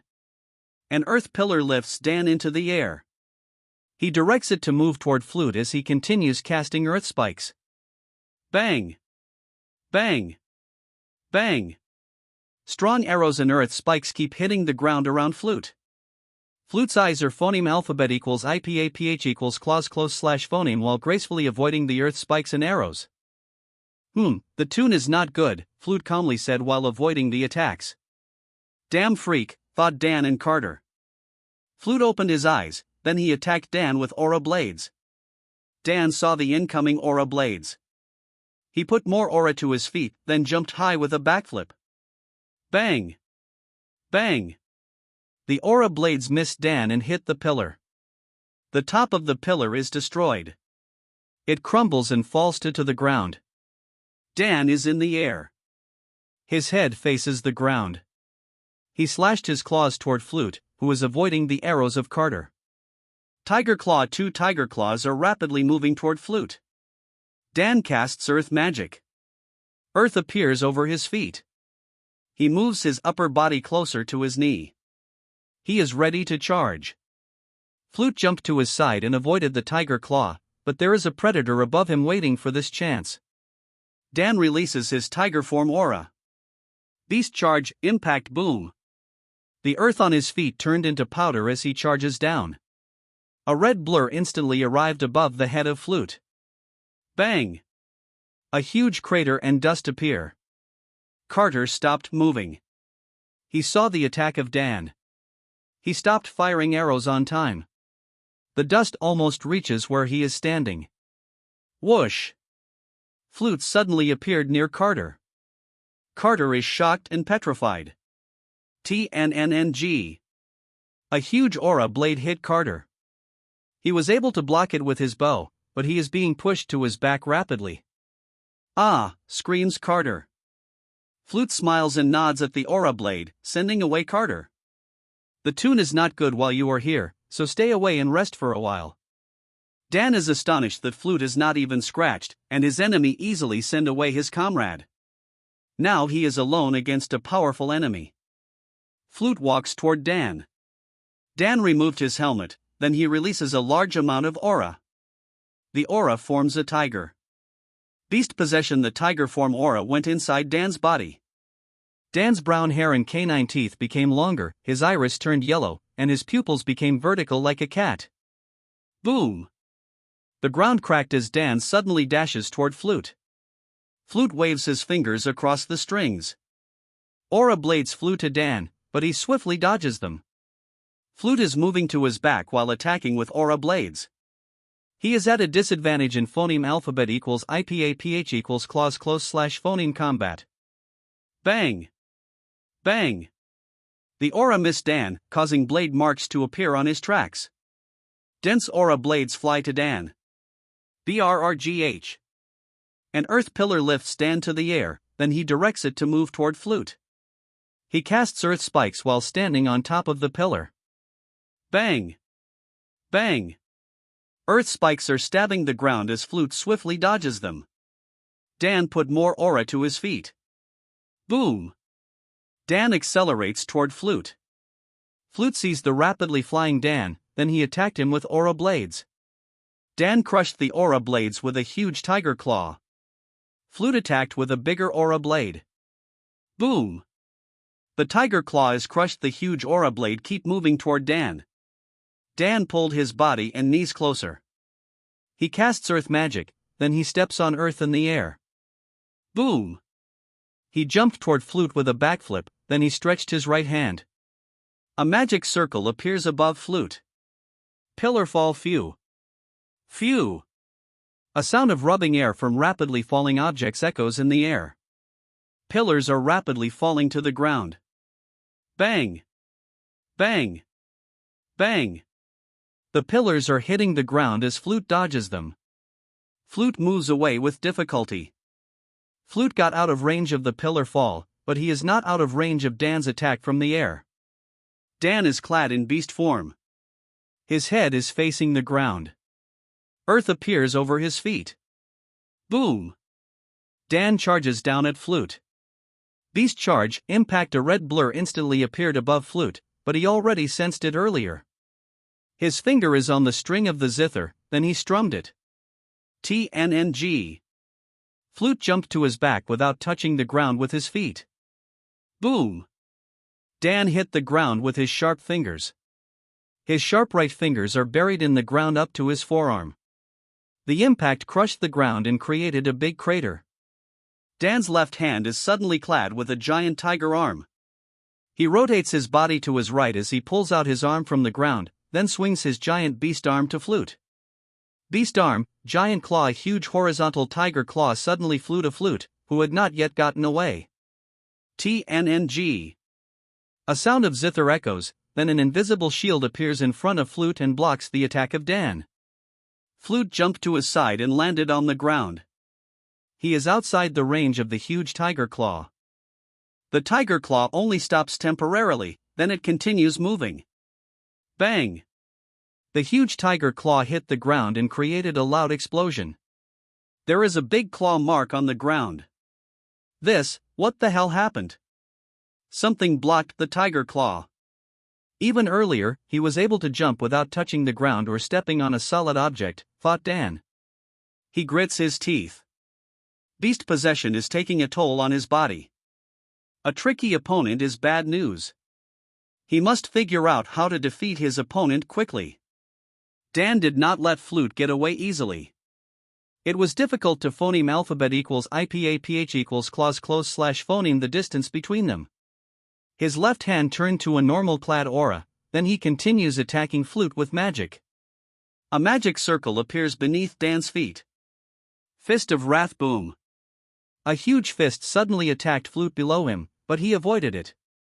The huge fist became taller, then attacked Flute from the air. Bang! Another earth fist rises from where he was standing and joins the attack on Flute. They are trying to hit Flute to turn him into a pulp. Boom! A huge palm rose and tried to catch Flute, but he still avoided it. Dan is at the top of the huge earthen fist. He jumped high, intending to attack Flute, who had just avoided the grasp of an earthen palm. Flute saw Dan, then he waves his finger on the string. Sound impact. TNNNG. Ack! Dan is suddenly hit in mid-air. It felt like something hit his body directly. TNNNG. Ah! Something hit Dan and pushed him to his back, then he started falling. He rotates his body in midair to avoid falling on his head. Flop! Dan landed on the ground while panting, and blood leaks from his mouth. He is staring at his enemy and trying to figure out why he can't see the enemy's attack. Sound drops TNNNG. Flute strummed the strings of the zither, and then many small balls the size of a fist appear around him. There are so many of them that even Dan can now see what attacked him. There are distortions in the air. Each ball has a little distortion in the air that can't be seen if eyes are not focused on them. Dan sweats when he sees the crowded balls of energy. What kind of power is that? I heard that musical instruments are used as weapons by some aura masters in countries north of Grassland, but how is the attack almost invisible? Asked Dan in his mind. Flute saw the astonishment of Dan, then he smiles. Everyone discourages him on his chosen road because it is very difficult. He has a high aptitude for magic, but he chose to focus on his musical instrument. He fell in love with music, and he wants to gain strength through it. He had endured all the mocking looks to gain his current strength. These small balls of energy are life energy in the air that are manipulated through the aura and sound of the musical instrument. Most of their vibration can pass through the armor and hit the body directly. You have the honor to be the first to experience its power, said Flute while smiling at Dan. I'd rather not be the first, said Dan in his mind. He experienced the power of the attack. It will be dangerous if he is hit many times. Flute put his finger on the string, then struck it. TNNNG. Shoo! Shoo! Shoo! The balls became elongated and rapidly moved to Dan. Earthen wall BRGGGH. A huge, thick earthen wall rises from the ground in front of Dan. Bang! Bang! Bang! Many sounds of explosions are heard by Dan. The front of the earthen wall has many holes. The sound of explosions continues. Bang! Part of the wall has penetrated near Dan. 1 meter from him is a half-meter hole. Bang! Another ball penetrated, and Dan moved to the side and avoided the attack. Bang! Bang! Bang! Many balls penetrated the wall, and Dan had no space to dodge. Bang! Bang! Bang! Dan saw many sound drops rapidly moving toward him. An earth pillar lifted Dan and moved him to his left side. Sound drops hit the bottom of the pillar, resulting in many cracks. The cracks spread and destroyed the bottom of the pillar. The pillar started to fall, and Flute attacked Dan, who was at the top of the pillar. Dan jumped to the ground. Bang! The top of the pillar is destroyed. Dan landed on the ground. Bang! The ground cracked from his sudden acceleration. Flute keeps attacking Dan. Explosions appear wherever Dan passes through as sound drops keep hitting the ground, causing soil and dust to fly in the air. Dan closed the distance between him and Flute. Sound drops attack again. The attack missed Dan. The earth pillar moves him into the air. He stretched his arms, then casts earth spikes. One arm is blocking the sound drops, while the other is trying to hit Flute. Sound wave whoosh. A sound wave brought Flute to the air. He continues attacking Dan as he flies in the air. Dan directed the earth pillar to follow Flute in the air as he keeps casting earth spikes. Bang! Bang! Bang! Sound drops and earth spikes are clashing in the air. Flute and Dan are facing each other while moving in the air. Dan put more aura to his feet, then he accelerates toward Flute. Sound drops move toward Dan. Dan steps on earth, then he jumped toward Flute with a somersault. What an amazing aerial battle ability! No one has ever used earth magic that way. Should I copy it using sound? Thought Flute while looking at Dan, who changes direction in mid-air. Dan steps again on earth. A huge magic circle has formed in his right hand. He is already near Flute. Flute saw Dan above him with a huge magic circle on his hand. He struck the strings of the zither and attacked again. Sound impact. A big, elongated energy moves toward Dan, but he is no longer there. A second before Flute completed his attack, Dan stepped on earth and moved down. He is above Flute in their distance. Very phoneme alphabet equals IPAPH equals clause close slash phoneme. Flute is astonished that Dan could move toward him in that position. Dan quickly thrust his right hand with a magic circle at Flute. Earth pillar. Bang! A huge earth pillar hit Flute and rapidly pushes him down. Boom! A huge hole appears on the ground where Flute and the earth pillar crashed. Dan steps on the body of the pillar that started falling and runs toward Flute. The area around Flute is still full of dust, but Dan can sense that Flute is still fine. Earth gathers on his right hand, then forms a spear. He put more aura to the spear. Flute is covered by a sound shield. The sound shield is a half sphere that covers Flute from all angles. The dust cleared a little, and Dan saw Flute covered by a shield. The distortion in the air is obvious, and it blocks the flow of dust in the air. He gathered more strength in his right hand, then threw the spear clad with aura at Flute. Beast throw shoe. It was so fast. Flute thought his shield could block the spear, but he is mistaken. The spear penetrated the shield. Flute is shocked, but he is able to rotate his body to the right. Rip. The cloth on his right chest and arm has a rip. His right arm is wounded and started to bleed. His compact aura was penetrated. His chest is safe, but his arm was hit. There is a way to win, thought Dan as he saw that Flute was injured by his earth spear. I will move closer and throw a stronger spear. Dan plans in his mind. A magic circle formed in Dan's right hand. A bigger earth spear is forming. He put more aura to the spear. He is still running on the pillar, which is already phoneme alphabet equals IPAPH equals clause close slash phoneme to the ground. Flute hasn't recovered from the attack earlier. He saw that Dan is phoneme alphabet equals IPAPH equals clause close slash phoneme and intending to throw a more powerful spear. He put his finger on the strings. Flute imperceptibly smiles. The distance is enough. I will definitely create a hole in that bastard's body, thought Dan. Beast THRTNNNG. King's Field Ack. Dan was not able to finish his attack. He is holding the spear above his head, but he is surrounded by something, and he cannot move. The air is distorted, not just near his body. Bang! The huge earth pillar fell to the ground, but Dan is standing still. Dan did not fall from the pillar because something in the air is holding him. The air is distorted within 18 meters of circumference. The spear in his hand suddenly crumbles. He wants to cast magic, but it isn't working. The king reminded them that if they encounter this situation, they should escape because it is the king's field. Cough, cough, the intelligence is wrong. This guy has a king's field, thought Dan. His organs are hurting. He was attacked in all directions suddenly. As long as he is in this field, he cannot cast magic, and he will be attacked in all directions. Your Majesty is currently fighting 2 peak 3rd level Aura Masters. I cannot let him join their fight yet.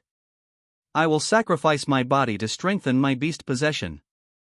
It will destroy my body, but I must keep him here for as long as I can, thought Dan. Then a little girl's face suddenly crossed his mind. A scene appears where his wife is washing dishes while his daughter is doing her homework. Dan's eyes became watery. He does not cry, even if his body is in extreme pain, but he succumbs to the pain of leaving his family behind. There are tears in Dan's eyes. Honey, Rena, I'm sorry. Daddy will not be able to go home. Dan's eyes became watery. He does not cry, even if his body is in extreme pain, but he succumbs to the pain of leaving his family behind. There are tears in Dan's eyes. Honey, Rena, I'm sorry. Daddy will not be able to go home. Flute walks toward Dan with a smile on his face. You are not even a peak 3rd level, but you forced me to release my king's field. You astonished me for getting this far. Actually, I already noticed some of your kingdom's plans. Do you want to know why I did not warn them? Asked Flute. Dan's face looks very shocked. Flute looks in the direction of Baynard with a reminiscent expression. Your kingdom has a very beautiful tune. People are living in peace and prosperity, be it Franian, Russ, or Baynards. You embraced our people with open arms. The harmony of different races in Purple Land plays great music to my ear. It even inspires me to compose more music. This musical instrument has a different name in the north, but I like the name given by your people, Zither. Baynard is a great kingdom that fits my tune well, so I decided to join it. Dan is even more shocked when he heard flute. Even Carter, who is not far away from them, is shocked. Their fight brought them to the area where the huge aura blade sent Carter. Damn bastard. You should have said that earlier. I even said goodbye to my family. I wasted my dramatic tears, thought Dan. Flute pulled his vision back from the direction of Baynard, then looks at Dan again. You are still holding on? That is not good. You have to pass out. I must show your king that there is someone strong in Fran. I must ensure that all Franian people will be treated fairly, said Flute. TNNNG. Ack. Dan coughed out blood when he was attacked by Flute. Bibatar Dan did not finish his curse. He started falling to the ground, and his physique is reverting back to normal. Flop. He fell to the ground and passed out. Flute looks at Carter, who is not far away. Carter sweats and looks flustered. He doesn't want to experience the attack of Flute that made Dan cough out blood. Why, you don't have to attack me. I will pass out on my own, said Carter with a sweat on his face. Flute is surprised when he heard it. Fine, go ahead, said Flute. Carter feels relieved. He closed his eyes and fell to his right side. He did not see the stone where his head is falling. Ack! Damn, I should at least apply aura to my head. It hurts, thought Carter, then he truly passed out. Flute nodded when he saw what Carter did. That man is really sincere. He even let his head hit a stone. Outside the capital of Rue Kingdom, Marco is facing a peak 3rd level aura master. There are burn marks and holes in the ground around them. They are marks of their battle. The aura master has a surprised look on his face as he watches the activated shield that covers the whole capital. Who is the damn idiot that activated the shield? How else can we go back inside?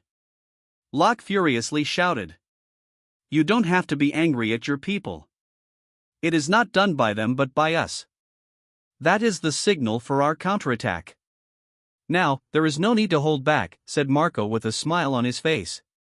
Locke is surprised, then became furious. He activated earth magic in his body. Earth floated and moved toward him, covering his whole body. As the earth covers his body, runes appear on the surface of the earth, then transform into gorgeous armor. The shoulder guards are big and pointed, the helmet has 2 horns, and it almost covers the whole face. Turning earth into whole body armor is a secret skill passed down to Locke's family. Because of this skill, he is called the Stone General. The armor is tough and light because of the runes. Locke stretched his arm. The earth started to gather, then it formed a hammer with runes. Locke clad his whole earth armor and hammer with a compact aura as he stares fiercely at Marco. I will pummel you into a meat sauce, including your allies inside the capital. Locke dashes toward Marco. Marco grins. He gathers more fire element on his both fists, then he rapidly punches them to Locke. Fire fist woo. Woo. A big fist made of fire quickly flew toward Locke. Locke flexibly rotate his hammer in his fingers, then hit the incoming fire fists. Bang! Bang! Bang! The fire fists are easily destroyed by Locke. Ground spike bang! A ground spike suddenly rose beneath Marco. Marco noticed it and jumped to the side. Locke jumped and smashed his hammer on Marco, who was still in the air. Marco steps on earth, then he jumped to his back. Boom! The hammer missed Marco and hit the ground, causing a huge hole to appear. Whoosh! A fire pillar pushed Marco into the air. Thread's fire elements are rotating on his right fist. A magic circle had formed in front of his fist, then he struck it when he started falling from the air. Fist impact. A huge fire fist, followed by a pillar of fire, rapidly moves toward Locke. BRRGH. An earth pillar moves Locke into the air. Bang! The first impact hit the bottom of the earth pillar and destroyed it. The earth pillar started falling down. Locke moved to the body of the earth pillar. His eyes stares fiercely at Marco, who is in the air. Earth started gathering in front of him, then it turned into a huge boulder. He took a hammer stance and added more aura to his hammer, then he smashed the boulder toward Marco. Bang! A loud explosion echoes in the air. The debris of the smashed boulder rapidly flew to Marco. Marco saw the debris flying toward him. He steps on earth, then he jumped with a somersault. His whole body is in a diagonal position. His head is facing the ground and earth appears over his feet. Boom! He charges down toward Locke. Locke is shocked. He did not expect that his enemy could flexibly change direction in mid-air. Fist impact. The fist impact is stronger when combined with the force and speed of Marco's charge from the air. Locke could not dodge, so he attacked the fist with his hammer. Bang! The earth hammer and fist impact clashed. Ah! Screams Locke as he tries to smash the fist impact. The first impact stopped for a while. Crack! A crack starts to spread to the hammer's head. Bang! The hammer's head was destroyed. Ack! The fist impact pushes Locke to the ground. Boom! The fist impact and Locke hit the ground. Boom! Thick dust appears around the ground where Locke and the first impact crashed. Locke is standing at the center of the large hole. His armor is broken, his hammer is nowhere to be seen, but his body is fine. He activated magic in his body. The earth started floating from the ground and moved toward him. His armor regenerated. He stretched his arm, then his hammer slowly forms. Locke looks at Marco, who landed on the ground, and grins. Your way of using earth magic in the air is really interesting. It makes me want to try it and make new forms of attack.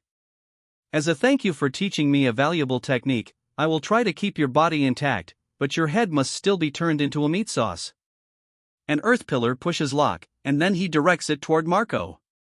Marco grins as he sees Locke, who wants to fight in the air. He will teach the guy a painful lesson. Aerial battles cannot be learned instantly. Edgar taught them how to use earth magic in the air, and they practiced a lot before they could flexibly use it. A fire pillar lifts Marco into the air. Marco and Locke stare at each other from a distance. Both of them put more strength into their feet. Boom! Both of them accelerate in the air. Marco strikes with his fist covered with fire, while Locke strikes with his hammer. Bang! Fire fist and hammer clashed. There is no winner in the clash. Both of them step on earth, then they jumped back. They step on earth, then charge again. Locke instantly arrived and swung his hammer, but Marco is above him. What? Locke is astonished that Marco did not charge toward him but jumped up instead. He is tricked. Marco's arms are above his head. Fire hammer bang. Two big fire arms hit Locke, pushing him down rapidly. Boom! Locke hit the ground. Threads of fire element are rotating on both fists of Marco, then he rapidly punches them where Locke crashed. Fire fist barrages of fire fists are quickly falling like meteors. Bang! Bang! Bang! An explosion appears every time a fire fist hits the ground where Locke fell. Marco stopped, then he used earth magic to swiftly land on the ground. He is panting. The dust is a little cleared by the phoneme alphabet equals IPAPH equals wind wine/phoneme. A half sphere of earth is above Locke. The sphere has many holes. Locke has burn marks on his body. Some parts of his clothes are burned. Blood leaks from his mouth, but he is not severely injured. Potions are no longer useful on peak 3rd level Aura Masters and above because their cells are already at a higher level. Potions cannot enter their cells, but healers can because they can forcefully enter their cells and heal their illnesses or injuries. Locke feels the burn in his body, but he feels that Marco slapped and burned his face. Locke grits his teeth. He fiercely stares at Marco and wants the guy to pay a painful price. A big magic circle appeared beneath his feet. Armored Guardian's 5 earth mounds suddenly rise from the ground and started molding into a human shape. 5 3-meter-tall golems have formed. They have the same body armor as Locke. Locke formed his earth armor and hammer again. The 5 golems dash to Marco, followed by Locke. They are trying to make an encirclement, but Marco will not allow that. Marco punches both his fists rapidly toward the golems. Fire Fist Mini Fire FSTS rapidly flew to 5 golems. The golems did not stop running towards Marco. They punched the Fire Fists. Bang! The Fire Fists are destroyed. Marco dashed to the side to meet a golem. Bang! The golem punched Marco, but he avoided it and stepped to its side. His right fist is covered with more flame. He struck his fist to the golem. Fist explosion boom! The fist of Marco exploded upon contact with the golem. The fist explosion is not effective against the defense of peak 3rd level, but against a golem, it will have a devastating effect. Whoosh! The golem is blown away. Its upper part is destroyed. Marco dashed to another golem and did the same. Boom! Boom! Only 2 golems, and Locke is attacking Marco. Holes are everywhere around them. Marco is evading with ease. Boom!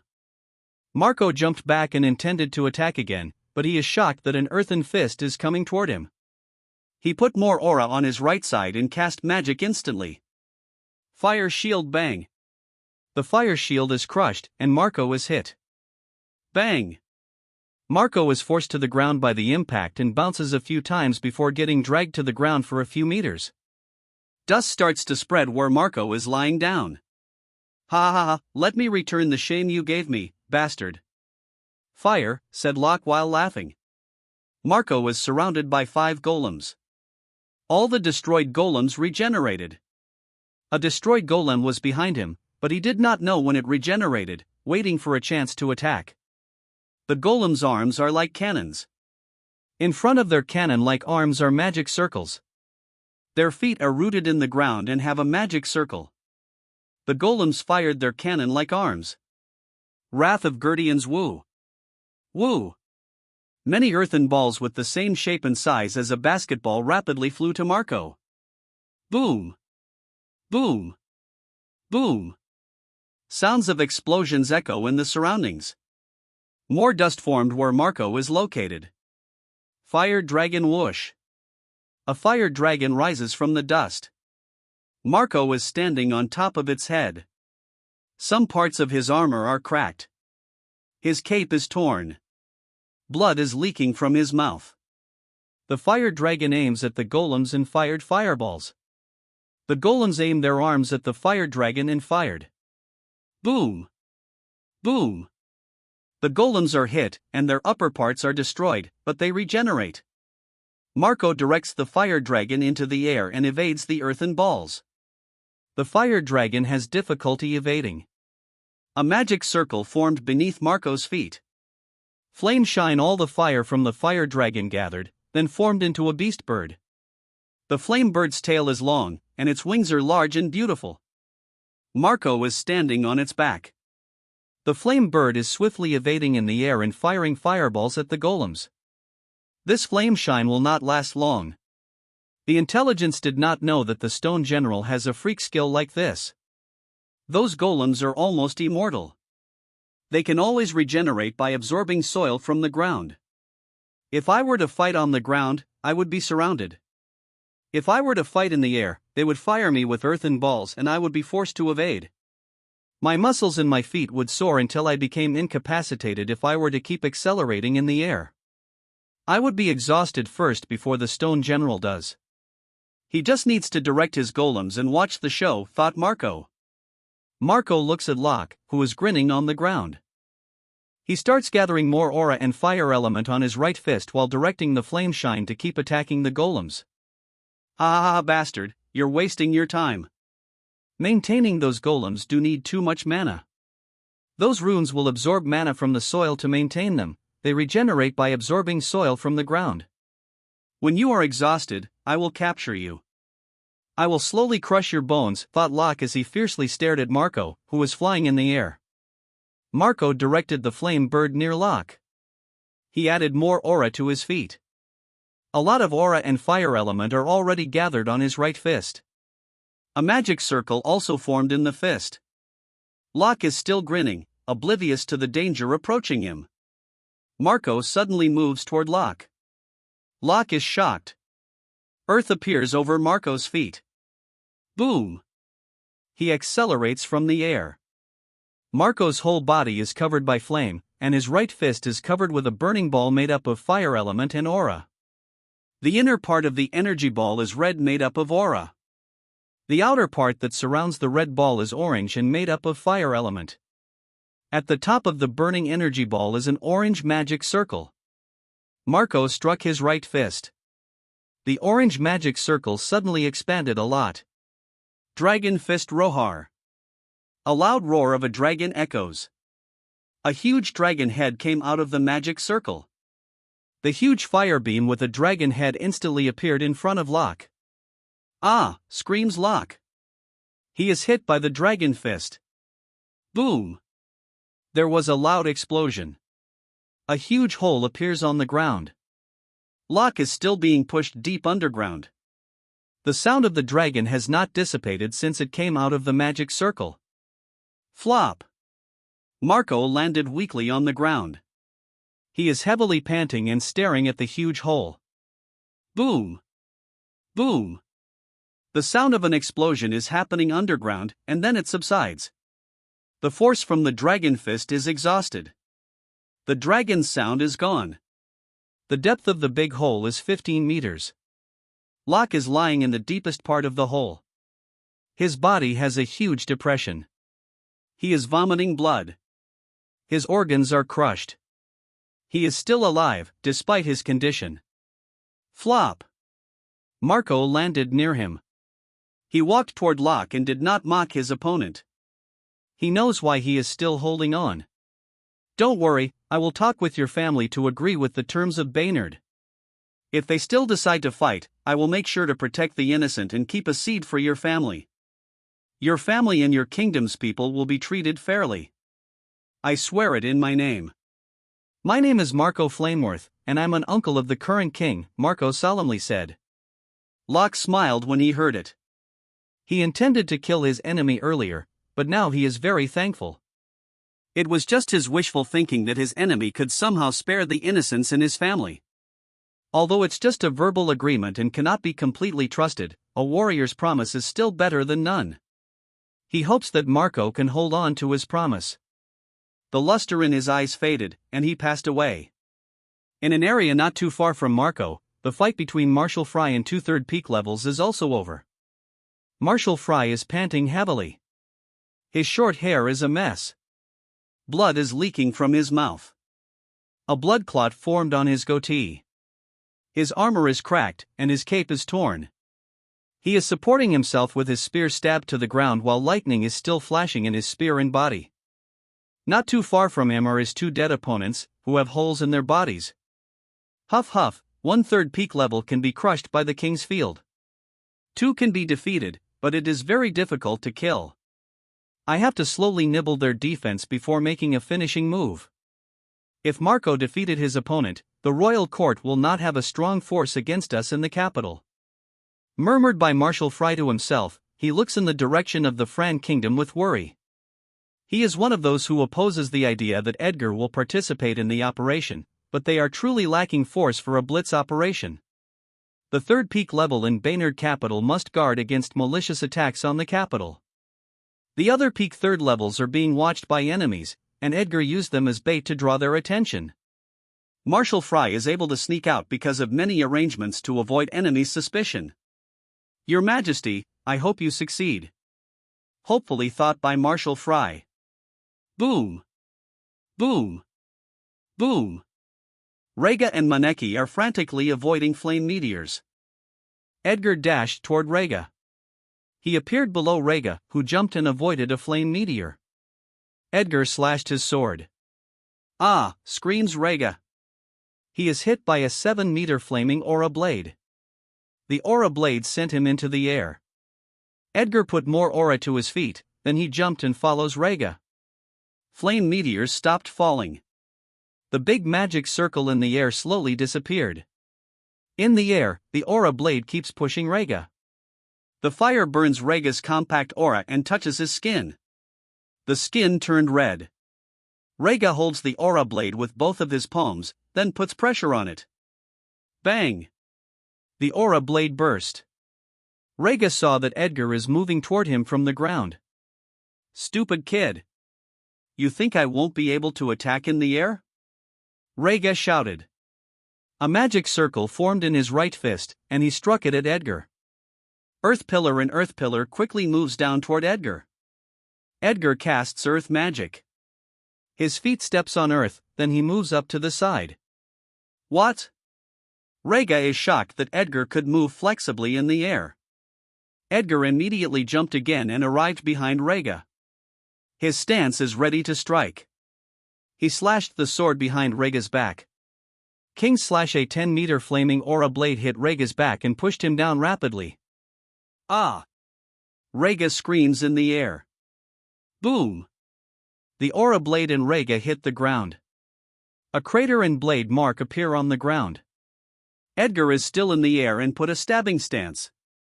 He stabbed his king's sword rapidly at Rega, who was lying on the ground. Aura beams surrounded by fire element are rapidly falling down. Ah! Rega screams as aura beams hit his back. Some aura beams deviated and hit the ground around Rega, causing explosions and dust. Edgar rotates his body in the air. His head faces the ground, then earth appears over his feet. Boom! Edgar charges down. Threads of fire element are rotating on his sword. He intends to deliver a powerful stab to Rega. Wang! Lightning blades are flying toward Edgar in the air. He saw the blades, then he rotates his body in mid-air. He steps on earth and jumped up. He looks at Maneki, who is grinning at him with his sinister eyes. Maneki chuckles, then he asks, "Did I interrupt your show? What is the feeling of being unable to deliver the finishing blow?" Edgar did not answer his question. He moves down to Maneki from the air. Magic circle appears in the air. Edgar passes through the circle. Whoosh! A fire dragon came out from the circle and Edgar is standing on its head.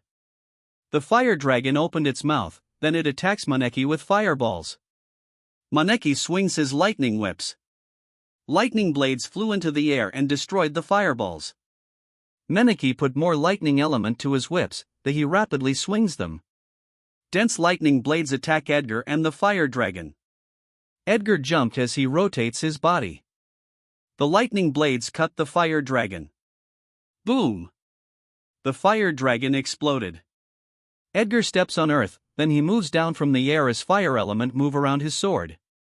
Maneki attacked him with lightning blade. Edgar jumped with a somersault. Boom! He suddenly accelerates from the air. He moved a few meters above the ground as he slashes his sword. Boom! A huge aura blade hit the ground. Maneki dodged the attack, then he put more lightning element to his 10 lightning whips. Arms of Regis. The lightning whips form 2 giant purple arms with sharp fingernails. The lightning whips are like the skeleton of the arms. Lightnings are flashing on the 2 arms. Maneki dashed to Edgar as he swings the giant purple arm. Edgar swings his sword at the giant arm. Bang! Ack! Edgar is blown away. Maneki laughs as he follows Edgar. He jumped, then swings down the giant right arm. The sharp fingernails are moving to Edgar's body. Edgar casts earth magic. He steps on earth, then jumped back with a somersault. Boom! The sharp fingernails are buried to the ground. Edgar suddenly attacked from the air. King/bang! The flaming aura blade is blocked by the left purple arm. Maneki swings the left arm and blew away the aura blade. BRRGH! The purple right arm dug a huge boulder from the ground. Crunch! The boulder is crumbled, then Maneki threw the debris to Edgar. Edgar jumped up as he rotates his body, then he suddenly accelerates from the air. Clang! His sword is blocked by the two purple arms. Maneki swings the arms. Edgar is pushed away. He put a stabbing stance in the air. Deathbeam Maneki covers himself with the two giant purple arms. He put more lightning element, then the arms became even bigger, totally protecting him inside. Boom! Boom! Boom! Many beams are hitting the arms, but they won't even cause a crack. What a tough defense, thought Edgar. Maneki chuckles, you should try a more powerful attack. Something that can tickle me. Edgar smiles when he heard Maneki. He put a slashing stance. Threads of fire are rotating on his sword. He accelerates from the air, then he swings his sword. Sword hurricane whoosh. A huge fire tornado moves to Maneki. His face changed. Boom! The tornado hit the purple arms and Maneki is being pushed to his back. The sucking force of the tornado makes Maneki floats. He jumped to the side and swings the giant purple arms to the ground. Boom! The sharp fingernails are buried to the ground. Ack! Maneki grits his teeth as his body sways in the air. Edgar wants to attack from the air, but Maneki noticed it. He moves the left purple arm and changed its form into 5 lightning snakes. The lightning snakes open their mouths and form lightning balls. Thundershock lightning balls are flying toward Edgar. He avoided them, but they suddenly exploded. Bang! Bang! Bang! They are like bubbles that suddenly puff and burst. There is a ringing sound in Edgar's ears that made him dizzy. He falls from the air. Maneki grins as he sees Edgar affected by the thunder shocks. The lightning snakes attack. Lightning beam small, sharp lightning beams are flying toward Edgar. The lightning snakes continue to fire lightning beams. Many lightning beams are flying in the air. Edgar forces himself to focus.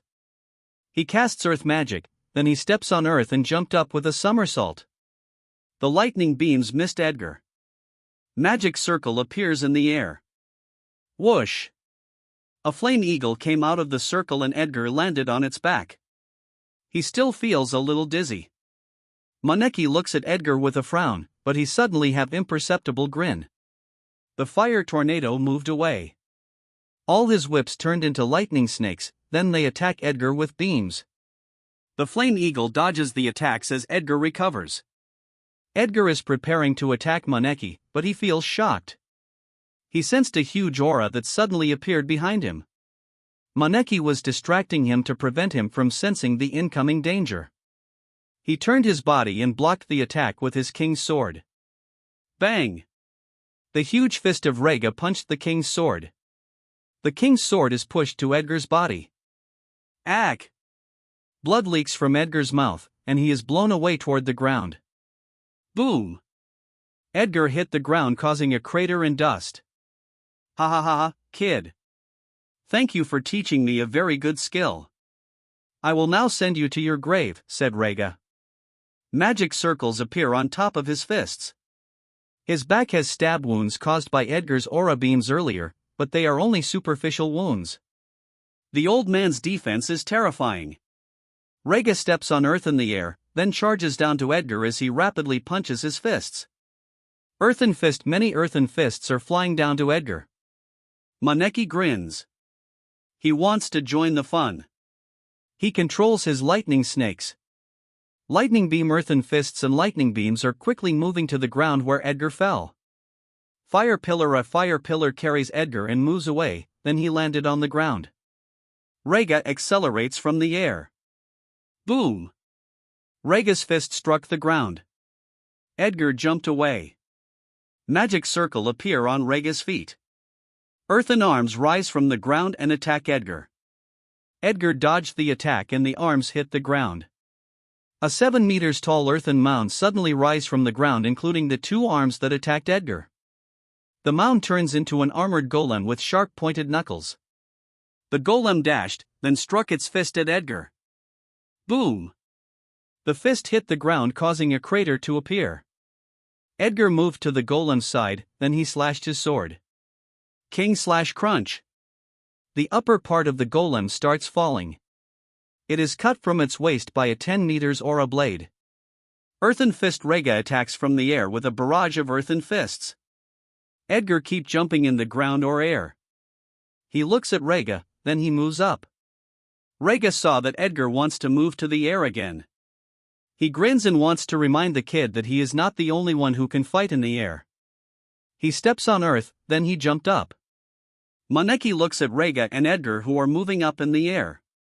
He chuckles as he sees the expression of the old man. Who would have thought that earth magic could be used that way? Thought Maneki. Rega and Edgar are facing each other in the air. Rega is grinning, while Edgar's face is serious. Boom! Both of them accelerate in the air. A few meters before they clash, Edgar suddenly changed direction in mid-air. What? Rega is shocked. Edgar rotates his body in mid-air while moving up above Rega, then he slashed his sword at the old man. Bang! Rega was able to raise both his hands above his head and block the sword, but the power of the swing is too strong. Phew! Rega is sent down by a 10-meter flaming aura blade. Boom! Rega and the aura blade crashed to the ground. Edgar slashed his sword at Maneki, who moved closer and wants to help Rega. Sword hurricane whoosh! A fire tornado quickly moves down to Maneki. Maneki quickly jumped. He wants to move away, but the tornado is too fast. Bang! The tornado hit the ground where Maneki was standing. The sucking power of the tornado pulls Maneki. He put more lighting element into his lighting whips and turned them into two huge purple arms. Bang! Maneki buried the sharp fingernails of two huge purple arms in the ground. Edgar rotates his body in mid-air as fire covers his whole body. Boom! He accelerates from the air and stabbed his sword. Meteor strike! He is rapidly falling from the sky like a meteor toward Rega. Rega forces himself to stand up as blood leaks from his mouth. Boom! There was a huge explosion. Edgar's sword stabbed the ground. A ring of fire spread from the center of impact. There are remnants of fire in the huge hole. Rega dodged the attack. He jumped a few times and moved closer to Maneki. Rega and Maneki look fiercely at Edgar. Rega felt a huge fluctuation of mana from the capital.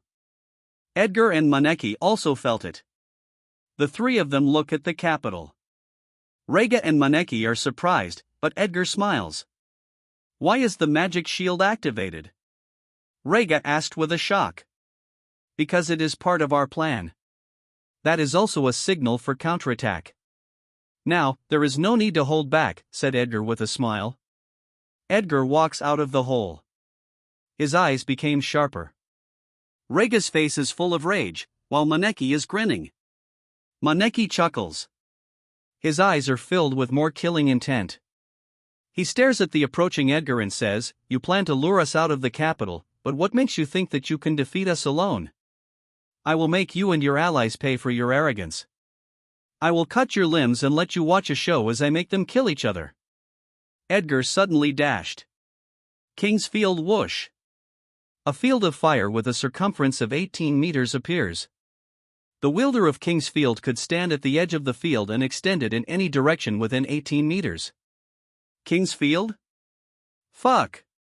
Both Rega and Maneki cursed in their minds. The boy really has the confidence to fight them alone. He really was holding back. Whoosh! Flame swords and fire dragons suddenly surrounded Rega and Maneki. The earth on Rega's fist crumbles. The lightning that clad Maneki's whip burst. Rega and Maneki want to jump out of the field, but fire whips suddenly tie their feet and keep moving up to their bodies.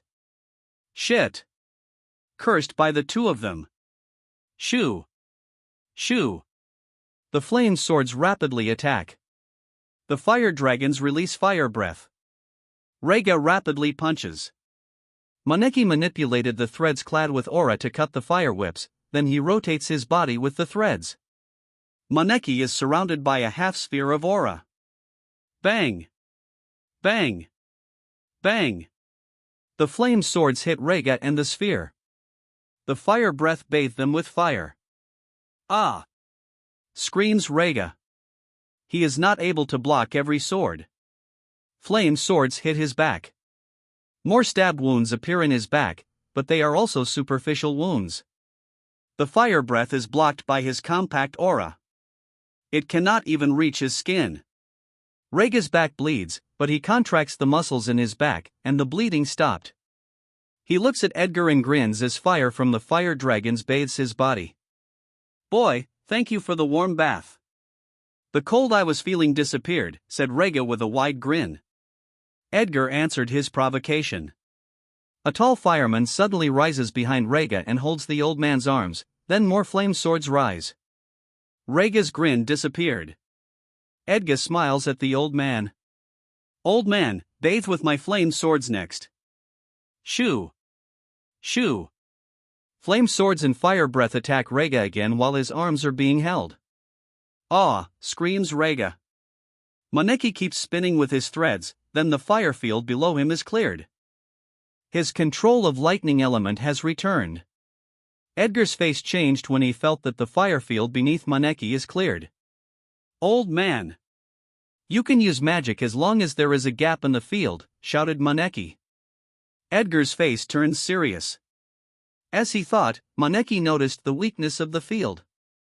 How lucky of them that Maneki's way of defending the attacks incidentally discovered the weakness. Maneki clad the lightning whips with lightning. The red sphere turned into a purple sphere. Wang! Lightning blades flew all around the sphere. They cut the fire dragons and exploded with the flame swords. Rega heard the shout of Maneki. His body has many stab wounds. His eyes are bloodshot. He was not able to use his hands to punch, but he was able to use them to block his face. He never felt so aggrieved. He wants to pummel the head of Edgar right now into a meat sauce to vent his anger. HHHHH, shouts Rega as he releases a lot of aura. The aura that covers Rega's body is no longer compact. The fire whips and the arms of the fireman that hold him burst. The fireman is blown away by the shockwave of the sudden release of aura. Rega looks at the ground with his bloodshot eyes, then he raises his right hand. A lot of aura flows to his right fist. Flame swords attack the old man, but his thicker aura blocks the attacks. Fire whips rose and rapidly flew to Rega's right arm. The fire whips tied the arm. Bang! The whips burst as the aura on the arms suddenly expanded. Rega fiercely struck the ground as if venting his anger. He wishes the ground is someone else's head. Bang! The ground cracked and many debris are blown away. There is a huge crater and a huge gap that appear on the field. Rega fiercely stares at Edgar while standing on a yellow magic circle. Edgar is in a slashing stance as big threads of fire element are rotating on his sword. Boom! He dashes toward Rega while the threads are still rotating on his sword. Fire moves and starts to quickly fill the gap made by Rega. Rega sneered as he saw the fire filling up the gap in Edgar, who was moving closer. BRRGH. An earth pillar lifts Rega. Fire climbs the earth pillar. Edgar jumped toward Rega. Whoosh! The threads of fire element dispersed. A giant sword appears in Edgar's hand. The sword became a 3-meter, compact orange sword. Rega wants to jump away. Whoosh! A fire whip suddenly flew from the fire that climbed and surrounded the pillar, then tied his foot. Bang! The fire whip burst as the aura that clad his foot expanded, then he quickly jumped back. Bang! The huge orange sword cut the earth pillar into two. Rega dodged the sword by a hair's breadth. He steps on earth and he jumped up a few times in the air. There is still sweat on his face. That damn boy is really cunning. I was almost hit, thought Rega as he stares at Edgar. If that damn freak doesn't die, we will die. Rega's face turned hideous as he thought of this. Magic circles appear on his hands, then earth covers his both fists until they form earthen gloves with sharp knuckles. A magic circle appear on top of Rega's fists. He fiercely looks at Edgar and the king's field, then he grins. Rega escaped the field, and Maneki wants to escape too. The purple sphere is moving closer to the edge. Whoosh! Two big fire hands rise and slam the sphere. Bang! The fire hands stop the sphere from moving. Whang! Lightning blades flew and cut the fire hands into several sections. The purple sphere moves again. Fire hands keep rising but lightning blades cutting them. Flame swords attack, but the purple sphere is still moving. Flop! Edgar landed on the field and frowns as he stares at Rega. Rega attacks from the air with magic. Shoo! Shoo! Earthen fists are flying down to Edgar and the king's field. Flame swords and fire beams rise and attack the earthen fist. Bang! Bang! Bang! Flame swords, fire beams, and earthen fists are exploding in the air. Some partially destroyed earthen fists hit the field and created gaps, but they are quickly filled by fire. Rega moves in the air as he evades fire beams and flame swords. Threads of earth element rotate on both of his fists as he prepares for a big attack. Edgar moves and wants to stop Maneki. Shoo! Dense earthen fists suddenly flew down. Boom! Edgar jumped back and avoided an earthen. Boom! Boom! More earthen fists are hitting the field. He looks in the air and saw many earthen fists flying down. He took a slashing stance, then slashed his sword at the dense earthen fists. Fireblade, a huge 15-meter fireblade fly. Bang! There was a huge explosion in the air as the fireblade clashed with many earthen fists. Huge amounts of dust appear in the air. Many pieces of debris are falling to the ground. There are earthen fists that fell beside Maneki. Whoosh! The purple sphere suddenly dispersed, and Maneki used more lightning to turn the lightning whips into huge purple hands. The purple hands took two earthen fists and crumbled them. Crunch! The earthen fists are crushed into pieces, and Maneki threw them in the air. Maneki jumped on the debris of the earthen fists and flew together in the air, moving away from the field. Rega laughs as he sees Maneki flying out of the field. His comrade exceeded his expectations. He wanted to clear the field in front of Maneki, but his attacks were blocked by Edgar. Edgar adjusted his field, then fire beams rose and attacked Maneki in the air. Maneki put more aura on his feet, then he jumped to another debris. Bang! The debris is crushed as Maneki jumped away. Bang! The debris are also crushed when the fire beams hit them. Flop! Maneki landed on another piece of debris. He is already out of the field's circumference, but he did not relax, and he moves further because he knows that Edgar can adjust the field. Edgar saw that Maneki is already out of the circumference of the field. He sighs. They notice the weakness of the fire field too early. When a gap appears on the field, the enemies can use magic in that gap. Enemies can use magic as long as the fire field cannot reach them. The king's field can't also be used in the air, but it can still help to easily manipulate the element in the air and easily cast magic within a circumference of 18 meters. Edgar looks at Rega in the air. He dispersed the 3-meter sword and returned to the 1-meter size of the king's sword. He deactivated the fire field, then he jumped up. Rega saw that Edgar is moving up to him. He rapidly punches his fist and attacks with more earthen fists. Edgar saw the earthen fists. He changed direction in mid-air. He went up to the right side. He rotates his body in mid-air and faces Rega in the air. He steps on earth, then he charges toward Rega. Rega faces Edgar in the air. He thinks that Edgar can't apply his king's field. Ah, boy. If you did not show me your aerial skills, it might be much more difficult to face you. Ha! The laugh of Rega is cut off. Ah! Screams Rega. A big magic circle appears above him, firing a fire pillar. He is pushed rapidly by the fire pillar to the ground. Edgar changed his posture in midair. His head faces the ground. He steps on earth, then he follows Rega to the ground in a stabbing stance. Whang! Lightning blades are coming to him from the right side. Edgar rotates his body while maintaining his posture in the air, then he swings his sword to the lightning blades. Bang! Flaming aura blades flew and blocked the lightning blades in the air. Boom! Rega and the fire pillar hit the ground. A crater appears on the ground. A ring of fire and dust spread from the center of the impact. Earth appears over Edgar's feet. Boom! Edgar charges down. Flames suddenly covered his whole body, then he stabbed his sword. Meteor strike boom! Edgar's sword stabbed where Rega fell. The ring of fire spreads, and dust is cleared from the impact. Rega dodged the attack by rolling on the ground. He gathers more aura on his feet. He wants to jump and stay away from Edgar. King's Field fuck! Cursed Rega.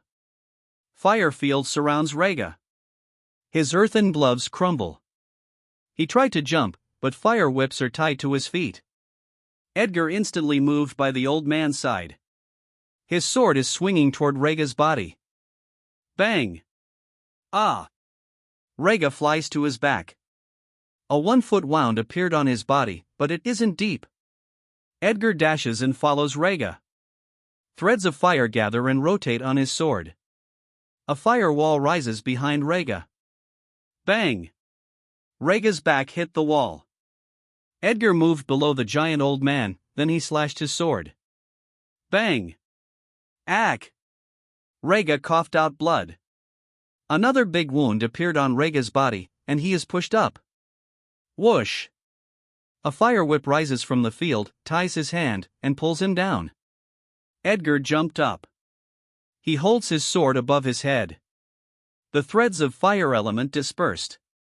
The sword became 2 meters long and he slashed it at Rega's neck. Bang! Ah! Rega blocked the sword with his left forearm, but the slash pushed him to his back. A big wound appeared on his forearm. Whoosh! A long thread clad with aura suddenly tied Rega's hand and pulls him out of the fire field. Rega rotates his body in mid-air. He steps on earth, then he jumped back. He keeps jumping away from the king's field. Boom! He landed heavily on the ground. He controls his muscles, and then the opening of the wounds started to decrease. The bleeding also decreased. Huff huff, Rega is panting. Edgar is also panting. He returned the previous size of the king's sword, then he deactivated his king's field. The defense of 3rd peak level is really tough. If I'm only against one, I could have killed one of them now. 2 3rd peak level working together is really hard to kill even with the king's field. Completely activating the field is consuming too much mana and aura. Partial activation should be enough. The more they use their aura, the less compact aura they can use to protect their body. I must keep consuming their aura. By the time I must end this fight, my remaining aura should be enough to end the battle, thought Edgar. Completely activating the fire field will prevent enemies from casting other elements when they are in the field. Edgar can also freely form the fire in the king's field without magic circles, but swords are a lot easier to form because of his concept. Partially activating the field helps Edgar cast fire magic skills easily in a circumference of 18 meters, but it cannot prevent enemies from casting magic using other elements. Edgar continues analyzing in his mind. The old man is much more versatile in evasion since he learned my aerial skill. His defense is really tough. I succeeded in attacking him in the air because he did not know that I could easily cast magic within 18 meters.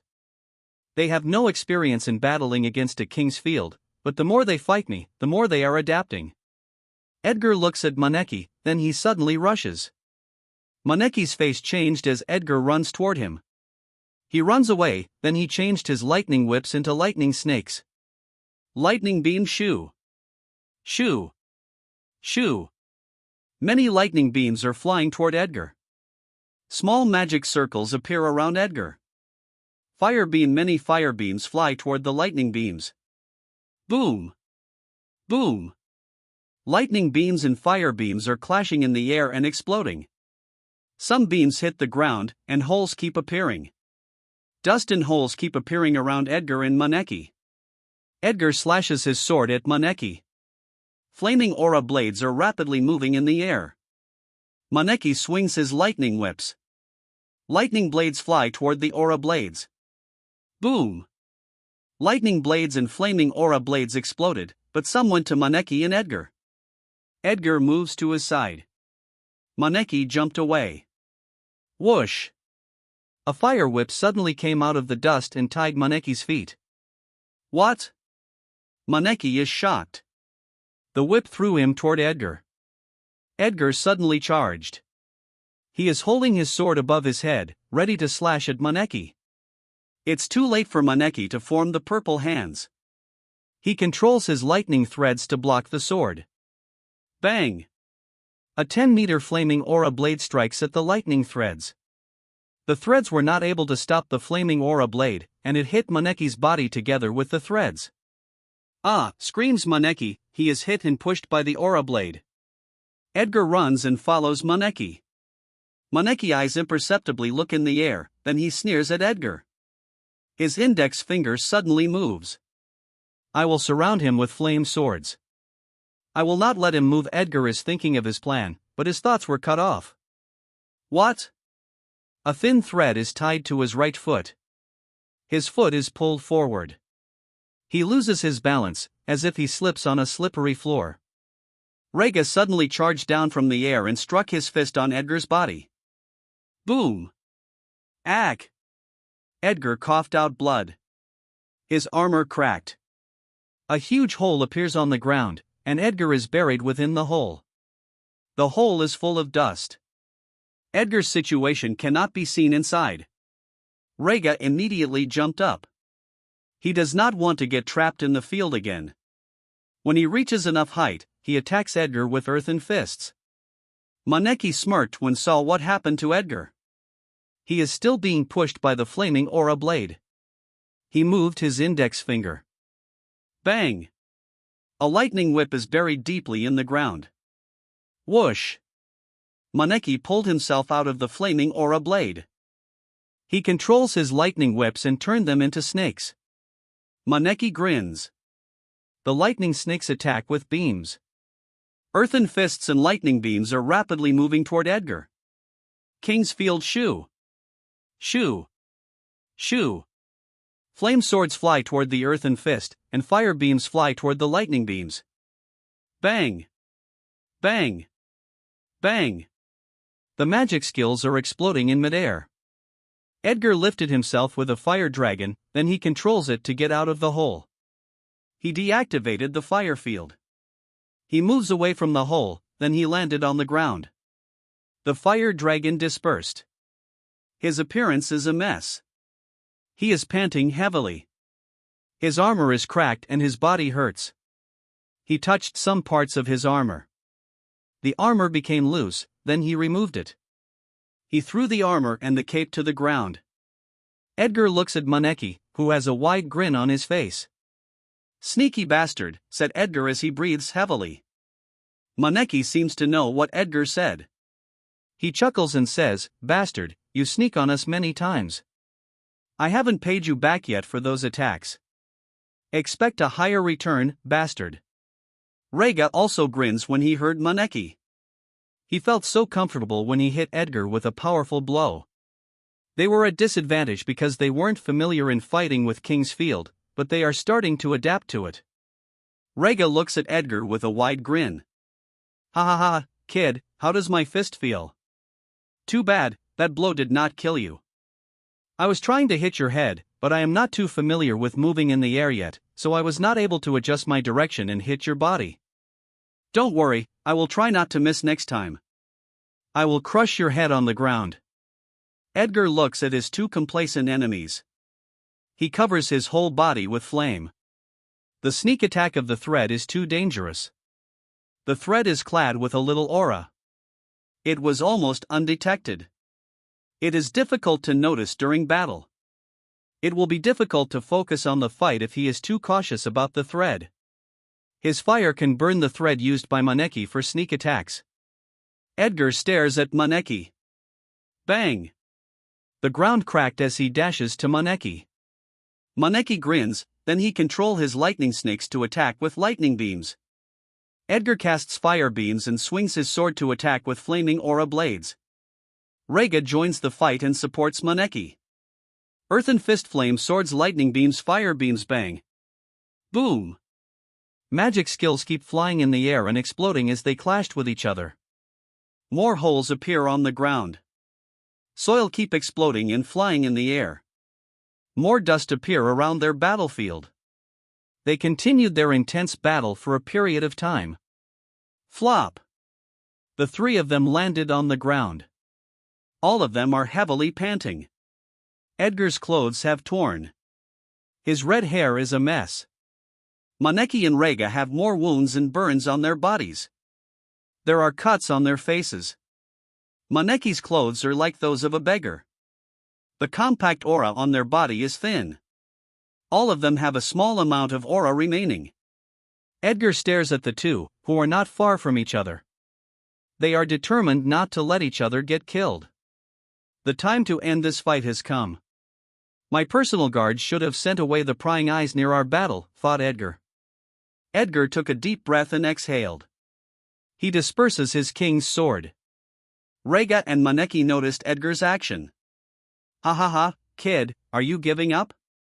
Are you telling me that an old man like me has beaten you in endurance? Said Reiga with a grin. Edgar chuckled when he heard Reiga.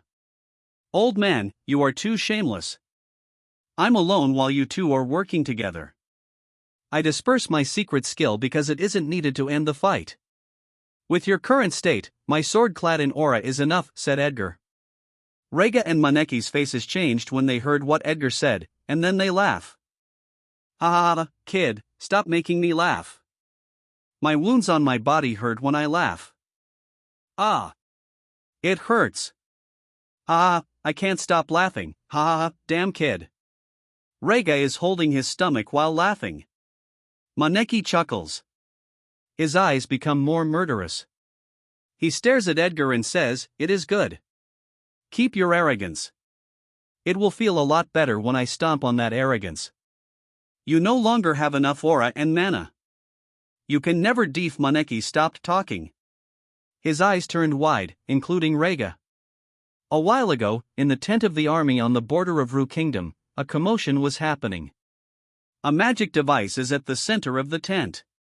The runes are shining. Inside the tent is a white shield that reaches every corner of the tent. The device is for emitting sound blockade magic. There are soldiers kneeling inside and being held by other soldiers. The vice marshal is standing in front of the soldiers kneeling on the ground. Damn you! We argued many times, but doing this is too much. This is considered treason, idiot. I will make you pay for this, a man shouted.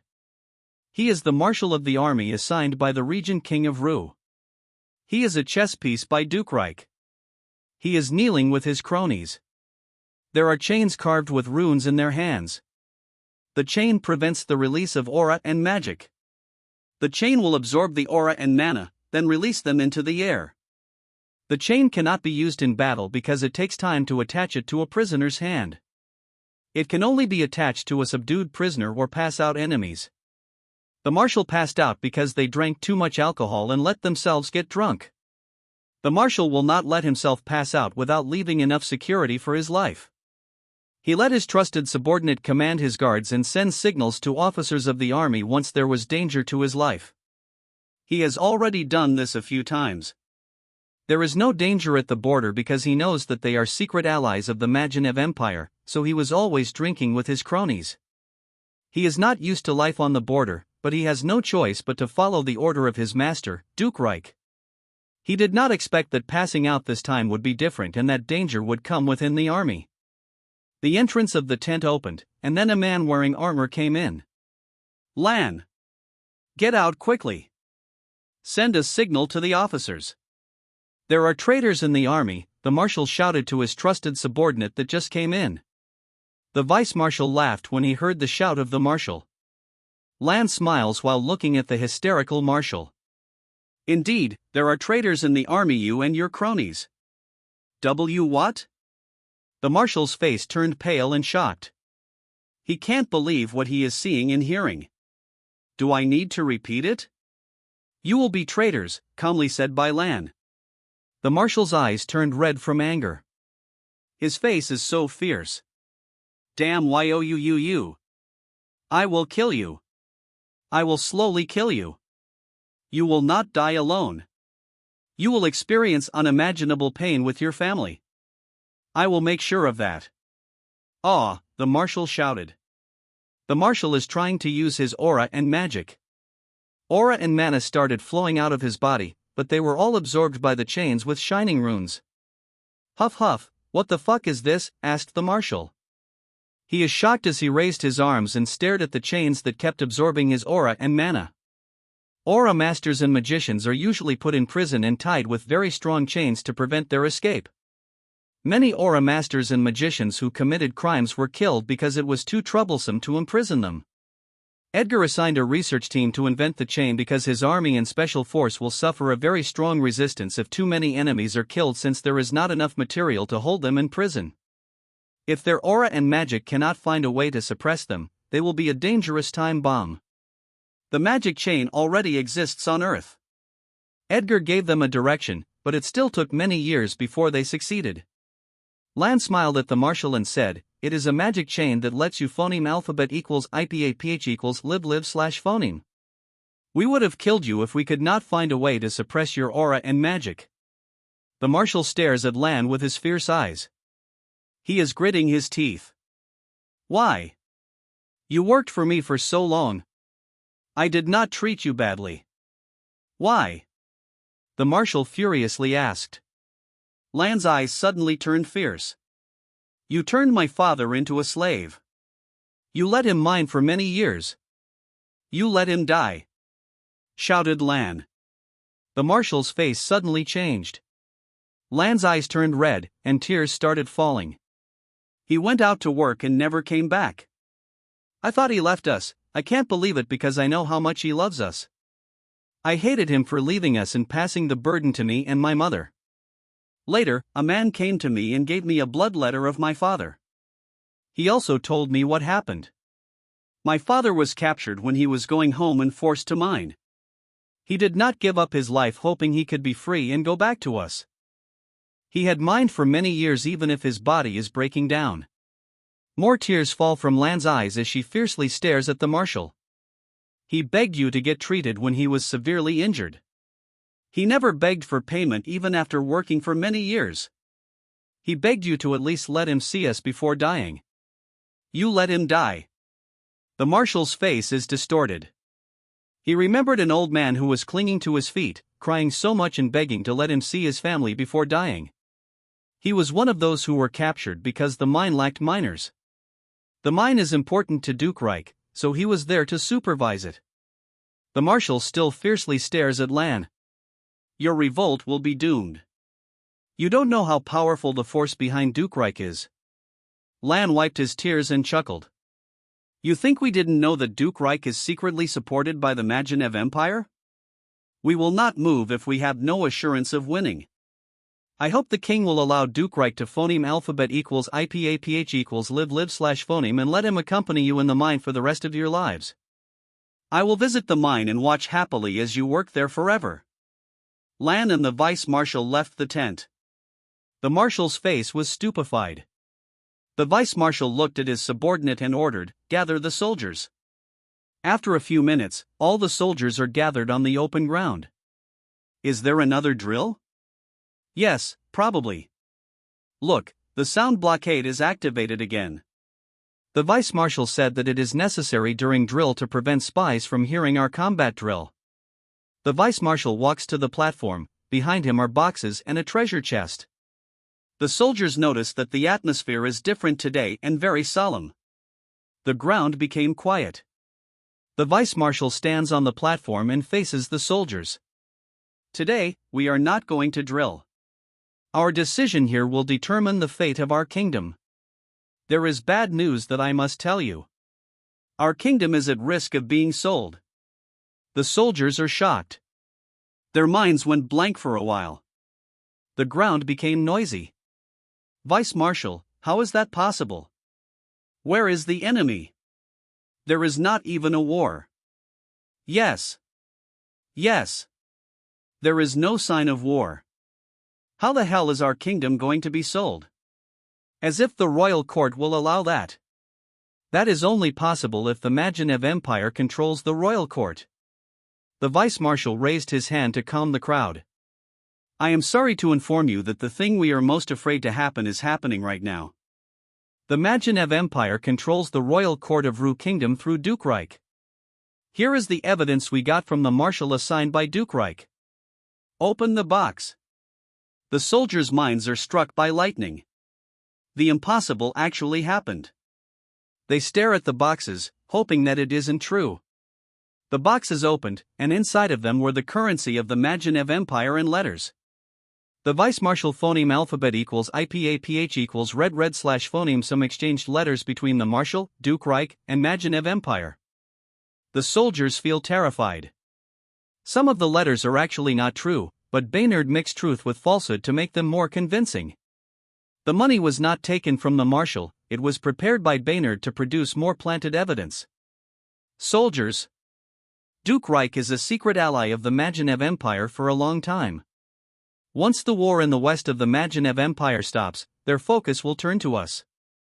Duke Reich, who controls the royal court, will open our border with open arms to the soldiers of the empire. Have you seen the state of citizens conquered by the empire in the past? They are treated as lower beings. Their nobles could bully the others at will. Do you want your family to phoneme alphabet equals IPAPH equals live /phoneme in that state? When your fellow citizen becomes their plaything, are you willing?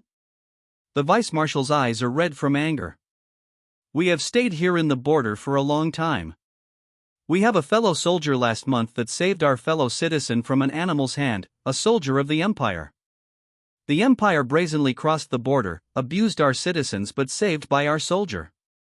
Do you remember what they did? They captured our fellow soldier in our own land. They humiliated and killed our fellow, but our marshal stopped us from doing anything. The soldier's family was howling and asking why. I can't answer and even look at their eyes. The empire humiliated us so many times. Soldiers, are you willing to surrender to them? All the soldiers' eyes are red. Everything the vice-marshal said is vivid in their minds. There is a boiling rage within them. And oh, shouted the soldiers. Even if we are unwilling to surrender, we cannot fight the empire alone. Our kingdom is doomed without a powerful protection. A kingdom is willing to protect our kingdom under its wing, the Baynard Kingdom. Where do you think the money they earn so much is going? It's a secret army. A powerful secret army that can contend against the empire.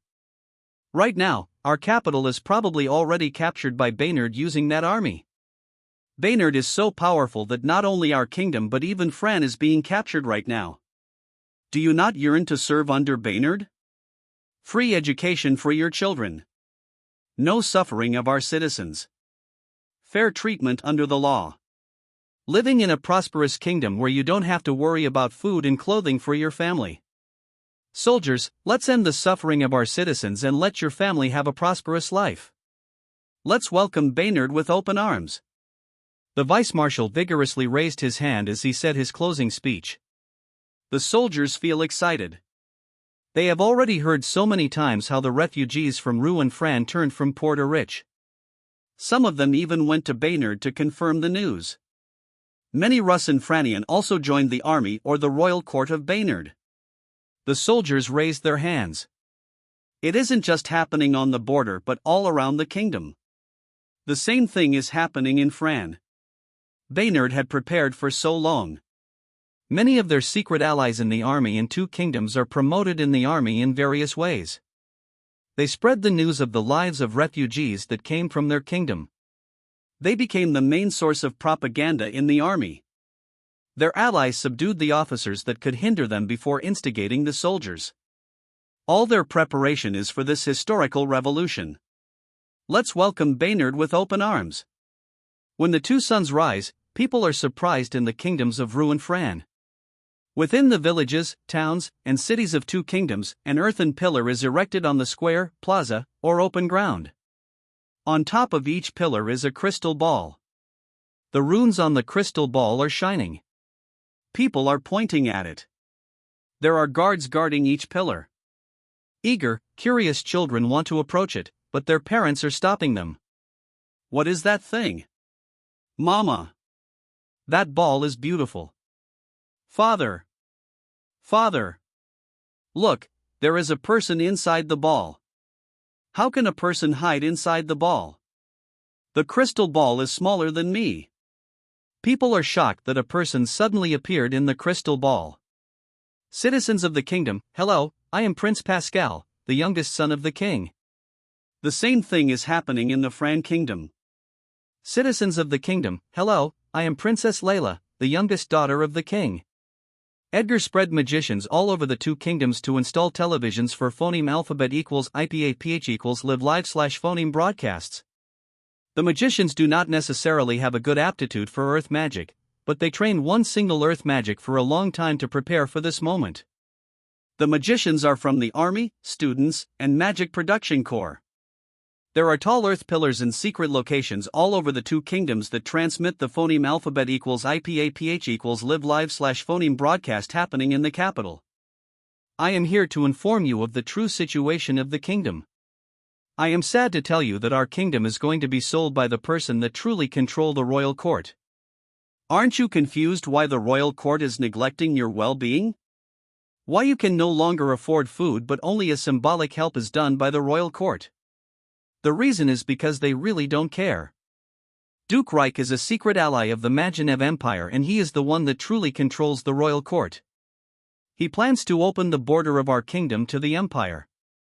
He and his allies in the kingdom will still be nobles but you will keep suffering. What you are experiencing now will be worse as what the citizens of conquered nations by the empire had experienced. History already told what will happen to you once the empire conquers our kingdom.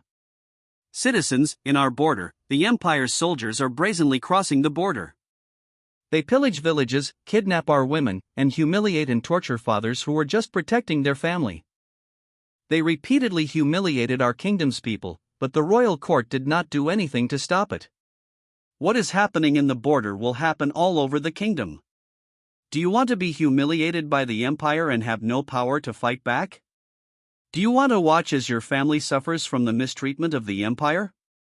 The citizens' eyes turned red from anger. They are angry that the royal court does not really care about them. They are even more angry that they will let them suffer further under the Empire. Citizens, we succeeded in taking control of the royal court, but we do not have enough power to defend against the Empire. The citizens face change. Their expressions are full of anxiousness. Although we do not have that power, other kingdom does, it's Baynard Kingdom. The kingdom that has been giving donations when people have no food to eat, clothes to wear and blankets to protect our people from cold. The kingdom have enough power to protect us. Citizens, I have seen with my own eyes their secret power cultivated by their rich kingdom. My kingdom's people, are you willing to phoneme alphabet equals IPAPH equals live live/phoneme under their wing? Within their kingdom, no one dies of cold and hunger. Children can go to school for free. Every family lives in a brick house. There is no bandit that will ravage your village. Everyone will be treated fairly under the law. Commoners have the right to participate in the affairs of the kingdom.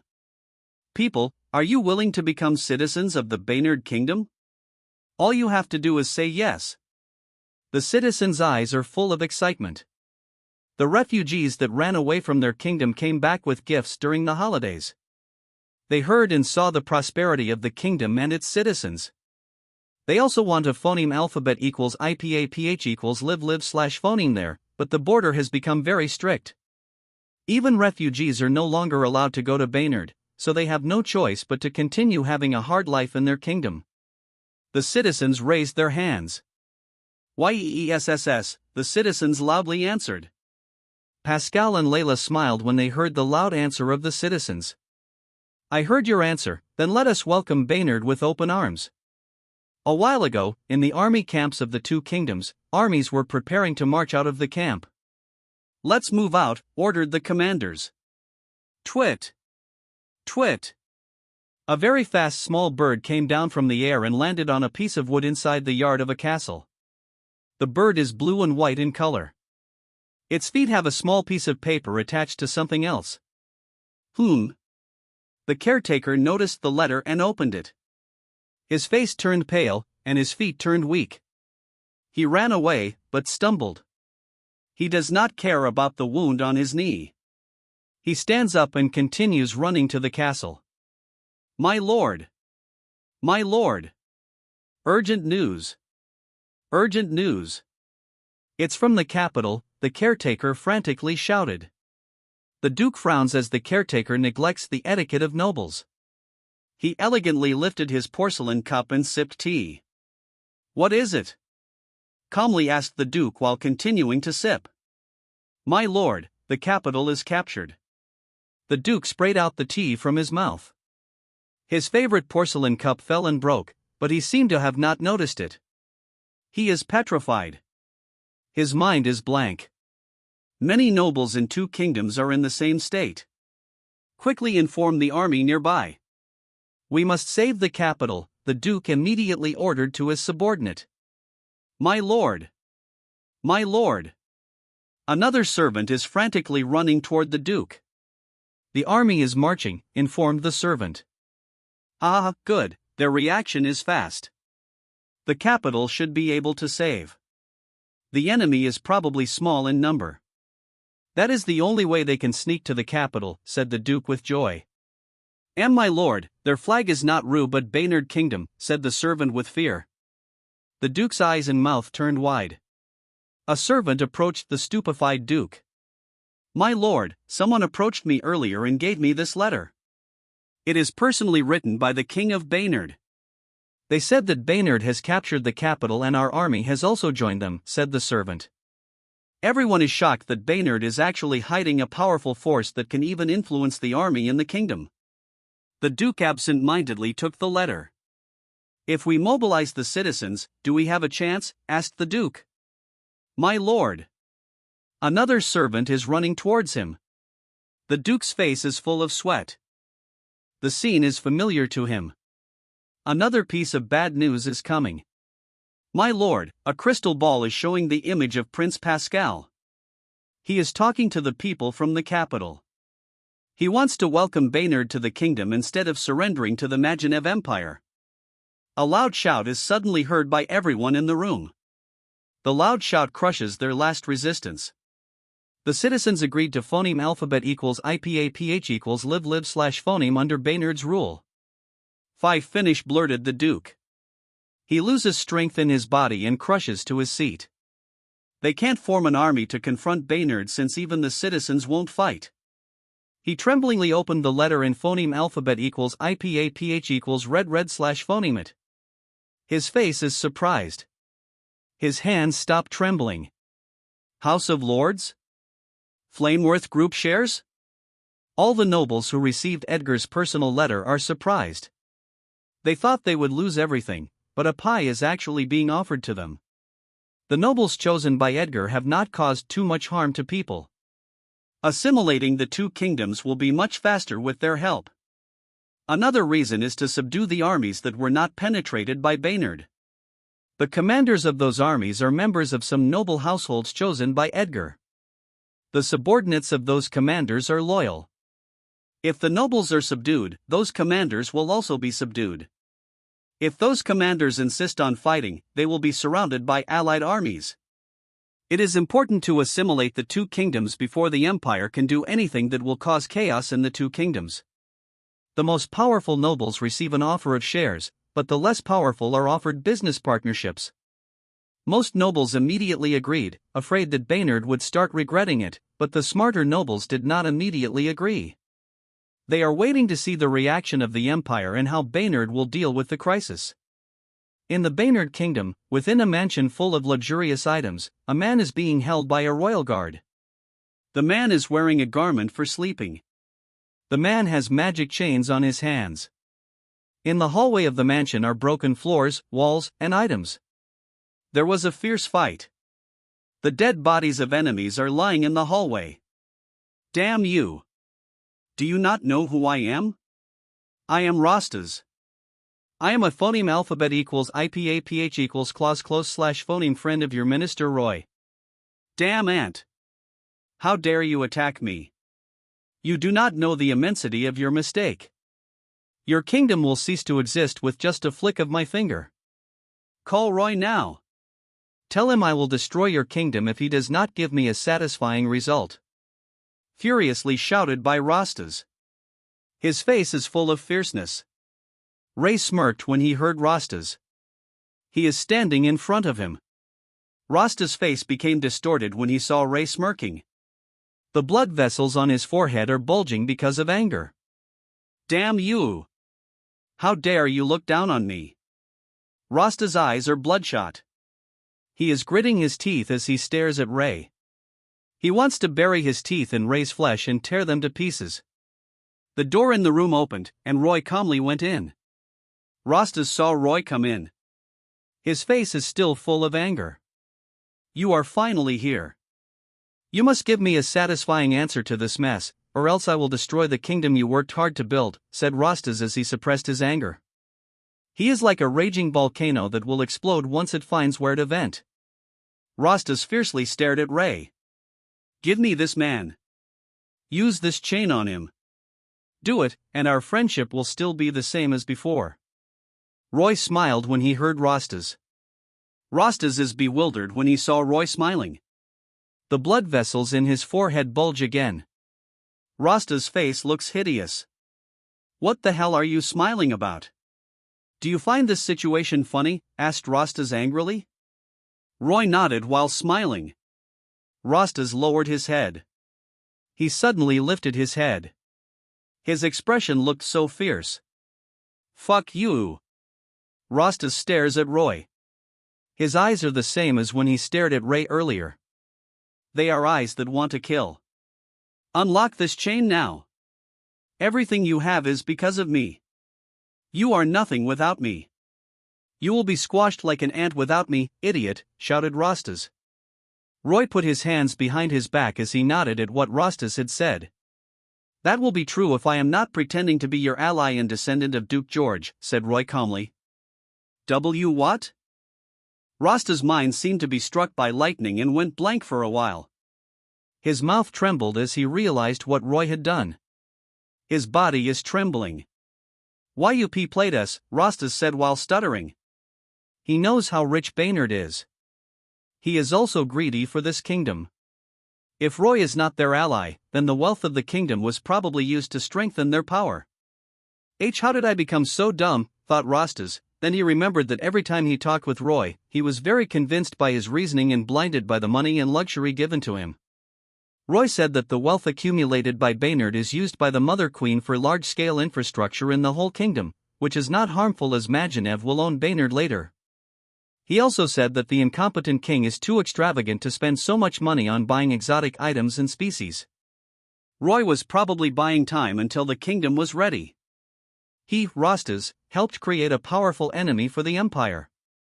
As Rastas realized this, he lost strength and fainted. A few hours earlier, when the three moons are still visible in the sky, on the border of Baynard Kingdom, two neat armies line up. One is on the border with Rue, while the other is in Fran. Their equipment is new. There are chariots that carry magicians and advanced equipment. There are arrow machines that could rapidly fire magic arrows. There are also large crossbows on a flat carriage. All the horses used by the army are tundra. Baynard found a way to import them from the grassland. It is a powerful army mixed with the current and secret army. A large fireball suddenly went up and burst into the sky. The commanders smiled when they saw it. It is the signal of the success of the operation, and now they can safely cross the kingdom in front of them. Let's go. Let's defend our new territory. Yeah. All the army cheers. They feel very excited. Their kingdom conquered two kingdoms in less than one day. The two armies crossed the border.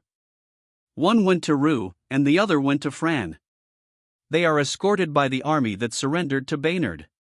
The commander of the escort army is talking and laughing together with the commander of the army of Baynard. Twit! Twit! Messenger birds kept flying to the border of the Magenev Empire, but they were intercepted. When the message finally went through, the army of Baynard had already arrived at the strongholds on the border. They bring with them weapons and equipment that were already prepared by agents along the way. After spending time together, the strongholds are armed to the teeth. Twit! Twit! Messenger birds kept flying. All of them are carrying shocking news. They flew everywhere. The news of the Ru and Fran kingdoms surrendering to Baynard found its way and reached the emperors, kings, and queens of many countries around the world. Fuck! What the hell happened? I just napped for a few hours. How can the reign of two big kingdoms in the east change in just a few hours, said a young king in the allied states of the Saranians. His eyes are sharp. He is wearing a sleeveless shirt. His skin is dark brown, his hair is long, and he is wearing golden earrings, rings, necklaces, and bracelets. A small black snake with a green fire on its head is playing on his right hand. I was worrying that we might lose an important business partner in the future, but it seems Baynard is ready to confront the Empire. It is still shocking that they are able to cultivate a powerful force in just a few years, said an elven king while smiling. Their kingdom became prosperous because they traded Lightstone with Baynard. Ha ha ha, the central continent is more interesting than I thought. A man with the face of a lion is standing on a huge beast while reading the information on a small piece of paper. A woman with fair skin, long blue hair, and a veil stood on top of a crystal castle. Around the crystal castle are beautiful palaces and houses where sirens and half-sirens phoneme alphabet equals IPAPH equals live/phoneme. The place is surrounded by a huge, beautiful blue lake. There is a long bridge that connects the land to the city. There is a long river that connects the lake to the sea. The woman smiles as she looks in the direction of Baynard. Saya, your daughters are in good hands. She is the queen of the Alya Empire, the most powerful magician in the world. Emperors, kings, and queens in many countries around the world are shocked. On the border of the Majinev Empire, a severely wounded man is panting heavily. He is noticed by a soldier, who approached him. Halt! Who the hell are you? We are not accepting beggars here. Get out, said the soldier with arrogance. The Majinev agent felt like his wound became more painful when he heard the dumb soldier. Huff huff, I'm a spy for the Empire. I have urgent information that must be given to the intelligence department, said the agent with a painful grimace on his face. The soldier's face changed when he heard the agent. He scrutinizes the agent in front of him. He hesitated but still went and reported to his superior.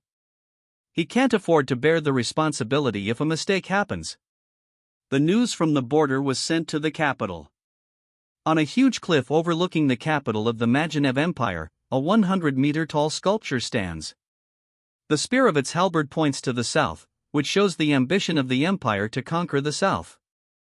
The sculpture is of the founder of the empire, Gustav I. The capital of the Majinev Empire is huge. It has 4 huge silver gates. On both sides of each gate are 50-meter-tall sculptures wearing armor and holding a spear. Bang! Clang! Bang! Within the castle of the emperor, several broken porcelains, glasses, and chairs are scattered on the ground. Emperor Gustav VII is throwing his favorite wares on the ground out of huge anger. His eyes are red from anger. His face looks hideous. How did it happen? Why are our spies not noticing anything? That dumb Rastas, how can he be so dumb not to notice anything? How can he not find a powerful force hidden beneath his nose? Our years of planning and so much spending of resources are wasted. Gustav furiously shouted. His few ministers present in the room are sweating. They are afraid to say something wrong. Their emperor could kill someone right now. Assemble the army. We will march toward Baynard and squash their kingdom, said Gustav. The ministers look at each other, then stare at the old prime minister. The prime minister notices the gazes of other ministers toward him. He wiped his sweat on his forehead, then gritted his teeth and expressed his opinion. Your Majesty, it will take time to assemble the army, the prime minister cautiously said. The emperor became silent for a while.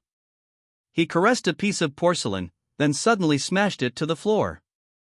His face is still full of anger. Call Marshal Bardus. Tell him to teach Baynard a lesson they can never forget. In Baynard Kingdom, people started to get busy as usual. The time is noon, and the citizens of the kingdom are still not aware of the shocking changes that happened in their neighbor, but they will know it soon. Hey Fred, what are you doing? Stop. Stop. Why are you making earth pillars? You are destroying the cement road, an old man shouted as he saw a young magician apply earth magic. Uncle Policeman. Uncle Policeman. Catch Freddy. He is destroying the road. A child is pulling the pants of a policeman while pointing at the young magician. The policeman smiled when he heard the child.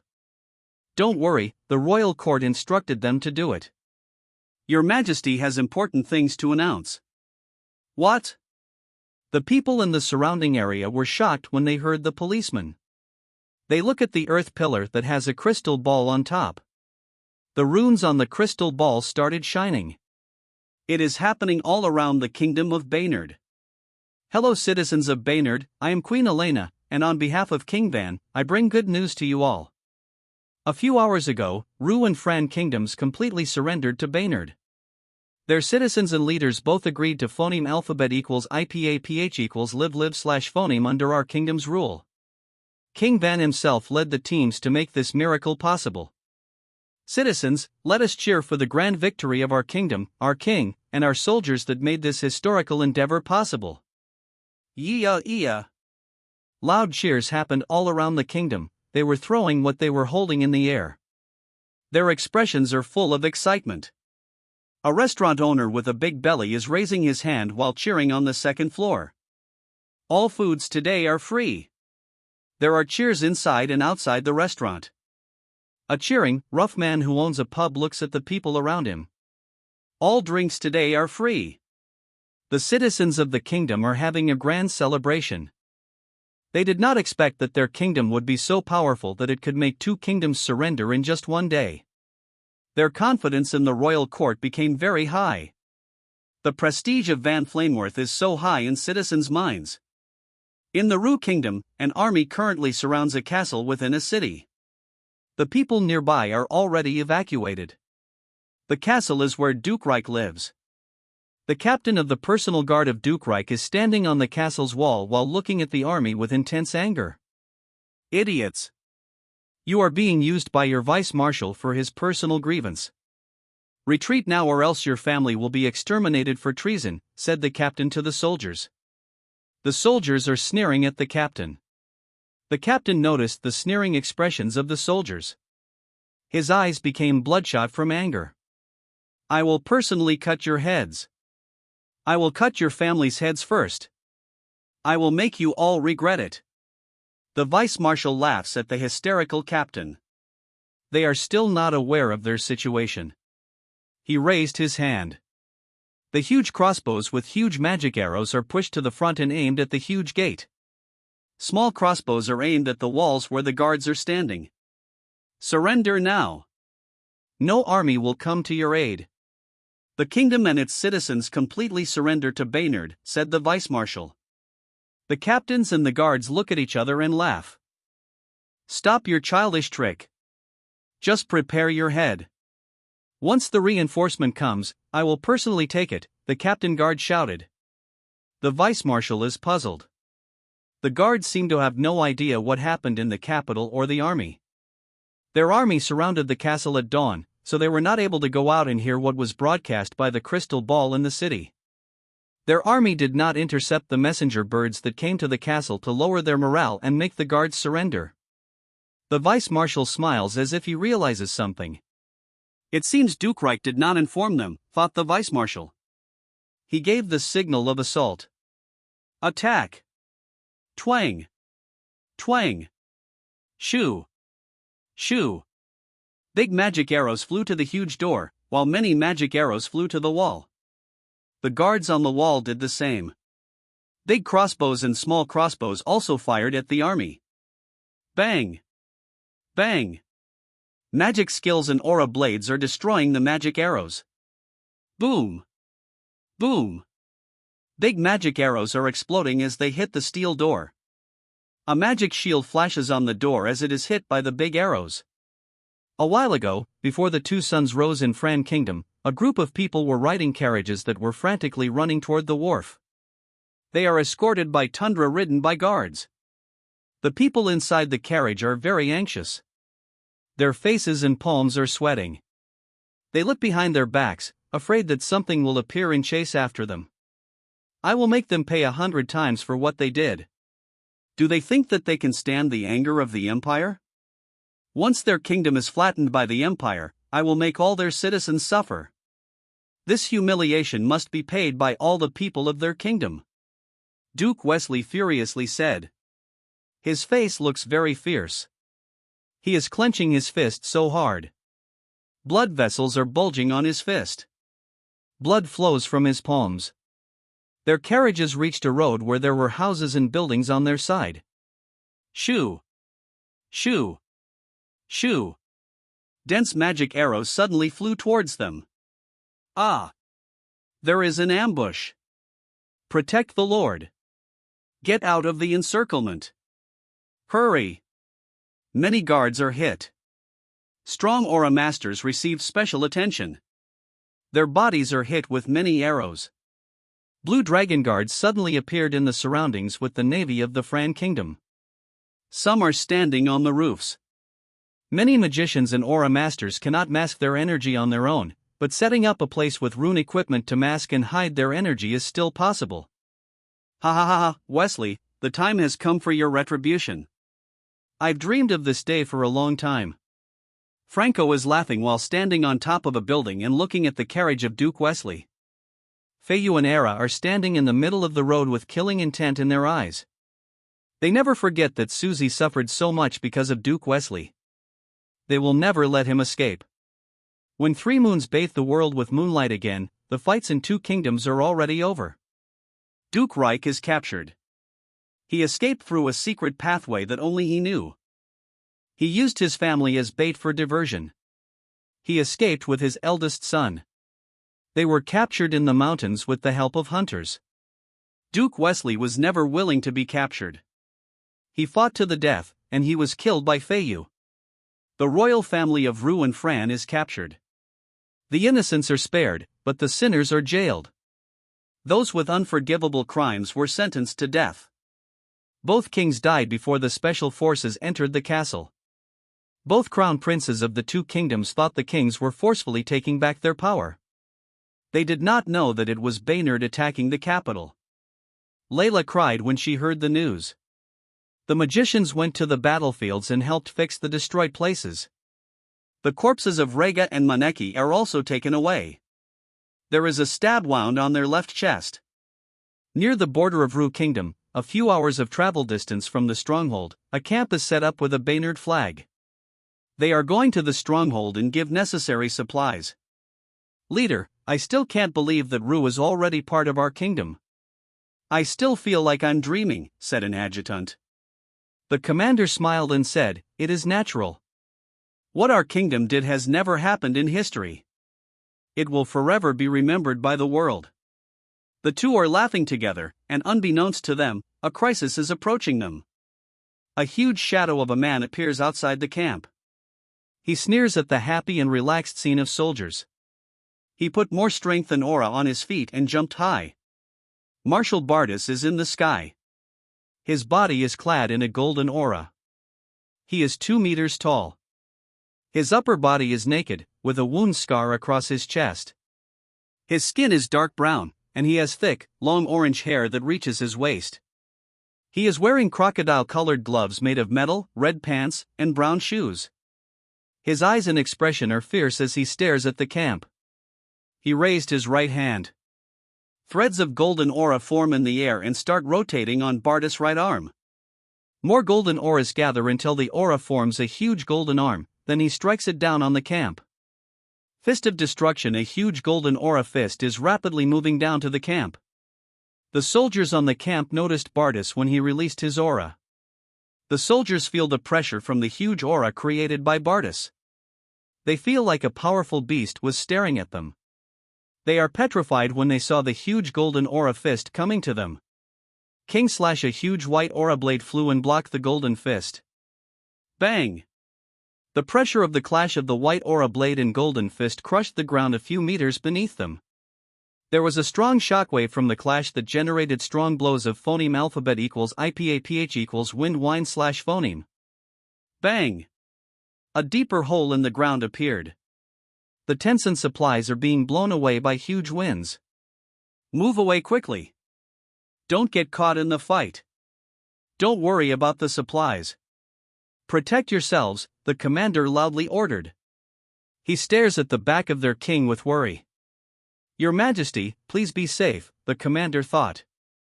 Edgar is wearing white armor with a red cape. His whole body is clad in a white aura. The back of the cape has the crest of the king. He will no longer hide. The world will see the true face of the King of Baynard. Bang! The golden fist and white aura blade exploded. A huge hole appeared below their clash. Large amounts of soil are blown away. Boom! Boom! The debris fell on the camp and destroyed many tents. Flop! Bardas landed on the ground and stared fiercely at Edgar. I was wondering why Baynard suddenly has the guts to confront our empire. Is it because of you? Boy! Your kingdom is underestimating our empire too much. Once our hands are freed from the West, your kingdom will have no power to fight back. Bardas shouted. Edgar smiled after he heard the threat from Bardas. Then he said, Marshal Bardas, we know the plan of your empire. Once our kingdom does not agree to the annexation of your empire, Duke Reich and Duke Wesley will initiate a war on our kingdom. The war of our three kingdoms will exhaust our resources and army, which will make it easier for your empire to conquer our three kingdoms. Defeat is inevitable if we do not take the initiative to attack while your empire is engaged in war in the West. It is our only chance. Bardo's face changed when he heard Edgar, and then his face turned more fierce. Boy! Your kingdom will be remembered as sinners. Your decision will bring a lot of deaths to three kingdoms. Watch as I squash your armies just like now. A huge magic circle appeared beneath Bardas' feet. Boom! Three huge arms with palms rise from the ground. The huge arms are nearly 20 meters tall and moving toward the camp. BRRGH. The loud sound of moving giant arms echoes. The soldiers' legs went limp when they saw the incoming huge arms. Edgar saw the incoming huge arms. He took a horizontal slash stance, and threads of white aura rotate on his sword. The sword has the size of a king's sword, but the blade, hilt, and handle are all white. The blow of the phoneme alphabet equals IPAPH equals win-win slash phoneme suddenly increases around him, making his cape and hair sway. Edgar swings the sword toward the huge arms. Splitting sky BRRGH. The huge 20 meters tall arms are rapidly moving forward. The Baynard soldiers are petrified. Edgar saw the incoming huge arms.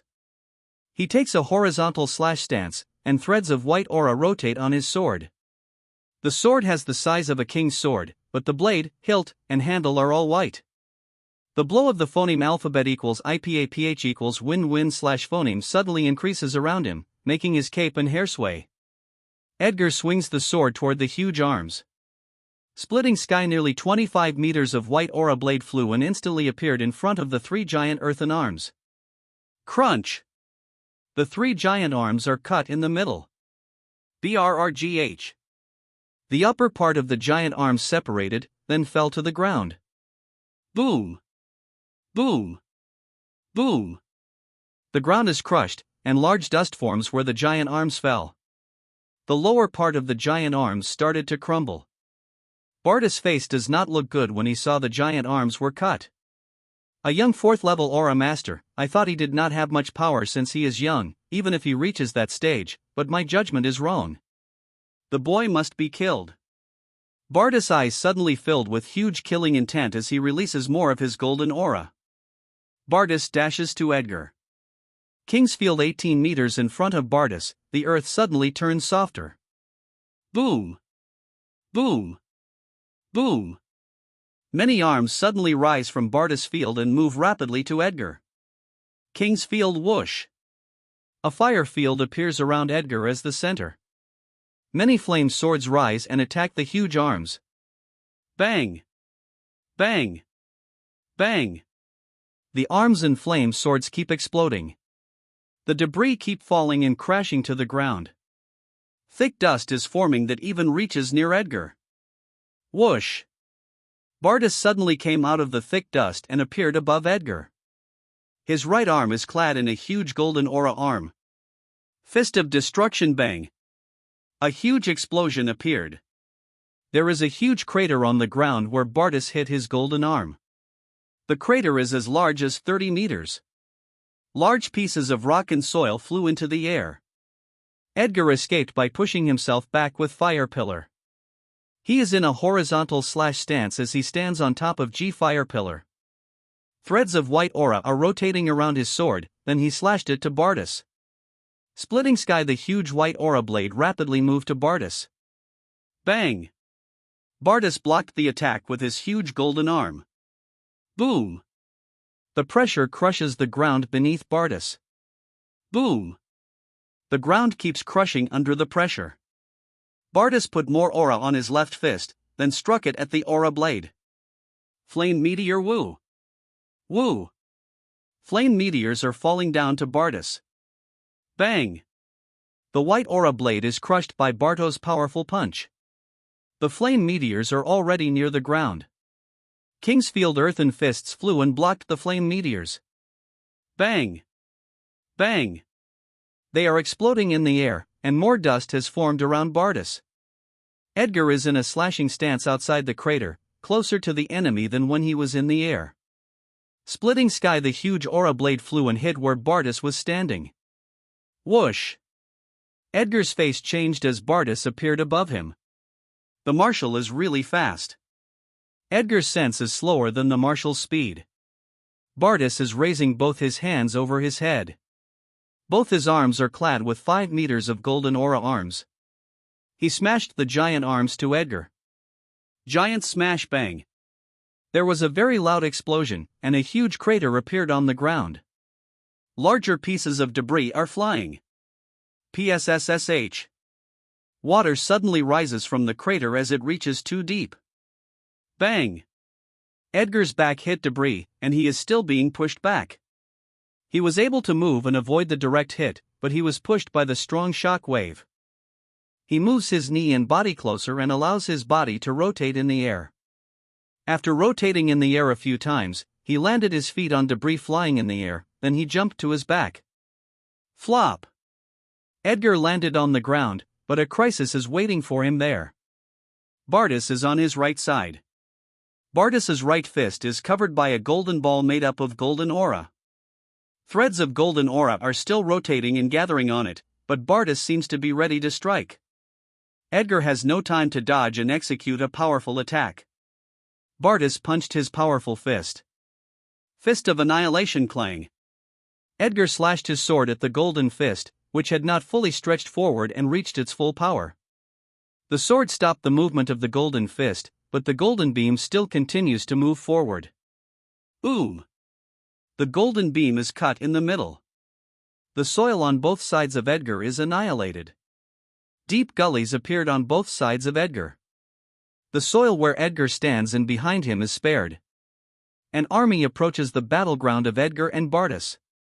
The army is led by Marshal Fry and the Vice Marshal. Bardas felt the approaching army of 3rd peak level aura masters. He is currently alone. Once more peak levels arrive, it will be just as disadvantageous to him. He fiercely stares at Edgar. There will still be a chance in the future, and it won't be long. Boy! Wash your neck. The next time I see you, I will rip your head off. Bang! Bardas jumped away after giving his warning to Edgar. The army arrived. Marshal Fry and the others are shocked by the aftermath caused by the fight between Edgar and Bardas. All the soldiers dismounted their steeds and paid respect to their king. The Marshal and Vice Marshal approached Edgar. Your Majesty! We were patrolling the area when we heard the battle. I didn't expect that the Marshal of the Empire would attack himself, said Marshal Fry. Edgar nodded and said, I was also not sure if he would attack, but if I am at their Emperor's feet, I will mobilize a 4th level aura master who has no equal in Baynard. It will take time to gather their army, but a single aura master could slip and cause devastation to our army. Our morale could have been dampened if they succeeded, but too bad, I am also a 4th level aura master. The surrounding army is shocked when they heard Edgar. Their king has reached the 4th level. Great! They felt very excited. Marshal Fry smiles as he looks at the excited faces of the army. He was also very shocked when he knew that their king had reached that stage quickly. It was just a few years ago when their king asked him how to reach the 4th stage. It did not even cross his mind that their king would actually reach that stage much faster than him. Marshal Fry had a sparring session with Edgar. Edgar completely suppressed him. The 4th level has much higher endurance because they can even mobilize the aura in the air to fill the aura with their attack. Their aura attacks no longer only come from their own bodies. The aura that clads their body will no longer be red. The color is affected by their concept. It is difficult to form a magic circle within the circumference of an opponent's king's field. Sneak attacks like what Edgar did on Rega will not work against an opponent with king's field, but the closer the element, the stronger the control, so aura masters with king's field can still easily cast magic skills around them when king's field is partially activated. Edgar did not mobilize the aura in the air during his fight with Rega and Maneki because there were prying eyes around them. Once the Empire knows that he has reached the 4th level, they will send not just Bardus but a few 3rd peak levels with an embryonic form of concept. By the time Bardus returns and informs the Empire that he has reached the 4th level, the defense set up by Baynard will be complete. It will be difficult for powerful aura masters to sneak into Baynard's territory. It was Edgar's plan, so he endured getting injured in his fight with 2 3rd peak levels to buy time for the kingdom. The Marshal and Vice Marshal have astonished faces as they look at the destruction caused by the previous fight. 4th level is really powerful, said the Vice Marshal. Edgar smiled when he heard it. He looked at the aftermath of his fight with Bardus and said something that blew the minds of the Marshal and Vice Marshal. It is not the true power of concept. The kings, queens, and beings around the world have not recovered from the shock of Rouen France's surrender. Another shock blew their minds. Van Flameworth, the king of Baynard, is a 4th level aura master. The youngest to reach the 4th stage in history. Everyone thought that the shocking news was over, but another news reached their ears. Roy, a man with no aura or magic, toyed the Empire and 2 dukes of the 2 kingdoms. He brought the 2 kingdoms to their knees. Everyone can't believe what they are hearing. How can an ordinary man be so powerful? Fuck. Is Baynard a den of monsters? Is a thought that runs through many beings' minds? A few hours ago, before the news of Edgar and Roy spread to the world, the news about Edgar reached the Empire first. Inside the castle of the Emperor in the Magenev Empire, news about the King of Baynard reached the ears of the Emperor. The Emperor's eyes are wide open. He can't believe it. A 26-year-old 4th level aura master. He knows the power of 4th level. He is even afraid of Bardus. Gustav murmured, "How is that possible? How is that possible?" The Prime Minister sighs at the bewildered Emperor and can't help but say, "Your Majesty, the news came from Marshal Bardus himself." Gustav looks at the old minister, then suddenly stood up and grabbed the minister's arms. "What did Bardus say? Did he win?" asked Gustav with expectation. "Your Majesty, he said he has a slight advantage. The young king has just recently reached the stage," said the Prime Minister. Slight advantage? Gustav is speechless. "Your Majesty, Marshal Bardus did not use his full power. There was no chance to use it because their army interrupted their fight," said the Prime Minister. Right. Ha, so Bardus did not use his full power. We must quickly mobilize the army to give Bardus a chance to pummel the damn king into meat sauce," said the Emperor as he gnashed his teeth and clenches his fists. "Why, Your Majesty, we actually lack money to recruit soldiers. We can't mobilize the army in the west because the Morrowind Empire is making some movements. There are only a few soldiers on the border of Rouen France since it was not necessary when the 2 dukes became our secret ally. We were supposed to stop the war in the west because of the problem with money," said the old minister with a helpless tone. This, how did it turn into this? Does that mean that we are just going to watch the annexation of the two kingdoms? Gustav loudly asked with bloodshot eyes. Your Majesty, the timing of Baynard's attack is accurately right, said the old minister while firmly gripping his fists. His face looks very serious. Are you saying this is their strategy?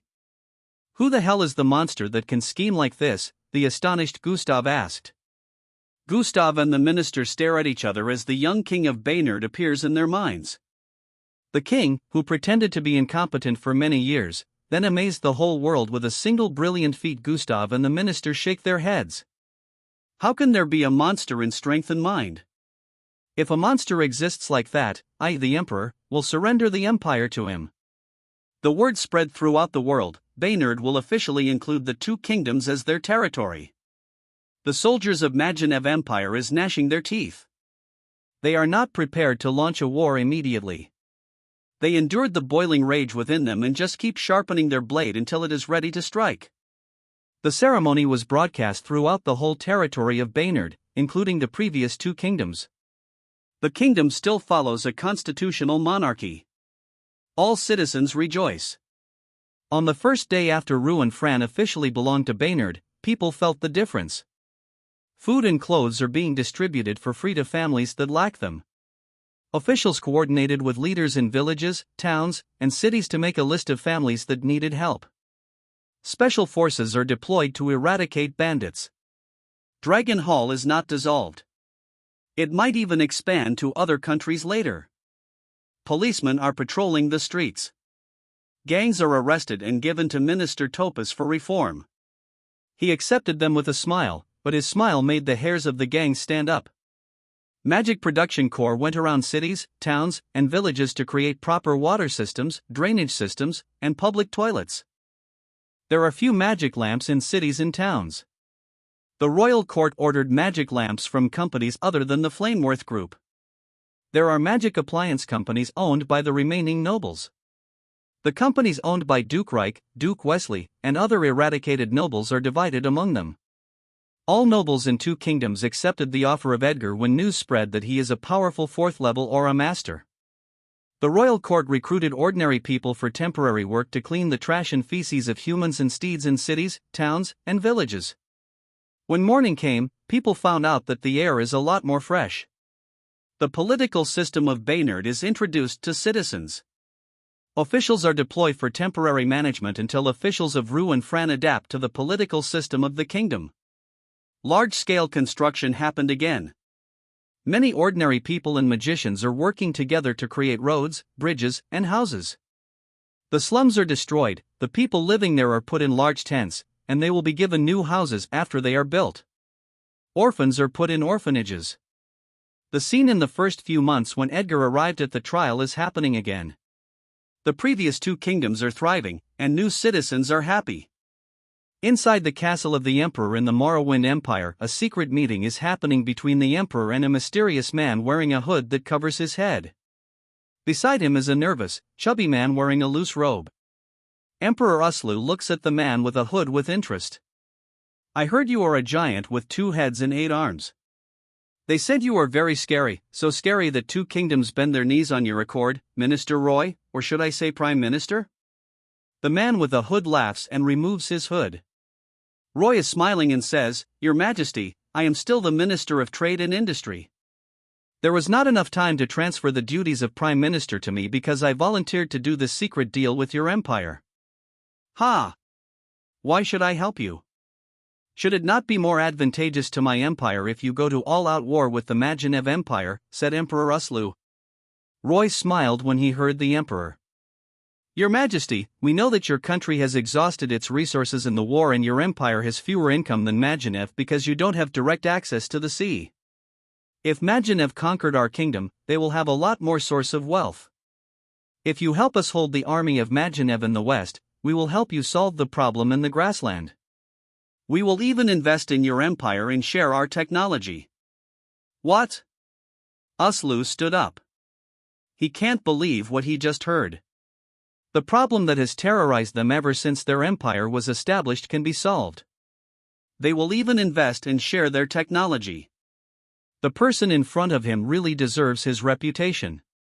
Your Majesty, withholding the army of the Majinev Empire does not need so many resources to spend. Just make martial actor create devastation in front of their stronghold, and then our secret deal will officially form. Roy said with a smile. Ha ha ha, a deal that has so much advantage to the Empire, and I won't even spend a penny. I really like it. The Emperor calmed down after laughing for a while, then he asked Roy. How will you solve the ogre that always harasses the border? Roy looked at the nervous, chubby man beside him and answered. Border trade. On the border between Majinev and Morrowind, a huge disturbance suddenly happened outside the stronghold of the Majinev Empire. A lightning beam suddenly fell from the sky to the ground. Boom! A very loud explosion startled the soldiers in the stronghold. Nearly 50 meters of broken ground appeared on the site of the explosion. Actor, the Marshal of the Morrowind Empire, is at the center of the broken ground. His body and huge hammer are clad in a purple aura. Lightning is flashing all over his body and hammer. He is wearing purple armor and holding a silver hammer with magic runes. Ha ha ha, chickens. Come out. Let me entertain you while your marshal is out. Ha ha ha ha. Actor shouted while laughing. The shield of the stronghold is activated. At the wall of the stronghold, the apprentice of Bardus looks so fierce as he stares at Actor. He is clenching his fist so hard. He is biting his lips as he holds his anger within. He punched the wall without putting an aura on his fist, and then a crack appeared on the wall. Morrowind Empire. You despicable shit. Their army on this border cannot mobilize because Actor and his army might attack. If there is no movement from Actor, they might pull out an army in peak levels with an embryonic form of concept to join the attack on Baynard Kingdom, but their hope is now crushed. Actor's timing of attack is good, and he can't help but think that a secret agreement between Morrowind and Baynard happened. Within the new territory of the Baynard Kingdom, a caravan is traveling quite a distance from the border. A man observes his surroundings sometimes. The chubby business owner riding on a brown horse notices the suspicious action of the man. He touches his mustache while thinking. He clapped his hands after thinking. Did we not buy a rare item from the Majinev Empire? Let us go to the city and try to sell it to the Raise branch. If the price is high, half of it will be divided among all of you, said the chubby owner. Yeah. The workers cheered when they heard the business owner. The suspicious man also cheers to avoid acting out of place. He is oblivious that he will never see the sunlight of two suns again tomorrow. Ha ha ha ha, you did a good job. You caught quite a big fish. We are able to pry useful information from him. He even has drawings of terrain on our border, said the city's police chief as he is holding a big cigarette between his fingers. There is a claw scar on his right cheek. The chubby business owner is rubbing his palms as if expecting something. The police chief laughed as he saw the action of the chubby man. That spy is worth 2,000 gold. Here is your money. The city's police chief put a small bag that contained the gold on the table. The chubby business owner took the bag and opened it. The gold coins have denominations, and they also have unique shining runes when exposed to the sun or light.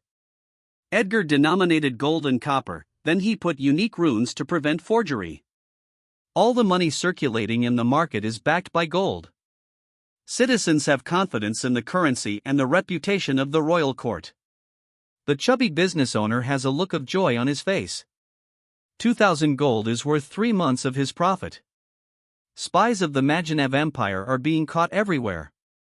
The Baynard Kingdom has warned the citizens to report suspicious behavior. They will be rewarded a lot if the reported individual is proven to be a spy. It is reported in TV and newspapers how to spot a spy. A man is walking on a street. His face is sweating, and his back is drenched with sweat. What the hell is wrong with this kingdom? How can people be so alert? I only ask a few things, but many eyes suddenly stare at me, asked a man to himself in his mind. A little boy with a wooden sword suddenly blocked the road in front of him. Uncle, are you a spy? The boy innocently asked. Everyone stopped walking and what they were doing. Everyone's eyes are on the man. The man looks so nervous that more eyes are staring at him. And nonsense. B-boy, how did your parents teach you? Do you not know how dangerous wrong accusation is? Furiously shouted the man. His heart is beating fast. Flop. A huge hand patted the man's shoulder. A giant man wearing gray armor with a police crest appears behind him. His face looks fierce. We will know if the accusation is wrong or not, said the giant man. Finish, thought the man. Within the Majinev Empire, more beggars and homeless people appeared in cities in the last few years because of the war with the Morrowind Empire. Although Baynard has difficulty luring high officers or officials of the Empire, they have been able to easily penetrate the bottom, especially in the past 2 years. The economy of the Empire is too depressed, causing many of its citizens to become displaced. In a private room of a high-end restaurant, officials are talking with each other. An official touches a rune device in the room, and magic suddenly appears. Sound blockade. The shield reaches every corner of the room, but there is an inconspicuous tube hidden within a floral design connected to a hearing device within a secret room in the cellar of the restaurant. A man is listening to the conversation of the officials, and then a smile suddenly appears on his face. He wrote the encrypted information on a piece of paper, hid it on some leftover food, and gave it to the beggar. The beggar gave the paper to a villager who owns a street stall. The villager took the paper out of the city at sundown and gave it to the man hidden in the underground in his house. The man communicated the information with a crystal ball. Communication is possible because there is a crystal tower disguised as a huge tree in a lush forest near the city. Crystal towers disguised as huge trees are all over the empire. A blitz attack led by Marshal Bardus? As we expected, they could not mobilize a large army and support a long war with us. They were able to squeeze out a small amount of money that could only last for a very short time. Roy did a good job in convincing the Morrowind Empire to hold back their army in the west. We will focus on defense. It isn't the right time for an all-out war with the Empire, calmly said by Edgar. He, the commanders, and his trusted ministers are sitting around a sand table that shows the map of Baynard and Majinev. Elena is also sitting there because she will hold the helm of the royal court with Roy while Edgar is leading the war. Your Majesty, how do we distribute our peak 3rd level Aura Masters? We do not know where Marshal Bardus will attack. He has so much destructive power that if you or another peak level can't arrive on time, our navy or army might suffer devastating losses, said Wilder. Flute will accompany the navy with 2 peak 3rd level. Marshal Fry will guard the border in the northwest with 2 peak 3rd level. A King's Field with 2 peak 3rd level can defend from 4th level for a while until help arrives. We have crystal balls that can immediately call for help, said Edgar. Marshal Fry and Flute nod. Flute looks calm, but sweat appears on Marshal Frey's forehead. They sparred with Edgar and knew the true power of concept. Marshal Fry doesn't know if he can stay alive until help arrives. Actually, I have a way to force Bardus to attack near me, said Edgar with a smile. Everyone is surprised when they heard Edgar and waited for him to continue to talk. Edgar moved a flag on the border in the northeast and pointed at a marked city on the map. A few kilometers from our border in the northeast, the most prosperous city in their empire is located, the city of Sunrise. It is the largest trading area because of their sea trade. That place is under the rule of the most powerful duke, the father of the queen, grandfather of the crown prince. Their empire cannot afford to lose that place. I will guard the stronghold near that city and let it reach the ears of the duke and queen. Ha ha ha ha, what a wonderful strategy, said Marco while laughing. Many ministers and commanders have smiles on their faces. Elena looks at Edgar with a smile.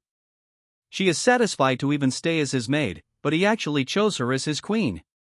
She can't help him in battle, but she can do her best to not let him worry in his backyard. She will make sure that the royal court will be fine while he is gone. Marco is as straightforward as ever. He was very shocked when he knew that Edgar had reached the 4th stage. He felt proud and boasted to everyone that he taught Edgar with aura, and he was the one who insisted on using the royal family's rare medicines for Edgar's cultivation. Everyone praised his sharp vision. Implement the strategy we formulated earlier. Ordered by Edgar. Yes, Your Majesty, answered the commanders and ministers in the meeting room. 3 months after Baynard's annexation of the two kingdoms, a hidden army of the Magenev Empire secretly departed from army camps. They did not know that their actions could not escape the eyes of many people at the bottom who were displaced by the long war initiated by Magenev itself. They sold the information to survive. They don't have a guilty conscience. The empire doesn't care about their lives. They have a family to feed. When morning came, a shocking declaration pulled everyone's eyes in the world to the east of the central continent. The Magenev Empire declared war on the Baynard Kingdom. A commander of an army of the Magenev Empire is sneering while looking at the stronghold surrounded by a magic shield. Their sneak attack failed, but he believes their overwhelming attack will still crush the shield and the stronghold. Surround the stronghold. Wait for the declaration of war before attacking. Let us keep the formality of war in the morning. The world is greeted by the shocking declaration of the Magenev Empire. Baynard usurped the kingdoms of Rue and Fran. They shamelessly cooperated with traitors within the royal court. The Prince of Rue and Fran desperately begged our empire's help. For the sake of our long-term friendship with the two kingdoms, we granted their request. We hereby declare war on Baynard and liberate the people from the hands of an evil kingdom. The declaration of the Magenev Empire is phoneme alphabet equals IPAPH equals red read / phoneme by the news anchor on TV. When the citizens of Baynard Kingdom heard it, their eyes turned red from anger. Damn Magenev Empire, our lives became 10 times better under Baynard's rule. What evil hands! Damn you! Cursed by a man with missing teeth, he spit on the ground as he was disgusted by the Magenev Empire. So shameless! The citizens of two kingdoms willingly chose to be ruled by Baynard.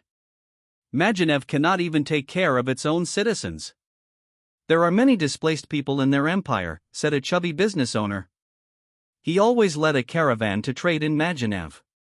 The trade between the two empires stopped 2 months ago. They were given notice by Baynard's court that the situation was tense.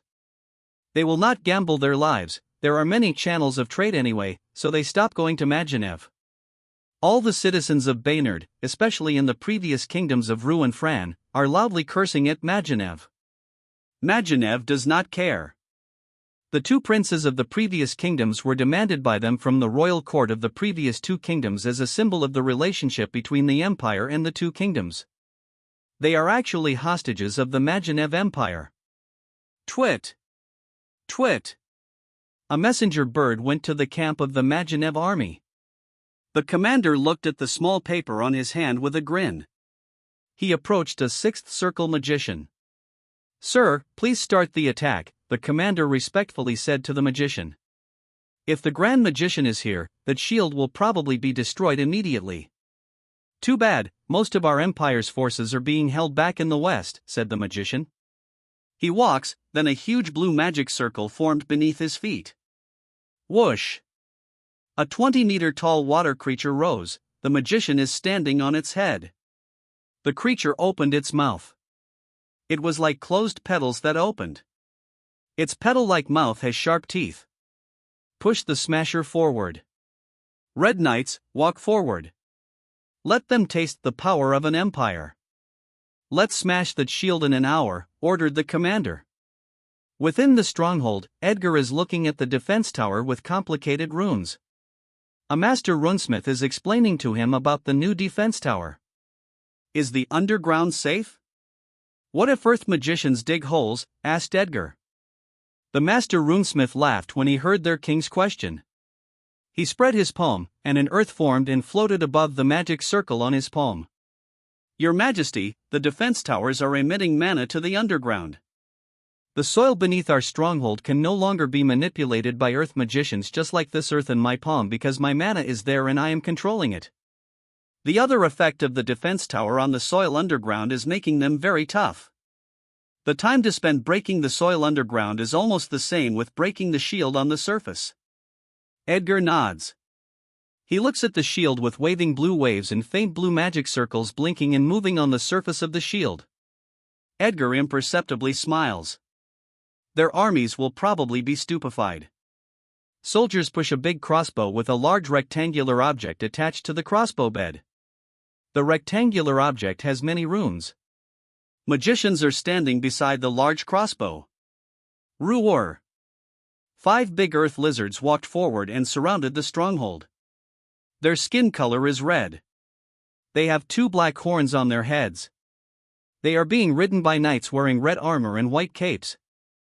They also have 2 black horns on their helmet. The red lizards open their mouths, and then the fire element starts gathering and forms a red energy ball. There are fires rotating on the energy ball. The water creature starts gathering water elements in front of its mouth. A blue energy ball forms and gets bigger. Break that damn shield. Pulverize their stronghold.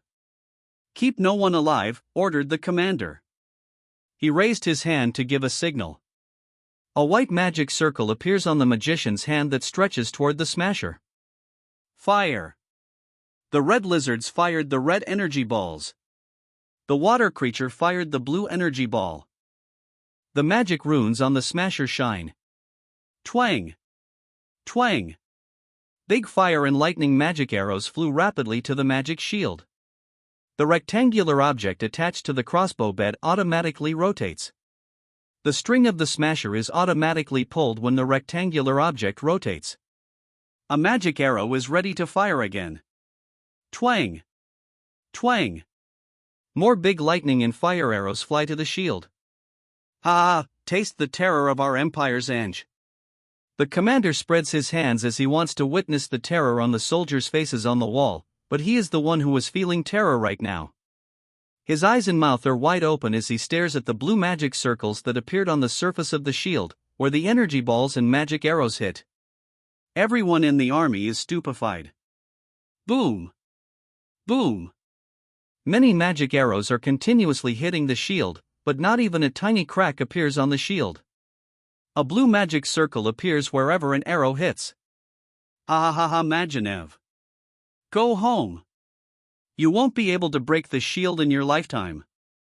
Go home now. Tell me if you don't have enough food for your return. I will gladly give it to you. Ha ha ha, said the commander of the stronghold.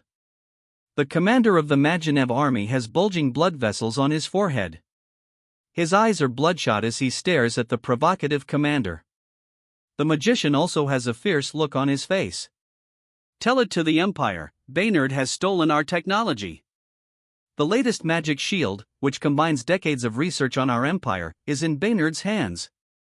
In another stronghold, there is huge killing intent within the commander's tent of Magenev's camp. Bardus' expression became very fierce when he was informed by an adjutant. He went out of his tent and stared at the magic shield with blue magic circles that blocked the impact of magic arrows. He has a frown on his face. It will not be easy even for me to break it. I must not spend too much aura and mana. I don't know yet if their king is really in this stronghold, thought Bardus. Halt the attack and let's formulate another plan. Inform the Empire. Whoever leaked our technology must be captured and killed. Fiercely ordered by Bardus. Twit. Twit. Messenger birds fly from the camps of Magenev in all their strongholds at the border of Baynard. They all halted their attack. After many hours, the news reached the imperial court. The emperor convened an emergency meeting. He is holding a sword while sitting on his throne with so much intent to kill. Your Majesty, leaking our technology is so unforgivable. He must not be given immediate death. He must suffer unimaginable pain as an example. There is only one I know who possesses that technology in our research team. Russo, it is you. The magic runes saw by the soldiers in the stronghold is your unique creation. You like to tinker with our technology to form a rune that looks like your mark, said Leighton as he pointed his finger at a man who looks like a 60-year-old who seems to have a bloodline of dwarves. Leighton's face looks so fierce as he stares at Russo, but his back is actually drenched with sweat. His heart is beating fast. He is the one who leaked the technology. The spy who bought the technology from him promised shares in the company in Baynard 2 years ago. The spy promised that they would only use it for research and derive technology from it. The spy is a comrade of Rasta's who communicates information between Baynard and Magenev. He is actually a spy, persuaded by Trojan Horse Roy to work for Baynard. Leighton thought it was a good deal. He felt that he was just sharing the technology with his comrade. He gave an incomplete technology researched by Russo to avoid getting blamed when it was found out. Their budget keeps getting cut for their research. He has concubines who are living in luxuries. Money is not enough. A big pie was offered to him, so he bit it. He has been receiving so much money in the past 2 years as a dividend, which makes him smile from ear to ear. He did not expect that the pie he bit was a big poison that would kill himself. He must put the blame on Russo, or else he will be chopped into pieces by the Emperor. How dare you betray the Empire? How dare you? I will kill you, shouted Leighton as he ran forward to Russo. The ministers and commanders were shocked. A commander held Leighton to prevent him from attacking Russo. Russo was also shocked when Leighton actually wanted to attack him, and his face also became angry. Damn you, Leighton.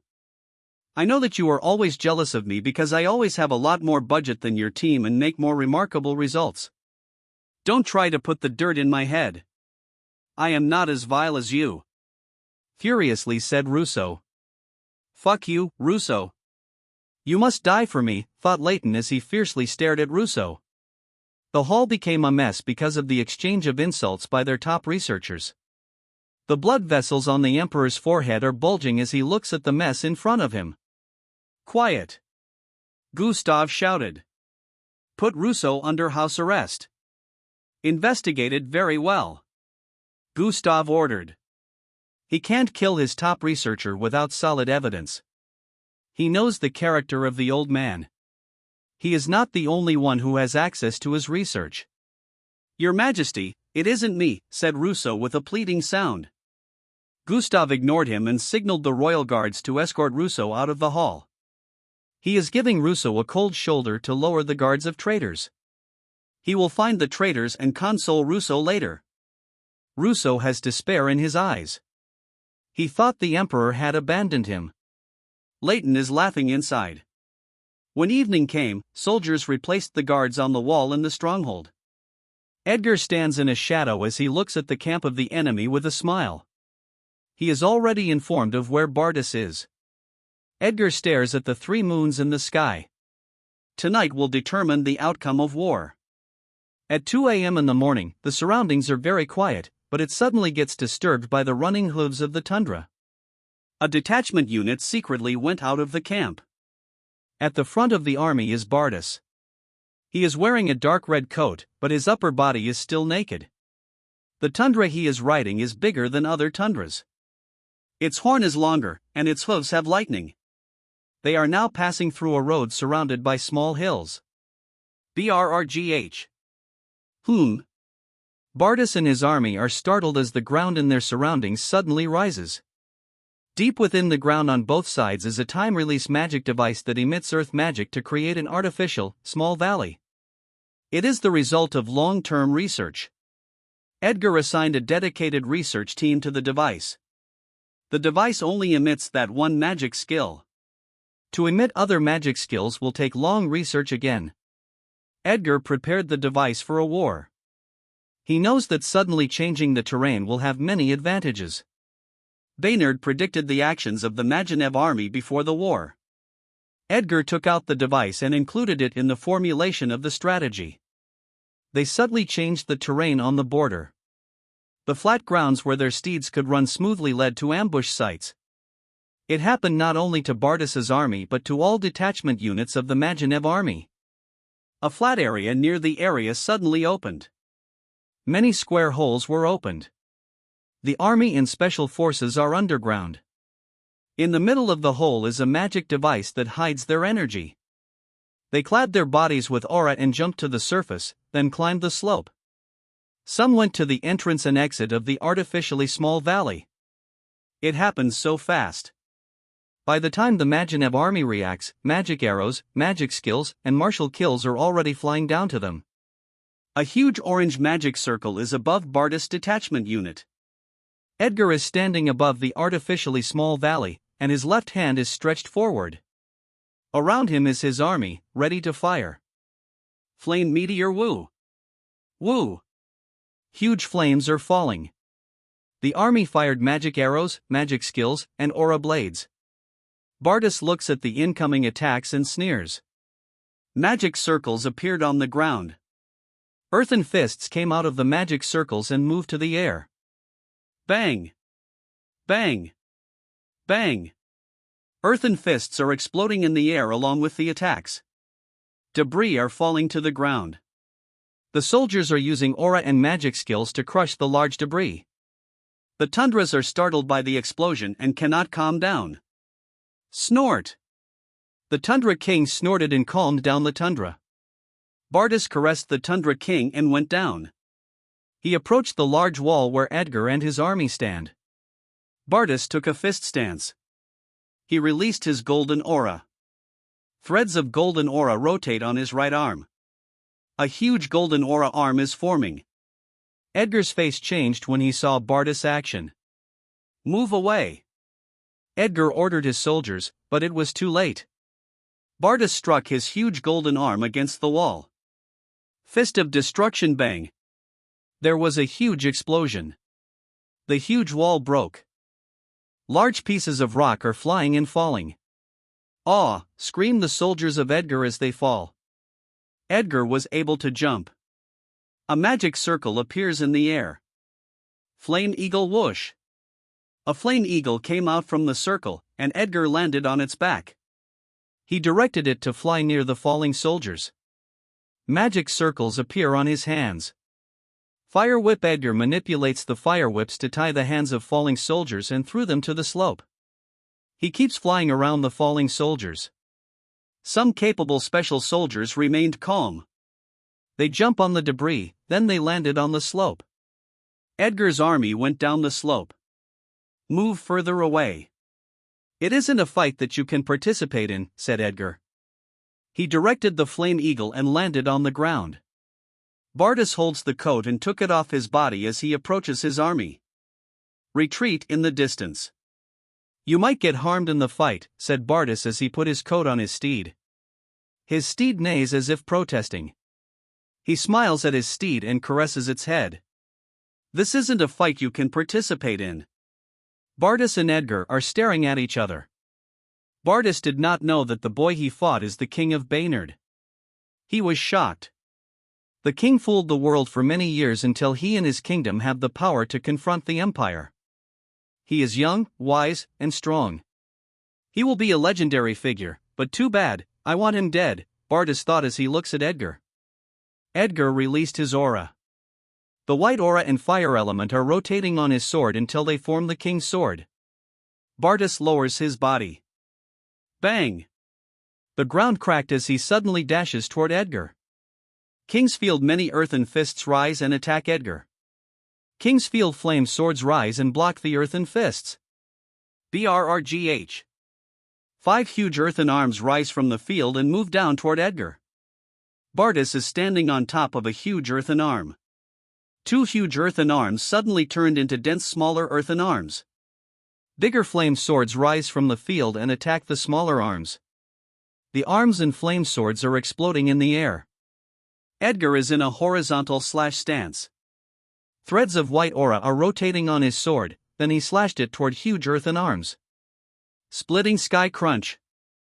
The upper part of the giant arms are cut by a 25-meter white aura blade.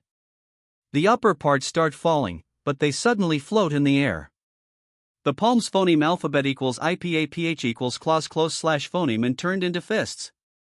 They move and face the direction toward Edgar. Bardas jumped to the air as he put more aura to both of his arms. Magic circles formed around him. Fist storm many earthen fists and golden aura fists are flying down to Edgar, including the 3 giant earthen fists. Giant fireballs rise from the field and attack the giant fists. Flame swords attack the earthen fists. Edgar swings his sword and attacks the golden aura fists with white aura blades. Bang! Bang! Bang! Fireballs, earthen fists, flame swords, aura fists, and aura blades are exploding in the air. Many pieces of debris from destroyed earthen fists are falling. Some earthen and aura fists are hitting the ground. The explosion of earthen fists causes a huge dust to form in the air that spreads to the ground. Boom! Boom! Large craters and gaps formed around Edgar as the earthen fist and aura fist hit his field. A magic circle formed below Bardas' feet. A huge earthen fist came out. Bardas stands on top of the fist as it flies to Edgar. Edgar attacked the huge fist with white aura blade. Crunch!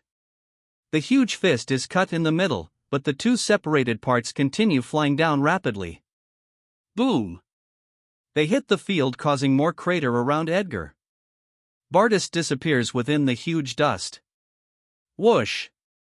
Bardas suddenly appeared above Edgar. A golden ball with rotating threads of golden aura covers his right fist. Fist of Annihilation. Bardas struck his fist toward Edgar. Boom! A golden beam rapidly moves down. Edgar slashed his sword at the golden beam.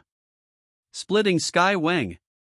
The huge white aura blade flew and cut the golden beam in the middle. Boom!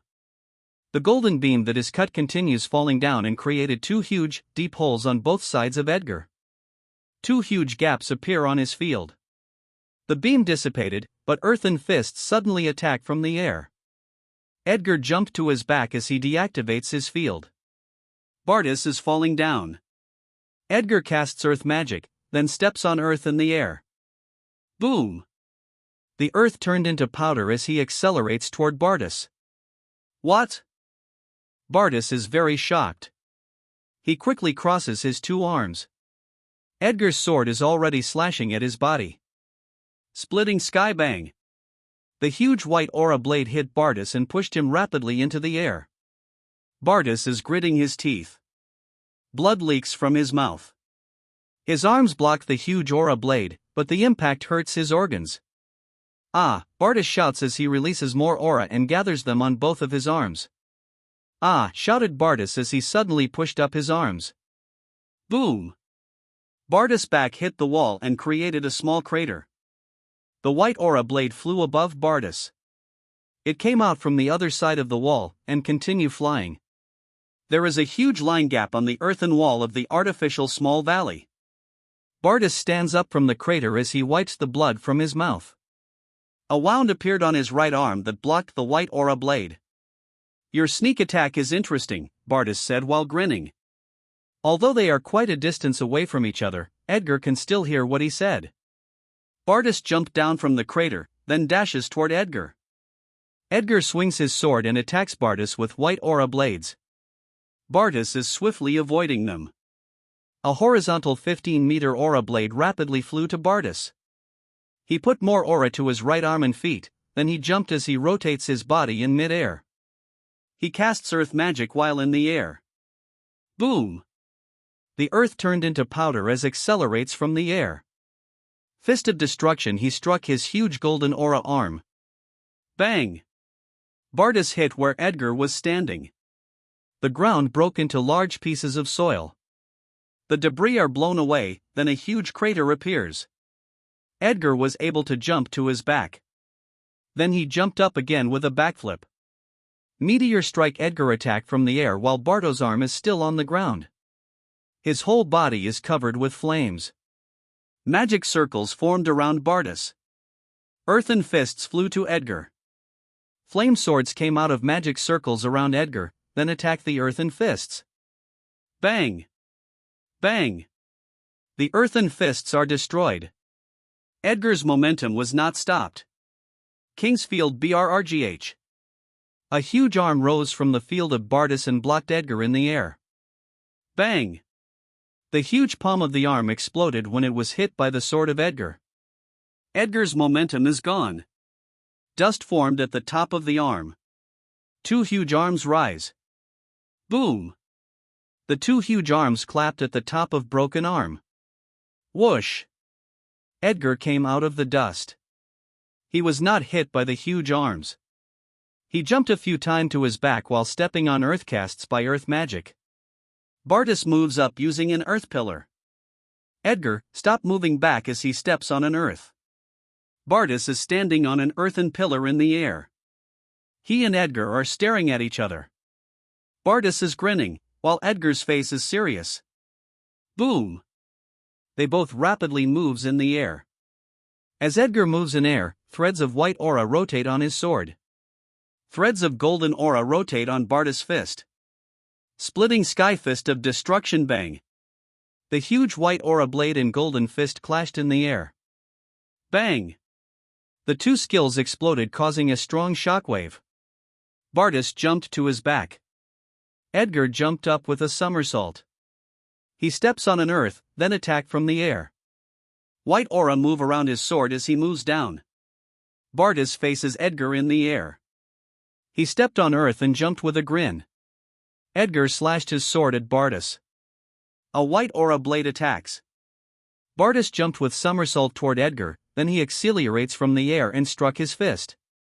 Edgar has already changed his posture in the air. He moves to his back and avoided Bardus' fist. Their distance in the air is not too far from each other. They stare each other briefly, then they accelerated and attack. A few meters before the clash, Edgar suddenly moves up while rotating his body in the air. Bardus missed his strike, and Edgar is above him, ready to slash his head. Bardus suddenly smirked. His left foot is stepping on an earth, then he instantly moved forward. What? Edgar is shocked that Bardus can react. The mighty martial adapted quickly to aerial battle. He is not able to stop the momentum of his slash. A 15-meter white aura blade flew down to the ground. Bardus rotates his body while moving in the air. He put more aura to his right fist. His right foot steps on an earth, then he moves to Edgar's back. Bardus struck his fist to Edgar. Boom! Ack! Edgar felt like a huge hammer struck his bare back. He coughed out blood, and his armor in the back cracked. Phew! Edgar is blown away. He is rapidly pushed into the air by the power of Bardus' punch. His body is rotating in the air. Edgar gritted his teeth, endured the pain, and pulled his knee and body closer. Then he controlled his rotation in the air. Bardus is grinning. He follows Edgar in the air to continue his attack. He put more aura to his right fist. He accelerates, then struck his right fist. What? This time, it's Bardus' turn to be surprised. Edgar dodged Bardus' punch. He is standing above him while in a vertical slash stance. He did not give Bardus time to react. Splitting sky wang. A huge white aura blade hit Bardus' right shoulder. The aura blade and Bardus are rapidly falling down to the ground. "Ah!" screams Bardus as he falls to the ground. He uses both his hands to try and push the white aura blade. He partially activated his king's field. A magic circle appears on the ground. BRRGH. 3 huge arms rise and move up to the aura blade and Bardus, who is 15 meters above the ground. Bang! The huge palms of the arms are holding the aura blade. The aura blade is stopped by the 3 huge arms and Bardus' golden aura arms. That moment is enough for Bardus to escape. His right foot steps on earth, then he moved to his left. The 3 huge arms are unable to stop the white aura blade. Crunch! The huge arms are cut in the middle. Bang! The aura blade hit the ground and left a huge blade mark. The giant arms start to crumble. Bardus is still in the air. He has a huge wound on his right shoulder and above his right chest. Whoosh! Edgar appeared behind Bardus, then swings his sword at Bardus' back. A huge aura blade attack, but it missed Bardus. Barrios made a backflip. His left foot has a huge golden aura, moving down rapidly on Edgar's shoulder. Bang! Edgar is kicked to the ground. Boom! The ground cracked where Edgar fell. Bardus steps on earth, then he suddenly moves down as he raises his hands above his head. Bardus is attacking from the air with 2 5 meters golden aura arms. Ah! Bardus shouts as he gathers more strength in his arms, then he smashes them where Edgar crashed. Giant smash bang! There was a huge explosion after Bardus' smash. The ground cracked and divided into many large pieces of debris. Many smaller pieces of debris flew into the air. A huge crater, nearly 50 meters in size, appears on the ground. Bardus is attacking from the air with 2 5 meters golden aura arms. Aw, Bartis shouts as he gathers more strength in his arms, then he smashes them where Edgar crashed. Giant smash bang. There was a huge explosion after Bartis' smash. The ground cracked and divided into many large pieces of debris. Many smaller pieces of debris flew into the air. A huge crater, nearly 50 meters in size, appears on the ground. Bang! Edgar's back hit big debris. His left foot is tied with a fire whip that pulled him away from the ground where he was lying down. Edgar is blown away by the strong shockwave. He is still being pushed into the air. The fire whip connected to a magic circle is unable to hold him, and it was cut. The fire whip and magic circle dispersed, but it gave Edgar a moment to fix his posture in the air a little. Crunch! Edgar stabbed his sword into huge debris that his body was going to hit. Both Edgar and the huge debris are rotating in the air. Whoosh! Bartis suddenly appeared in front of the huge debris in Edgar. He struck his huge golden arm at the debris in Edgar. Bang! The huge debris is turned into tiny pieces. The part that was directly hit by Bartis was turned into powder. Edgar dodged the attack, and he is even ready for a counterattack. He is in a slashing stance in the air above Bartis, and threads of white aura are rotating and gathering on his huge sword. He swings his sword at Bartis, who had just punched the huge debris. Splitting sky bang. The 25-meter white aura blade hit Bartis. Bartis was able to cross his arms in front of his body. Ah! Bartis screams as he is being pushed by the huge aura blade to the ground.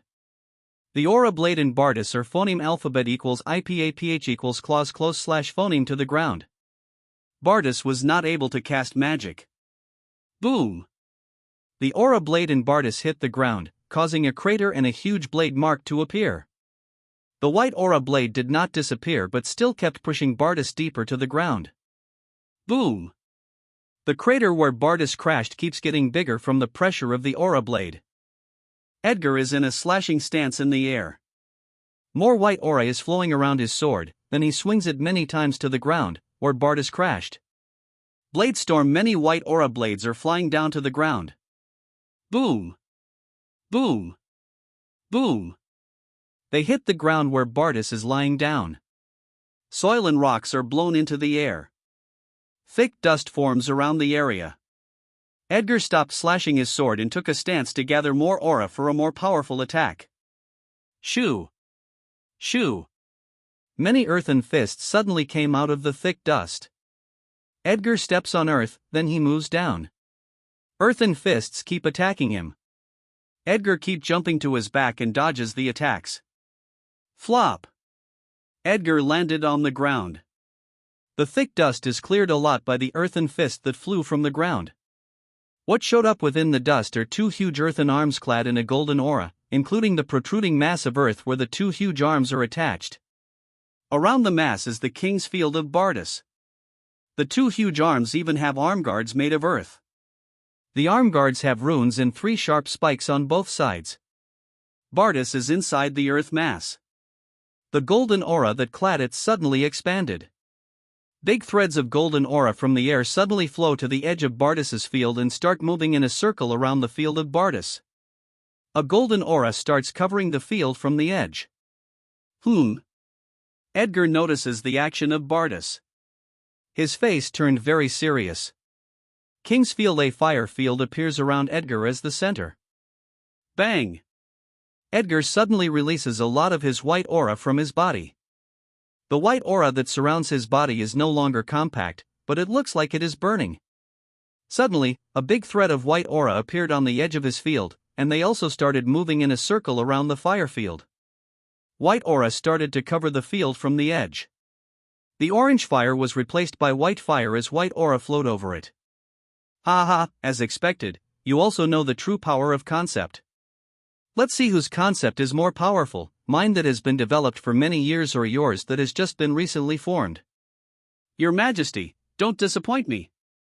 Bartis' voice echoes in the surroundings. The golden aura covers all the field of Bartis, then the earth field suddenly gathered to the protruding earth mass where the two huge arms are attached. The earth's mass is getting bigger until it reaches 30 meters. It started wiggling and forming a human shape. Hands were already formed earlier. Now shoulder guards are formed. Feet are formed next, followed by their boots that reach the knee. The body is formed, followed by its armor that reaches the thigh, and then the head is formed. The helmet almost covers the whole face. It has 2 horns. Its eyes suddenly turned golden. They look like they are in flames. The whole stone man is clad in a golden aura. The aura is no longer compact, as even the 4th level cannot prevent the leakage of aura at this level of skill. The giant stone man stepped at left foot and took a fist stance. King of Fist. The design of the whole body armor of the stone man is like that of a fierce warrior in fantasy games. Its movement looks very flexible. The white aura covers all the fire field, then a big white sword forms beneath Edgar's feet and lifts him into the air. The white flame in the field turned into hundreds of white swords. Sword field. Edgar is standing on a huge white sword in the air, with hundreds of white swords behind him. The 30-meter armored stone man lowered its body a little. Bang! It suddenly runs toward Edgar. Edgar stretched his left hand. The white swords behind him move. Shoo! Shoo! Shoo! Hundreds of white swords rapidly move toward the giant and attack. The 30-meter armored stone man lowered its body a little. Bang! It suddenly runs toward Edgar. Edgar stretched his left hand. The white swords behind him move. Shoo! Shoo! Shoo! Hundreds of white swords rapidly move toward the giant and attack. The stone man seems to be running like a normal human. The runes on its whole armor made it able to defy gravity, and Bartus' concept on the whole stone man helped him control it well. Marks of big boots appeared on the ground wherever the giant stepped its feet. The white swords are now in front of the giant, but it does not intend to block. Clang! Clang! Clang! The white swords hit the giant stone man, but they did not even leave a scratch. They did not even penetrate the golden aura that surrounds its whole body. The white swords are like hitting a very tough metal. They burst as they hit the giant. More white swords appear around Edgar. The swords move closer to each other. The swords combined and form bigger white swords. They have the same size as the king's sword. Several king's swords float around Edgar. He stretched his left hand, then the big swords suddenly accelerate. The swords are rapidly flying toward the giant. The giant put more aura to its arms. The swords are coming, and the giant swings its left arm. A golden aura arm blocked the swords. Bang! The first swords that attack are blown away. Another swords is coming. Bang! They are also blown away by the right arm. The next batch of swords is coming. The giant's right foot is at the front. Whoosh! The giant suddenly rotates its whole body to the right. Its left foot stepped to the front, then it jumped toward Edgar. Bang! The ground is crushed, and a huge hole appeared because of the pressure from the giant's step and jump. The giant is in the air while raising its right arm. Threads of golden aura are rotating in the arm until they form a bigger golden aura arm. The giant struck its fist at Edgar. Fist of destruction, king-style few. The giant hit the floating sword where Edgar was standing, then it continues moving and hit the ground. Bang! The explosion was very loud. There is so much destruction. The ground cracked into big debris. There is thick dust. Big debris of stones and soil are blown away. The crater is almost 70 meters in size. Edgar was able to jump with a somersault. He kept jumping to his back to avoid the flying debris. He casts earth magic. He steps on earth, then he suddenly charges down toward the giant while in a slashing stance. His swords that were blown away by the giant flew back. The swords combined with Edgar's sword while in the air. The white sword became 5 meters. Threads of white aura rotate on the sword. Edgar is already near the giant. The giant's arm is still on the ground. Ah! Edgar shouts as he slashes the heavy sword. Sword field, giant slayer Wang. A huge white aura blade rapidly moves. Its size is bigger than the giant. Bang! The giant is able to prevent the huge white aura blade from hitting its body using its palm, but the force in the blade pushed the giant rapidly. Ah! Shouts Bardas as he tries to stop the aura blade. The giant's feet are on the ground, leaving a long gully as it is pushed by the aura blade. Dust follows the stone man. The swords that combined with Edgar's sword separated. They float around Edgar. A sword flew to his feet. Edgar stands on the big, floating sword. Whoosh! Edgar and his swords fly toward the giant. Bardas put more aura to the giant's arms. Threads of golden aura are flowing around the arms. The giant tries to push the aura blade. Its feet are able to move to the back. BRRGH. The giant's feet are still leaving gullies on the ground as the giant is still being pushed. The giant moves the aura blade to its left, away from its body, where Bardas is located, then suddenly lets go of the aura blade and rotates its body to the right. Wang! The aura blade is unimpeded and suddenly accelerates a lot. Crunch! The giant was able to evade, but its left arm was cut from the upper arm. The upper arm and below got separated as the giant rotates its body. The arm clad in a golden aura did not fall to the ground but mysteriously floated. The huge white aura blade moves, then flew to the sky. The arm that was cut moved closer to the giant, then reconnected itself. The giant put its left foot in front and took a fist stance. Threads of golden aura are flowing again to both its arms, then he punches them at Edgar, who is moving closer in the air. Fist storm. Many huge golden aura fists are flying toward Edgar. Edgar arranged the swords to form a drill formation. The swords rotate rapidly and form a huge tornado with a sharp tip. Bang! Bang! Bang! All the golden fists that hit the tornado were destroyed. Bardas put more aura to the giant's right arm. The golden arm that clad the hand became bigger, and he punched it at Edgar. The huge golden arm is flying toward the tornado.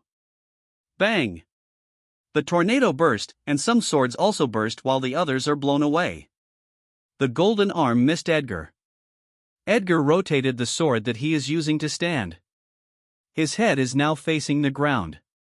His feet are still attached to the sword. The white aura from the sword holds Edgar's feet. He is already near the giant. Edgar added more strength and aura to his feet. Boom! Edgar charges down in a diagonal line toward the giant's body. He rotates his body in midair. His posture is now in a slashing stance, and threads of white aura are flowing around to his sword. Edgar slashed his sword at the giant's body. Wang! A 25-meter white aura blade flew to the giant. The aura blade is huge but a lot thinner compared to Edgar's previous attacks. He did not have enough time to gather more aura, as the window for counterattacks is small. Clang! The huge left arm of the giant blocked the aura blade. Edgar imperceptibly smiled when he saw it. He steps on earth in the air. Boom! Edgar jumped toward the giant's head. Threads of white aura and fire element are rotating around his sword. His sword became 2 meters, then he slashed it to the giant's neck. Crunch! The giant head went up and got separated from the body. Boom! Edgar jumped up toward the giant's head. He is in a slashing stance in midair. Threads of white aura and fire element are rotating around his sword. His sword became 2 meters, then he slashed it to the giant's neck. Crunch! The giant head went up and got separated from the body. Edgar rotates his body to make a follow-up attack, but the giant is faster than him. The giant rotates its body to the right, and it swings its right arm toward Edgar. It also swings its left arm to blow away the white aura blade. Bang! Ack! Edgar is hit by the giant's arm. Bang! Edgar hit the ground, then he bounces. The giant's head reconnected to the body, and it immediately runs toward Edgar, who is bouncing on the ground. Bang! Edgar bounces again. He can hear the steps of the giant. He gritted his teeth, and he forced his body to rotate in midair. A white sword formed behind his feet. Boom! Edgar's feet stepped on the white sword, but he is still being pushed to his back. Bang! Bang! Bang! The steps of the giant stone man are very loud. Threads of golden aura are flowing on both of its arms. Boom! The giant jumped toward Edgar. It raises its arms with bigger golden aura arms, then smashes them to Edgar. King smash bang!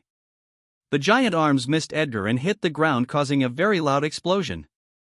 It looks like an earthquake disaster. The ground cracked into very big debris. Many large pieces of debris are blown away, and the shockwave created a huge dust cloud. Barda's smash caused a more than 100 meters crater to appear. Edgar dodged the attack by moving away with his sword, but the strong shockwave blew him away with his sword. He and his sword are uncontrollably rotating in the air. He dispersed his sword below his feet, then put himself in the fetal position. He rotates his body in mid-air. Edgar forms a white sword in his back, then he stepped on the sword. He and the sword are pushed back. The force from the shockwave disappeared, then he directs his sword to fly toward the giant. Threads of white aura and fire element are rotating around Edgar as he flies toward the giant. Big white swords slowly appear as the threads continue to rotate. The giant stands up and faces Edgar. Threads of golden aura are rotating on its arms. It took a fist stance, then rapidly punches to Edgar.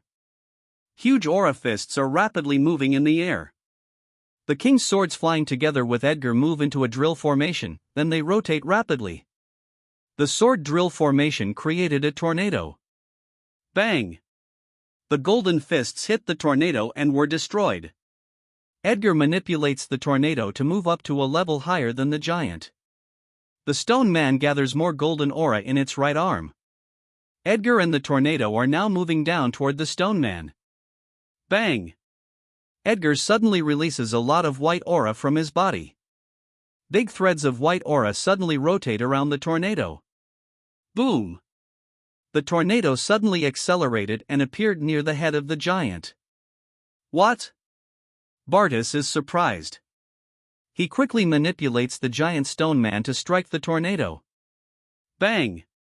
There was a loud sound of an explosion when the tornado and the golden arm of the stone man clashed. Boom! The clash created a shockwave and put pressure on the ground where the giant stands. A crater formed beneath the giant. Boom! Boom! Shockwaves keep appearing from the point of contact, and the crater beneath the giant keeps getting bigger. The left fist of the giant grips, and threads of golden aura flow to the fist, then it suddenly strikes Edgar, who is hiding behind the tornado. A golden fist is flying toward Edgar. He faced the golden fist and jumped with a somersault. Earth formed over his feet while his head is facing the ground. Boom! He charges down to the long arm that currently stretches in the air. Bang! The white sword where he was standing was blown away by the golden fist. Edgar rotates his body in midair. Flop! He landed on the left fist of the stone man, then he started running on the giant's arm. How dare you! Go away, shouted Bardas as he swings the giant's left arm and tries to blow away Edgar. Edgar put more aura on his feet, then he charged toward the body of the giant. The giant quickly pulled its left arm and put it in front of its body. Edgar rotates his body in midair. Boom! Edgar charges down as threads of white are rotating on his sword, then slashes his sword at the feet of the giant. A huge white aura blade moves down. Crunch! The white aura blade cut above the knee, where it is not covered by earthen armor. The giant loses balance and starts to fall on its back as it separates from its feet. The tornado rapidly moves forward as the fist that blocked it moved away. Bang! The tornado hit the golden aura that clad the giant. Bang! The tornado accelerated the giant's fall to the ground. The ground cracked when the giant fell. Dust spreads around the giant. The tornado hasn't penetrated the golden aura yet, but a huge depression has already appeared where the tornado hit. The giant raised its hand, holds both sides of the tornado, and tries to move it away. Part of the golden aura that clads the palms of the giant are like burnt ashes of paper that get separated as it holds the tornado. It is able to move up the tornado, but the tip of the tornado is still pointing at the head. Edgar made a follow-up attack while the giant is busy moving away from the tornado. He charges down toward the body of the giant. He is holding his sword over his head. Ah! Shouts Edgar as he gathers more strength, then slashes his sword. Wang! A 30-meter white aura blade attacks the body of the giant where Bartis is located. Clang! The giant's right hand moved in front of the body and blocked the aura blade. The left hand of the stone man is not enough to stop the tornado. Bang! The tornado destroyed the golden aura that protects the head. The earthen helmet stopped the tornado for a while. Cracks appeared on the head. Crunch! The head is totally crushed. Edgar jumped up in a diagonal line and rotates his body in mid-air. His head is facing the giant on the ground as he takes a stabbing stance. He releases more aura, then threads of white aura and fire element quickly rotate on his sword. His sword became 3 meters. Boom! Edgar moves down in a diagonal line, then stabbed his sword. The sword is pointing to the giant's body, where Bartis is located. The giant raised its left hand, and the huge palm is stabbed. It kicks its right foot that reconnected. Edgar moves back and avoided the kick. The giant rolled its huge body to the right. Bang! The huge body of the giant crushed the aura blade on the ground as it rolls. The left hand and right foot supported its whole body to stand up. The left foot is reconnecting itself. Threads of golden aura and earth element rotate on the head. The giant head started forming. Edgar attacks from the air.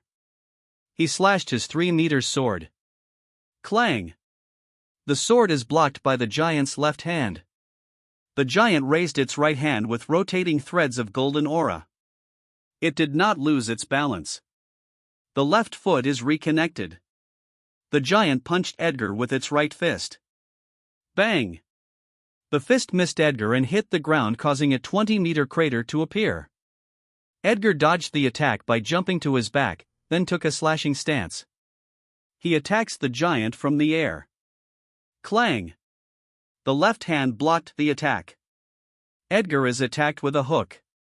He jumped down in a diagonal line. Whoosh! The pressure from the right hook blows dust and debris into the air. Crunch! Edgar cut the right leg of the giant, but it did not cause the giant to lose balance. The giant let the left foot bear all the weight. It clenched its right fist and then swings it toward Edgar, who is near its right knee. BRRGH. The pressure from the strong swing created a gully on the ground. Edgar dodged the attack by jumping up, and then he slashes his sword. Clang! Bang! Bang! The giant and Edgar are exchanging blows in phoneme alphabet equals IPA/PH equals clause close / phoneme proximity. Huge craters and huge blade marks are forming around their battlefield. Edgar is nimbly avoiding the giant's attack with his aerial battle skills. The giant jumps to its back as threads of golden aura rotate on its hands. Edgar quickly follows the giant. The giant punched its left fist. A huge golden fist flies to Edgar. Edgar jumped with a somersault. Another golden fist is flying. Whoosh! Edgar accelerated from the air and appears below the giant. Bang! The giant's right foot tried to kick Edgar. He dodged the kick by jumping up, then he slashes his sword. Clang! Bang! Clang! Their exchange of blows at phoneme alphabet equals IPA/PH equals clause close / phoneme proximity resume. Boom! A boulder smashed into the ground near the soldiers and special forces of Baynard. They are stupefied at the scene they are witnessing. Their faces are full of sweat. They subconsciously swallow their saliva. Are they still mortals? Their fight is out of this world. One punch from that giant will destroy our army. One swing from Majesty can also destroy our army. If not for His Majesty, I think we have no chance to win against the Majinev Empire, said a soldier. Just imagining the giant wreaking havoc on their army makes the soldiers' lower limbs become limp. The special forces look better, although their faces also have sweat. In the distance, the soldiers of the Majanev Empire also look stupefied. They are not stupefied by the devastation of the fight because they have already witnessed it in the war against the Morrowind Empire. They are stupefied that the young king of Baynard could fight so well against their marshal, who has been in the 4th level for a much longer time. How is this possible? Why is his attack power so strong? He only reached that stage recently. That young king is a freak. If there is an opportunity, we must kill that young king even if we sacrifice our lives, said an adjutant with killing intent as he stares at Edgar. Bang! The giant had just punched the ground and missed Edgar again. It had been cut many times in 4 limbs. There are even cuts on the body that are slowly closing. The giant is at a severe disadvantage in phoneme alphabet equals IPA/PH equals clause close/phoneme combat against Edgar, who can fight well in the air. Edgar is so nimble. Bardas has not hit him since the phoneme alphabet equals IPA/PH equals clause close/phoneme combat began a while ago. Bardas is so irritated. His aura and mana are consuming rapidly. He must find a way to end the fight, a way to take the king's head. Threads of golden aura rotate on the giant's left hand like a tornado. Edgar is in the air, ready to respond to the giant's attack as he sees it gathering aura on its hand. The giant punched its left hand at Edgar. Edgar jumped down. Bardas smirked. What attacked Edgar was not a golden fist but a tornado-like attack that suddenly expanded. BRRGH. The ground is like being bulldozed by the rotation of a golden aura. What? Edgar is shocked by the sudden change in Bardas' attack. Ah! Screamed Edgar as he is blown away by the golden tornado. Soil and much debris are blown away together with Edgar. His body is rotating again in the air, out of his control. Boom! Boom! The giant runs and follows Edgar. Boom! It jumped high and raised its right hand. Golden aura flowed to its right arm. The golden arm became bigger, then it struck Edgar. The fire element and white aura rotate on Edgar's left hand, then they form a big white sword. He holds the handle and lets it fly away. The flight was so unsteady, but he has no time to fix his posture in the air because a huge attack is coming. Bang! Another earthquake-like disaster hit the ground. The ground cracked into many large pieces of debris. Large and tiny pieces of soil and rock flew. The shockwave further made Edgar's flight unsteady. Edgar stopped manipulating the sword in his left hand, then put his upper body and knee closer, then let his whole body rotate in the air as he holds the big swords in both of his hands. A white sword appears where Edgar is moving. Flop! His feet landed on the sword. Another white sword appears. Bang! The sword on Edgar's feet clashed with the sword, but it helped decrease the force from the shockwave. After the force disappeared, Edgar stands on the sword and let go of the sword in his left hand. His face suddenly changed. He felt a huge gathering of aura inside the thick dust. The dust where the giant hit the ground is quite big. It even covers the giant. A blow of phoneme alphabet equals IPA/PH equals wind wine/phoneme cleared the dust a little. The shadow of the giant seems to be in a fist stance. He wants to direct his sword to fly away, but he suddenly hears Bardas' voice. Your Majesty, if you want to save your soldiers, you must face it head-on. You should be able to sense your soldiers behind you, said Bardas. Edgar spread his senses behind him, and the soldiers are really not far from them. As long as Bardas targets them, they will certainly be killed here. He thought Bardas would not use this method. Bardas has the air and looks of a warrior with pride. A marshal of an army is really different. When the giant is finally seen, a golden ball covers its right fist. Threads of golden aura are rotating on the golden ball. Your Majesty, I have to pull this trick because there must be a proper conclusion in this fight. We are running out of aura and mana. Let us end this fight with all we have. The soldiers of Baynard heard what Bardas said. Their faces changed, and then they became full of anger. Fuck you, Bardas. How can the rumored strongest in the east of the central continent stoop this low, said an angry soldier. Bardas. You will be forever remembered in history as a shameless shit. The soldiers kept making curses, but Bardas ignored them. They were afraid of the strength of Bardas earlier, but they are more afraid to harm their king. Their king is the hope of their kingdom. Everything they have is possible because of his leadership. They are willing to die for him. The soldiers became anxious as Bardas insisted on making them hostages and their king is not moving away. Your Majesty, move away. You don't have to protect us. The kingdom needs you. You can't play in Bardas' hands, a special force shouted. Your Majesty, many citizens of the kingdom can replace us, but no one can replace you. Please don't heed the words of Bardas. The soldiers and special forces are frantically shouting.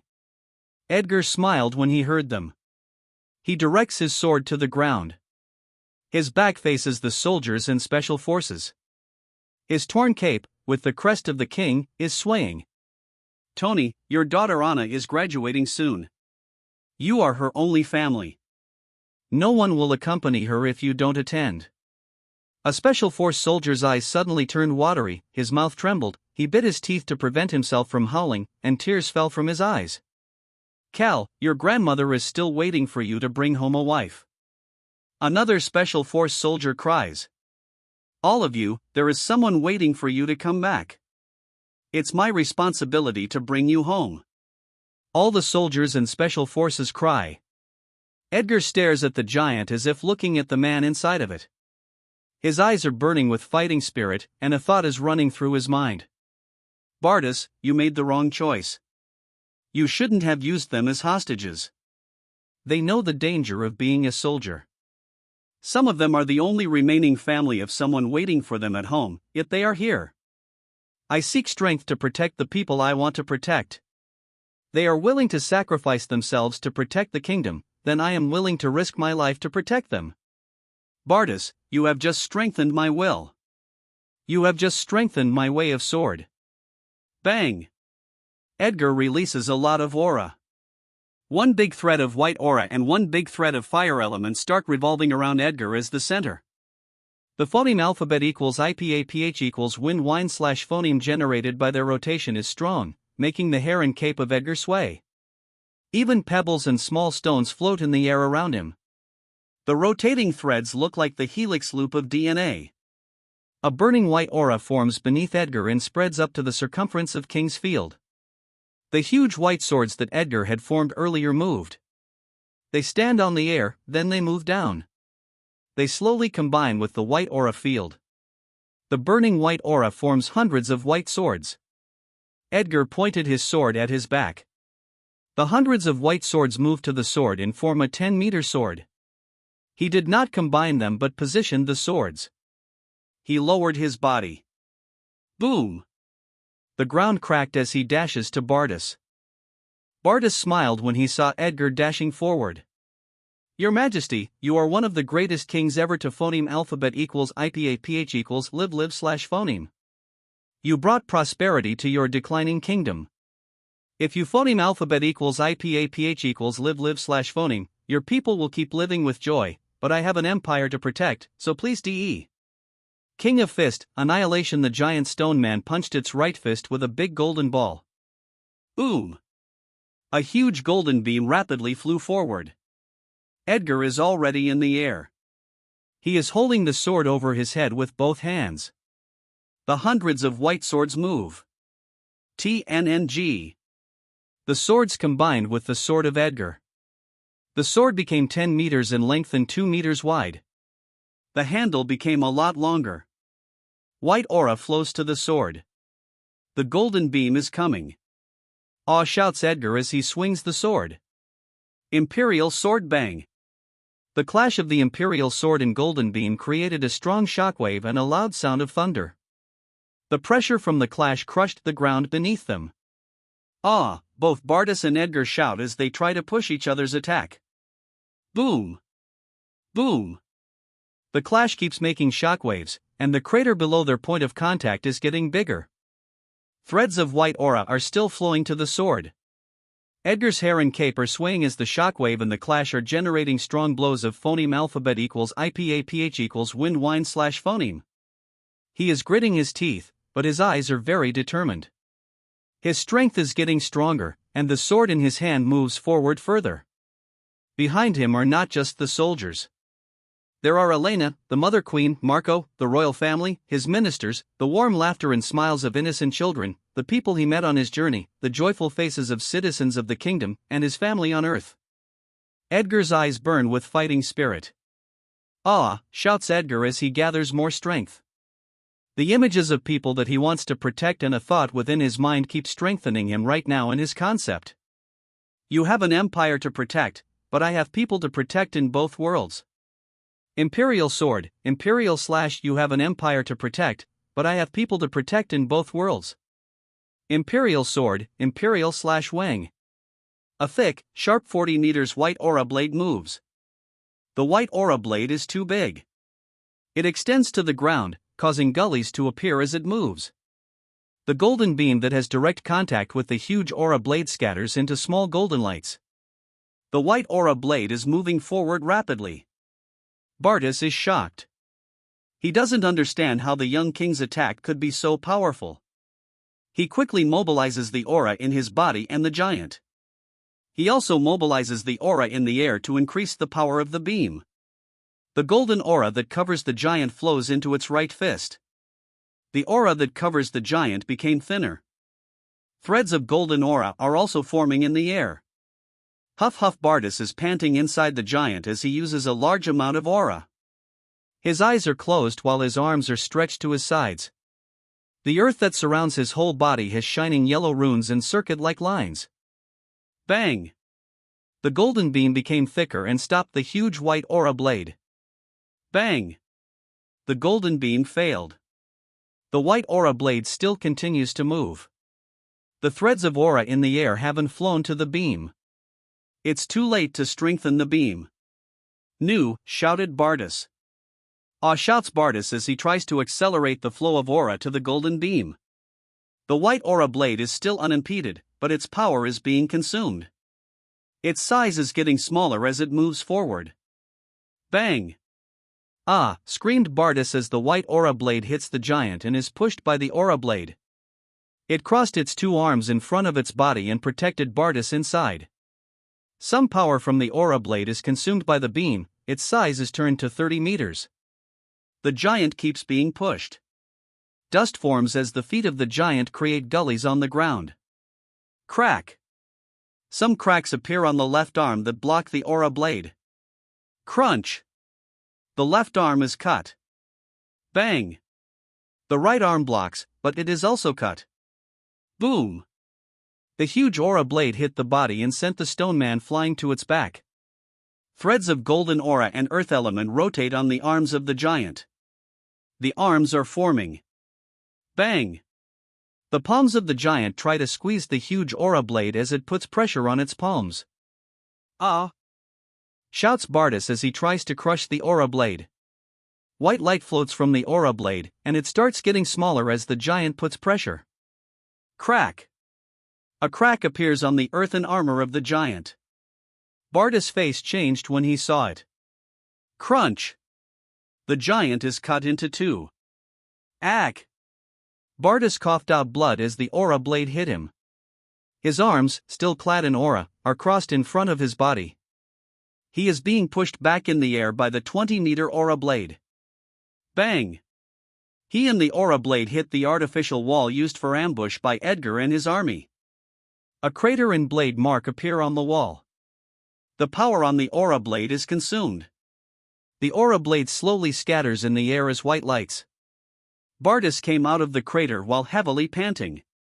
His right arm has a deep wound. It looks incapacitated. His body also has a long and deep vertical wound. His wounds are bleeding too much. A wound from a true concept cannot be closed by simply contracting the muscles. Healing magic cannot easily heal it. "Marshal!" The soldiers shouted when they saw the state of Bardas. They rapidly run toward Bardas, especially the Tundra King. It flexibly runs over many obstacles. More lightning flashes on its hooves, then it runs on the slope of the wall below the crater. It ran toward the crater. It jumped over the crater and rotated its body in mid-air. Bardas reached out to the reins on the Tundra King and pulled himself up. Boom! The Tundra King's hooves landed on the wall, and Bardas sat. The Tundra King runs, then jumped and landed on top of the wall. It starts running away from the top of the wall. Bardas is breathing heavily. He grits his teeth as he feels the pain from the wound. He looks at the soldiers below the wall.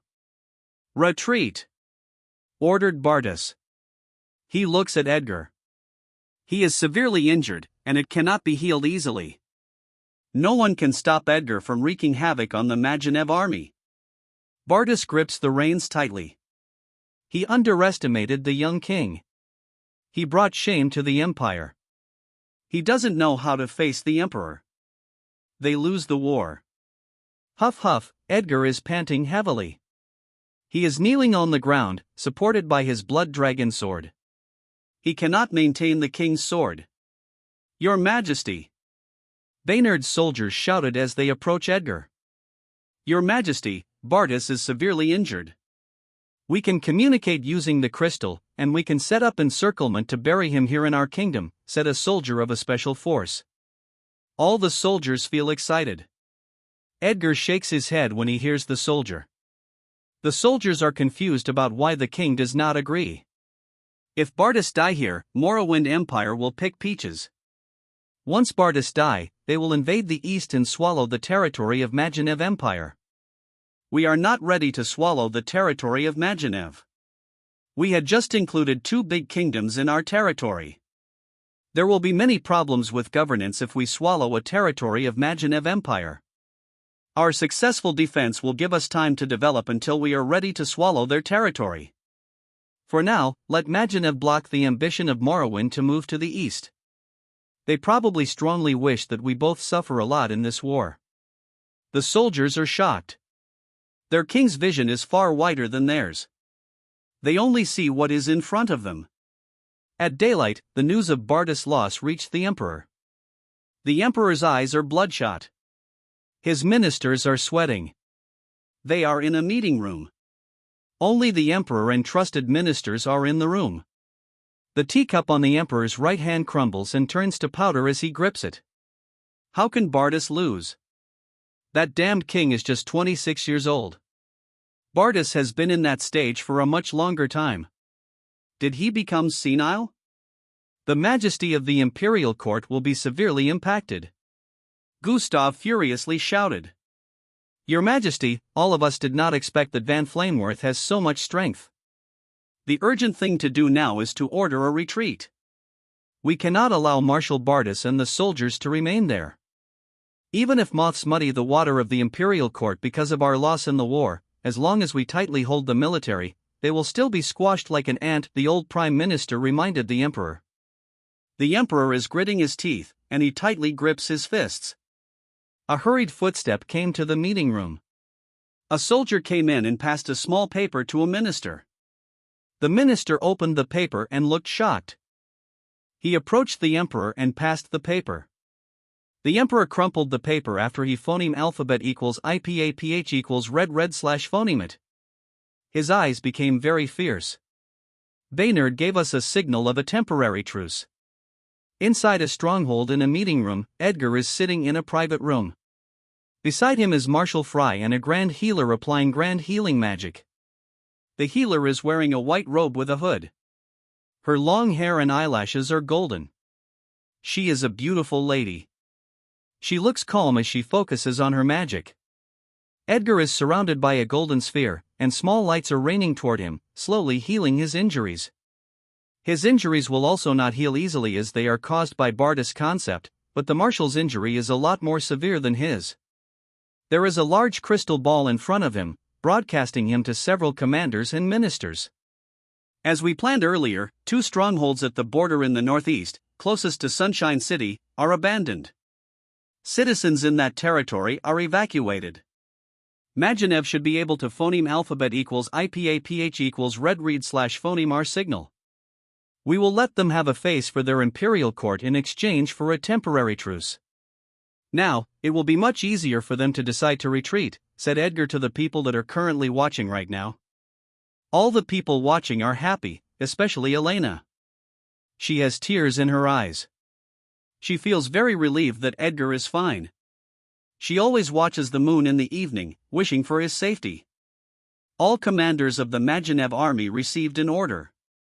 Some retreated back to their border, but some are assigned to stations on 2 strongholds abandoned by Baynard. Commanders look at the territory of Baynard with fierce eyes as they retreat. They will be back with the full force of the Empire. In the morning, a pillar is surrounded by many citizens of Baynard. The pillar has carved runes. At the top of the pillar is a crystal ball. The runes of the crystal ball are shining. Every village, town, and city has a pillar with a crystal ball. The runes on the pillar protect the crystal ball from sunlight, rain, and theft. The pillar has no shed. It will produce a shield when it rains or when someone moves 2 phoneme alphabet equals IPAPH equals clause close / phoneme to the pillar. Mana will surround the crystal ball during intense sunlight. Some crystal balls were stolen by thieves. Kings, queens, and emperors probably have a sample of the crystal ball right now, but Edgar deliberately made the runes very complicated. There are many useless runes on the crystal ball to delay their imitation for as long as he can. The citizens were told that their king has something important to announce about the current situation of the war against the Magenev Empire. The image of Van Flameworth shows up in the crystal ball. Citizens, the Empire took 2 of our strongholds. The citizens look anxious when they heard Edgar's opening statement. But we stopped the further advancement of the Empire. Citizens, we successfully defended our kingdom against the Empire. The Empire that trampled many kingdoms in the past. Yeah. The citizens all over the kingdom raised their hands. They feel so excited. The war is over. Let us give honor to the soldiers that willingly risk their lives to protect our kingdom. They are at the front line protecting our kingdom's prosperity.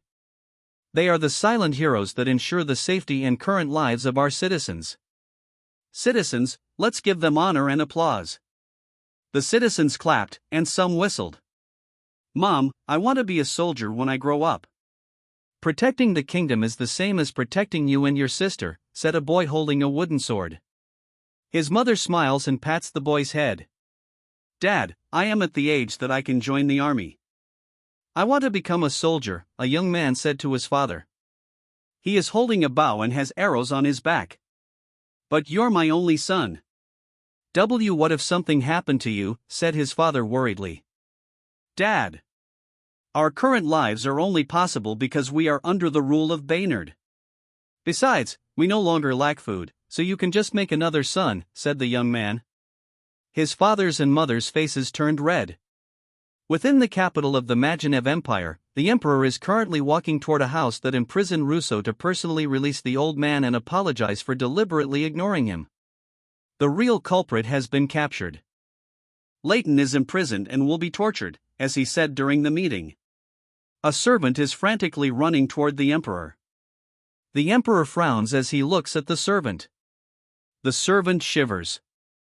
His face is full of sweat. What's wrong? Asked Gustav. Why, Your Majesty, our Russo is gone. The servant stuttered as he answered the emperor. Bang! The ground cracked as Gustav released his aura. His eyes and expression are very fierce. He breathes heavily and endures his anger.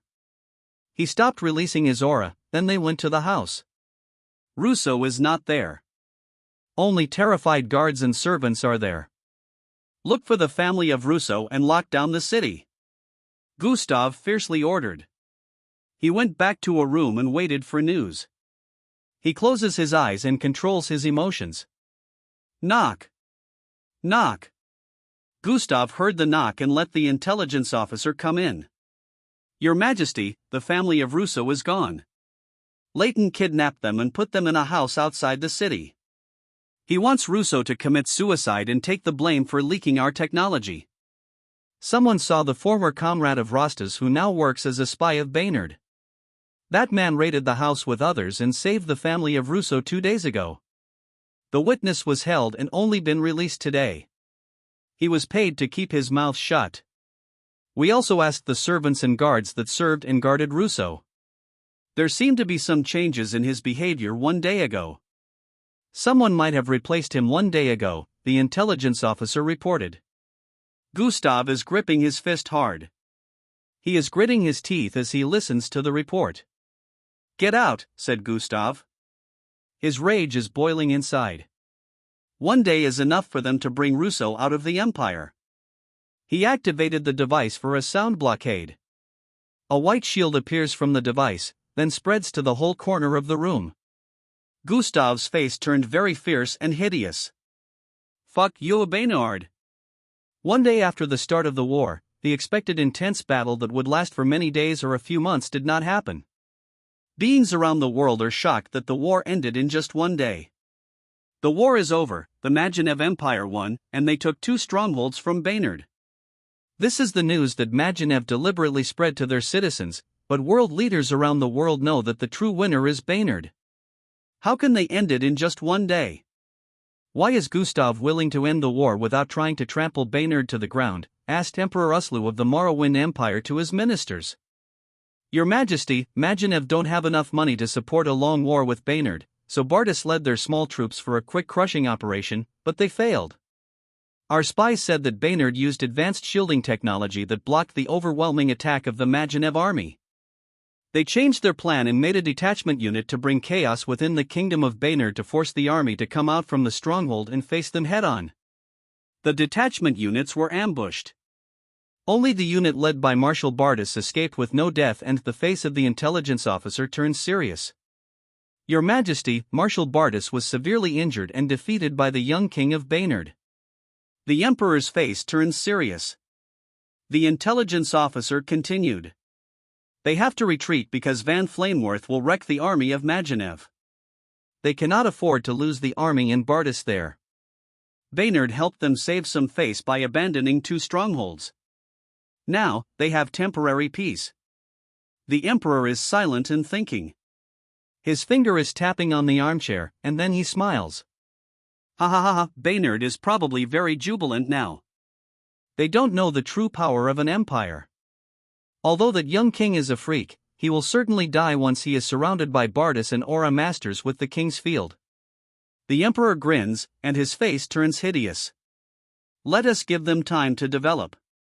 Let Magenev turn their focus on Baynard. When Baynard is a little closer to the strength of the empire, we will reach a deal with Magenev and let them use their full force. We will be the fishermen in the all-out war between Magenev and Baynard. All the ministers are happy when they heard the plan of the emperor. Your Majesty, we should ask them to share the technology of the crystal ball and the magic shield they stole from Magenev, said a minister. Ha ha ha ha, of course, I really like the position given to me by Baynard. I can become a fisherman simply by making actor cause commotion in the gap a few times, said Emperor Uslu. Your Majesty, if border trade is possible with ogres, then it is a lot more possible with Magenev.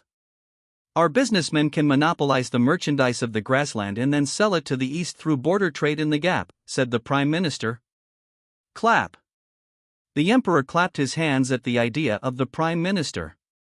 That's an excellent idea. Send a diplomat to Magenev. Border trade can even ease our relations with that empire, making our future plans easier. Edgar did not return yet to the capital of Baynard. He won't change the capital yet since there is a crystal ball that makes communication easier. He can manage the whole territory, even if he is far away. Issues in the whole territory will be immediately known to the royal court. He won't return to the capital until the new strongholds in front of the abandoned territory are built. He talked with Elena first through the crystal ball, then with Roy. Roy became the Prime Minister after his return from the Morrowind Empire. Your Majesty, many countries want to learn the technology of crystal balls. Even Morrowind wants to learn the advanced magic shield. Their tone is even mixed with threats, said Roy with a smile. Edgar also smiled when he heard that Morrowind was threatening them. We already expected this situation, but it isn't the right time to share the technology of the crystal ball. Morrowind benefits a lot while our kingdom exists at the back door of the Magenev Empire. They won't allow our kingdom to be destroyed, at least not yet. Technology on the shield cannot be given. You must delay sharing the crystal ball until our culture invasion is ready. Edgar paused for a while and tapped his finger on the armchair. We might share the technology of crystal ball with Morrowind first, since our television could reach them. We can build crystal towers on the mountains to reach their empire. We must reach an agreement with them that will benefit the kingdom. Ensure that we must be allowed to build pillars of television and our TV shows must be aired. Talk with Christoph, make teams of actors and actresses. Include different races, especially elves, then send those teams to countries that accept our terms. We will spread the influence of our kingdom. Let the beings around the world yearn for our kingdom. We will make Baynard the cultural center of the world. After the war, there was a temporary peace with the help of the Morrowind Empire. Within that peaceful period, Edgar used his knowledge of the modern world to spread the influence of Baynard in the Aurora world. Video recording was invented. Drama and movies shocked the world. Beings around the world yearn for the Baynard Kingdom, even citizens of Morrowind and the Magenev Empire. Baynard shared their technology of television with the two empires in exchange for building TV stations and showing TV shows. The old Prime Minister of the Magenev Empire proposed peaceful coexistence with Baynard. The tripartite existence of Baynard, Magenev, and Morrowind was the most balanced, but Gustav was too obsessed with conquering the whole east of the central continent. The imperial court of Morrowind was afraid of the growing influence of Baynard, so they were pushing Gustav to attack Baynard. After 5 years of temporary peace, war broke out. There was an all-out war between the Magenev Empire and the Baynard Kingdom. The full force of the empire attacked the kingdom. There were fierce battles between the armies, navies, special forces, and top forces. One factor that had a great effect on the outcome of the war was the battle between aura masters with embryonic forms of concept. Feyu, Flute, Marco, and Ray fought with aura masters on the same stage. Dan fought with a beast king that can contend with a king's field. The plan of the Magenev Empire to encircle Edgar with Bardus and aura masters with king's field failed. Bardus fought Edgar with his upgraded King of Fist. Edgar was also able to upgrade his sword field. They had a world-shaking battle in front of their main army. Edgar won after a gruesome battle. Gustav was afraid of losing his life and was forced to temporarily surrender, but his wishful thinking of recovering his power failed. Morrowind wants to make a move, but Edgar sent a diplomatic team. He proposed a resolution for everlasting peace.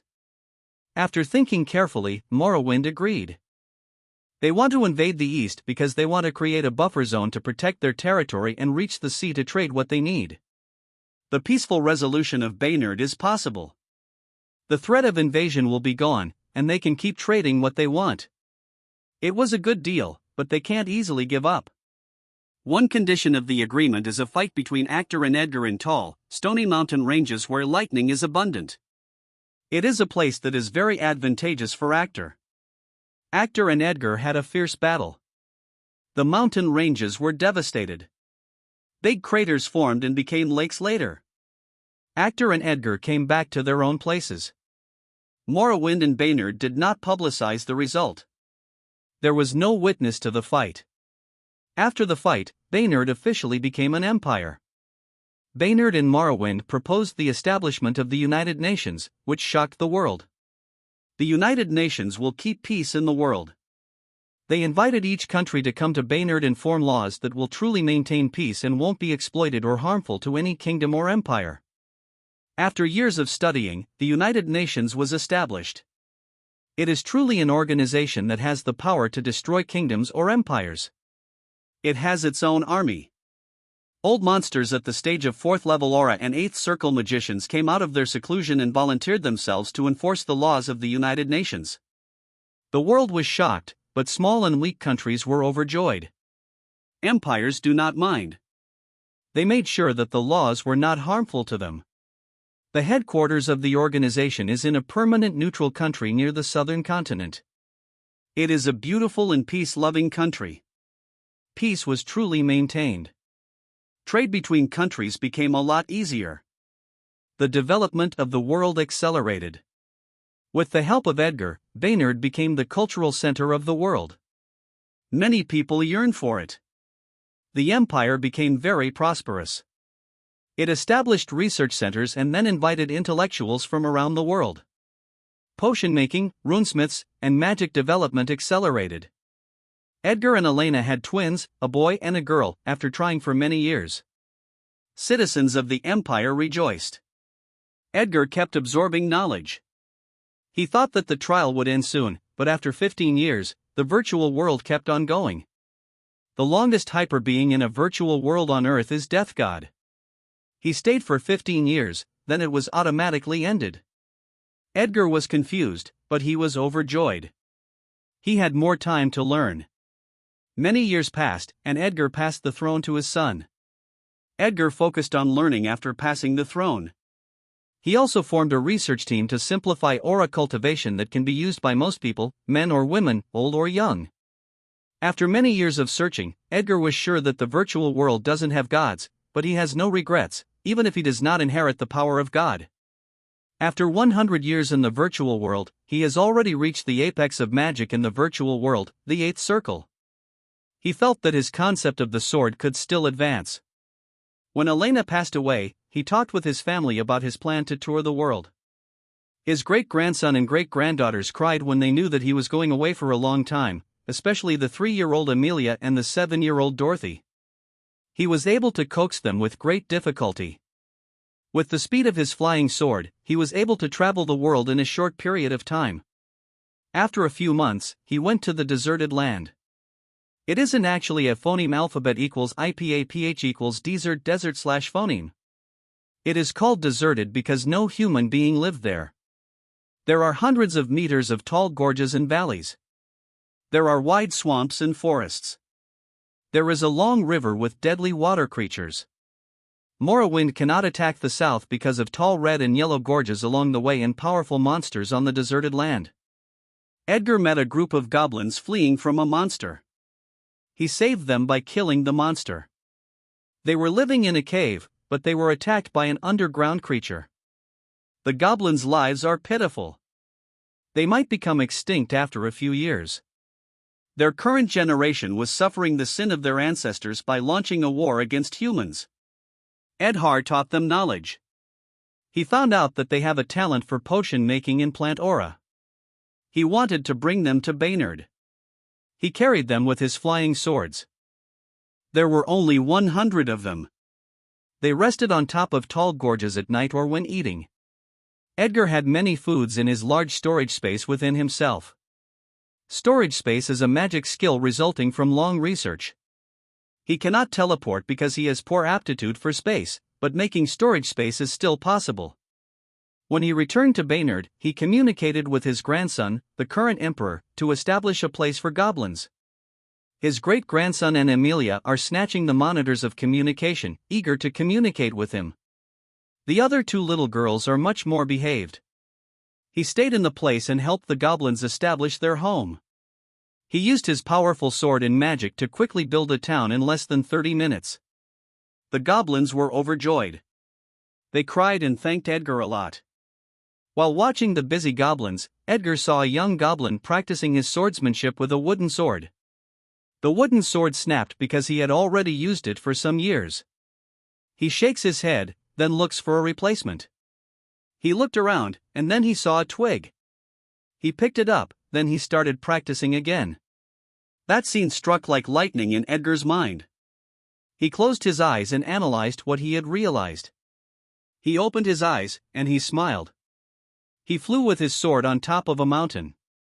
He looked at the sky and clad his 2 fingers with a white aura. The white aura became longer and formed a short white sword, then he slashed his fingers to the sky. A 30-meter white aura blade quickly flew to the sky and cut the cloud. A few months later, the whole world mourned as the strongest and greatest legendary being in the world became part of history. Van Flameworth's Ember of Life ended. The 100 years of trial ended. Edgar opened his eyes. His body is floating in the air. Threads of golden light keep moving in and out of his body. He can feel his physique changing. His hair is also turning white, and his body is developing the best aptitude for magic and aura. The thoughts that run through Edgar's mind are not the power that he is getting right now but the figures of his family, especially his great-grandson and great-granddaughters in the virtual world. The 5-year-old Ian, wearing glassless eyeglasses and pretending to be smart. The 3-year-old Amelia, holding a doll of her favorite singer. The shy 7-year-old Dorothy and the genius 8-year-old girl Thea. His life's end in the trial means the end of the virtual world, the end of all life in the virtual world. Tears form in Edgar's eyes. Ian, Amelia, Dorothy, Thea, everyone, I'm so sorry. No one else will know of your existence. No one else will say that you all existed, but you will all phoneme alphabet equals IPAPH equals live/phoneme within me. You will keep existing within me, said Edgar. He raised both his arms and looks at the threads of golden lights. A thought is brewing in his mind as he looks at the thread of golden lights. He grips his fists hard. I swear I will find the power to give you all life. If gods won't do it, I will become a god and do it myself, swore Edgar. He wiped his tears and looks at his sea of consciousness. Golden threads are rotating at the center of his sea of consciousness, slowly forming a core. His magic core is no longer blue but golden. All the rune skills he formed in the virtual world are gone, but there is one thing that is still there. Sword heart? Edgar is shocked that the white sword is still floating in his sea of consciousness. Rune skills, magic, and aura cultivation will be gone once the virtual world ends. Only the knowledge learned will be kept. Why does it still exist? Is it because it's a concept? That should be it, because I am confident that I can apply my sword concept on my attack as long as I have enough aura. But I will only be capable of taking out the sword heart from my sea of consciousness when I reach 3rd level of aura and 5th circle. This is much better though. If I were to form the sword heart again on Earth, it will cause a commotion, then the strongest existences will definitely notice me. I can't be on their radar yet. With the sword heart, I should be able to confront Death God even if I don't reach my previous peak of aura and magic in the virtual world. Eliminating the Scourge Poison Lord should be faster, thought Edgar as he looks at the sword heart. TNNNG. The golden core has formed, and then a golden skill rune starts forming automatically. The runes are very complicated. Even with 100 years of study of magic runes, Edgar can only understand a few runes. The golden rune skill was formed. Edgar was not able to observe it well. He felt his body floating down. He pulled his attention from his sea of consciousness and then observes his surroundings. The white space that surrounds him is turning into shimmering white lights, and the huge gate of inheritance in the hall is also turning into shimmering white lights. Edgar is surrounded by white light and is floating down. Flop! Edgar landed on the ground in the hall. The huge gate keeps turning into white lights until it disappeared. His hair turned white and became so long that it almost reached his shoulder. His skin was a bit dark, but it became smooth and fair. He turned his attention back to the golden rune skill in his sea of consciousness. Rune skills are colored blue when magicians form them in their sea of consciousness. God rank skills inherited by hyperbeings are golden.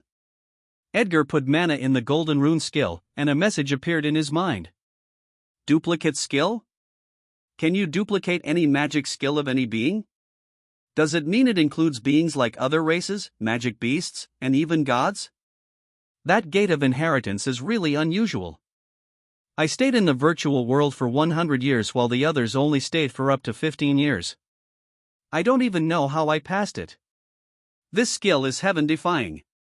Even the skills of gods can be duplicated. Edgar feels excited as he thinks of this. He continues analyzing the skill in his mind. The duration of duplicating skill depends on the gap of strength. The distance should also be phoneme alphabet equals IPAPH equals clause /phoneme. The stronger the being, the longer the time I need to duplicate the skill. To duplicate the skill, I need to phoneme alphabet equals IPAPH equals clause /phoneme the distance.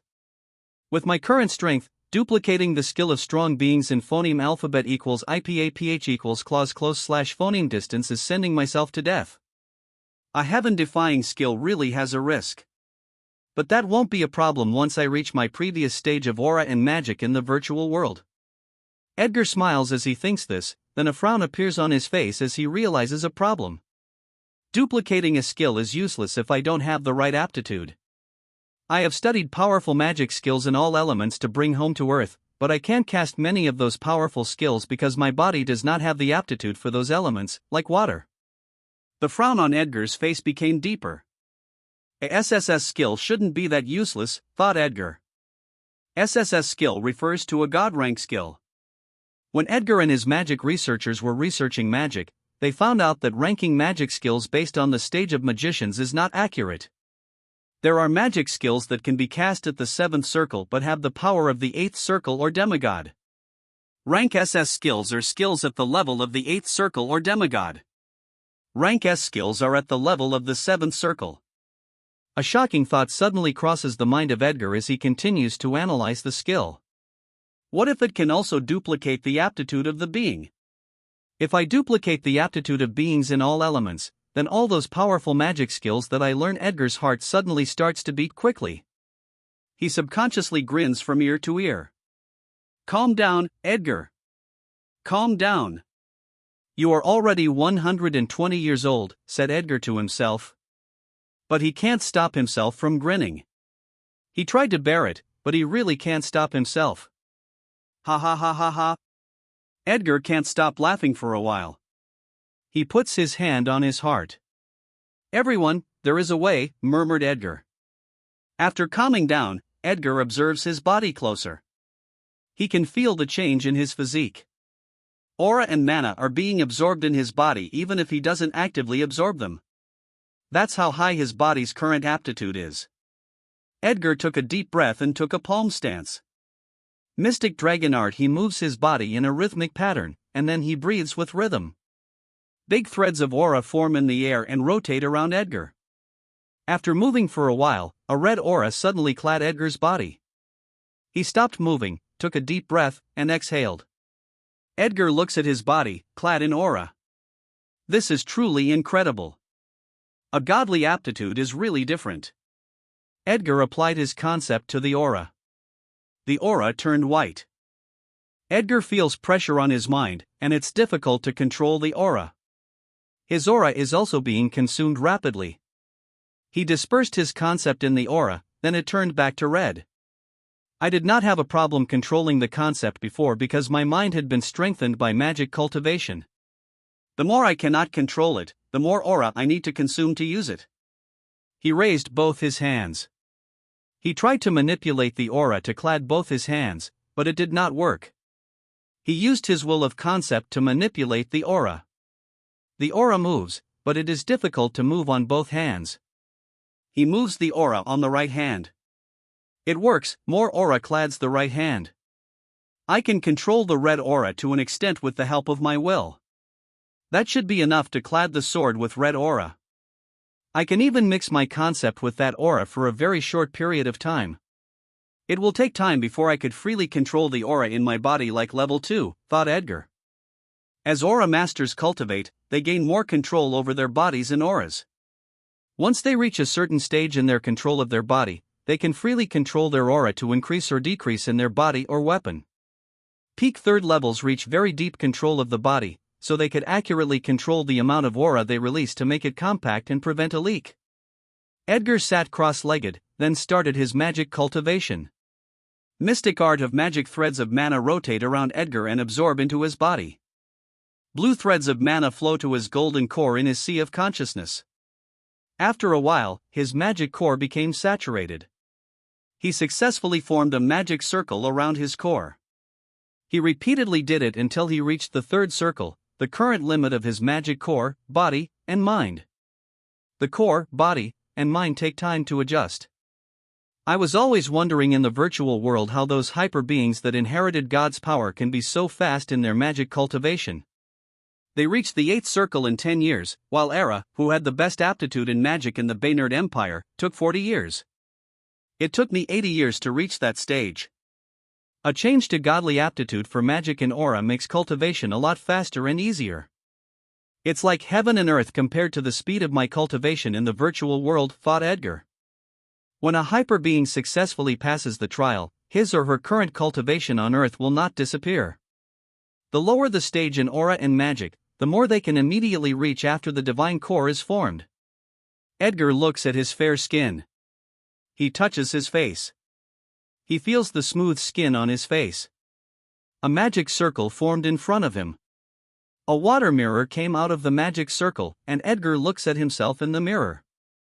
A handsome young man with white hair appears in the mirror. A golden core has this bonus effect? I can even become a model with this face, blurted Edgar with an astonished expression. He dispersed the water mirror, then closed his eyes. My body has the best aptitude for earth. Second is lightning, murmured Edgar as he tries to manipulate the elements in the air. He forms magic runes in his sea of consciousness, and then he is shocked. He could easily and quickly form runes of lightning. How could it be so easy and fast? I could easily form the magic circle on my magic core because I am very familiar with it, but I am not familiar with forming runes for lightning. I just memorized the runes, thought Edgar. When he was in the virtual world, he was puzzled at how governments, top families and guilds could cultivate magicians quickly on Earth because it takes a long time for magicians to study and form magic runes. Edgar felt like he was creating software, and a computer was assisting him when he was forming a rune skill. He closely observes the rapidly forming lightning runes. There is a hidden big mystery on Earth. There are magic skills on Earth that even Edgar and his magic researchers have not researched for many decades. Some ability users gain unique power when they become hyper beings. There is someone who could turn a small robot into a 3-meter robot that could actually attack, and some could turn themselves into demon-like beings. Edgar has learned many magic skills, but he does not know how those unique powers could be possible. The hidden mystery on Earth probably helped the ability user to automatically form the runes for their magic skill when they become a hyper being. The unique powers are not copied up to now. They are probably made up of magic runes that I don't know, like the golden runes in my sea of consciousness. The hyper beings themselves do not understand the magic runes of their unique power, so they cannot teach it to others, but I am different. I don't need to understand the runes. I just need to duplicate it. The hidden mystery also probably improves the aptitude for aura and magic of beings on Earth. That is the only explanation how a world with only 10 years of presence of mana and aura can suddenly have many magicians and aura masters. Is it done by a god? I will definitely uncover the mystery as I become stronger, thought Edgar as he grips his fists. After forming magic runes for lightning and earth, Edgar formed a rune of storage space. This time, it is quite difficult, even with the help of the computer-like mystery. Edgar is extremely focused. Sweat forms on his forehead. The space storage runes are successfully formed. Edgar breathes a sigh of relief. Even his current body has a poor aptitude for space. Edgar is thankful for magic researchers who kept researching storage space to allow a magician with poor aptitude in space to form the rune and cast the skill. Edgar felt the need to duplicate a magic beast that has a good aptitude for space. It is difficult to find another person on Earth who has a good aptitude for space. The person known for his space talent is an infamous thief. That man is very difficult to find. Edgar pulled out his vision from the sea of consciousness, then looked in the air. He pointed his 2 fingers on his right hand to the air, then cast the skill storage space.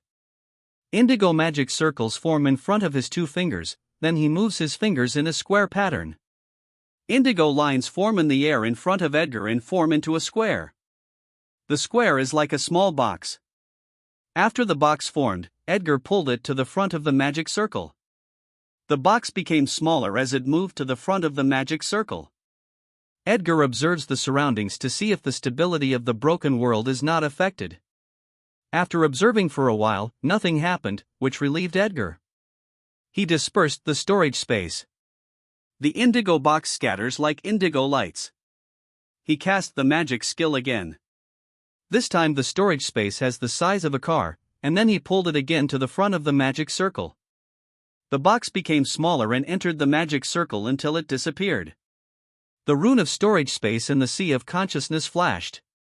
Storage space combined with storage space. After doing that, Edgar starts to think about what to do with the broken world. He needs to find the entrance to the broken world to get out if he does not want to destroy the blue crystal, but that might take a long time. He hasn't seen his family on Earth for 100 years, but the Tier 3 broken world is a big help for him and his family's cultivation. Edgar stares at the blue crystal and can't make up his mind. He shakes his head and walks out of the hall. He wants to breathe fresh air and observe the broken world. He got out of the giant white palace and then moved toward the cliff. Edgar looks up at the towering cliff. It is a few kilometers tall. This broken world was probably a part of a world even bigger than the Aurora world, murmured Edgar. He closes his eyes, then spreads his will of concept to the aura in the air.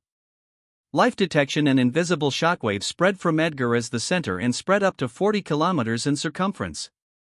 It is a radar that he researched based on aura and concept. He can sense life and objects.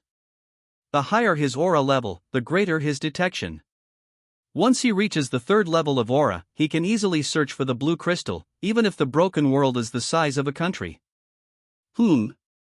There are two Tier 3 beasts 10 kilometers and 18 kilometers away. There are Tier 2 beasts near them. Those Tier 2 are probably of the same species as those Tier 3. There is no beast on the cliff. It should be safe to release my aura. Edgar released his aura, then jumped up. He used earth magic for footholds to keep jumping up. Flop! Edgar landed on the cliff. Edgar's hair and clothes are swaying as strong winds blow. He observes the broken world with fascination. Even if it's just a broken world, it still looks more beautiful than Earth. There is a beautiful blue lake, flying beasts around towering trees with long vines, mountains that reach the clouds, a blue river, and a beautiful blue sky. It is part of a world developed by aura and mana for a long time. Edgar sat with a cross leg as he observes the broken world. Earth might become like this if mana and aura stay for a long time, but do we have enough time? The world where this broken world belongs might have been destroyed. Edgar looks at the sky. The world is as clear as day, but there is no sun in the sky, only clouds and a blue sky. It's amazing. Phoneme alphabet equals IPAPH equals red read / phoneme in a forum that there is day and night in the broken world even without a sun. There are even seasons that happened in the span of a few months only. The flowing river probably comes from snow-capped mountains.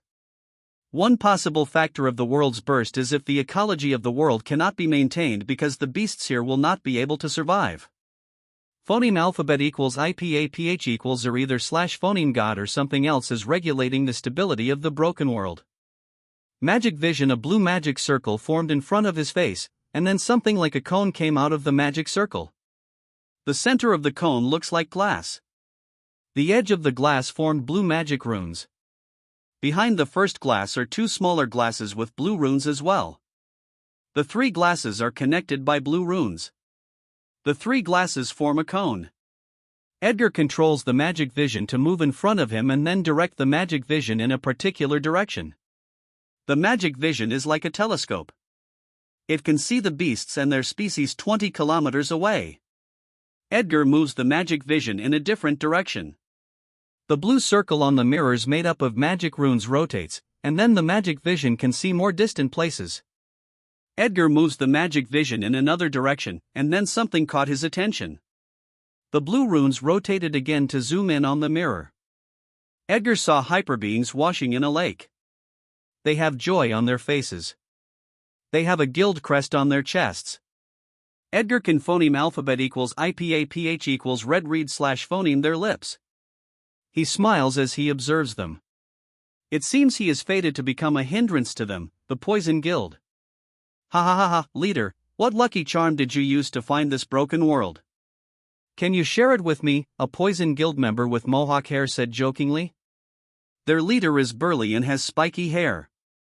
His name is Tyvak, and he is a branch leader of the Poison Guild.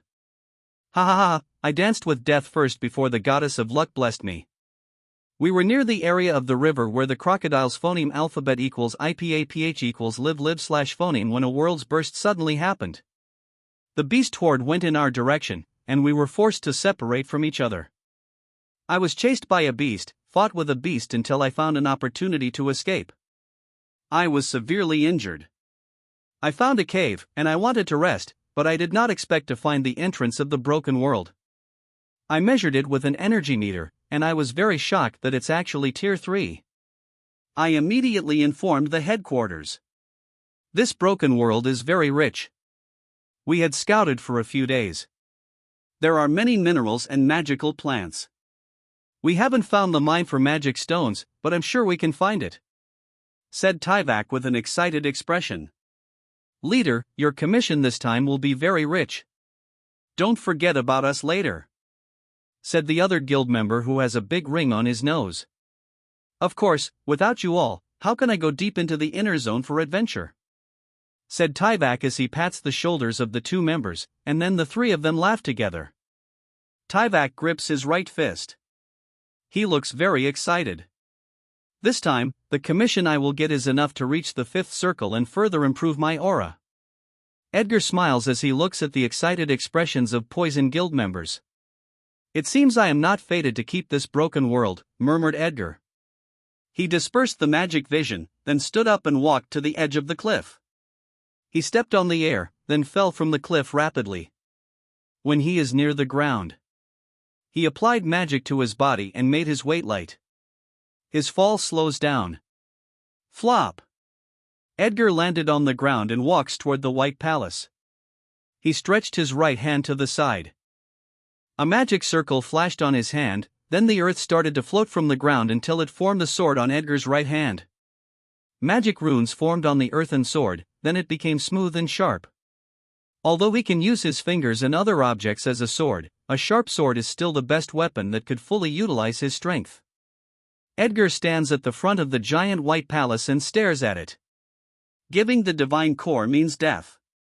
The god who owned the palace and kept the divine core and skills at the Gate of Inheritance is dead. I don't know who you are, but thank you for giving me the power that I need.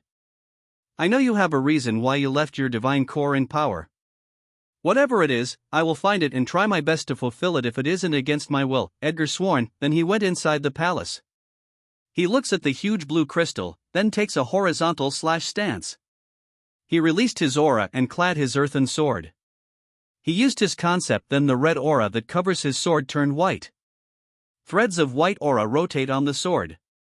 Earth, I am back. He slashed the sword at the blue crystal. Edgar slashed the sword at the blue crystal. Click. The crystal is cut diagonally, the upper part slides, then it bursts into blue shimmering lights that spread like shockwaves. When the shimmering blue lights touched Edgar, his body is suddenly covered by the blue lights. The shockwave is rapidly spreading to the whole broken world. Tyvak washes his face from the lake, then looks at himself on the lake. He grins as he imagines a better future within his grasp. They are asking why I, a branch leader, am scouting this broken world. Hell! Isn't it obvious? Of course I have to see for myself how much the wealth of this broken world is to estimate how much I will receive. Come on. Bring out the magic pointer and let's continue the search for the blue crystal. I hope they could invent a better pointer. The best one could only search an 8-kilometer circumference, said Tyvak as he wipes his face while looking at his face on the clear lake. The other two did not hear what their leader said. They look petrified as they look at the incoming blue shockwave. Leader, look, the member with a mohawk is pointing his trembling finger. Whom? Tyvak turned his head to look. He is also petrified, then he reacted. No. Who the hell is it? Who destroyed the crystal? Who the hell is that dumb idiot? Tyvak's face looks very fierce. He is gritting his teeth and gripping his fists hard. Fuck you. The mining did not even start, shouted Tyvak. His eyes are bloodshot.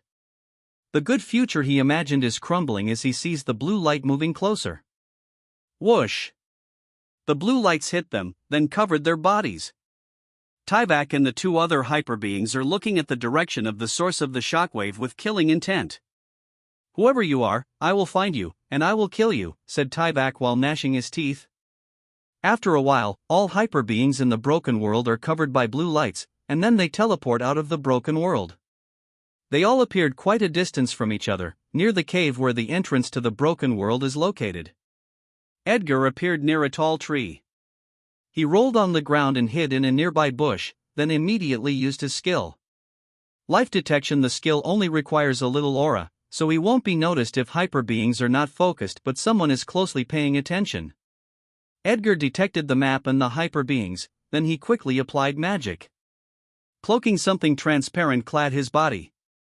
It's a magic skill that hides his energy as long as he does not use mana or aura. He quickly walked out and followed an escape phoneme alphabet equals IPAPH equals route slash phoneme that he had planned. There are few third-level aura masters among the 30 Poison Guild members. It's not the right time to fight against the Poison Guild. A man covered with an aura that looks like a half-beast, half-man Taurus is rapidly running forward. There is a mound in front. A magic circle appears beneath his feet, and then an earth pillar lifts him to the air. He put more aura on his feet, then he jumped forward. He stretched his right arm, and then an earthen hammer formed. He raised the earthen hammer over his head and clad it with an aura.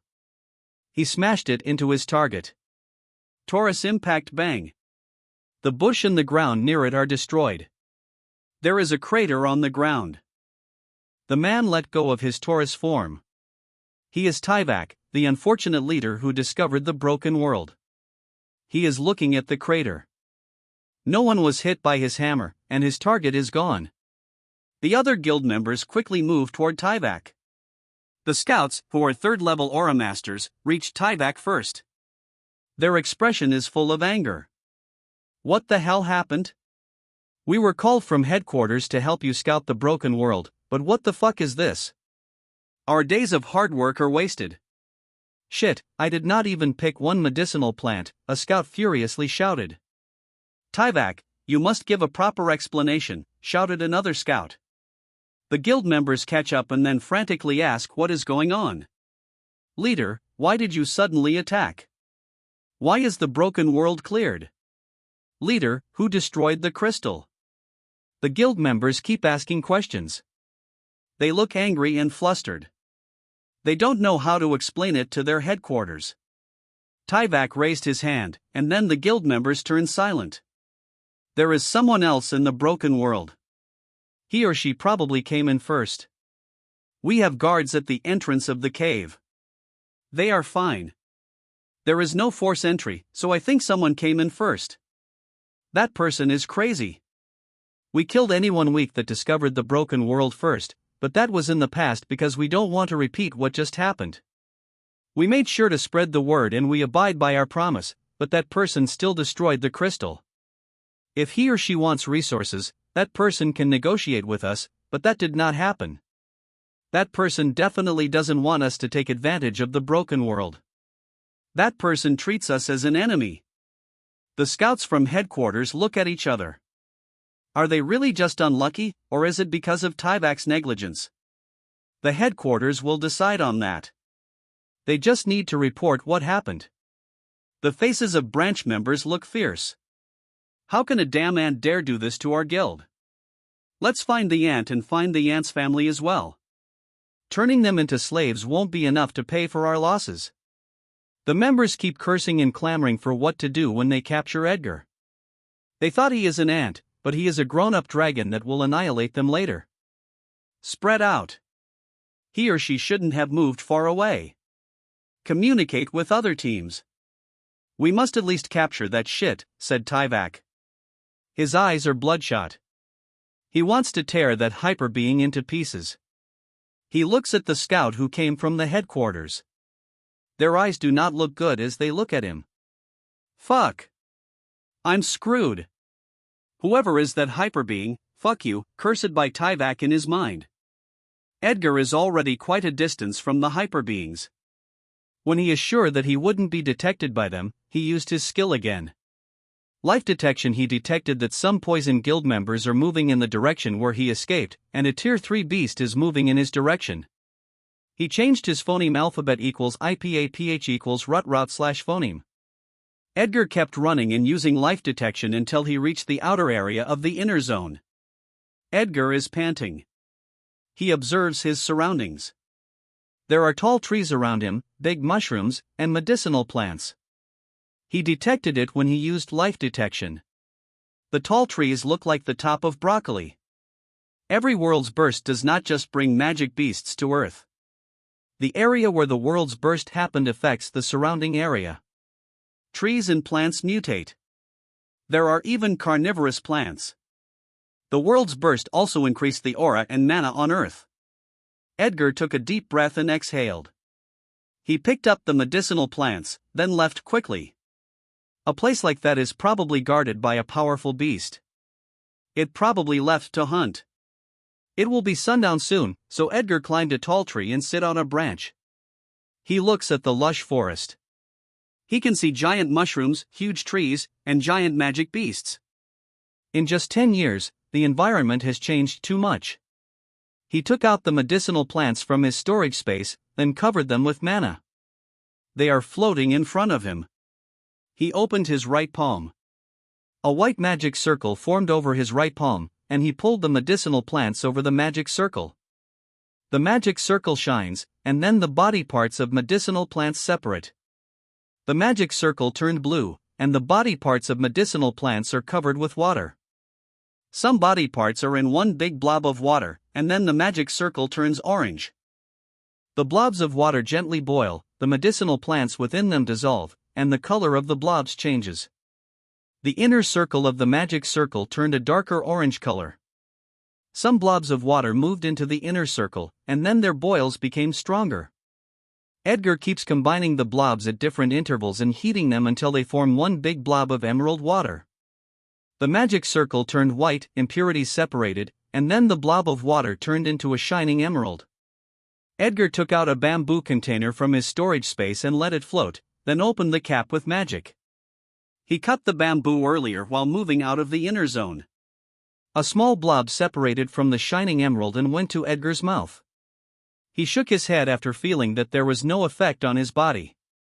The rest of the shining emerald liquid went to the bamboo, then he closed the cap and put it back in the storage space. Potion making has advanced by leaps and bounds in the virtual world. It no longer needs tools to make potions. As I thought, potions are not also effective for hyper beings that have golden cores. Our cells have been changed to higher levels like in peak 3rd level Aura Masters. Even after researching for decades, we weren't able to research potions effective for peak 3rd level Aura Masters. Is that the limit of the mortal body that the universe allows? Is that also a price for having godly aptitude? Murmured Edgar. Although potions are no longer useful to me, they will be very useful for my family and the force that I want to build on Earth, thought Edgar. Evening comes, and there is a beautiful full moon in the sky. Edgar is resting, but he is still alert. He already used life detection earlier. There is no strong beast within 20 kilometers. He cannot sustain cloaking magic for a long time. It will be more dangerous if he runs out of mana when danger arrives. The phoneme alphabet equals IPAPH equals clause close / phoneme eyes of Edgar suddenly opened. He sensed danger and a strong beast. He released his aura, then immediately jumped away. Crunch! The branch where he is sitting is cut. Growling. A big panther is in a nearby tree. It quickly runs and jumps on branches. Edgar took out his earthen sword from the storage space. Mana flows to the golden rune in his sea of consciousness, then the rune shines. Duplicate activate. The panther kicked a tree and jumped to Edgar in the air. It slashed its claws, which are clad with phoneme alphabet equals IPAPH equals win-win / phoneme element. Phoneme alphabet equals IPAPH equals win-win / phoneme / Edgar jumped up with a somersault. He charges down from the air and slashes his sword at the panther, but the beast reacted quickly. Phoneme alphabet equals IPAPH equals win-win / phoneme surrounded the body of the beast, then it rotates its body in mid-air while swinging its claw at Edgar. Edgar noticed the action of the beast. He moves his knee closer to his body, then he steps on earth in the air. The beast attacked with phoneme alphabet equals IPAPH equals win-win / phoneme /, but Edgar jumped as he rotates in the air. He steps on earth again and accelerated again toward a tree. His body rotates in mid-air a few times. Flop! He landed on a branch of a tree.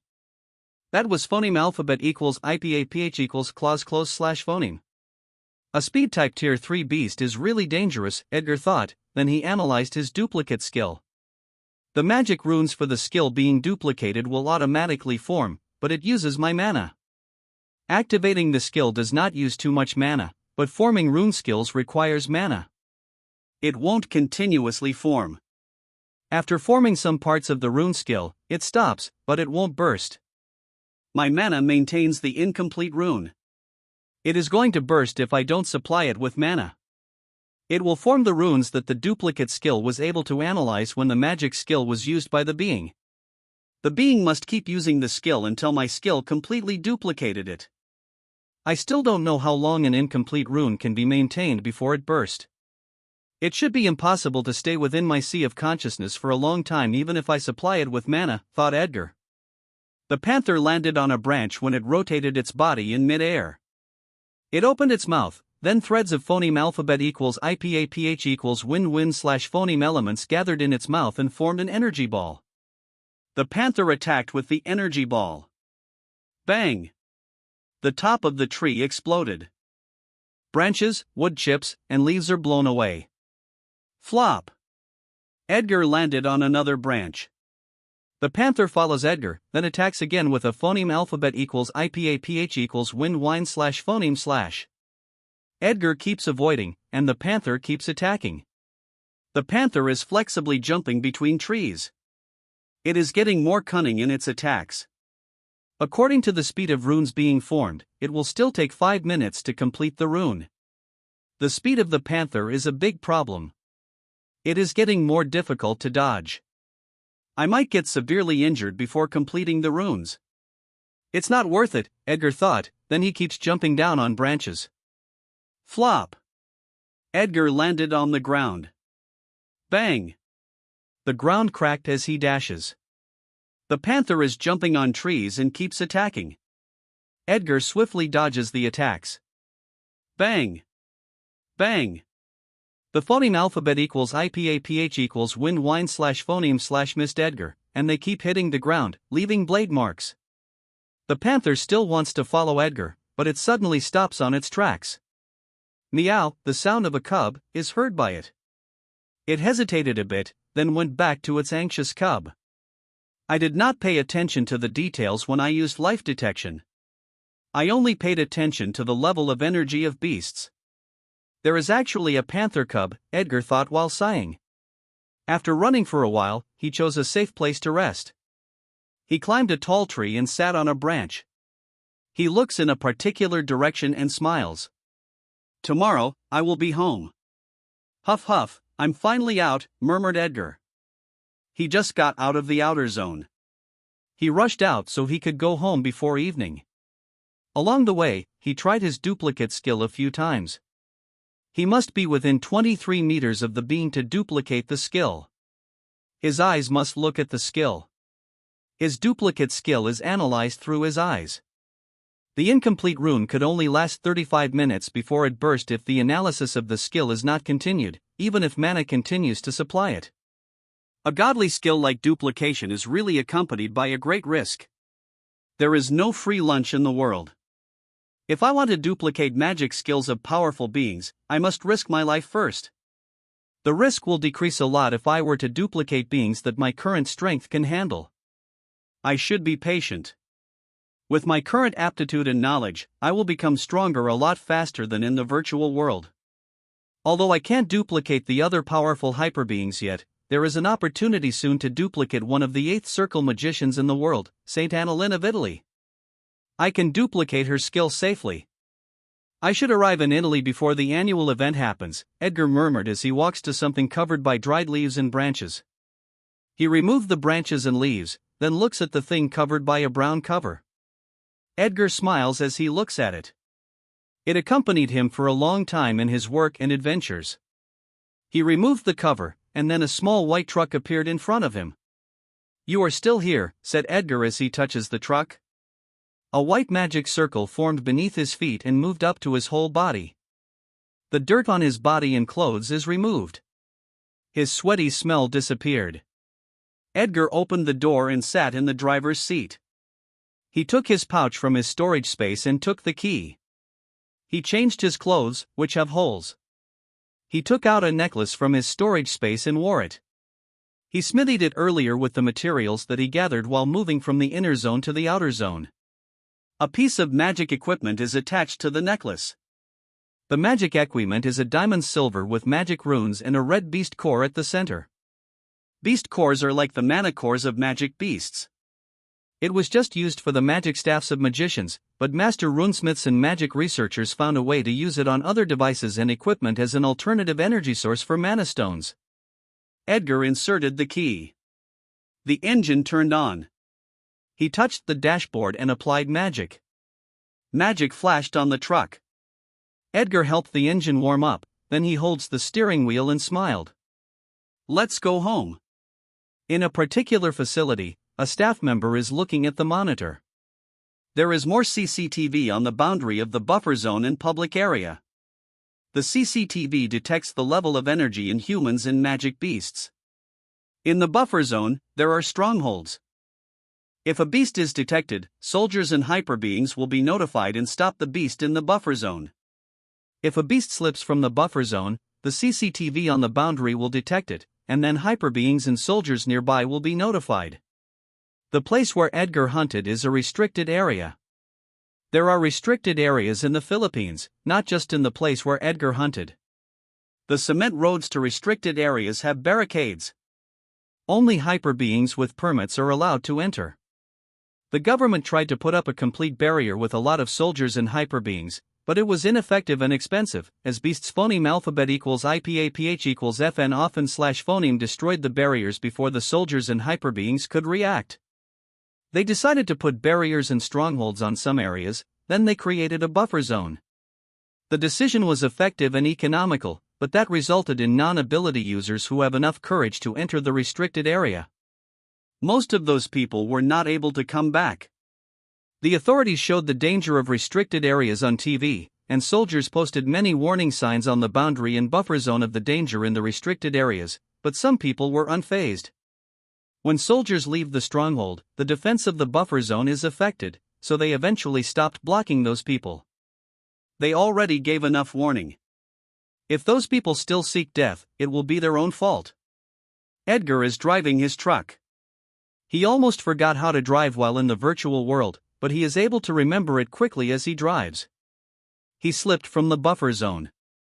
He is now near the boundary, but there are CCTVs everywhere. He cannot escape the monitor.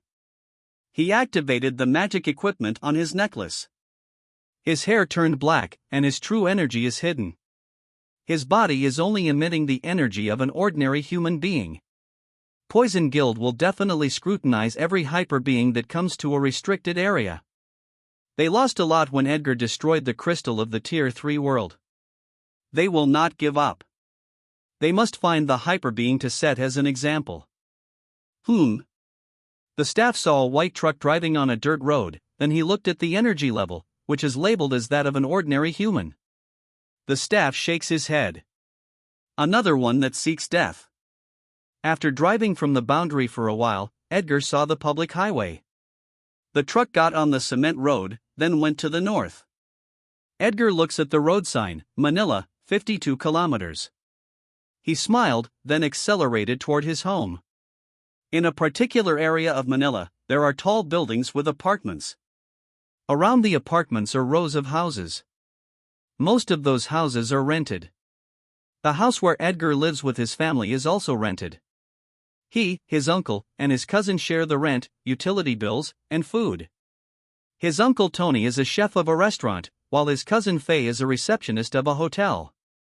Inside the house, Faye and Tony are whispering together as they prepare the ingredients for dinner. Faye is 27 years old and has long black hair. She is a pretty woman. Tony is quite chubby. He is nearly 50 years old. They look at Sasha, who is watching TV, with pity and worry. Dad, it's been 10 days since Ed left. He did not even call us once. I'm afraid something bad happened, said Faye with full of worry on her face. Tony also looks worried. The authorities had already informed the public of the dangers of restricted areas, but Edgar still insisted on going, said Tony with melancholy on his face. That kid understands the danger of the current world. Our lives are not only threatened by magic beasts but also by lawless hyper beings. He witnessed the death of his parents and the crimes committed by hyper beings. Tony paused for a while, then gripped his fist. He said that if he waits to become hyper being, Something might happen to us first before he could get the power to protect us. He is risking his life to get the power that could protect us. Faye, if something happens to Ed, we must do our best to take care of Sasha.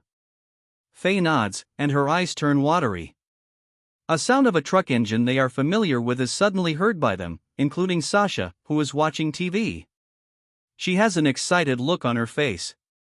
She jumped down from the sofa and ran toward the front of the house. Edgar jumped down and closed the door of the truck. "Brother!" He heard the shout of his sister. The 8-year-old girl with pigtails runs toward Edgar. "Ha ha ha ha." Edgar laughs as he hugs his sister with his left hand and lifts her up. His eyes are watery. He hasn't seen her for 100 years. "Did you behave while I was gone?" Edgar asked while patting her head. Sasha giggles, then nods. Tony and Faye arrived at the door. They look surprised and happy. Tony and Faye noticed the difference in Edgar. His look is much better, and his eyes seem filled with maturity from many years of experience. What did he experience in 10 days for him to change like this? Thought Tony and Faye in their minds. They will not ask what he experienced.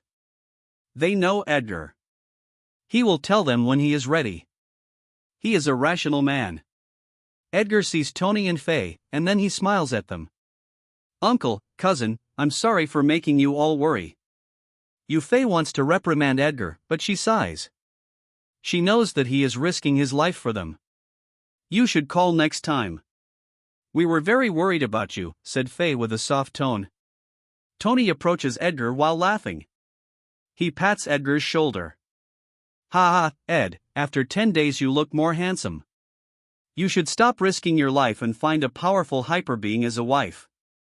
"Ah, uncle, once I became disfigured, that hyper being might kill me herself," Edgar replied with a smile. "Ha ha, you make sense, but you should take a longer rest. A man I know who is an infamous bully became a hyper being recently and can cast fire magic. If a man like that could gain magical ability, the goddess of luck might also take pity on a good young man like you," said Tony. Edgar further smiled when he heard his uncle. Edgar thought to himself, that man has magic because someone taught him, not because of luck. As for me, the universe itself might have blessed me with tremendous luck. The power I got is heaven-defying, and I even stayed in the virtual world for a much longer time. It's not yet the time to tell them the truth. What I am going to do is very dangerous. I should not involve them." "You are right, uncle. The god of luck might take pity on all ordinary people in the world and give us a way to gain power," said Edgar. Both Faye and Tony laughed when they heard Edgar. They think Edgar's joke is very funny. They thought a miracle like that would never happen, but they don't know that the person in front of them is the one who will create that miracle. The Rios family had a warm conversation even after dinner. At 10 p.m., they all went to sleep. Edgar opened the window of his room and looks at the sky. "I will teach magic and aura to my family once I spread it to the world." That could explain when someone asks where they learned them. "If Poison Lord knows that I became a god's heir, he will let me choose to phoneme alphabet equals IPAPH equals or either / phoneme join him or be his enemy. He will do everything to destroy me if I don't join him. My family will be in great danger. He cannot allow a threat to grow."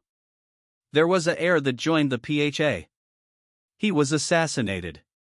His family got implicated. The PHA accused Poison Lord, but he denied it. There was a big battle between the leader of the PHA and the top forces of the Poison Guild. Poison Lord almost got killed, but a representative of Death Guild mediated. "I cannot publicize that I am an heir, at least not yet." Edgar then closed the window and curtain. He stands at the center of the room. A magic circle forms beneath his feet, then a sound blockade spreads to the whole room. He cast another magic, and then a blue shield spread throughout the whole room. He raised his hand and opened his palm. A magic circle forms. The inner circle is orange, while the outer circle is white. Magic materials came out of his storage space and floated in the outer circle, then some materials flew over the inner circle and started to burn and melt. The outer circle rotates, and then the heat becomes lower. Some materials flew again to the inner circle, got burned, and then they combined with the melted material. Edgar keeps repeating the process as he thinks of his plan. The best way to spread knowledge and magic and aura rapidly while hiding my identity is the internet. I cannot let anyone do it and know that I did it. Those prominent families and powerful guilds I will offend will put a big bounty on my head. I cannot register yet with PHA. I'm not sure yet how they prevent hyperbeings from spreading knowledge. There are definitely good-hearted hyperbeings, but they are somehow prevented. There must be something compelling them not to spread the knowledge. I cannot allow that to happen to myself. I must learn hacking. It will take time to learn, but there is a way to make it faster, duplicating the power of Game King Oscar, the parallel thought. If I eradicate the Poison Guild, there must be a force that will replace it to clear the broken worlds. I will create a hidden force and call it Hidden Dragon Guards. Cultivating a powerful force requires money. I need to create a potion and runesmith company. I will teach the legacy of Aurora World to the top forces of Hidden Dragon Guards. Edgar smiles as he thinks the legacy of Feiyu, Flute, Marco, Dan, Bardus, Actor, Ray, and other top forces of the Aurora World will be carried on in this world. Their legacy that will appear on Earth is a proof of their existence. They will not just be mere virtual characters. They will be founders of legacy. All materials on the magic circle have melted and combined. The inner circle turned white, and then the combined melted materials started molding. The mold became a mask. It has 2 eyes with no openings in the mouth or nose, but it can absorb oxygen in the air. Runes start appearing inside and outside the mask. The inner circle turned blue, then smoke rose from the mask. The mask is white. It has red runes on the right side of the right eye. It is a mask for disguise. Disguise magic requires a continuous supply of mana to maintain it, but the mask that Edgar made can maintain the disguise for a long time after supplying it with mana once. Disguise magic is not simple. It has very complicated magic runes. Only a few could cast it, so some magicians buy magic equipment that could cast disguise magic, but the governments strictly ban its sale. It can be bought in the underground market, but only a few can afford it. The mask floats toward Edgar, then he walks toward the mirror. I cannot show too much power because that will make it obvious that I inherited a god's power, but someone can, murmured Edgar as he looks at himself in the mirror. Edgar raised the mask and put it on his face. The runes on the mask flashed. His hair suddenly turned long and red. Edgar smiles as he looks at the familiar figure. I can't, but Van Flameworth can. In the morning, Edgar brought Sasha to her primary school, then he drove his truck and went to a big internet cafe. He parked his truck and went inside the cafe. There are many computers inside, but there are few customers because it is still early in the morning. At the center is a man who has a fierce look in his eyes as he plays a game. He is wearing an earpiece with a mic. Fuck you. How dare you call me fatso? I will kill you, shouted Oscar. Everyone in the game world knows Oscar. He is very fat, so many people call him fatso, but he doesn't like being called that. Edgar sits near Oscar. He turned on the computer. He took out his phone and opened his e-wallet. He scanned the barcode on the screen and paid for 1 hour of use of the computer. He opens the internet and watches videos, but he is actually paying attention to Oscar. He will immediately activate his skill once he feels the fluctuation of magic from Oscar.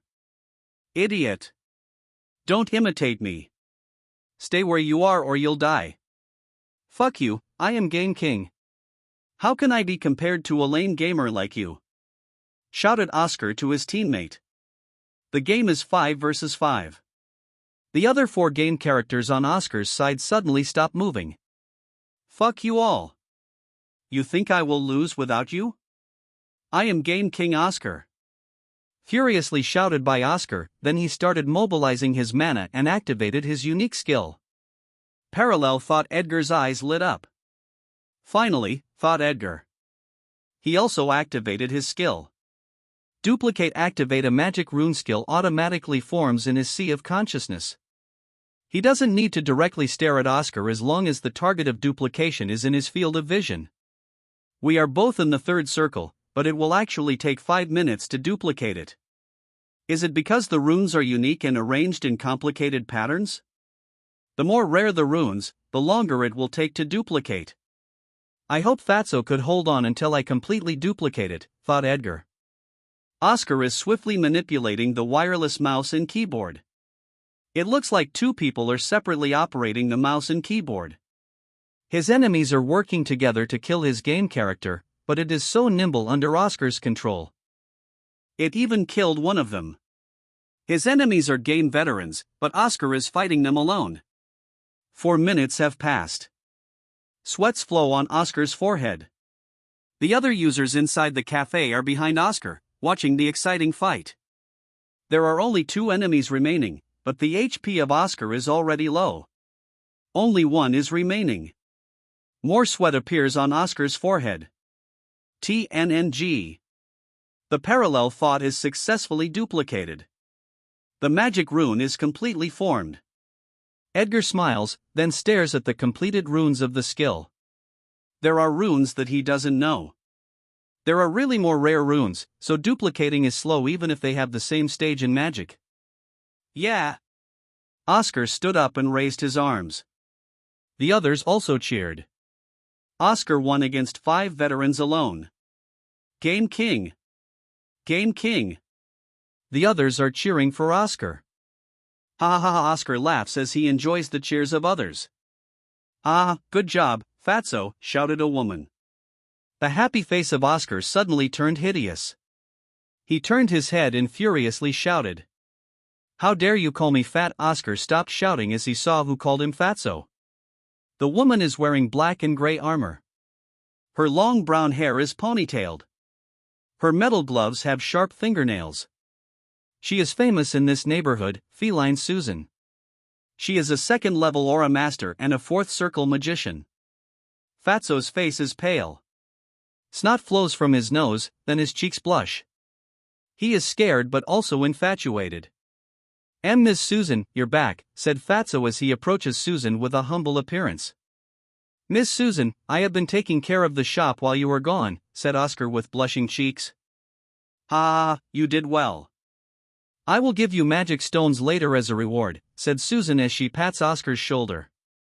Why you don't have to do that, Miss Susan, said the Fatso shyly. Everyone except Edgar has an unbelievable expression on their face. Is that Oscar who is always furiously cursing and looks fierce when someone calls him Fatso? Susan laughs, then notices a young man who is looking in their direction. She only feels the energy of an ordinary human, but he has an air of unfathomable calm and confidence. His eyes look wise, which does not fit his age. Edgar looks at the computer screen again and shuts down the computer. It's time to go to the library, thought Edgar. Edgar walked out of the cafe. Susan looks at the back of Edgar. That young man looks mysterious, thought Susan. Edgar felt Susan's eyes on him, but he doesn't care. His necklace only emits the energy of an ordinary human. He drives his truck to the public library. Along the way, he saw big buildings with different crests. They stand with other taller buildings. Those buildings with crests are guilds. The other buildings with the company's name are companies that process the magic plants, magic minerals, magic stones, and magic materials from magic beasts. They are pharmaceutical companies, potion companies, runesmith companies, and other industries. The wealth taken from the broken world created many industries. Those industries gave a huge amount of revenue to the government, which helped them develop the country and buy more advanced weapons. There are more skyways and taller buildings. In the directions of north, east, west, and south, there are 4 huge white towers with magic runes. They are defense towers for magic shields.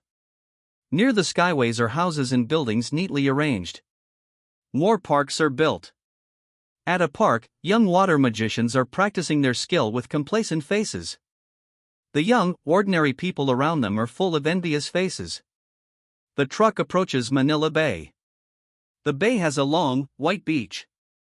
The sand is no longer artificial. With the help of magic, the gray sands are turned into white sands. There are artificial lands around the white beach.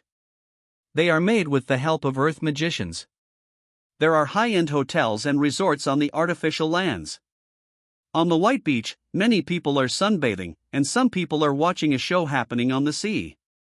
A foreigner with long, blonde hair and sunglasses is riding on a surfboard.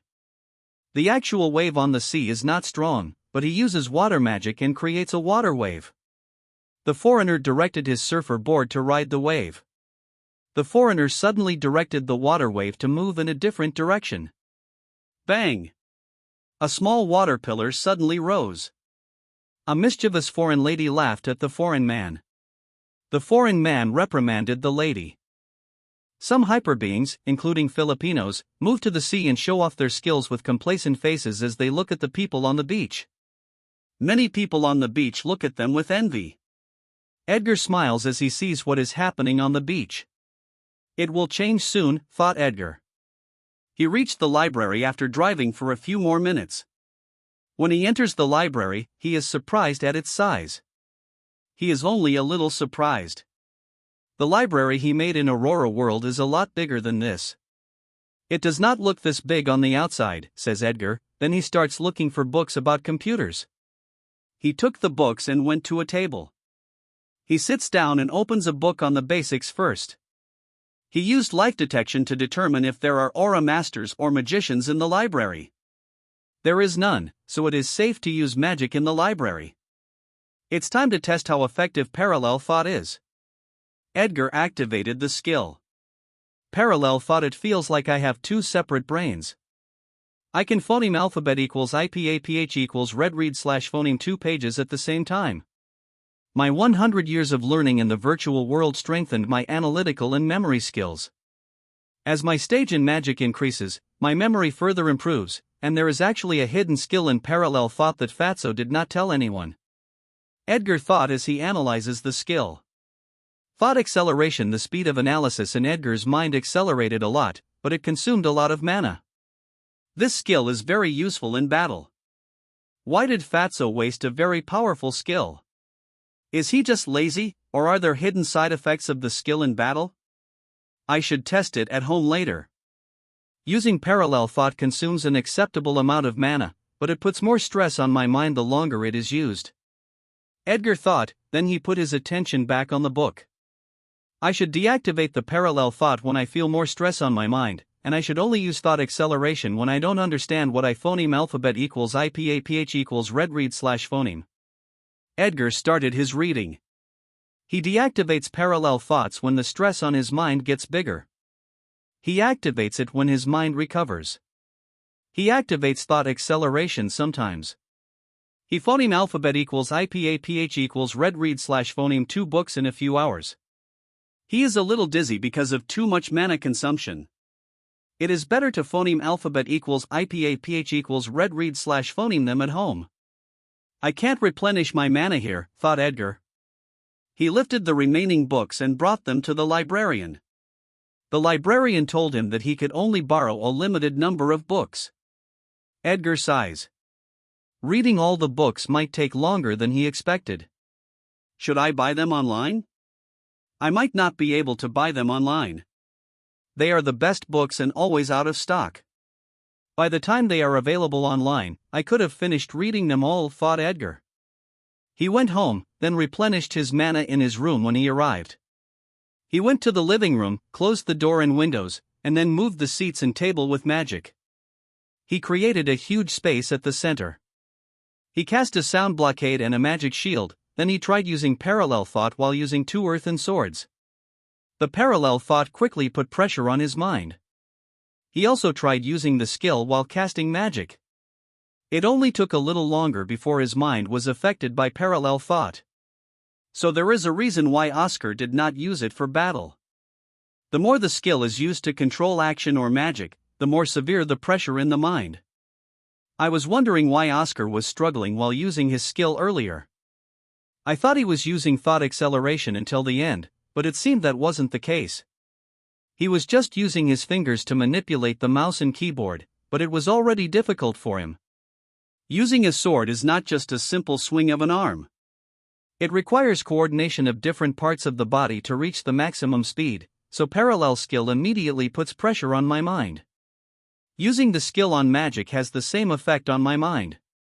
If I use parallel skill to control a sword or magic, it will affect my thinking and responses, so I cannot use it to control magic or a sword, but I can use it to analyze information.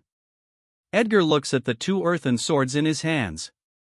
I should go to the underground market tonight and smith what I need, like a sword, before going to the restricted area tomorrow. He dispersed the earthen swords. The earthen swords crumble.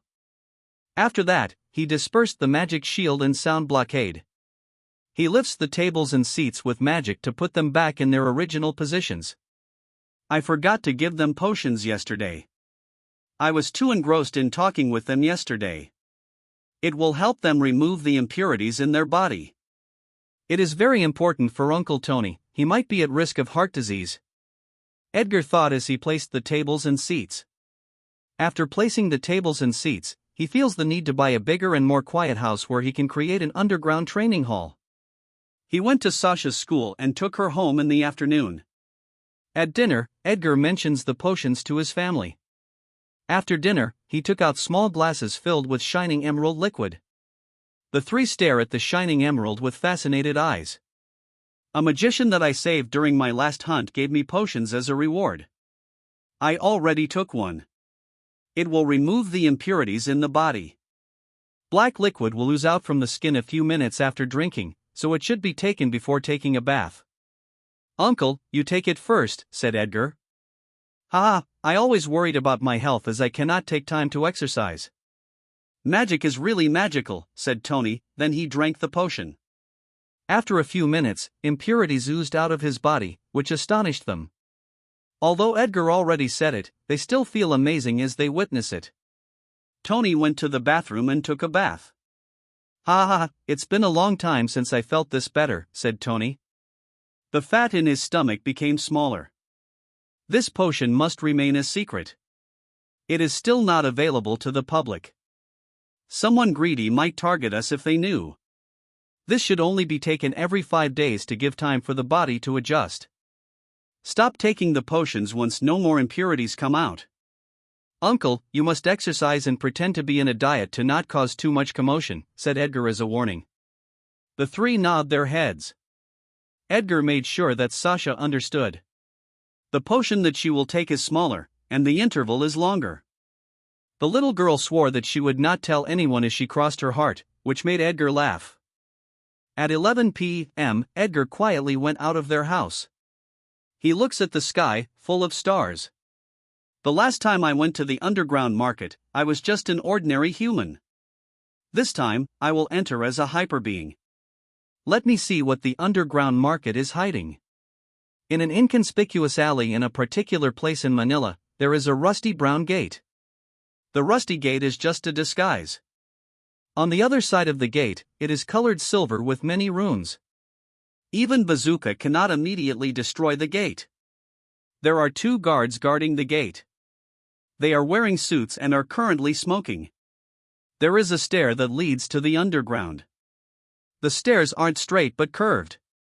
In the underground space, there are stores and stalls. Most sellers and buyers are wearing masks. There are stores with piles of magic stones, beast cores, magic materials, and magic weapons. Others are selling magical plants. Small stalls laid a cloth on the ground and presented their merchandise. A buyer picked up a magic staff. The buyer formed a magic circle, and then fireballs appeared. The buyer is satisfied. He disperses the fireballs and pays with the currency of the underground market. It is a gold coin with runes. It could be exchanged for money or magic stones in the exchange outlet of the underground market. Above the underground space is a club. There are young guys and girls dancing on the floor. At the center of the floor, there is an elevated platform. A seductive foreign lady is dancing on a pole. It is a hologram. A fire lady is flying in the air, moving in a circle above the dance floor. Her whole body is made up of flame. A fireball formed on her left hand, and she threw it at dancing guys and girls. The fireball turned into shimmering orange lights. The fire lady disappears. It is a 3D character. There is a 3D screen and disco lights on the ceiling. In a private room of the club, Koraz, the Death Guild member who supervises the underground market of the guild in the Philippines, is talking to his subordinate while sitting on a black couch. His age seems to be in the 30s. He has a black tattoo on half of his face and neck. His gray hair that reaches his shoulders is neatly combed back. He is wearing a black jacket, pants, and pointed shoes. He has a necklace with the capital letters DG and a scythe, the crest of the Death Guild. His subordinate is also sitting on a couch with a glass of brandy in his hand. Carlos raised his right finger, then cast magic. Sound blockade. A white ball of shield formed on his finger, then expanded to the whole room. Boss, I already talked with other guilds that control the underground markets in Metro Manila. The women and magic materials will be delivered according to schedule. They will be shipped on time. They don't directly say it, but they want their guild to serve under our protection, said the subordinate of Carlos. Carlos chuckled when he heard it. The Philippine government is wary of us. They can't stop us from controlling the underground market of Palawan Island, but they are trying hard to prevent us from expanding in their country. They won't even allow the branches of the Poison Guild to establish an underground market, so the guild is forced to act behind the scenes. A guild is controlling the market on their behalf, but they will be punished together according to law if they find evidence that they are colluding together. As Carlos is speaking, a black magic circle appears beneath his feet. A rotating black cloud appears on the ground not far from him, and then a white skeleton rises. Its eyes look like burning black flames. Carlos controls it, then the skeleton walks toward a cabinet and takes brandy alcohol. It went back to Carlos, and he poured the brandy alcohol into his glass. The skeleton just stands beside Carlos like a waiter. Underground market is illegal, but it is hard to prevent, so local governments reached a tacit understanding with guilds.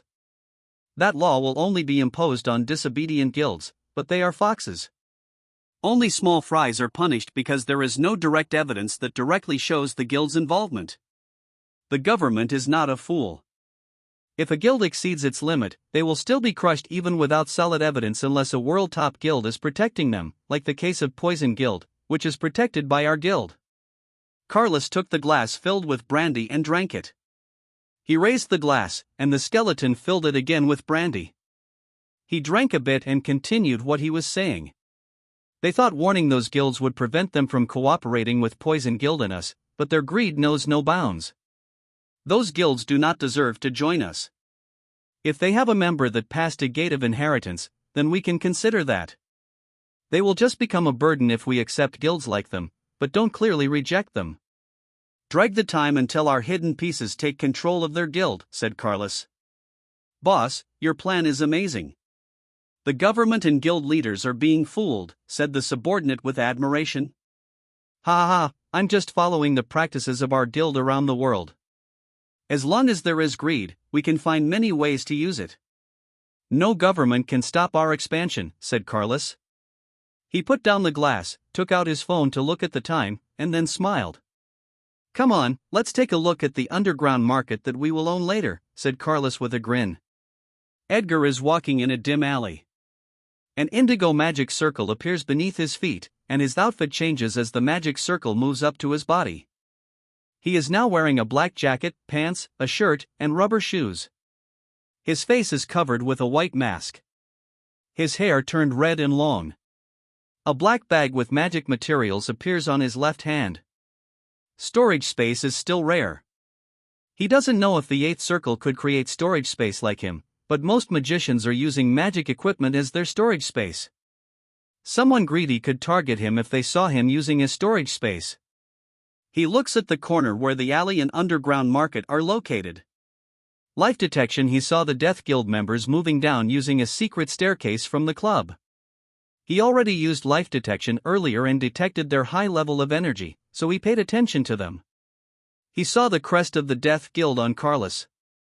As I thought, those Death Guild members are here for the underground market. The government will definitely stop their expansion in the country. If they control the underground market here, it should have been raided a long time ago. Is the guild behind the underground market secretly cooperating with them? The guild that controls the market should have reached a tacit understanding with the local government. I thought I would find heinous transactions here, but all I found is a normal underground market. The transactions that are beyond what the government can bear should be done in a more secret place. The government should have someone secretly monitoring the underground market. Why are those Death Guild members blatantly showing their faces? Are they that confident in themselves? Edgar thought as he walks to the alley. He put his right hand in his pocket and took out a black card with magic runes from his storage space. He reached the rusty door of the underground market and knocked on it with a pattern. A small window appears on the door, and the guard fiercely looks at Edgar. Edgar gave the card to the guard. The card is a recommendation card. Edgar and other ordinary people paid a hyper being for the recommendation card before entering the underground market. They cannot enter the market without it. The card has an expiration date. The card cannot be easily given. If someone makes trouble, the person who made the recommendation will also be in trouble. The guard behind the gate cast magic on the card. The runes on the card lit up, and a number appeared on the card. He took out a small, thin tablet with a transparent blue screen and pressed his fingerprint. The blue screen expanded. It became 3 inches wide and 4 inches long. It is a limited experimental product of a world-top technology company. The guard inputs the number of the card, and the phoneme alphabet equals IPAPH equals det data/phoneme immediately appears. The hyper being that recommended it, its expiration date, and when the holder entered the market. The guard gave the card to the other guy and nodded. He pressed a button on the screen. The blue screen shrinks and returns to its previous size. The guard put the small tablet in his pocket and continued smoking.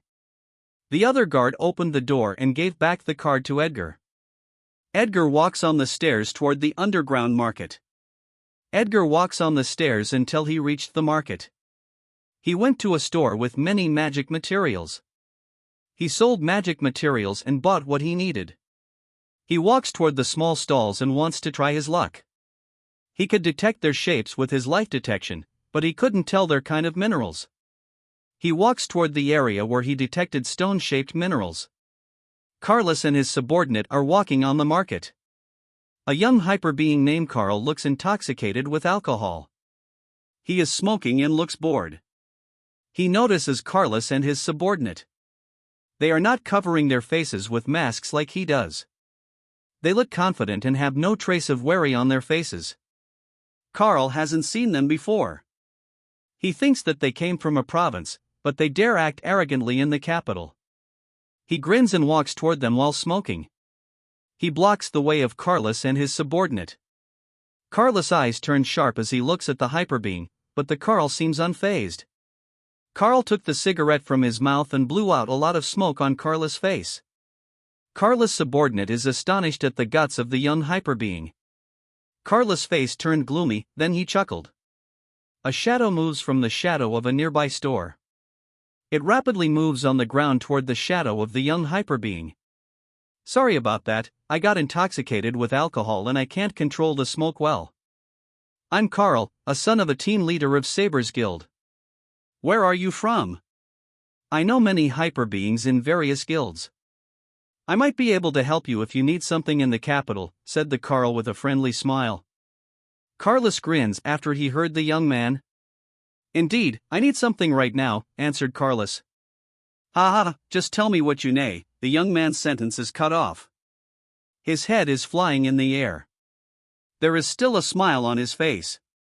Your head, answered Carlos with fierce eyes. Behind the young man is a headless black knight that slashed a sword. Its whole body is covered by death energy that looks like a burning black flame. No! How dare you, shouted a hyper being running toward them. He drew out his saber and released his aura. Bang! The ground cracked as he dashed forward while threads of aura are rotating on his saber. He jumped up and holds his saber over his head. The aura that clad his saber became a big saber. The headless black knight turned into death energy and went to Carlos. It combined with Carlos' body. Carlos became a black knight. His whole body is covered by black armor, with death energy surrounding his body. A middle-aged man with a mustache has sweat on his face as he hurried to the site. He looks very anxious as he saw what is happening, then he shouted. Stoop! He is the VIP. The shout stopped the movement of the hyper being holding his saber. What? The VIP? The Death Guild, thought the hyper being. He stepped on earth in the air and jumped to his back. He dispersed the saber aura as he falls from the air. He stares at Carlos, who is grinning, then looks at the headless body of the young man. That man is using death magic. The representative of the guild that controls the market already said who he is. There is no doubt that he is the VIP that guilds are trying to curry favor for, Death Guild. Shit. Carl insisted on coming, and I already told him to behave. Based on his past behavior, he probably touched the nerve of that Death Guild member. It's not worth offending Death Guild over a worthless son of a team leader. I should report it to the guild leader first.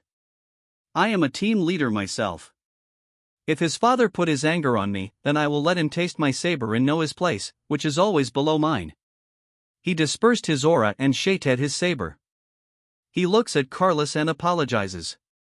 I'm sorry if our guild member offended you. I will explain it to our guild leader and won't let his father trouble you, said the man. Carlos chuckles. He walks, then his black armor slowly turns into death energy. It slowly falls and combines with his shadow. When Carlos reached the side of the man, he said something to him. I thought the trash was surrounded by trash. There is actually someone decent and rational. You should eliminate the trash before your guild gets implicated and will really become trash, ha ha. The man feels furious, but he endures it. He fiercely stares at the back of Carlos. The man with a mustache feels relieved. He approaches the hyper being and pats his shoulder. He praised his rationality. Edgar watched what happened. He even activated his duplicate skill, but the fight was too short. There was not enough time to duplicate the skill. Edgar looks at the incomplete rune skill and shakes his head. He deactivated the duplicate skill and let the incomplete rune skill burst. There will be an opportunity later, thought Edgar. He walks to the small stall, and he is astonished by what he sees. Space stones, which are rare in the Aurora world, are being sold cheaply. He asked the seller, but he did not say where he got it. He bought it all and ordered more. The seller said that he would come back next month if he got more space stones. Edgar returned to his home and went to his room. He looks at the space stone on his right hand. Why is it being sold cheaply here? iPhoneme alphabet equals IPAPH equals redread/phoneme and the secret forum that there are spacelands as broken worlds. Is the supply of space stones greater than demand? Do they not know how to smith using space stones? That will be favorable to me if that is the case. With this much space stone, I could smith dimensional lock. I should also smith what I need tomorrow. A big magic circle appears on the floor. Magic materials flew out of his storage space. Edgar started smithing. Evening passed. The sun is already high in the sky. Edgar is floating in the air as he stares at the cave near the top of a tall, stony mountain with many cliffs. He is wearing a white mask. His long red hair and long black coat are swaying. He is wearing a red shirt, black pants, and black shoes. Although they are just clothes and shoes, they are made up of tough materials and advanced runesmithing. There are runes inside of them that cannot be seen outside. They are as tough as armor. His long black coat helps him fly. There are magic runes inside. Even with long years of research, flight magic is only possible using magic machines or magic equipment like magic capes or the black coat of Edgar. Magicians or aura masters can also fly using their skills, like Edgar, who used his flying sword. He is not capable of controlling his sword concept for a long time, so he has to make a magic black coat to fly. Wake-ack! An angry sound from a bird came from the cave. Shoo! Shoo! Fireballs came out of the cave rapidly. Edgar smiles as he sees the fireballs quickly moving toward him. Activate fireballs are flying toward Edgar. A magic circle forms on the hilt of his sword, then Edgar swings it to the fireballs. Lightning blades flew toward the fireball. Bang! Bang! Bang! The fireballs are destroyed. Wake-ack! The angry Tier 3 flame bird came out of the cave, then flew toward Edgar. The flame bird opened its mouth. Threads of fire gather, then it releases a fire breath toward Edgar. Edgar jumped up with a somersault. He charges down as threads of lighting element rotate on his sword, then he slashed at the back of the flame bird. Bang! A fire tornado protected the back of the flame bird. The fire tornado burst and blew away Edgar. 4 minutes left before the fireball skill is duplicated. Although it only used it once, the runes are common, so the skill is easily analyzed. Fire is the element that I am most familiar with, and this flame bird has the best fire aptitude near me. I will find beings with better aptitude later, thought Edgar. The flame bird flaps its wings in the air and stares fiercely at Edgar. It flew toward Edgar as it attacks with fireballs. Edgar destroyed the fireballs with lightning blades. The flame bird rotates its body in mid-air, then a fire tornado with a sharp tip covered its whole body. The tornado attacks with big speed. Edgar jumped up and avoided the tornado, but the bird suddenly rotates its body. The feathers on the flame bird's wings are clad with a fire element. It suddenly attacked Edgar with a fire blade. Edgar activated his thought acceleration. Lightning flashes on his body. He stepped on the earth he casts, then moves to the side. The fire blades moves up where he was floating in the air. Edgar could fly in the air with the help of his coat, but relying on flight is too slow to avoid a quick attack. What a cunning bird, thought Edgar. He and the flame bird stare at each other in the air. The flame bird keeps attacking Edgar. Its attack are getting more fierce. Various fire skills are flying in the air. Edgar is swiftly avoiding them. He cannot even touch the feather of the flame bird. He did not use his concept. He has no intention of killing the magic beast that he duplicated. Although the flame bird has a fierce temper, it will only initiate an attack on humans if they invade its territory, and it has chicks, they will die without its care. TNNNG. The skill runes are completed. Edgar raised his left hand, then casts fire magic. His left hand is covered with flame. Ha ha ha ha. The familiar feeling of easily controlling fire element is back. Its phoneme alphabet equals IPAPH equals clause close slash phoneme to my aptitude in the virtual world, said Edgar. He looks at the flame bird. The bird looks very angry. Edgar's smile becomes wider. He is thankful to the flame bird. He waves his left arm. Thanks for your help. Goodbye and take care of yourself, said Edgar, then he flew away. The eyes of the flame bird turned red. It feels like Edgar is mocking it. Its majesty is being trampled. Wake-ack! Fire covers its whole body. The fire has same shape as the bird, then it chases Edgar. Edgar feels the flame bird rapidly approaching. Bigger fireballs attacks him from behind. Shit! Edgar cursed as he dodges the attack. The speed of the bird is much faster than his own. He flew down while dodging the attacks. Flop! He landed on a stony mountain. A big fireball is moving down. Edgar rushes down the mountain. Boom! The ground exploded as the fireball hit where Edgar landed. The flame bird rotates its body as it swings its wings.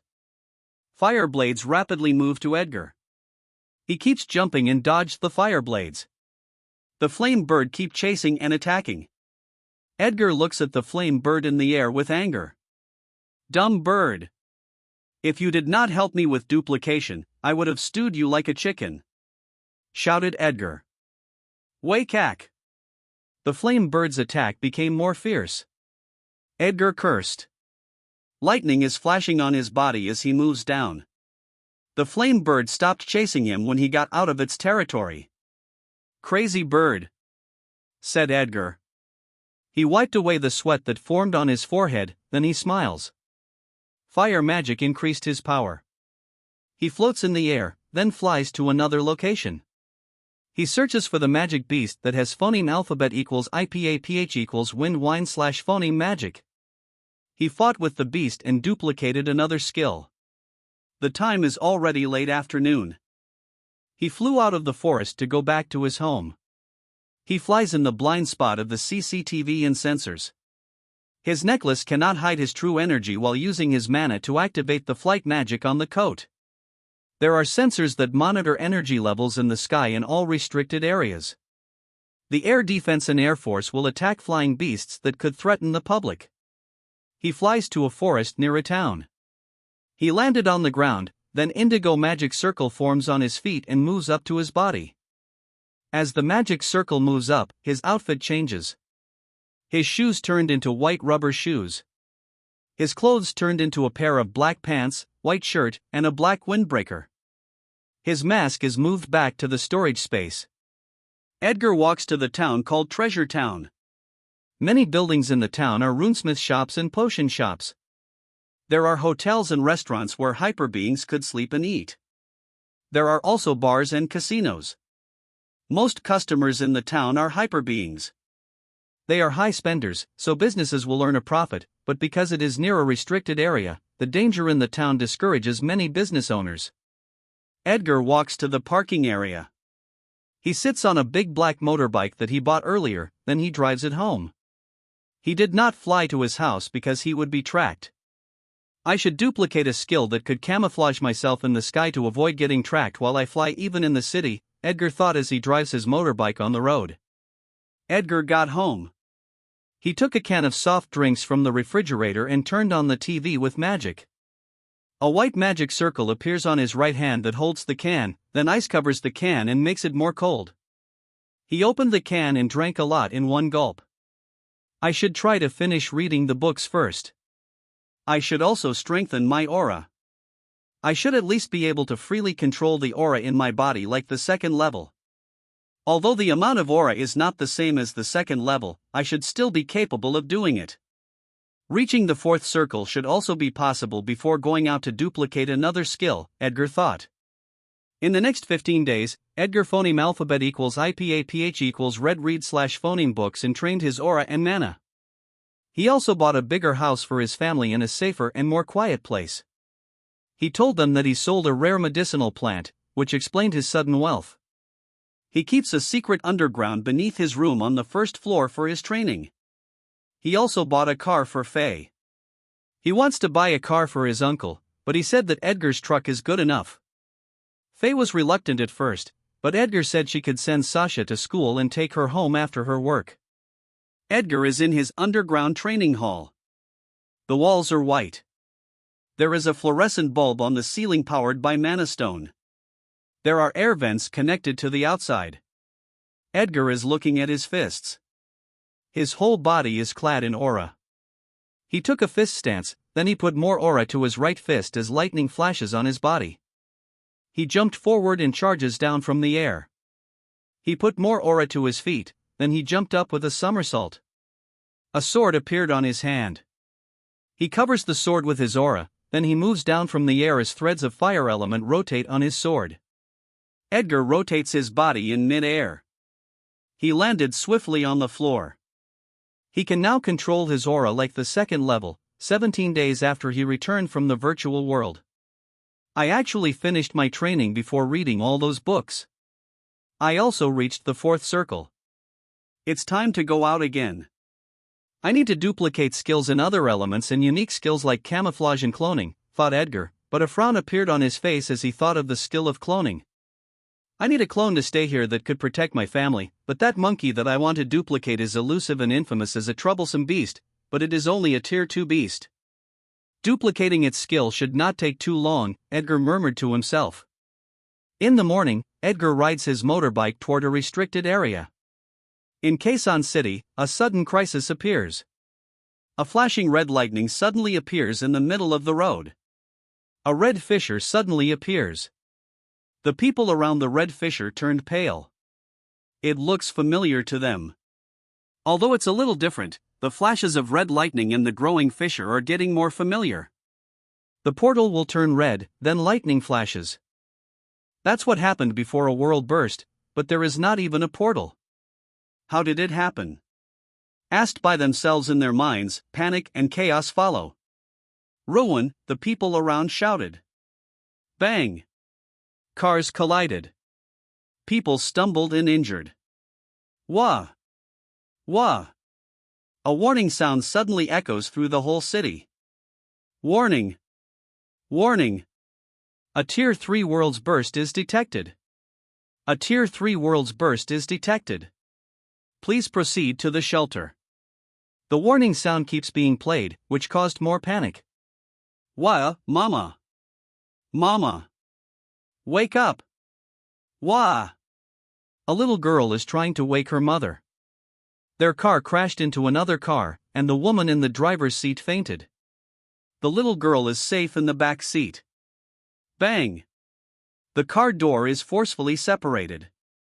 Susan took the woman out of the car. Her whole body is clad in aura. She is wearing a t-shirt and jeans. Fatso! Take the woman, and I will take the child. Hurry! Oscar's face is sweating and full of worry. He carries the woman quickly.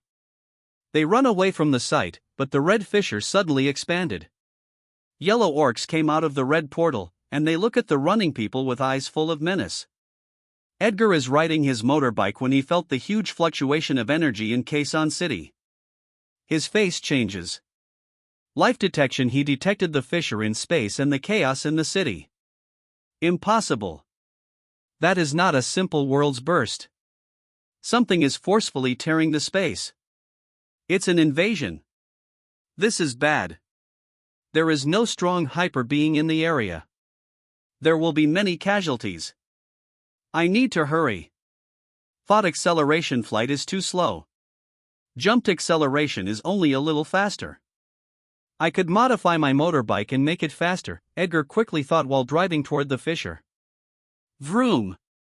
He drives his motorbike faster and overtook many cars. He swiftly manipulated the brake, clutch, and gear, then suddenly pressed the brake hard. His motorbike stands on one wheel, then he turns the wheel to the left. Bang! The front wheel of the motorbike landed on the cement road, then it drives to an alley. A huge white magic circle appears in front of Edgar and his motorbike. Behind the magic circle is a huge indigo magic circle. As Edgar and his motorbike pass through the magic circles, his outfit changes, a mask appears on his face, and his hair turns long and red. His motorbike changed colors to red and black. Its plate number disappeared. Its components have been strengthened and magic runes appear. The motorbike slids and came out of the alley. It's back on the highway. Vroom! Flame came out of its exhausts, and the motorbike's speed increased a lot. Edgar swiftly avoided the cars. Crashed cars block the road. Two magic circles appear on both sides of the motorbike, then 4 wings of fire came out of the magic circles. Whoosh! The motorbike flew over the crashed cars. Bang! The motorbike landed on the cement road. Vroom! The motorbike continues running. Fatso, take the child together. Someone has to stop them. If not, many people will die, including you. It seems we have to part ways here, said Susan with a melancholic smile as she gives the child to Oscar. Amna's Susan. Oscar's face has tears and snots. Go! Hurry! I don't know how long I can hold them back, said Susan as she turns and prepare herself for battle. Oscar bit his lips. He hates himself for being weak. He should have worked harder to not become a burden. He put the child on his shoulder and quickly run away. More tears are flowing from his eyes. Someone! Please, someone! Please save Miss Susan. I am willing to give you my life. Just please save her. Oscar earnestly prayed. Only Susan, aside from his mother, did not look at him with disgust. Although she calls him Fatso, he did not see disgust in her eyes. She even saved him from bullies and gave him magic stones, even if he did not do anything for her. Susan released her aura, and magic circles flashed on her hands. Threads of phoneme alphabet equals IPAPH equals win-win slash phoneme element gather on her hands, and then her fingers start getting clad with phoneme alphabet equals IPAPH equals win-win slash phoneme element. Her fingers became very sharp. Ha ha ha, what a courageous human. What a way to welcome us in this world. Give her death as a thank you, said the Tier 2 orc. They are wearing shorts made of animal skin. Tier 2 is nearly 2 meters tall. Tier 1 is smaller. They are holding clubs as their weapons. Tier 1 followed the order of their leader and run towards Susan. Their cheeks bulged, and a magic circle appeared in front of their mouths. Acidic liquids flew towards Susan. Susan put more aura to her feet. Bang! The cement cracked as she dashes, then she swings her arms to the orcs.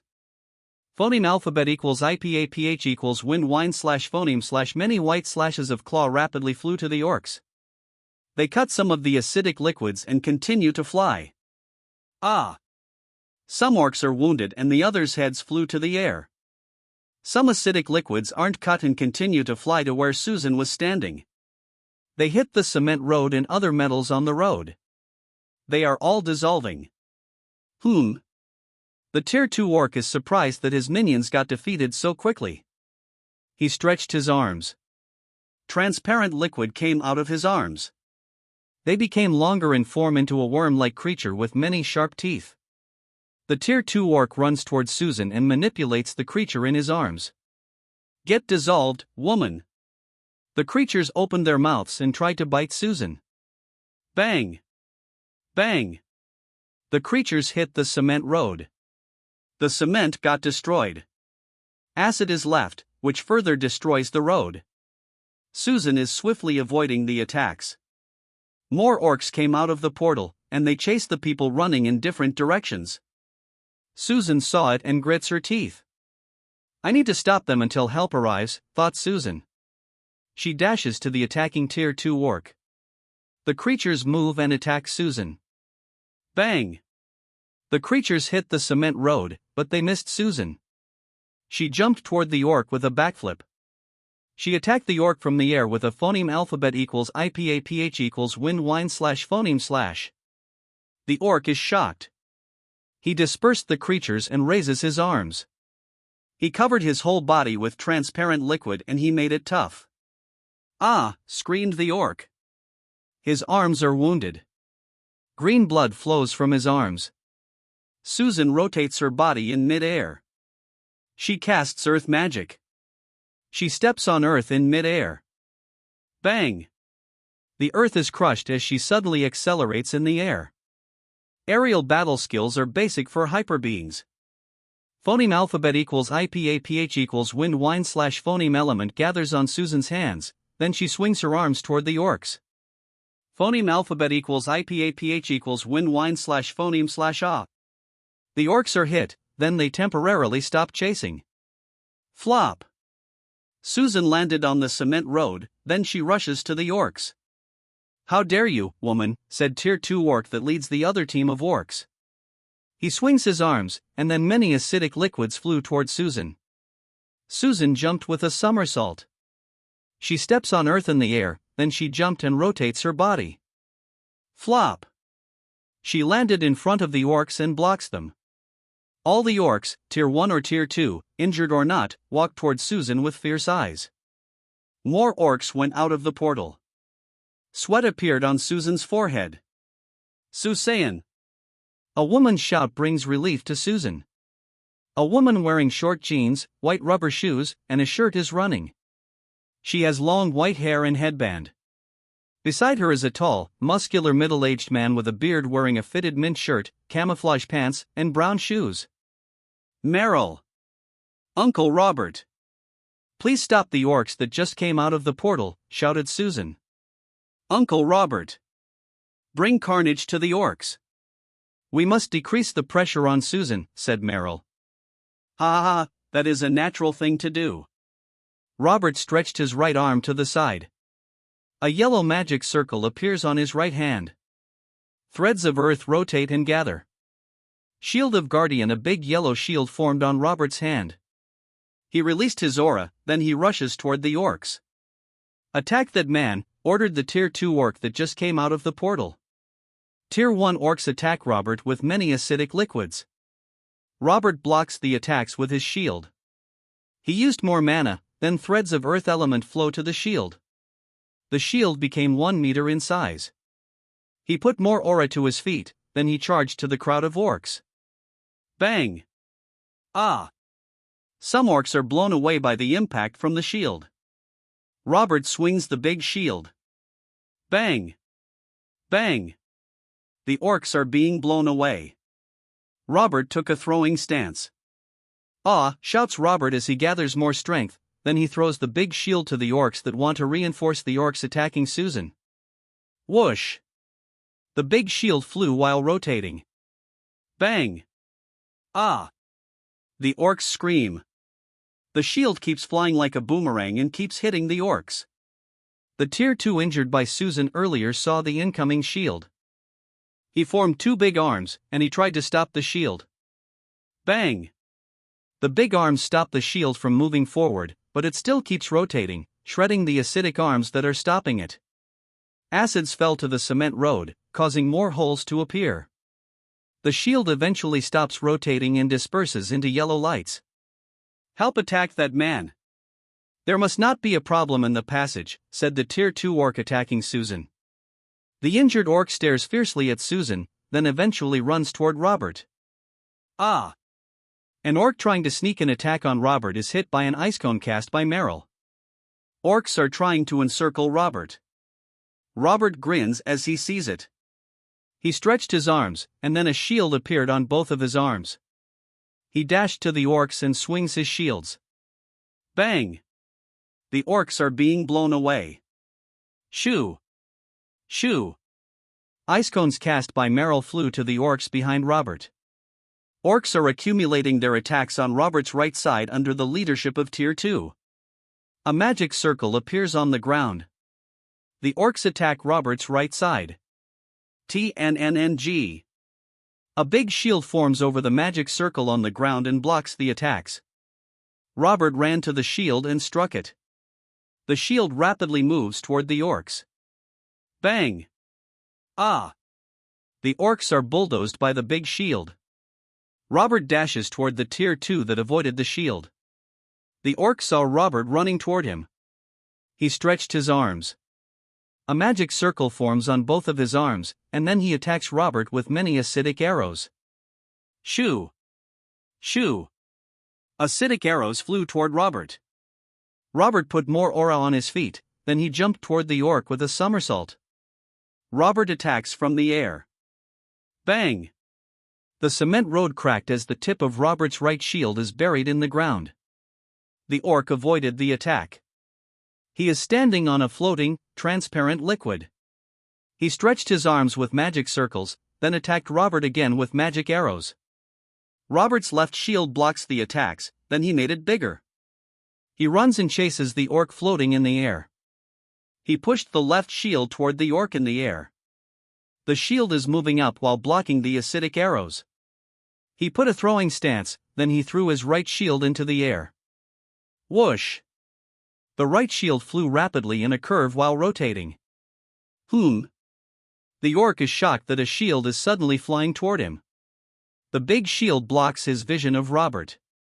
He jumped back from the floating liquid and avoided the shield. Robert jumped up to the big shield that is moving up in the air. He holds the shield, he steps on earth in the air and jumped toward the orc. His right arm is stretched to the side, earth element gathers and forms another shield. The orc is hit by the shield. Robert moves the left shield to the side, then he moves to the orc and struck the tip of the right shield. Ack! The orc coughed out green blood and pushed to his back. While Susan, Robert, and Meryl are risking their lives to protect ordinary people, some hyper beings are just watching the fun. In a particular building that could see what is happening on the ground, 3 hyper beings are watching the fight. They are even wearing armor. Their crest is the Poison Guild. Boss, are we not going to help? Asked a newbie member of the Poison Guild. Ha ha ha, tell the newbie our principal. You are the one that brought him to the guild, said their team leader named Eldwick. A man with short pink hair and a piercing on his nose and mouth grins. He put his arm over the shoulder of the newbie and explained their routine. Ha ha ha, we do not risk our lives if it's not worth it. What do we get by participating in the fight on the ground? Nothing, there is even a big chance that we might die. We get honored if we survive, but that's it. We will not participate unless there are only a few enemies remaining and we take credit for eliminating the enemies. Eldwick laughs. He looks at the hyper beings that are fighting the orcs. More hyper beings arrive, but there is no third level aura master or fifth circle. High level hyper beings are all stationed near restricted areas or broken worlds. There is no broken world in Quezon City, so it will take time for them to arrive. All hyper beings that arrive are leisurely shopping or relaxing. They are all wearing casual clothes. It's the first time that this kind of thing happened in immediate world's burst. The Poison Guild members like wearing their armor to show off. They like seeing the awe and fear of ordinary people. It satisfies their ego. More orcs came out of the portal. It became difficult for the hyper beings. They start getting injured. Robert is hit with a club in the back. Blood leaks from his mouth. His mana is running low.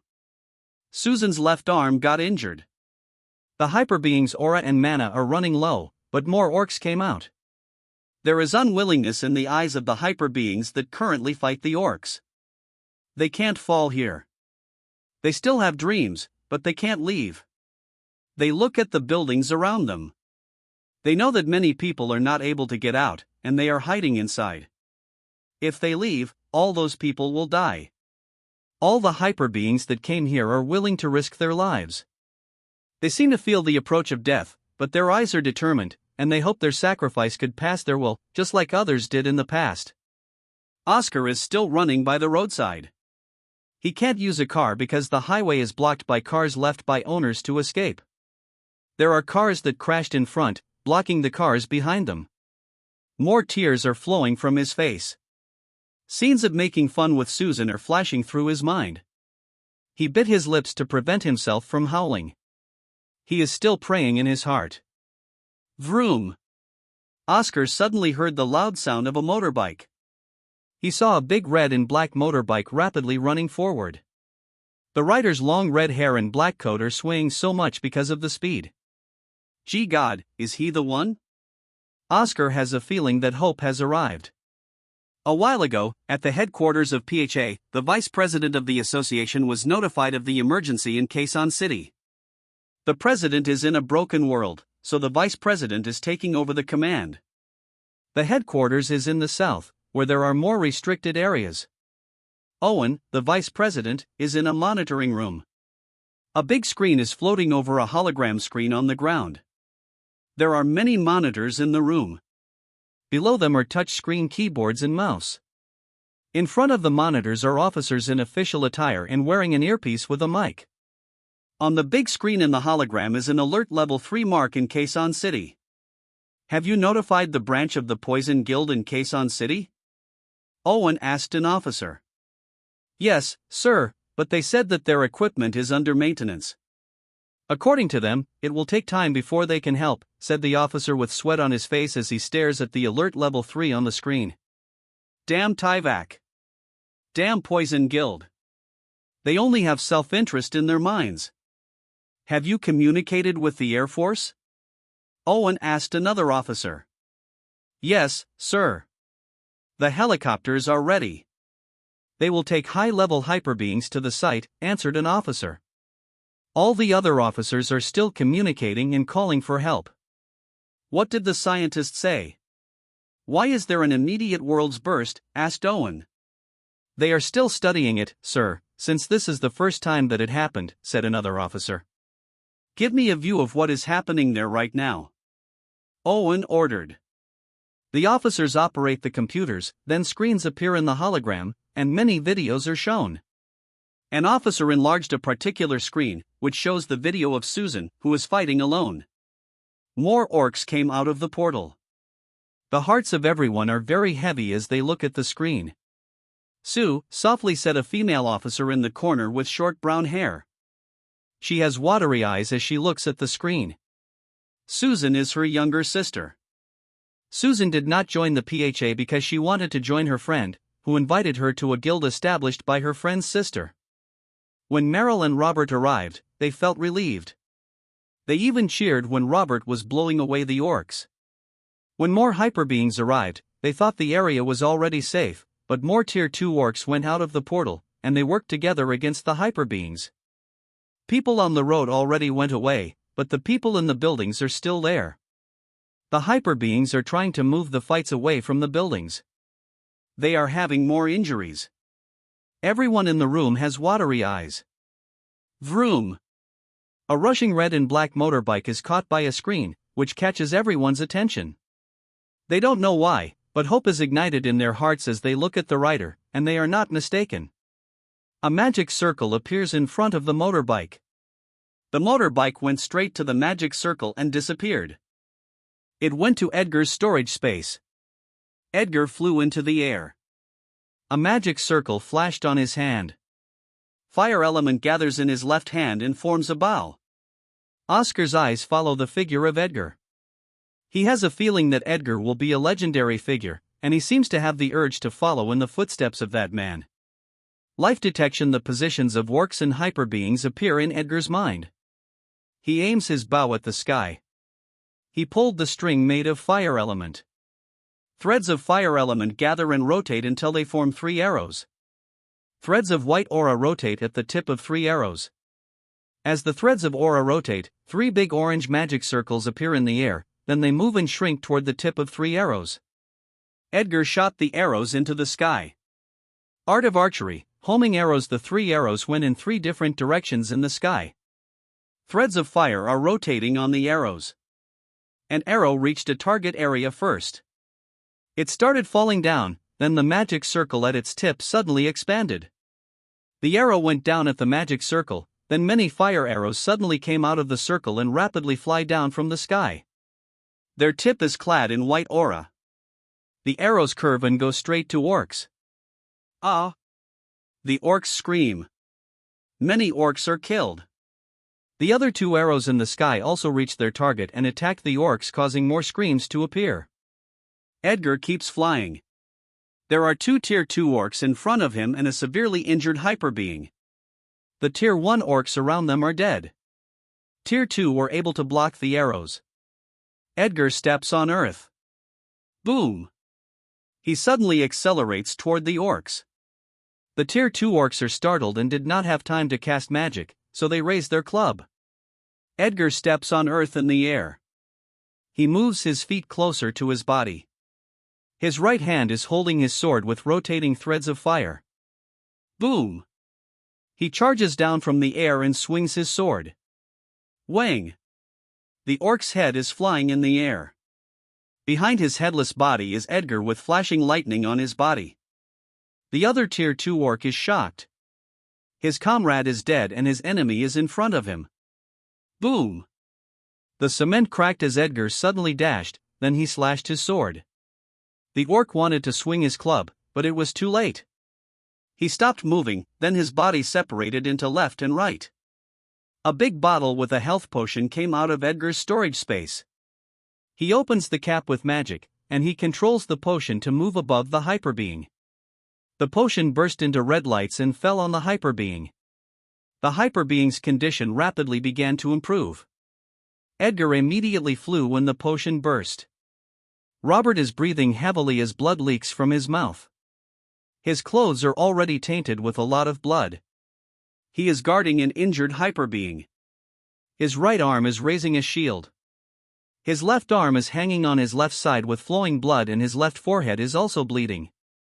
The fire arrows gave him breathing space, but the threat is not eliminated. There are 4 tier 2 orcs looking at him with killing intent. They recovered from shock, and they want to kill Robert and the other hyper being before the human that cast the powerful skill arrived. 4 magic circles formed above Edgar. 4 flame swords came out of the magic circles. Only half of the whole blade came out. Threads of white aura rotate and clad the tips of the swords. White magic circles appear in front of the swords. All the swords came out of the magic circles. They passed through the white magic circles, then their speed suddenly increased a lot. It is a magic that he researched in virtual world for his magic sword skills. The 4 flame swords are flying like fire beams. They quickly passed 3 corners, then suddenly turned right at the 4th corner. The 4 tier 2 orcs are startled. Flame swords are flying toward them. They put their club in front of them. Bang! The swords hit the clubs, but the orcs are pushed back. The swords stabbed the clubs, even if the orcs clad them with their magic. Edgar passed the 3rd corner, then flew over a building with 10 floors. Ah! Shouts an orc as he tries to redirect the flame sword.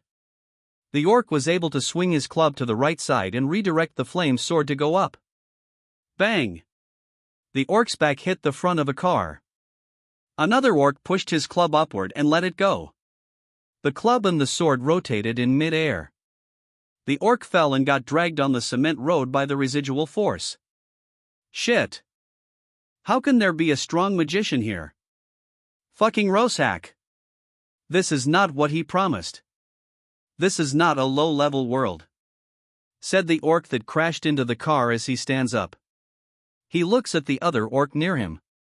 He did not notice Edgar behind him. Edgar is above the building in a slashing stance. Lightning is flashing on his body. Boom! He charges down toward the orc. We must retreat. This is not how the orc was not able to finish what he was saying. His head separated from his body and flew in the air. Edgar is in front of the beheaded orc. Bang! He charges at the other orc that just stood up. The orc's right hand has a magic circle and wants to attack Edgar, but he is too slow. Wang! Edgar slashed his sword. He arrived behind the orc. The orc's body separated from the waist. Edgar stares at the other 2 tier 2 orcs, who are looking at him with fear. Shit! We are fooled. There is a high-level magician here. Not just a simple magician, it's even a warrior. I already noticed the abnormality earlier. Our opponents are both warriors and magicians, said the orc with fear. Edgar heard what the orc said. He understands their language because there is a magic skill rune that circulates in the secret forum of magicians on the internet. He hacked the computer of a hyperbeing by placing a virus in it, then found out his username and password for his email and account in the secret forum of hyperbeings. The skill is not strictly guarded because it is not an offensive skill. The skill is taught by demigods or the 8th circle.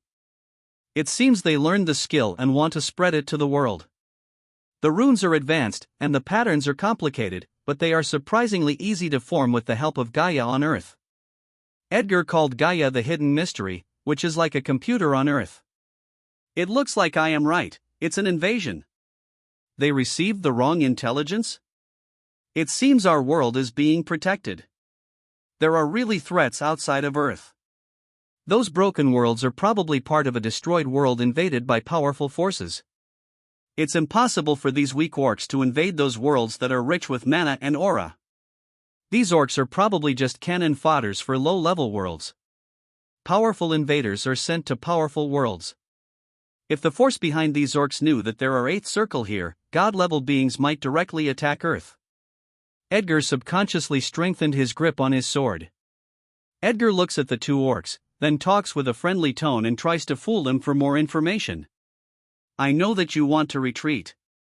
I also don't want more bloodshed. I can let you go if you tell me what I will ask, said Edgar. The 2 orcs look at each other, then laugh. Ha ha ha ha, human, our civilization is not advanced, but we are not dumb. How can you let us go? Once we come back, the information on your world will reach the hands of Alkers, said the orc with a complacent face as he exposed the despicable trick of the human. The other orc slapped the head of the orc. Fuck you. How can you mention the Alkers?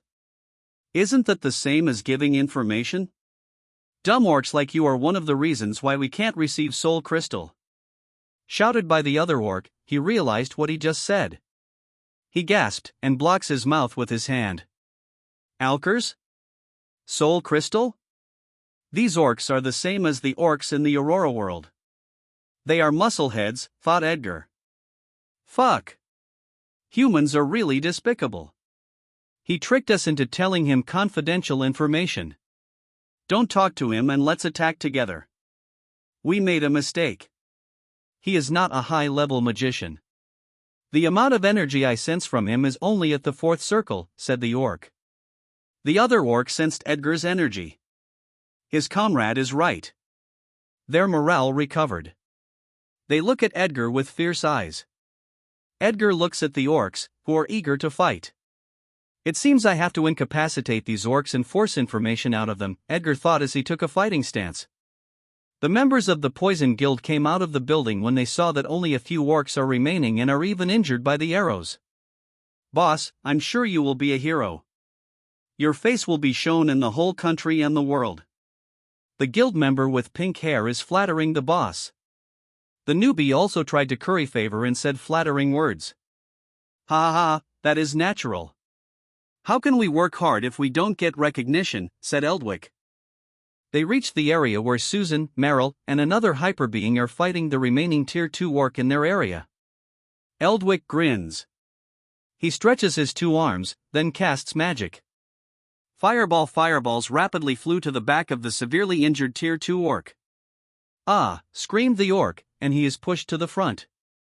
Edelwick released his aura, cast magic in his right hand, and then a fire lance formed. He ran quickly to the orc lying on the ground. Ha ha ha ha. Eldwick is laughing while running forward. His tongue is sticking out of his mouth. He jumped forward, then stabbed his fire lance at the back of the orc. Ah, screamed the orc. Its body is twitching, and then it stops moving. Eldwick stands at the back of the orc, then shouted at the newbie. Ha ha ha ha, hey newbie, quickly take a picture. Make the picture good. It will be given to the media later. Ha ha ha ha. Coming, boss. The newbie rushes forward. Susan and the others are looking at the Poison Guild members with anger. Without the help of Tier 1 orcs, the Tier 2 orcs are defeated by hyper-beings working together. Susan, Meryl, and one other hyper-being are injured to various degrees. They did not waste time arguing with the Poison Guild and helped the other hyper-beings. The Poison Guild members attack the other injured Tier 2 orcs and take credit. The hyper-beings look at them with anger, but they don't care. Ah! The two Tier 2 orcs are lying on the ground. Their feet are cut. Ah! Shit! This human is abnormal, said the orc with a painful expression. Tell me what I want, or else you will suffer unimaginable pain, said Edgar. The orcs laughed when they heard Edgar. Fuck you, human. Do you think we did not prepare for this kind of situation? I didn't expect that the curse Roshack put on us would really be used. Human, we will be waiting for you in the underworld. Magic fluctuated within the bodies of the orcs, then amethyst runes and patterns appeared at the center of their chests. The orcs coughed out a lot of green blood and died. Curse? It looks like their hearts are crushed. I am not familiar with the runes on their chest, thought Edgar as he stares at the runes on the chest of the orcs. The amethyst runes turned black like tattoos. Edgar shakes his head and uses life detection to know the situation of other hyper-beings. The Tier 2 orcs are defeated, but the hyper-beings have many injuries and are very exhausted. Only the Poison Guild is fine. They are all moving to the portal. Edgar also moves and wants to give potions to those hyper-beings. That curse skill cannot be stopped. It looks like it can be activated with a thought. Those forces are really prepared to prevent leakage of information. I need to duplicate a skill like illusion that could cut off their thought of suicide, Edgar thought as he walks. They thought the crisis was over. A big gray hand suddenly came out and held the edge of the portal, then a gray ogre with an amethyst horn and more than 2 meters tall came out of the portal. In the monitoring room of PHA, everyone's hope was ignited when they saw Edgar rushing to the scene. Their eyes and mouths turned wide when the arrows shot by Edgar turned into a rain of arrows that killed every Tier 1 orc. The eyes of everyone in the room are glued to Edgar on the screen. Who is that man? Asked Owen. Casting the rain of arrows can also be done by high-level magicians, but not everyone can copy what Edgar did. They cannot make every arrow hit every target. An officer operated a computer. The figure of Edgar is captured, then the officer searches for a match in a database, and the result is 0 matches. The officer was shocked when he saw the result. Sir, he is not a registered hyperbeing. I also tried to search our database. It's the first time he appeared in our country or in the world, said the officer. What? You mean he is just a new hyperbeing? Measure his energy right now. Owen is shocked. How can a new hyperbeing be so skilled and powerful? A screen floats on the hologram. First level of aura and fourth circle of magic labeled Edgar. How is this possible? Blurted Owen. The same question is running through others' minds. They continue watching Edgar with astonished faces. Edgar quickly killed Tier 2 orcs and saved a hyperbeing, sending flame swords that saved Robert and the hyperbeing, then killing 2 more Tier 2 orcs. Everyone forgot to cheer that the situation is already under control. His fighting skills do not look like a newbie. That should not be possible unless Owen thought of a possibility why a newbie hyperbeing could be so powerful. Gate of inheritance. There is a big chance that he is a citizen of our country and he is willingly helping. If he joins PHA, other than the president, we will have another hyperbeing that passed the gate of inheritance. This time, we must protect him no matter what the cost, thought Owen. His eyes look very determined as he stares at Edgar on the screen. The 2 orcs fought Edgar, but they were immediately incapacitated and committed suicide. The other orcs are also defeated. It seems that they have won, said an officer, and then they woke up. Their focus was on Edgar, and they did not notice that other hyperbeings had also defeated the other orcs. Yeah. Everyone stood up and cheered. Ha ha ha, that red-haired man single-handedly saved everyone there. The people in the hyperbeings might have been killed if he did not arrive. Make sure to keep the videos and information about him. It must not reach the hands of Poison Lord, said Owen. Everyone in the room had been rigorously screened. They can all be trusted by PHA. Yes, sir, answered the officers. Sir, there are 3 Poison Guild members at the scene, said an officer. A screen shows a video of the Poison Guild members moving together with other hyperbeings. A frown appears on Owen's face. Killing intent is brewing in his eyes as he looks at the Poison Guild members. Should I send someone to kill them before they can inform Poison Lord? If I can realize why a newbie is very powerful, so does Poison Lord. I can talk to the other hyperbeings at the scene. They should agree to keep the information of the red-haired man as he saved their lives. Hyperbeings like them have social responsibility. They should realize the importance of red-haired, thought Owen. An officer's face suddenly turns shocked. That, the officer stutters as he points his finger at the screen. The screen shows the video of the red portal. A huge grey ogre came out. The other hyperbeings can no longer fight. They spent most of their aura and mana on their last counterattack. Everyone's eyes move toward Edgar. Why is this happening? Why in our country of all places? The ocean is very wide. Why in our country? Screamed Owen. He is gripping his fists hard. Edgar's face changed. He felt Tier 3 energy that came out of the portal. He flew quickly toward the portal. 5 cylindrical objects came out of his storage space. Their colors are silver. There are indigo runes on their surface. They flew in 4 different directions. They are like rockets. A blue flame is coming out of their tails. The remaining one flew up to the sky. The red portal closed when the grey ogre came out of the portal. He is more than 2 meters tall. He is wearing black pants, but his feet are bare.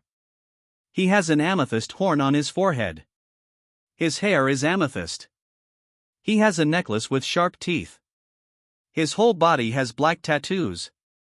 The tattoos are magic runes. They help turn his mana into curse energy. The energy has an amethyst color. Their magic can turn mana into amethyst energy that they can use to attack or defend. Roshak observes the surroundings. Dead orcs are all over the place. He spread his senses. He could not sense any alive orcs, but he sensed the hyperbeings. He cannot sense the further place, but he cannot hear any noise, which means the fight is over. There is something wrong in this world. The amount of mana and life energy in the air should not be possible in a low-level world. I was puzzled why no orc is reporting the progress of invasion. It seems they are annihilated by the magicians that I sensed. Are they the top forces of this world? They are easy to handle, but it shouldn't be possible for them to annihilate the orcs. Did they use forbidden skills? The passage is destroyed because I was forced to come. The resources given to me can only make one passage. I must try to get the resources here to make another passage, thought Roshak. He walks toward the group of magicians that he had sensed earlier. The hyper beings are shocked that there is a new enemy. They can no longer fight. They even have to support each other to walk. The team leader of the Poison Guild laughs. He pushes the hyper beings away and walks to the center. Ha ha ha, it's just a mere ogre. Hey, newbie. Make sure to take a video. It's time for me to shine and make sure to capture the sorry appearance of the wastes behind me, said Eldwick with arrogance. He cannot sense the energy of the ogre because of the distance, but the ogre can sense it. He thought the ogre is the same as the tier 2 orcs. Roger, boss. The newbie answered with excitement. He took out his phone and started recording. He moved the phone behind him and captured the hyper beings who have angry expressions. Hey ogre. Let me take your head. Don't worry, it will not be useless. It will be forever remembered as a stepping stone for my greatness, said Eldwick to the ogre. The ogre's face turned fierce. The runes on his body flashed. An amethyst color clad his whole body. Boom! He quickly moves, and he instantly arrived in front of Eldwick. His right hand is holding the neck of Eldwick. Eldwick's face is quickly turning dark as oxygen cannot flow. He released his aura and used magic. His hands are covered with fire, then he put them on the huge right hand of the ogre. The ogre did not mind the magic of Eldwick. He lifts Eldwick and puts him closer to his face. Eldwick stretched his right hand to the right side and formed a fire lance.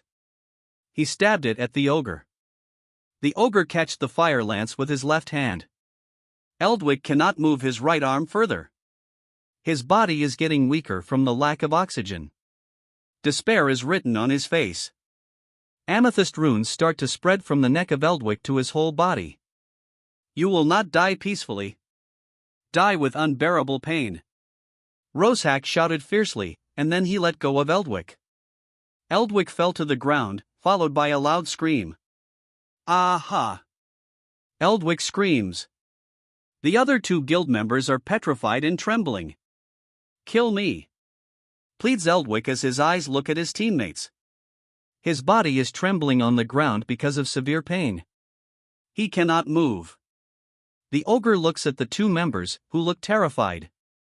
An amethyst magic circle appeared on his right hand, and then an amethyst sword appeared. I need materials. If you do not give me useful information, you all will. The ogre did not continue speaking as he felt a huge fluctuation of space. He has already felt it a few times, so he is familiar with it. The 4 cylindrical objects that Edgar sent are floating near the ground in the north, west, east, and south. Their lower parts are divided into 4. They look like the motor blades of a helicopter. Under the motor-like blades are blue lights that help the objects float. 4 indigo beams are flowing up from them. The beams flow to the last cylindrical object in the sky. The object in the sky is like a 4 motor blades of helicopter. Each blade is connected to an indigo beam. Whoosh! Edgar flew out behind a building. He avoided the vision of the ogre, so he had to fly longer. Boom!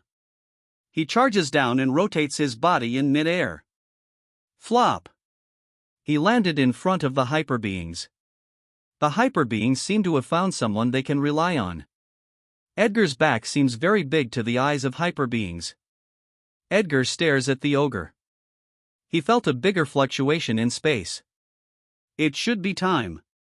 Dimensional lock. A huge, half-indigo sphere suddenly covers the buildings around the area where Edgar and the others stand. The half-sphere is 100 meters high and 150 meters wide. Inside the sphere, the buildings turn light green. The windows became transparent. Concrete became solid and light green. Whatever damage is done to the buildings will not affect the buildings outside of the dimension. The ordinary humans inside the buildings are teleported outside of the sphere. Beings that have higher energy than ordinary humans are locked inside. Bottles of potions came out of Edgar's storage space, then they floated toward the group of hyper beings behind him. I'm sorry, I have to lock this space to teleport the ordinary humans out of the buildings and to avoid causing too much destruction. Take the potions now and stay away. Leave the enemy to me, said Edgar. Susan grips her fist and wants to say something. Meryl patted her shoulder. Meryl shakes her head when Susan looks at her. Susan bit her lips, then let go of her fist. They quickly took the potions and walked away. The ogre did not stop them. His arms are crossed as he looks at Edgar with a grin. Ah! Eldwick is still screaming. His eyes turn red as the pain is very severe. The ogre clicks his fingers. The amethyst runes start burning from Eldwick's feet. The fire slowly went up. Eldwick's scream became louder. He is slowly burned to death. Flop! The armor is left on the ground. The clothes in Eldwick are turned into ash. Edgar noticed the amethyst runes on the Eldwick's body, which were the same as with the orcs. Is that curse magic? Thought Edgar. The two Poison Guild members are more afraid and anxious. The other hyper beings have already walked away. They are too afraid to move because they are too phoneme alphabet equals IPAPH equals clause close slash phoneme to the ogre. They looked each other in the eyes, as if they had reached a tacit understanding. Both of them stepped back. Roshak noticed the small movement of the Poison Guild members, but he did not even look at them. A black crystal with golden runes shines in his sea of consciousness. A black hole is forming in his hands. His vision still stays with Edgar. Ha ha ha, I was having a problem where I could get the needed materials, but you actually possess them. Human, if you can help me, I will spare your life. You also need to answer my questions. This dimensional lock should not be present in this low-level world, and Roshak looks at the two Poison Guild members who are moving backward slowly. He stretched his two arms forward toward the two hyper beings. You two are useless. Become a nutrient for my body. Two rotating black holes have already formed on the two palms of Roshak, and the two hyper beings are being pulled toward the black hole. No. Fuck you, ogre. Our guild leader will squash you like an ant, shouted the pink-haired man. The newbie is pleading. Threats and pleading did not stop the ogre. Duplicate activate. Edgar activated his skill. He also activated parallel thinking. One of his attentions is on his sea of consciousness, while the other is on the ogre. He has a feeling that the skill used by the ogre is very unusual. When his other thought looks at the golden runes being formed in his sea of consciousness, he is very shocked. SSS skill? And the magic runes are different. All the magic runes, including the golden runes of my skills, have quite a resemblance, even the magic runes used by the ogre on his curse magic. This might be related to the powerful force behind the invasion. Edgar's intuition is stimulated. His intuition is telling him that the skill is important, so important that he will regret it so much if he lets go of it. His intuition has been honed in the virtual world, and he knows the accuracy of his intuition. He estimated the time to duplicate it, and sweat appeared on his forehead. 20 minutes? I don't have much mana and aura left, thought Edgar, but his eyes turn more determined as he looks at the ogre. Fight. Death is just a matter of time. Phoneme alphabet equals IPAPH equals or either slash phoneme. I die now or later at the hands of more powerful invaders. I will not let go of the chance that could potentially increase my strength a lot, thought Edgar. The pink-haired man is full of despair, then he remembers that there is another hyper being behind them. Red-haired. What the fuck are you doing? Attack the ogre now, screamed the pink-haired man. The face of the newbie also lit up when he heard his comrade. Edgar did not move. The two hyper beings are more useful in buying time, even if it's just a few more seconds. The faces of the pink-haired man and the newbie turned hideous. Fucking retard. Did you not hear me? Do you not know who we are? We are the Poison Guild. Furiously shouted the pink-haired man. They become more anxious when Edgar is not moving. We are the #1 guild in the country. As long as you help us, we can give you wealth that you can never imagine, said the newbie. Right. Right. The pink-haired man immediately followed up, but other thoughts are running through his mind. Fuck you, red-haired. How dare you to just watch us get killed? Once we escape safely, I will also watch as you slowly die. The inducements and threats of the guild members are ignored by Edgar. Fuck you. Red-haired. Shouted the two hyper beings. Fight it. Shouted the pink-haired. The eyes of the two hyper beings turned fierce. Their backs are put on a corner. They can only fight to the death. They release their aura, then cast magic. The pink-haired casted fireballs and the newbie casted earth spikes. The ogre enjoys the struggle of the humans who are comrades of the human who insulted him. He used more mana, and then the black holes became bigger. The fireballs and earth spikes are pulled into the black hole. They hit the black holes, and they dispersed. The pulling force became a lot stronger. The two hyper beings are now in front of the black holes.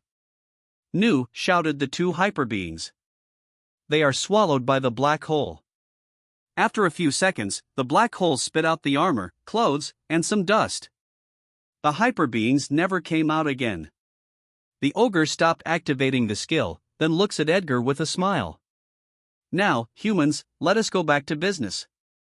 Edgar's face looks very serious. The lives of those two hyper beings gave me precious 2 minutes. Poison Guild finally made a very valuable contribution. I have to sparingly use my aura and mana to last for 18 minutes. One hit from the ogre could seriously injure me, but that is a risk I have to take. There is a martial art that could be used in this crucial period, thought Edgar, then he put back his sword to his storage space after weighing the risk in his mind. If the ogre can't hit me, he will probably force me to surrender using another way. The ogre does not look dumb. He saw me save the hyper beings. I have to warn them, thought Edgar. A white magic circle appeared in front of his mouth, then a small white sphere with magic runes came out of the magic circle. He casts sound blockade, then he starts talking. He dispersed the shield and made a small flame bird. The flame bird covers the small white sphere and flew toward the hyper beings. Edgar stopped releasing his aura. He moved his body, and took a palm stance. His eyes turned very focused and emotionless. Hidden art, minute subtlety, ha ha ha, human, I admire your courage. It seems I have to pummel you to the ground to make you surrender, but I have to remind you, my patience is limited, said Rosak. He does not mind what Edgar did within the sound blockade. He is confident in his strength. Rosak walks toward Edgar with a grin. Bang! The ogre suddenly accelerated and arrived in front of Edgar. His huge right hand is aiming at Edgar's neck. Edgar moved slightly to the right. Only his feet are clad with aura. He holds the right arm of the ogre, rotates his body, and then threw the ogre into the air. What? The ogre is surprised that the human could react and even counterattack. He is flying in the air toward a light green building. Bang! The transparent wall of the light building is crushed. The ogre is thrown inside. Will he really be fine fighting that ogre alone? A hyper being asked the others as they move further away. With our current state, we will only become a burden even after taking the potions that he gave us, said Meryl. But he is only a fourth circle. Although he can clad his sword with aura, I felt that his aura is at the first level only. I can't feel the density of aura that I feel from the second level. It's unbelievable that he could manipulate aura to that extent even though he is just at the first level, said a woman.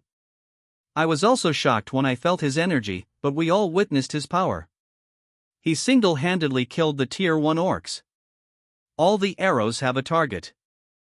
I don't know if 7th or 8th circle could do that, but a 6th circle could not do that, said Meryl. Meryl is right. We will be more helpful if we stay away from their fight, said Susan. A hyper being notices a flame bird flying toward them. Look, the hyper being pointed his finger to the flame bird. The hyper beings stop moving as they stare at the flame bird. The flame bird reached their area. It stays in the air as it flaps its wings. The voice of Edgar appears. Everyone, be careful of the attacks of the ogre. He might use you as his hostages to force me to surrender. Hold on for 18 minutes. The flame bird dispersed. The faces of everyone turned very serious. They look at each other.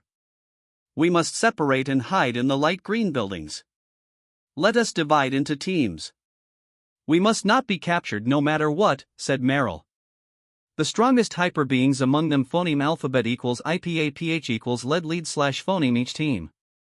They will play hide and seek with the ogre, and they will do their best to last for 18 minutes. They put their trust in Edgar's hands. Ha ha ha, human, you surprised me, said Rosak as he comes out of the hole.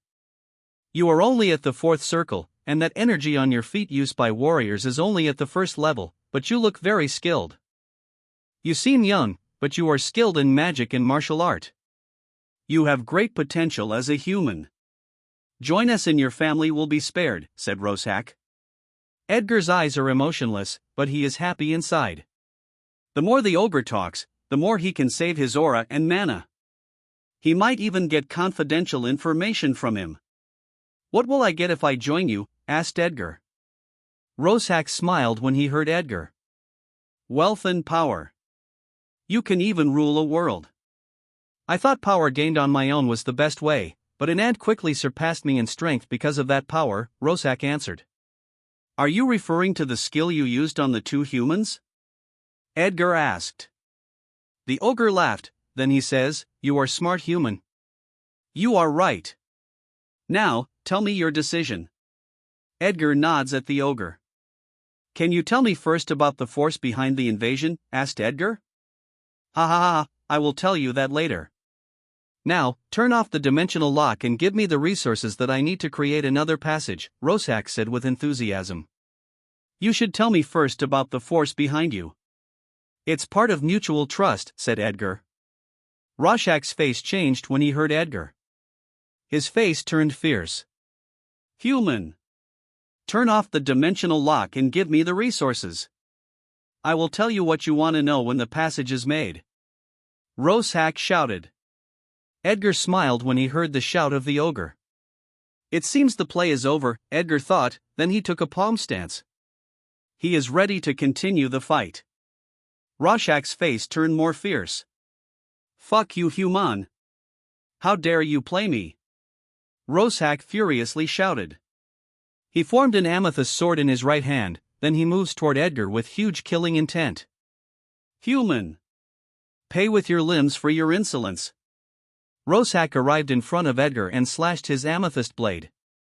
The blade is aimed at the left shoulder of Edgar. Edgar moved to the right and avoided the blade. Bang! The blade hit the ground, leaving a blade mark and a crack. Rosak turned his body to his left side to follow Edgar. Edgar suddenly moves. He instantly arrived in front of Rosak. Edgar is very phoneme alphabet equals IPAPH equals clause close slash phoneme to the body of the ogre. His left foot is behind the right foot of the ogre. His right palm, clad with an aura, struck the body of the ogre. When the palm touched the body, he tripped the right foot. The ogre lost balance, then Edgar applied more force to his palm. Bang! Rosak is pushed to his back rapidly.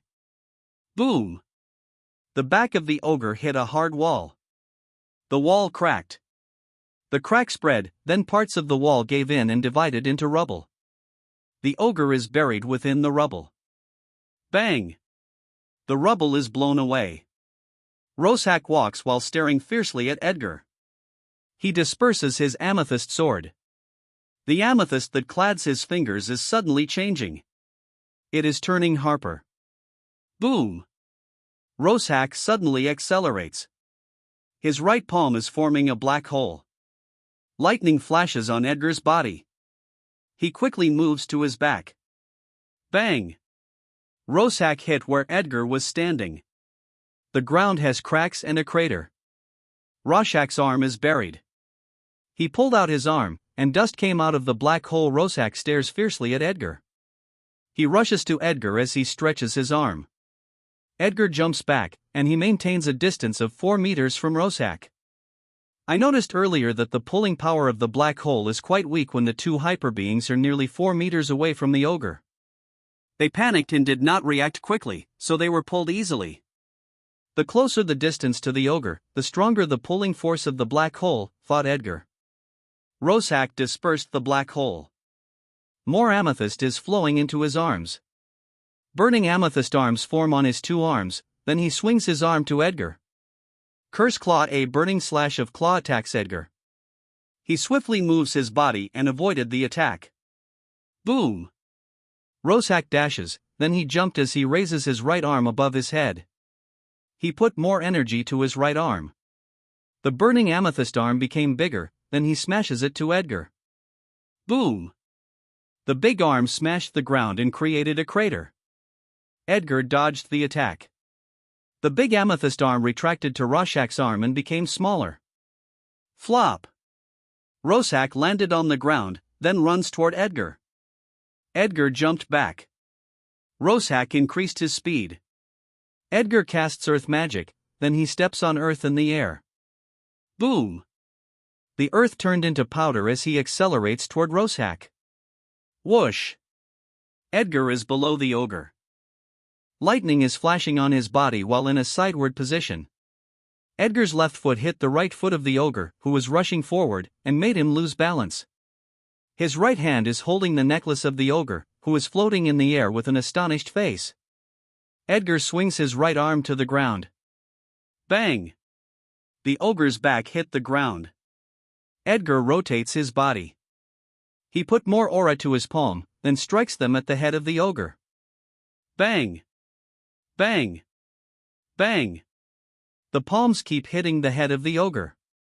The head is getting buried in the ground. Boom! Edgar is blown away by the sudden release of big amount of amethyst energy.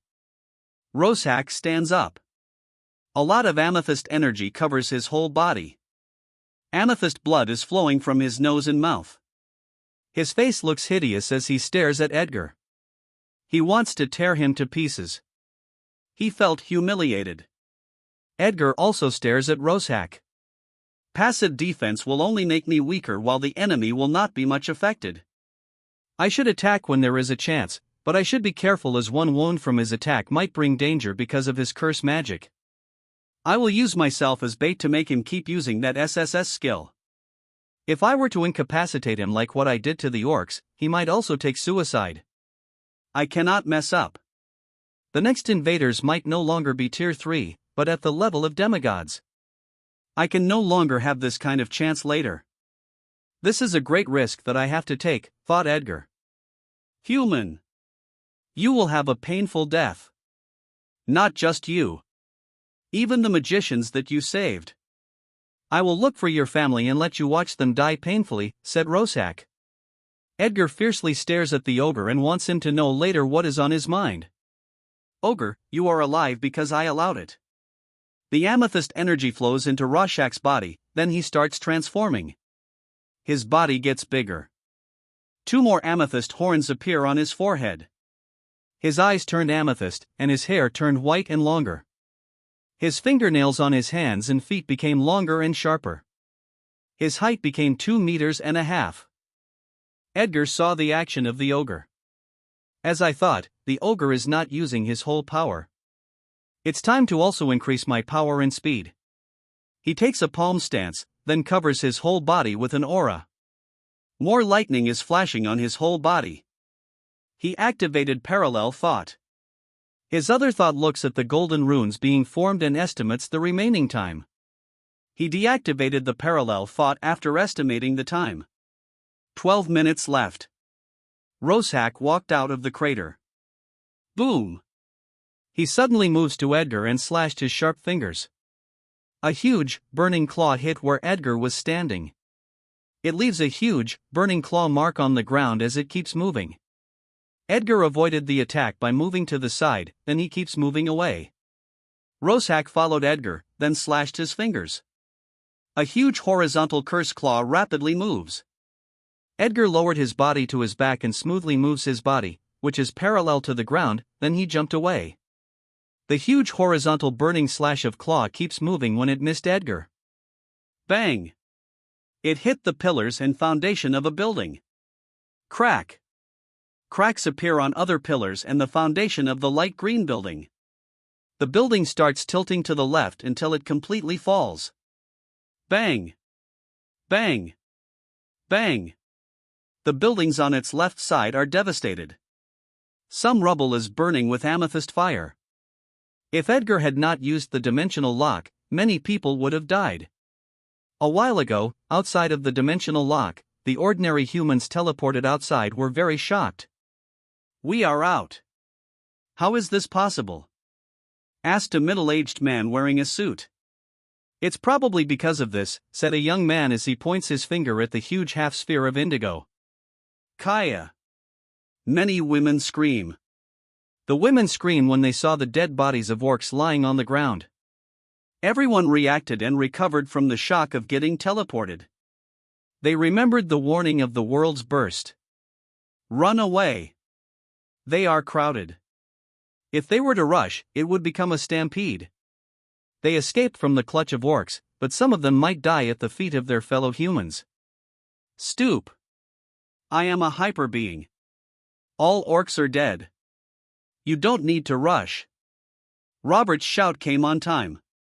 Edgar gave them potions and told them to come here.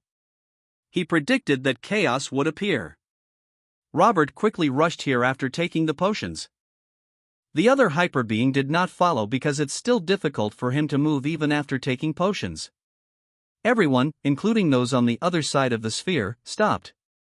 They observe and found out that the hyper being is right. There are no more orcs. They quickly feel relieved. Robert increased his speed as he runs. He stretched his right arm to the side. The earth element is gathering and forming the shield. The people feel more relieved when they saw the power of the hyper being. Robert quickly organized the people to move away. More hyper beings with armor arrived and helped organize the people. They are members of a guild in Quezon City. It took them time to arrive because the road is blocked by crashed cars, so they had to run. Poison Guild members have not arrived, although they are the nearest guild in the scene. Robert and the others went into other buildings and helped evacuate the people. Inside the monitoring room of PHA, Owen is asking the officers, "How much time before the high-level hyper beings arrive?" "Sir, it still needs 15 minutes, an officer answered. Owen grips his fists as he stares at the huge indigo sphere on the screen. Dimensional lock is only possessed by top guilds and not all countries in the world have it. He can even fly. His black coat should be the same as the magic cape. He also has storage space. Those magic equipment and devices are rare. They came from 8th Circle magicians or demigods. They only bought them outside of Earth. No one can make it in this world. How can Red-Haired possess them?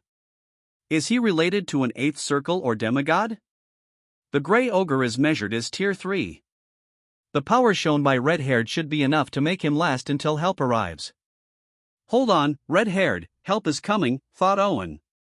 He only hopes for Edgar to survive until help arrives, but he did not expect that his expectations would be exceeded a lot. Inside the dimensional lock. The buildings around Edgar and Roshack have been turned into rubble. There are burning, huge claw marks on the ground. Sweat appears on Edgar's forehead. He is a little panting while in a palm stance. 5 minutes left, thought Edgar. Roshack looks very angry. He was not able to hit Edgar even once. He raised his right hand.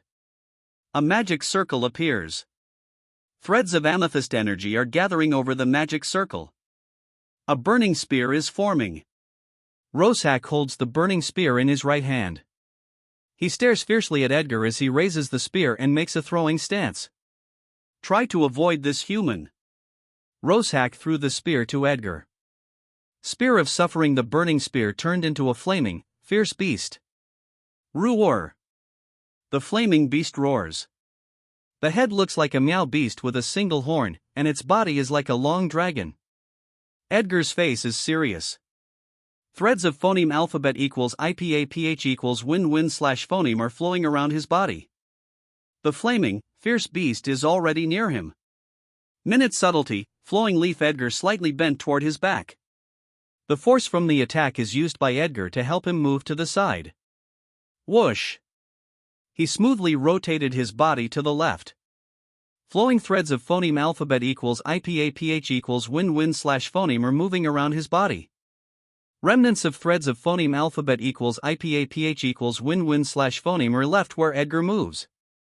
He moves like a small leaf that avoided a strong, blunt blow in the air. The attack missed Edgar, but it keeps moving forward. Bang! There was a loud explosion. The rubble is hit. Some rubble is turned into smaller debris covered with flames. Whoosh! Roshack is near Edgar. His right arm is stretched forward. His right palm has a black hole that is nearly formed. Threads of phoneme alphabet equals IPAPH equals win-win slash phoneme are still flowing around Edgar's body. His right foot is in front while he is in a palm stance. Minute subtlety, flowing palm whoosh. Edgar rotates his body to the right. Threads of phoneme alphabet equals IPAPH equals win-win slash phoneme are rotating on his right palm. His whole body is moving forward as he rotates. A rotating sphere made up of phoneme alphabet equals IPAPH equals win-win slash phoneme element has formed on his right palm. When Edgar stepped his right foot forward again, he is already facing the open side of the ogre. He struck his palm with a rotating sphere on the ogre's abdomen. Bang! The rotating sphere exploded, and the impact made the ogre push to his back. Boom! The ogre hit the rubles of destroyed buildings. Edgar rushes to the ogre. Threads of lighting element gather in both of his hands. Boom! Edgar accelerated, then stabs his right hand, clad in sharp lightning. Bang! Ah! The ogre screamed as Edgar's right hand stabbed his abdomen. It only caused a superficial wound, but the impact hurt the ogre a lot. Edgar stabbed the area where his palm hit the ogre earlier. He raised his left hand and stabbed the ogre's abdomen again. Lightning thrust both of his arms are quickly stabbing the ogre. There are shadows of hands with sharp lightning because of the quick movements of Edgar's arms. He gathers more strength in his right arm, then attacks with a more powerful stab. Boom! The ogre coughed out blood, and he is pushed further to the rubble. Edgar runs and wanted to follow the ogre. A burning slash of claws suddenly flew to Edgar. He swiftly avoided it with footwork. More slashes of claw attack Edgar, but he is swiftly avoiding them. Bang! Bang! Bang! The slashes of claws that missed Edgar are hitting the rubles of buildings, cutting them into pieces. Roshack stopped attacking, and he walked out of the rubble. Blood is leaking from his mouth as he stares fiercely at Edgar. You despicable shit! You kept dodging my attacks and waited for an opportunity to strike. Human! Your tricky action reminded me that I could do the same, said Roshack with a grin. He looks in the direction where the hyper beings walked away earlier, then he dashes toward that direction. Edgar's face changed when he saw the actions of the ogre. He runs and chases the ogre. Should I use my sword now? No, my sword attacks use more aura. Using concept on my attack to injure him will also consume a lot of my aura. I must ensure to have enough aura and mana for my final attack later. I must ensure that my final attack has enough power to kill him, thought Edgar. Roshack grins as he senses Edgar chasing after him. He gathered more energy for his right arm, then he suddenly rotated his body to his back. He dashes toward Edgar as he swings down his right arm.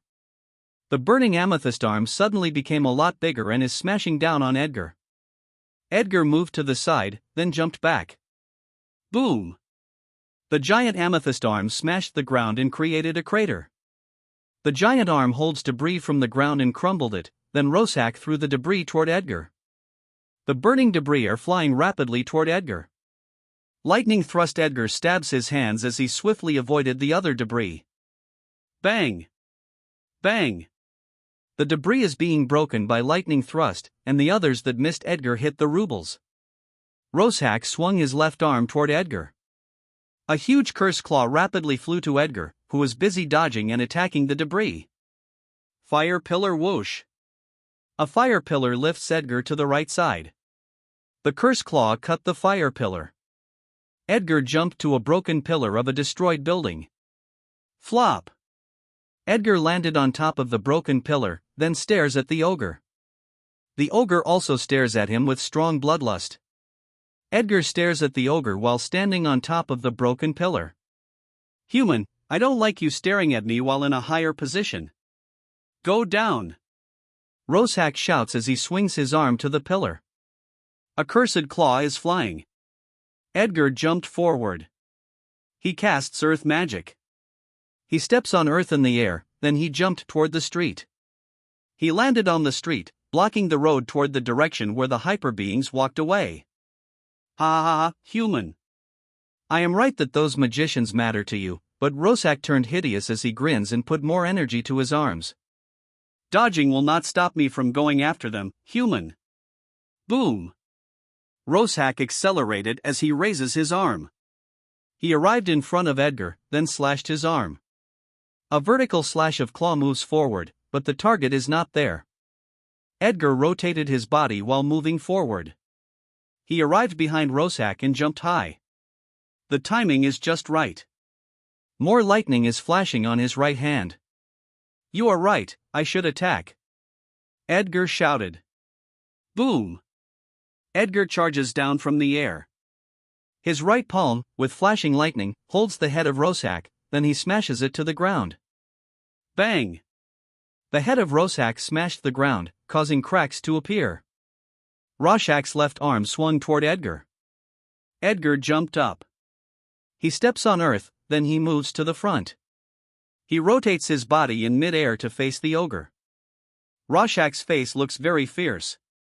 Smashing his face to the ground is so humiliating. Damn you, human! Ah! Roshack is going berserk. He rapidly swings his arms, and many burning slashes of claws are flying toward Edgar. A fire pillar lifts Edgar into the air. The slash of claws destroyed the fire pillar. Edgar jumped away. A slash of claws attacked him in the air. He jumped up with a somersault. Another curse claw is attacking. He charges down from the air as he rotates his body. He jumped up again and avoided another attack. Roshack keeps attacking. Edgar keeps dodging the attacks in the air. Shit! How can this human be slippery even in the air? This human's level is low, but he can confront me and even injure me. I must kill this human or else he will be a big problem once he reaches a higher level. I must use the magicians. I don't believe that I can't find the opportunity to kill this human, thought Roshack. Roshack's expression became more murderous as he stares at Edgar. He stopped attacking, then dashed again in the direction of the hyper beings. Edgar moved down and landed on the street. He runs and follows the ogre. The hyper beings should have hidden. By the time the ogre found them, the duplication should be nearly complete. Ogre, you are only alive as assurance in case the duplicate skill needs to see your skill again, Edgar thought as he sharply stares at the ogre. Roshack reached the buildings near the edge of the dimensional lock, but he could not sense the hyper beings. How can they not be here? Did that human expected it? Is the magic that he used before the fight warned them? Shit! That human is really tricky, said Roshack, then he sneers. He faces Edgar with a sneer on his face. Human! You think I can't find them? The space in the dimensional lock is small. I will find them and cut them. I will do the same to your family, and you can't stop me. Roshack shouted. He dashes to another street and spreads his senses. Susan is lying on the rooftop of a building when she saw the ogre coming in their direction. She watched the battle between Edgar and the ogre. She was very worried that Edgar was fighting the ogre without protecting his body with an aura, but the result shocked her. Edgar was actually winning. When the ogre transformed, she actually wanted to join their battle because she thought Edgar was running out of aura. She is astonished that Edgar has enough aura, and he only sparingly used it in the earlier fight. She is shocked by the courage, skill, and wisdom of Edgar. Susan rolls her body on the rooftop, then her body falls. She grabs onto a protruding block like an air conditioner, then swings her body. She can't use magic or aura because that will make it easier for Rosak to sense where they are. If aura masters or magicians do not use aura or magic, it will be difficult for beings to sense them from a distance.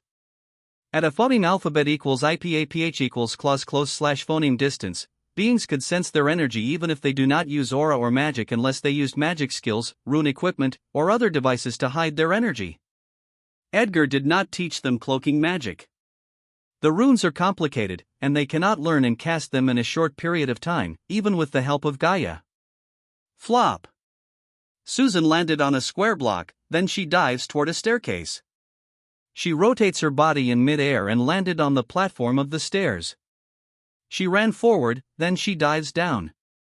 She is falling very fast. She rotates her body in mid-air and grabs a stair. She let go of the stairs, then she falls toward the ground. Flop. She landed on the ground, and around her are two other hyper beings. We must move. The ogre is coming toward us. We cannot be captured. The time limit that red-haired said is coming. We must hold on a little longer. He should have a plan, said Susan. The two other hyper beings nodded, then they started running. Rosak is running quickly. He is already near where Susan and the others were hiding. He still cannot sense the magicians. He is getting more irritated. Anger is accumulating within him. He hasn't recovered from the shame of Edgar's attack. He wants to vent his anger on the magicians, but he can't find them. He is gritting his sharp teeth hard, then he runs to a street. After running for a while, he still could not find them. Edgar is closely following him. Rosak seems to feel the mockery of the human following behind him. He grips his fists hard. He can no longer endure his anger. Ah! Screams Rosak. His face looks so fierce. He really wants to kill. He gathers more energy in his arms. Come out. Damn rats. Rosak rapidly swings his arms. Huge, burning slashes of claws are rapidly moving toward the buildings around him. Boom. Boom. Boom. Buildings are getting destroyed. A tall building at a particular distance is hit by a huge claw. The upper part of the building starts falling. Boom. It hit smaller buildings beside it, and then those buildings started crushing. Susan and the others are forced to use aura to escape the rubble of the destroyed buildings. Rosak sensed the aura.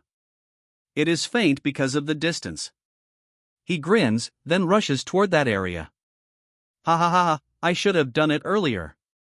Rosak could see the hyper beings running away. His face turned hideous. Rats! You will never get away from my grasp! Shouted Rosak as he increased his speed. Susan and the others moved away from the main road. They stopped using aura, then they entered another street. Rosak saw it, and he sneered. Rats! You think you can still hide? Rosak swings his arms and attacks the buildings. The buildings are destroyed by slashes of claws. The hyper beings are forced to use their aura again and quickly move away from the falling rubble. Rosak jumped on a building that is getting destroyed.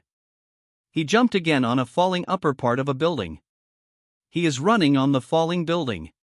He grins as he sees the hyper beings not far below him. He activated his skill. A black hole is forming on his right hand. He put more strength to his feet, then he charges down to the hyper beings. His face looks hideous while grinning. Serve your purpose as my nutrient R8. The joy of Rosak is cut short by Edgar. Edgar attacks the left side of the ogre. His body is flashing with lightning as he swings his sword to the body of the ogre. Bang! Ack! The ogre flew down rapidly. Boom!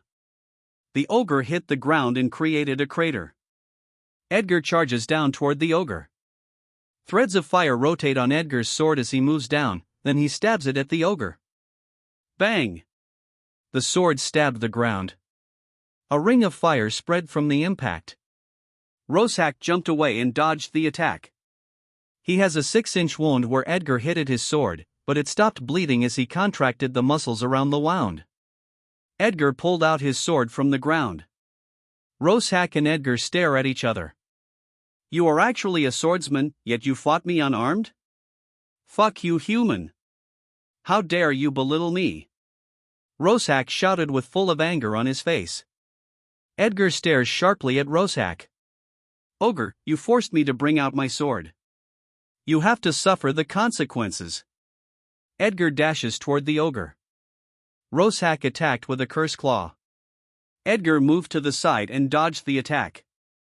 He accelerated toward Roshack and slashed his sword. Bang! The flame sword is blocked by Roshack's left arm. A black hole is forming on his right palm. Edgar immediately jumped to his back. Roshack stares fiercely at Edgar. TSK. I only got this power recently. I cannot instantly cast it. By the time it completely formed, that human had already moved away. I tried it a few times earlier, but that human has a quick reaction. The skill consumes too much mana. I already forced the human to fight me head-on. I can kill him even without that skill. It will just be a matter of time, thought Roshack. You should have done this earlier. Why do you have to force me to involve the other magicians, said Roshack with a hideous face. Edgar ignored the ogre's sarcasm. He moves again toward the ogre. Roshack swung his left arm. Edgar jumped forward to the left as he rotates his body in mid-air. He charges down, then slashed his sword. Fire blade ah! Roshack screams. The fire blade hit his body and pushed him to his back. Edgar steps on earth in the air, then he moves and follows the ogre. Threads of fire element are rotating on his sword. Roshack holds and squeezes the fire blade with his burning amethyst arms. Bang! The fire blade dispersed. Roshack put more energy on his right arm. The amethyst arm became a lot bigger, then he swings it to Edgar. Whoosh! The huge amethyst arm caused a strong blow of phoneme alphabet equals IPAPH equals wind wine slash phoneme as it swings. Edgar stepped on earth and jumped up with a somersault. Boom! He charged down from the air and slashed his sword. Bang! The sword is blocked by Roshack's left arm. The huge amethyst arm moves and wants to grab Edgar in the air. He jumped up as he rotates in the air. He holds his sword above his head, then slashed it toward the ogre. Fire blade bang! Roshack crossed his amethyst arms and blocked the fire blade. He swings his arms and blew it away. He attacked with a curse claw. Edgar jumped to his back. He landed on the ground, then he jumped back a few times. Huff huff, his breathing is getting heavier. The giant amethyst arm became smaller. Roshack stares fiercely at Edgar, then he raised his hands to his sides. An amethyst magic circle formed over his palms. Boom! The ground cracked as he rushes to Edgar. Threads of amethyst energy are rotating and gathering over the magic circles. Energy balls formed on Roshack's palms, then he threw them to Edgar. Boom! An energy ball hit the ground, causing a big hole to appear. Edgar jumped and dodged the second energy ball. Roshack appears in front of Edgar. He is swinging his right arm. A horizontal curse claw attack, but Edgar jumped up. He accelerated from the air and stabs his sword to Roshack's neck. Bang! The sword is blocked again by Roshack's arm. Edgar immediately jumped back. Roshack follows him, then he swings his arms. Curse claws attack Edgar. Edgar moves and swiftly dodges the attacks with footwork while moving to his back. Bang! A huge amethyst arm hit where Edgar was standing. The huge arm retracted toward Roshack. He jumped up and raised his arms together above his head. Amethyst energy flows between his palms. An amethyst energy ball forms and gets bigger, then he threw it to Edgar. The huge energy ball rapidly falls. Bang! There was a loud explosion. A crater nearly 15 meters in size appears on the ground. Debris are flying in the air. Edgar is in the air. He was lifted by a fire pillar to his back. The fire pillar is cut by the explosion. He jumped back with a backflip. Boom! He charges down diagonally. His face is facing the sky, then he rotates his body in mid-air and swiftly landed on the ground outside of the crater. Roshack landed on the ground. He raised his hands. A magic circle formed on both of his palms. He dashes toward Edgar. His arms are stretched to his back. Amethyst threads start to gather over the magic circle. Then an energy ball with rotating purple fire forms. Edgar also dashes toward Roshack. They both jumped over the huge crater. Roshack struck his left arm with the energy ball. The ball flew to Edgar, but he dodged it. Edgar jumped forward while rotating in mid-air. He slashed his sword at Roshack's head. Roshack struck the sword with his huge right arm with an energy ball. Roshack smirks when he sees the sword hitting the energy ball. Boom! The energy ball exploded, and purple fire spread in the air. Edgar is blown away, and there are purple fires on his body. He rotates his body in mid-air. Flop! He landed near the edge of the crater. Roshack landed on the crater, then jumped up on the opposite side of the crater. He looks happy as he sees the curse fire on Edgar. Ha ha ha, human, you are done. That is not an ordinary fire. As long as I don't take it out, that fire of curse will keep burning. It is fueled by mana in the air. Once it touches your skin, the runes of curse will spread on your body. You will suffer unimaginable pain. Roshack stopped laughing, his face is turning ugly. The curse fires are falling to the ground with an aura. Edgar's control over his aura can let it separate from his body. Huff huff huff. Edgar's breathing is very heavy. The estimated time took longer. It was the right decision to keep the ogre alive. The duplicate skill needed to see the ogre's skill one more time, Edgar thought. TNNNG. The golden skill rune is completely formed. It's finally over. It's time to send the ogre to the underworld. Edgar took a slashing stance and stares at the ogre with a smile. Ogre, does your world have an underworld? Asked Edgar. Ha ha ha, human, you are funny. You think you can kill me? But it doesn't hurt to tell you, as you will die anyway. My soul has been sold to Alkers, so if I die, my soul and body will belong to them. Human, in your current situation, you can only cast one powerful magic skill before getting completely exhausted, but how can a low-level magician like you cast magic that can defeat me? Is your brain working right? Maybe my curse fire affected your brain. Roshack has a mocking face while talking. He still does not know that death is already near him. Edgar still smiles at the ogre. He is not affected by his mockery. One strike is enough. Ogre, time for your soul to meet your owner. Edgar moves toward the ogre. He appears above the crater. He steps on earth as more lightning flashes on his body. Threads of white aura and fire element rotate on his sword. Boom! He accelerated toward the ogre, who is oblivious to the danger. A huge white sword is forming on Edgar's hand as threads of white aura and fire element keep rotating on his sword. Edgar appears in front of the ogre. His sword became a 1-meter white sword, its king's sword. Threads of white aura are moving around the sword as he swings it to the ogre's neck. Roshack raised his arms to block the sword. King/Wang. A 10-meter long white aura blade flew and cut everything on its way. The amethyst arms, the actual arms, and the head of Roshack are cut. Roshack's head is flying in the air. Ogre, you were only alive because I allowed it. Roshack heard what Edgar said before losing his consciousness forever.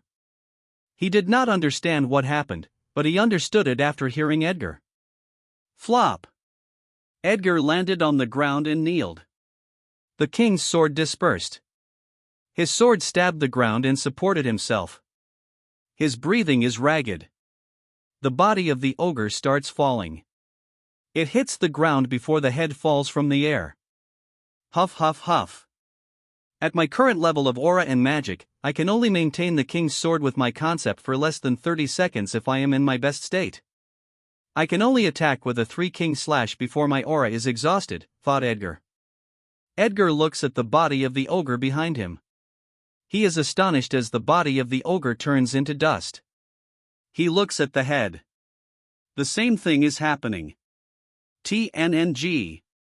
A black crystal ball fell to the ground when the head completely turned into dust. It has golden runes. It has similarities to the runes of the skill that he duplicated from the ogre. Is that the soul crystal? It gives the power to the ogre to cast the skill that I duplicated. The ogre is probably telling the truth that his soul and body will belong to Alkers once he died.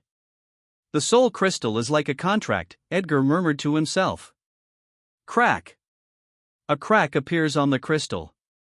It spreads all over the crystal, then bursts into shimmering black lights.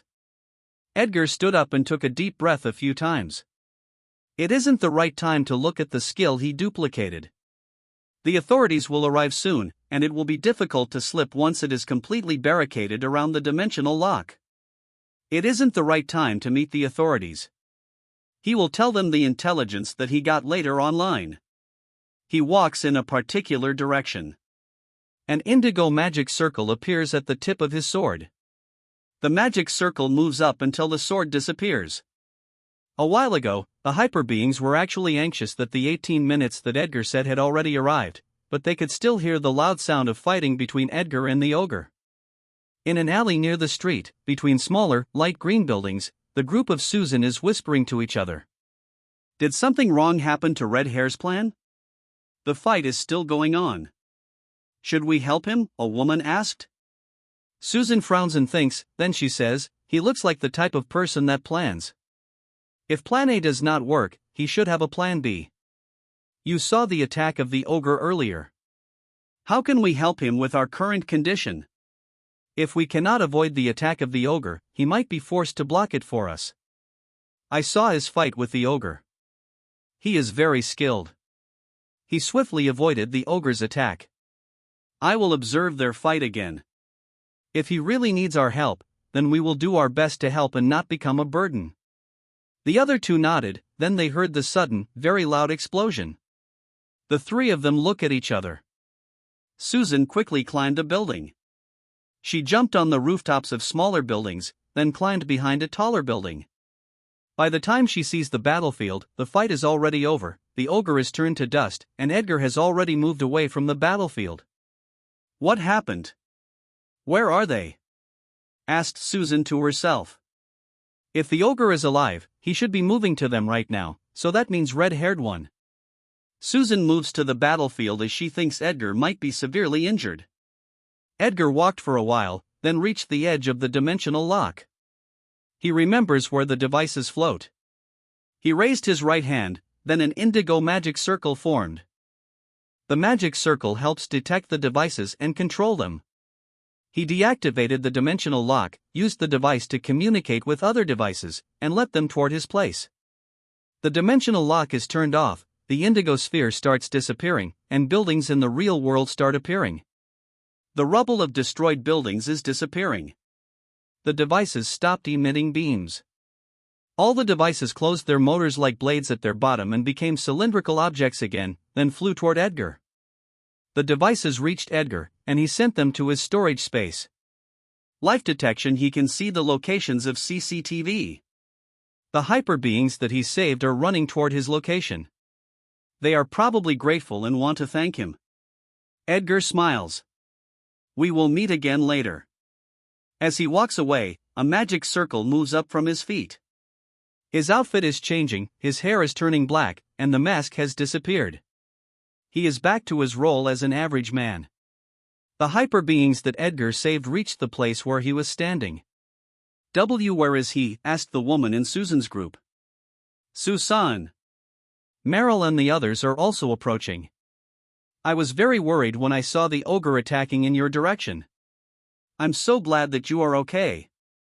Where is the red-haired man? Meryl keeps moving her head and looks for Edgar. He might be gone, said Susan with a helpless expression. What? How can he just disappear without letting us thank him? Asked Meryl with an astonished face. I don't know, but I know that he is not a selfish bastard like a poison guild, said Susan. Well said. A man's voice suddenly startled everyone. He is a man in his 30s. He has neatly combed hair. He is wearing a black jacket, blue jeans, and black shoes. He took out his wallet and showed his ID. I'm Rico. I am a secret member of PHA. I am the closest here, so I am sent by the vice president to talk to you all, said Rico. The hyper beings are surprised that a secret member is even mobilized.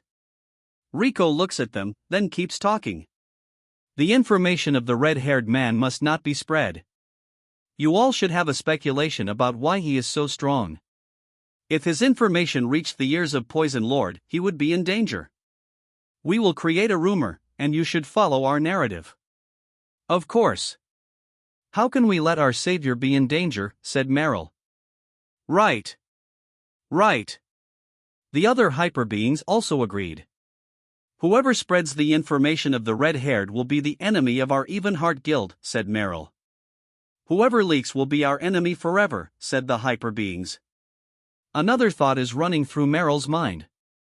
It was just my speculation, but PHA has just confirmed it, that red-haired man passed the gate of inheritance. My sister will definitely accept him. He will be a big boon to our guild. I should secretly look for him, then invite him. How should I tempt him to join our guild? He will not be lacking with cultivation techniques and resources. Should I use a beauty strategy? Meryl grins as she thinks of a strategy. Susan has a helpless look as she sees her friend grinning. She knows what is running through her friend's mind. Rico asked them what happened inside the dimensional lock. They all told me what they saw. Rico is shocked that Edgar fought and killed the ogre alone, an ogre that can even transform. Edgar is much stronger than their estimate. Rico also talked with Robert and the other hyper being. They also agreed to keep their mouths shut about Edgar. PHA informed Tyvek of the unfortunate news that the branch guild members were killed, which further made his bad mood worse. The helicopters carrying high-level hyper beings arrive one after another. They are very surprised that the fight is already over. They asked what happened. The hyper being saved by Edgar explained what happened. PHA deliberately spread the rumor that a descendant of the Sun family, which specializes in fire magic, saved them. The media also arrived one after another, and the rumor that a descendant of the Sun family solved the crisis reached their ears. Many ordinary humans witnessed the rushing motorbike and fire magic used by Edgar. The media is excited. It's an exciting story. They flock one another toward the residence of the Sun family. The breaking news of the immediate world's burst has spread around the world through social media. The whole world is shocked, but some hyperbeings already expected it. They are the eighth circle magicians and demigods on Earth. Inside a broken world, David, an eighth circle lightning magician of the Night Guild of the UK, is standing on top of a black crystal 8 kilometers long. The crystal stands in a diagonal line. Everything around him is a crystal of huge size. There are crystals with different colors, but the longest are black and are always hit by lightning. David has purple hair and armor. He is holding a silver lance. Purple energy surrounds David's whole body. It is like a flame. Some parts of the flame are separating and flowing to his back. Behind David, a faint, big purple fog has gathered. The sky is very dark. There is a sound of thunder and lightning in the sky. Lighting keeps flashing in the dark clouds. Boom! Boom! Purple lightning, many kilometers long, hit the top of black crystals. Lightning travels from the top to the bottom of the crystals. Boom! Lightning hit a black crystal near David, but he seems unfazed. As lightning keeps falling and hitting the crystals, a Night Guild member flies and lands near David. Leader, an immediate world's burst happened in the Philippines. It wasn't magic beasts that came out, but intelligent beings, orcs, and an ogre. They are already eliminated, said the guild member. David is silent, but his grip on the spear has become stronger. Roar! A loud roar appeared. A huge purple lion came out of the dark clouds. It's 100 meters long. It has a silver horn on its forehead, its hair is white, and it has 2 huge white wings. Divine projection. The purple fog behind David moves and forms an almost transparent, 100-meter-tall figure. The figure's whole armor is purple. Outside of the broken world, in a particular area in China, a man with a red stick is walking on a large open field tinged with red while spreading his senses. His hair is brown, and he is wearing red armor and a yellow cape. Around the open ground, there are tall barren mountains that are also tinged with red, not too far from each other. Red and brown dust is flowing around. The color of the ground in mountains is a result of mutation.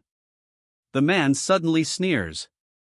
He sensed the giant worm, which is 35 meters long and lives underground. The worm is pink with many sharp teeth and 2 black horns on both sides of its mouth. He is hunting it because it wreaked havoc on a human settlement. He is turning into a giant as he walks. His red stick is also getting bigger. He stopped getting taller when he became 50 meters tall. Everything he wears grows at the same time that his height is getting bigger. The giant being is Yusin, a demigod that specializes in body cultivation with aura. His power to turn into a giant is a power he inherited from a god. He is the guild leader of the Rui Guild. He noticed a guild member flying toward him. Leader, there is urgent news from the Philippines. In Italy, inside a guild headquarters that looks like a cathedral, a beautiful lady with golden hair is sitting cross-legged while meditating in a hall. The hall is white with silver patterns. The lady is wearing a white robe with a hood. Threads of golden light are rotating and gathering toward her. She is Saint Annalyn of the Light Guild, an 8th circle light magician. She opened her blue eyes as she hears footsteps. No one would disturb her unless something urgent happened. A girl who is also wearing a white robe with a hood entered the hall and reported what happened in the Philippines. Saint Annalyn grips her fists. She, Yusin, and David have the same thought. The other demigods and 8th circle magicians are not on Earth, but they will probably have the same thought. Invasion has already begun.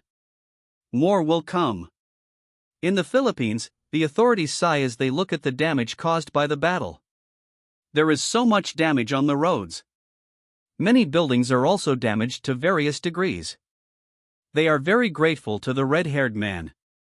They heard the devastating attacks of the ogre, and the consequences are severe if the buildings around them are hit by the ogre's attacks. No one died from the orcs, but some unfortunately died due to accidents caused by panic. In a private residence, within a courtyard, the head of the Sun family is moving his whole body in a rhythmic pattern. His body is clad with a compact aura, and a fire dragon is moving along with his movements. He is wearing an orange robe with fire patterns, black pants, and black shoes. His hair is red and quite long. He heard frantic steps.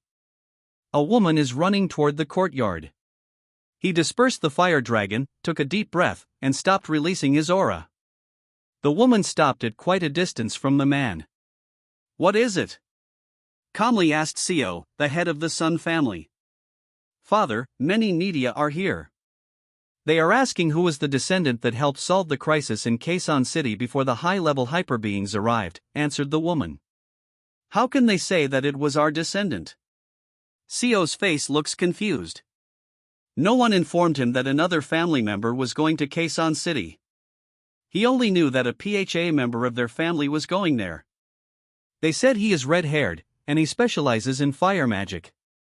"Do we have family members near that place?" asked Seo with a frown. "We don't know, but some of them are currently outside. There is a chance that it really is a member of our family." "Father, what should I tell the media?" asked the woman. Seo thinks for a while, then he smiles. "We won't directly acknowledge it. Someone might want to use us as a shield, but it doesn't matter as long as it doesn't damage our reputation," said Seo. "I understand, father," said the woman. Seo looks in the direction of Quezon City. "I hope it really is our descendant.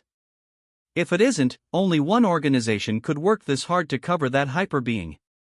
There is only one reason for them to go that far, and I am looking forward to seeing how strong he becomes when he is ready to surface and be seen by the world. Co has bigger smiles as he thinks of this.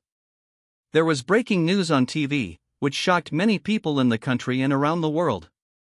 An immediate world's burst. It's the first time that it happened. The government sealed the information that intelligent beings came out of the world's burst. It will cause worldwide panic if the citizens know.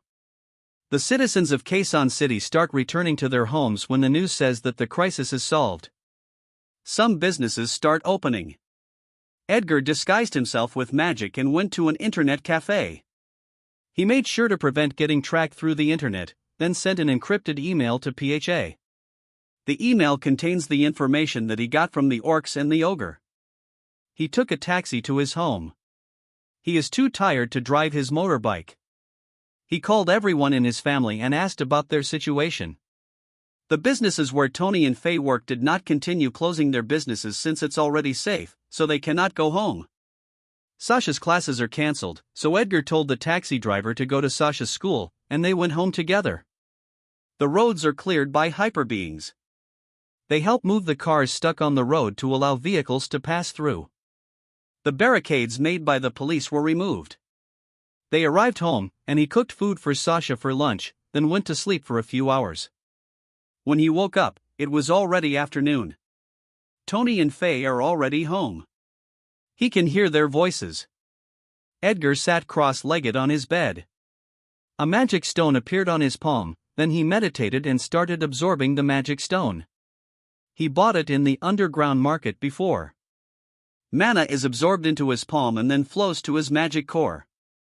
He repeated it a few times. The blue magic stones turned into white crystals. Edgar looks at the additional golden runes in his sea of consciousness. He activated the skill, and then a black hole formed in his right palm. His mana is rapidly declining. It consumes too much mana, and it takes time to completely form it.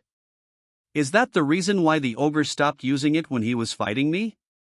When it swallowed the two hyperbeings, only the clothes and armor were spit out. This skill probably absorbs the flesh of beings. Magic beasts have so much flesh, I don't have to resort to absorbing human flesh, which might even affect my mind, Edgar thought. Edgar looks at the black hole in his palm.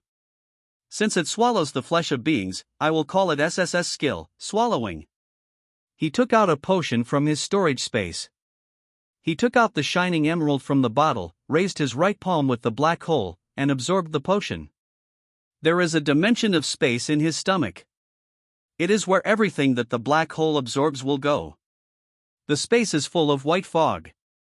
When the potion appeared in the space, white fog surrounded it and quickly turned into dust. Edgar did not feel anything. He took out the dust from the space through the black hole and burned it into nothingness. Is it only applicable to the flesh of beings? I should buy the flesh of magic beasts tomorrow, murmured Edgar. In the evening, all the contents of the news are about the incident in Quezon City. The Rios family watches the news together. Edgar smiles as he watches the news that a descendant of the Sun family solved the crisis. PHA and the hyperbeings that I saved probably made an agreement to keep my information confidential, thought Edgar. In the morning, he bought the flesh of a magic beast and experimented with his swallowing skills. Edgar is standing at the center of his underground training hall. There is the flesh of a magic beast below his feet. He stretched his right hand toward the flesh. A black hole is forming, and the pulling force is getting stronger as it gets bigger. When it completely formed, the flesh flew toward the black hole. The flesh went to space and quickly got digested by the white fog. Dust and green fog formed from the flesh. Edgar removed the dust from the space. He mobilized the green fog. He has a feeling for how to use it. A black hole appeared in the dimension, and he let the green fog flow into the black hole. The green fog flows from his digestive system to his whole body. This, Edgar is shocked. He is familiar with the feeling. The green fog is an energy that strengthens his body. It is an aura. He knows how much material is needed to strengthen the body in aura cultivation. Various materials are needed to combine in order to create an effective medicine for cultivation, but the skill just needs flesh. The green fog is a concentrated aura that could be used like medicine for cultivation. Its flow from the digestive system is slow. There is a limit to how much green fog can flow out from the dimension. The energy that flows to the digestive system must be consumed first. Can it be accelerated by rhythmic breathing and movement? Edgar asked to himself. He deactivated the swallowing skill, and he performed mystic dragon art. He is shocked that the flow of energy had accelerated. If the enemy really can do this, we have no hope of defeating them, but if their cultivation is really this fast, all worlds should have been invaded, including Earth. A heaven-defying skill like this should have a price to pay. My duplication skill requires me to risk my life to duplicate the powerful skills of powerful beings, said Edgar. His face looks serious. The magic runes of the swallowing skill are different. What if the skill is against the will of the universe and they can't mobilize life energy in the air? They cannot accelerate the flow of energy from the dimension. What about me? Why can I still use life energy in the air? Is it because I don't have black crystal or because I inherited the power of God? Is it because the magic runes are different? Edgar thinks of many possibilities. Edgar raised his right palm and activated the swallowing skill. A black hole formed on his right palm. He stares at the black hole. Whatever the reason, this is a huge advantage to me.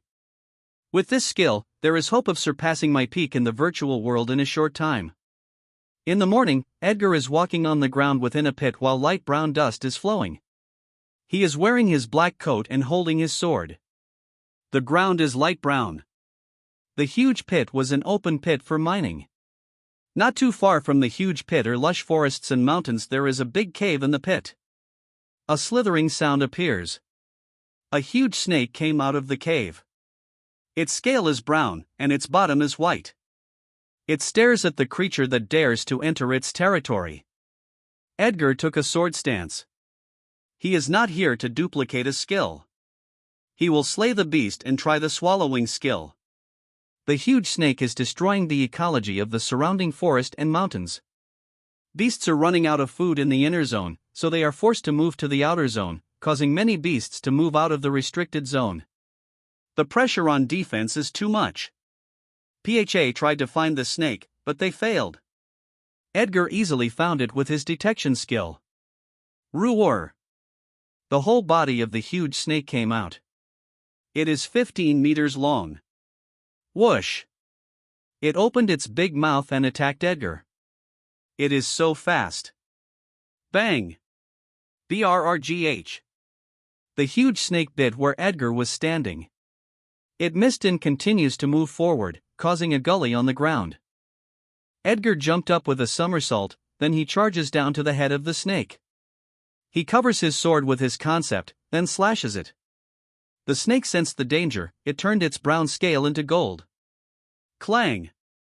The sword seemed to have hit a very hard metal. Edgar landed near the head of the snake. The snake shakes its head and body. Edgar jumped up, then the snake opened its mouth and bit him in mid-air. Edgar stepped on earth, then he moves forward.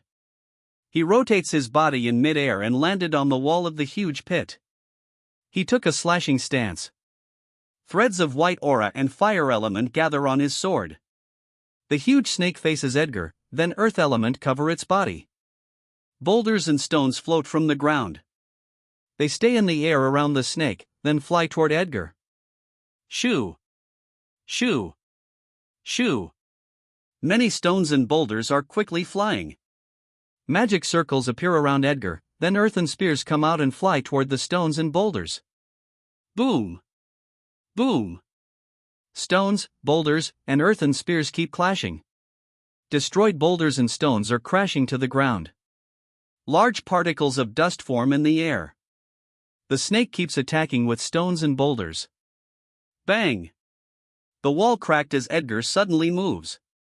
He swiftly dodges the stones and boulders while flying toward the snake. The king's sword is forming. Bang! Bang! The stones and boulders that missed Edgar hit the wall of the pit, causing huge amounts of dust and soil to erode from the wall. The snake combines the stones and boulders together. A huge boulder appears, then it flies to Edgar. Threads of white aura are rotating on the king's sword. Edgar holds it with his hands, then he slashed it to the huge boulder. Bang! A white aura blade cut the boulder. The boulder is separated into top and bottom. The aura blade continues to fly. The snake sensed the danger earlier. It was able to move its upper body to the side, but it was still hit and got a big wound below its head. The snake screams. Edgar stepped on earth and jumped up. He accelerated from the air as threads of white aura rotate on his sword, then he landed on top of the huge boulder. Boom! He charges toward the wailing snake. The snake saw Edgar moving toward it. Many stones and boulders from the ground rapidly flew into the air. Whang! The snake's head separated from its body.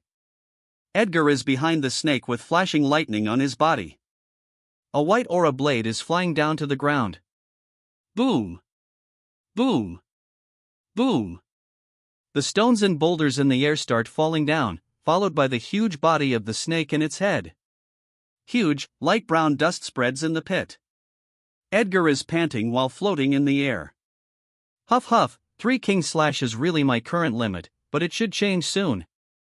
With the swallowing skill, my aura cultivation should progress a lot faster than my estimate before, thought Edgar as he disperses his king's sword. He moved down toward the huge corpse, then stretched his left arm and activated the swallowing skill. A black hole swallowed the beasts. The huge corpse appears in the dimension, then the white fog surrounds it and quickly gets digested. The huge corpse turned into a lot of green fog and dust. Edgar removes the dust from the dimension, then manipulates the green fog to form a green sphere in the dimension. It should be enough for my aura cultivation for quite some time, murmured Edgar. Edgar went home. He entered his underground training hall.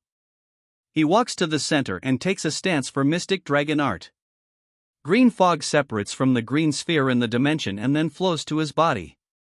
Mystic dragon art. Edgar moves and breathes with rhythm. He keeps moving until his body is saturated with aura. He raised his hands and grips his fists. If I were to rely on mystic dragon art alone, it would take a lot longer to strengthen my body. I can't forcefully add more aura to my body or else I will be destroyed. It takes time for my body to adjust, become stronger, and increase in capacity to keep more aura. The stronger my body, the stronger my mind, and then I can form more magic circles on my core. I should be able to gain power that can fight back even if more powerful invaders appear, thought Edgar. He took a deep breath and took a fist stance. He jumped up and put more aura to his right foot, then he made a side kick. More aura flows to his right fist. Boom! He accelerated from the air and punched the ground. He moves and keeps performing martial arts while using his aura. Consuming aura quite helps in accelerating the body to become stronger and increase the capacity to keep aura. Inside the headquarters of PHA, within the room of the president's office, Owen is talking to the president, Veal Laska, a peak 3rd level aura master in 7th circle phoneme alphabet equals IPAPH equals wind wine / phoneme magician. Veal has short mint hair, and he is wearing a black coat, white sleeves, and black pants. We haven't found him yet. It seems he does not want to meet us yet, but he is someone who is willing to help once a crisis occurs. The intelligence that we got probably came from him. We know that there is a threat outside of Earth, but the 8th circle did not specifically say what it is. Now we know that they are called Alkers, the force behind the invasions of various worlds. The intelligence even said that there is a soul crystal that gives their minions a power that can swallow beings.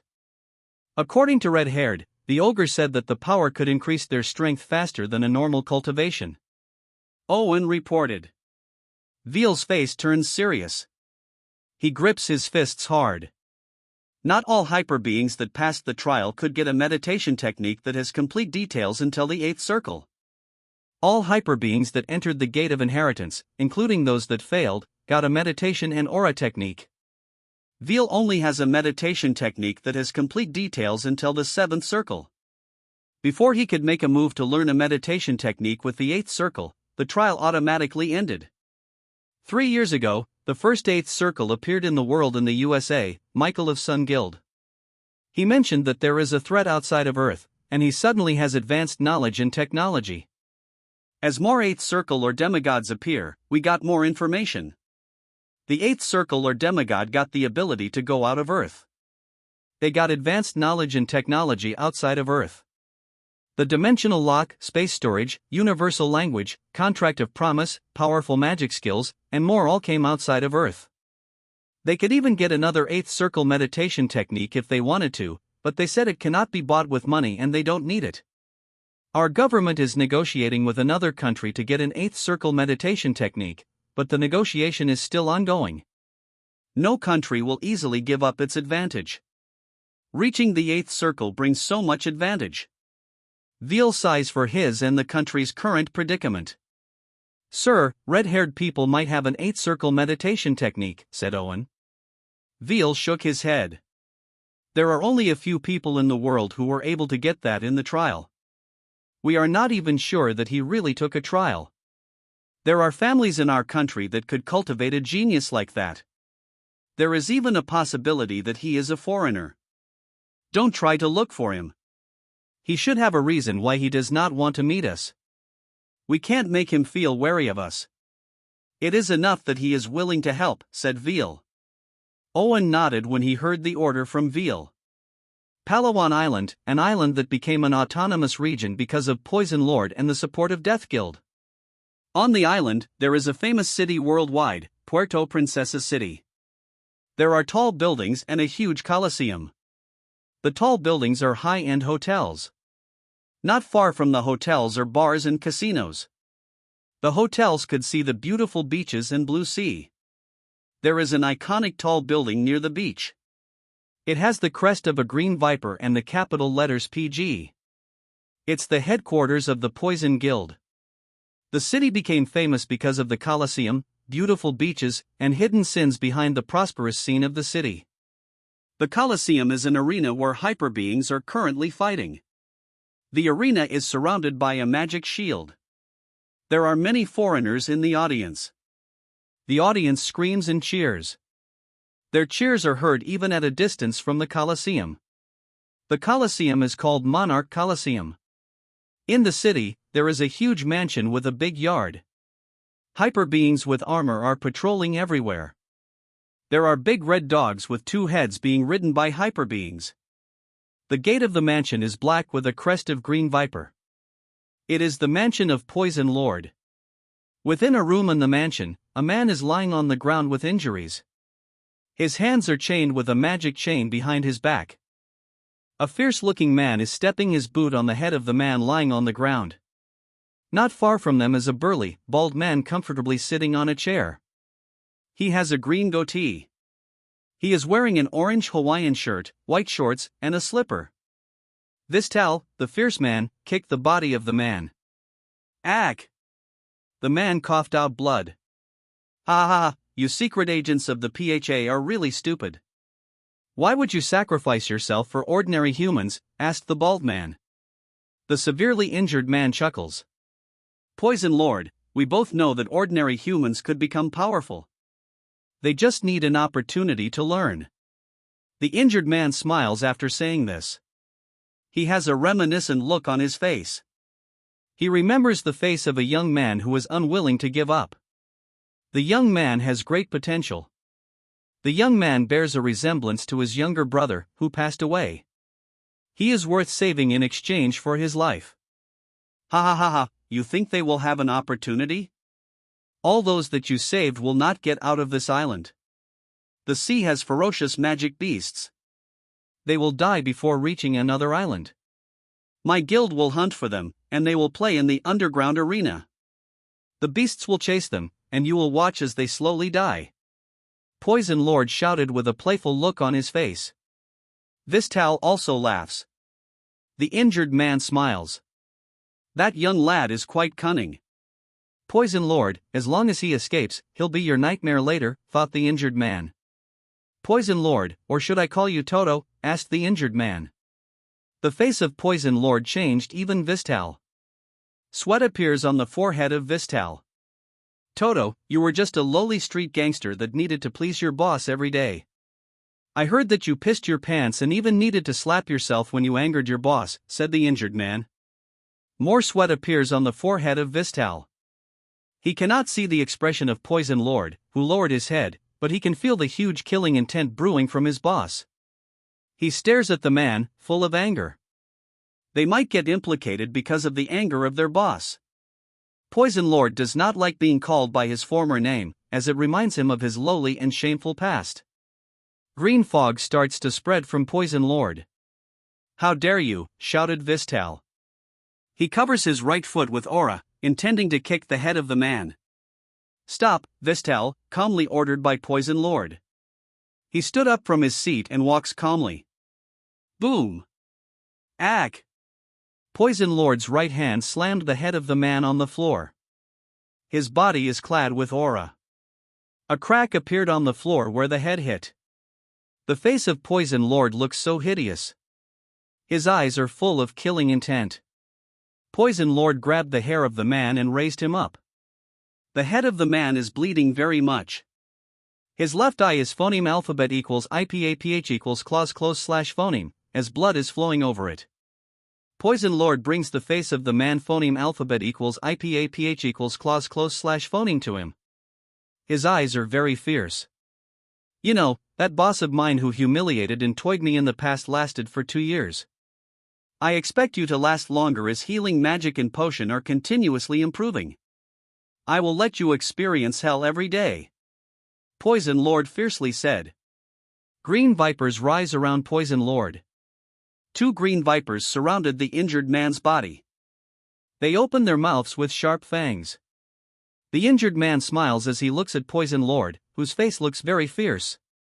The poison that he took started working on his heart. Poison Lord becomes more angry as he sees the injured man smiling. The vipers squeeze the body of the man. A sound of breaking bones appears. Oswald, take care, last thought of the man. His heart stopped beating. The luster in his eyes disappeared. In a restricted area on Palawan Island, a young man is hiding himself under the dried leaves. He suddenly felt something, and he couldn't help but look in the direction of Puerto Princesa City with worry. Mr. Simon, please hold on. I will look for help to save you. I will keep my promise. I will gain enough strength to smash that Poison Lord into pieces, thought Oswald. Poison Lord stares blankly at the body of Simon. He's dead? Poison Lord asked blankly. His face suddenly filled with so much anger. Bang! He releases a lot of aura. Green vipers, demons, and ferocious creatures are flying everywhere. Green fog increases in the room. There are strong blows of phoneme alphabet equals IPAPH equals win-win slash phoneme blowing away the tables and chairs. Vistal immediately took an antidote. His face is full of sweat. Why the fuck is he dead? Why? Poison Lord smashed the head to the floor, then he repeatedly kicked it. His anger did not subside. He looked at Vistal and gave an order. Look for the people that escaped. Let them bear my anger in place of this piece of shit. Let them taste the anger of Poison Lord. Within a forest, Edgar is looking for a magic beast. He is surrounded by tall trees with hanging vines. There are big mushrooms and plants nearby. There are some large insects flying. Some of them are being swallowed by carnivorous plants. Edgar activated his skill. Life detection. The beasts, objects, and plants are seen by Edgar. He put special attention on a small monkey that is currently eating. Edgar smiled when he saw it. I finally found you, monkey. He quickly moves toward the monkey. He is nimbly avoiding the obstacles as he runs toward the area. After running for a while, he reached the area. He cloaked himself with magic and only released a weak aura. He jumped up a few times until he landed on a branch of a tall tree. He can clearly see the monkey. It is a 2-foot golden monkey. It is eating a rare golden fruit. How can Tier 2 eat a rare fruit? That kind of fruit is definitely guarded by Tier 3, murmured Edgar to himself. He took out his sword from the storage space. He put more aura on his feet, then he jumped toward the monkey. The monkey is startled that a weak creature is jumping toward it. It felt irritated as it did not finish the fruit. It stretched its right arm above it. Its arm suddenly became bigger, and then it broke a big twig of a branch. It stood up while still eating the fruit, then threw the sharp twig to Edgar. Whoosh! The big twig is flying to Edgar. Edgar jumped and rotated in mid-air. A magic circle formed on the hilt of the sword. A lightning blade flew toward the monkey. The monkey is shocked. It quickly jumped on another branch of the tree. It was not able to hold the fruit as it was bigger than its left hand. Crunch! The branch where the monkey was standing is cut. The monkey looks anxious as it sees the falling golden fruit. It wants to jump toward the fruit, but Edgar's second lightning blade is faster. Crunch! The whole fruit is destroyed. Edgar looks at the destroyed fruit with a smile, then stares at the shocked face of the monkey. Monkey, show me your skill. I will make it up to you later after I duplicate it, thought Edgar. The monkey's face looks blank. It has to risk its life just to get it. It was eating it slowly to enjoy it. It only had a few bites. Now it's gone.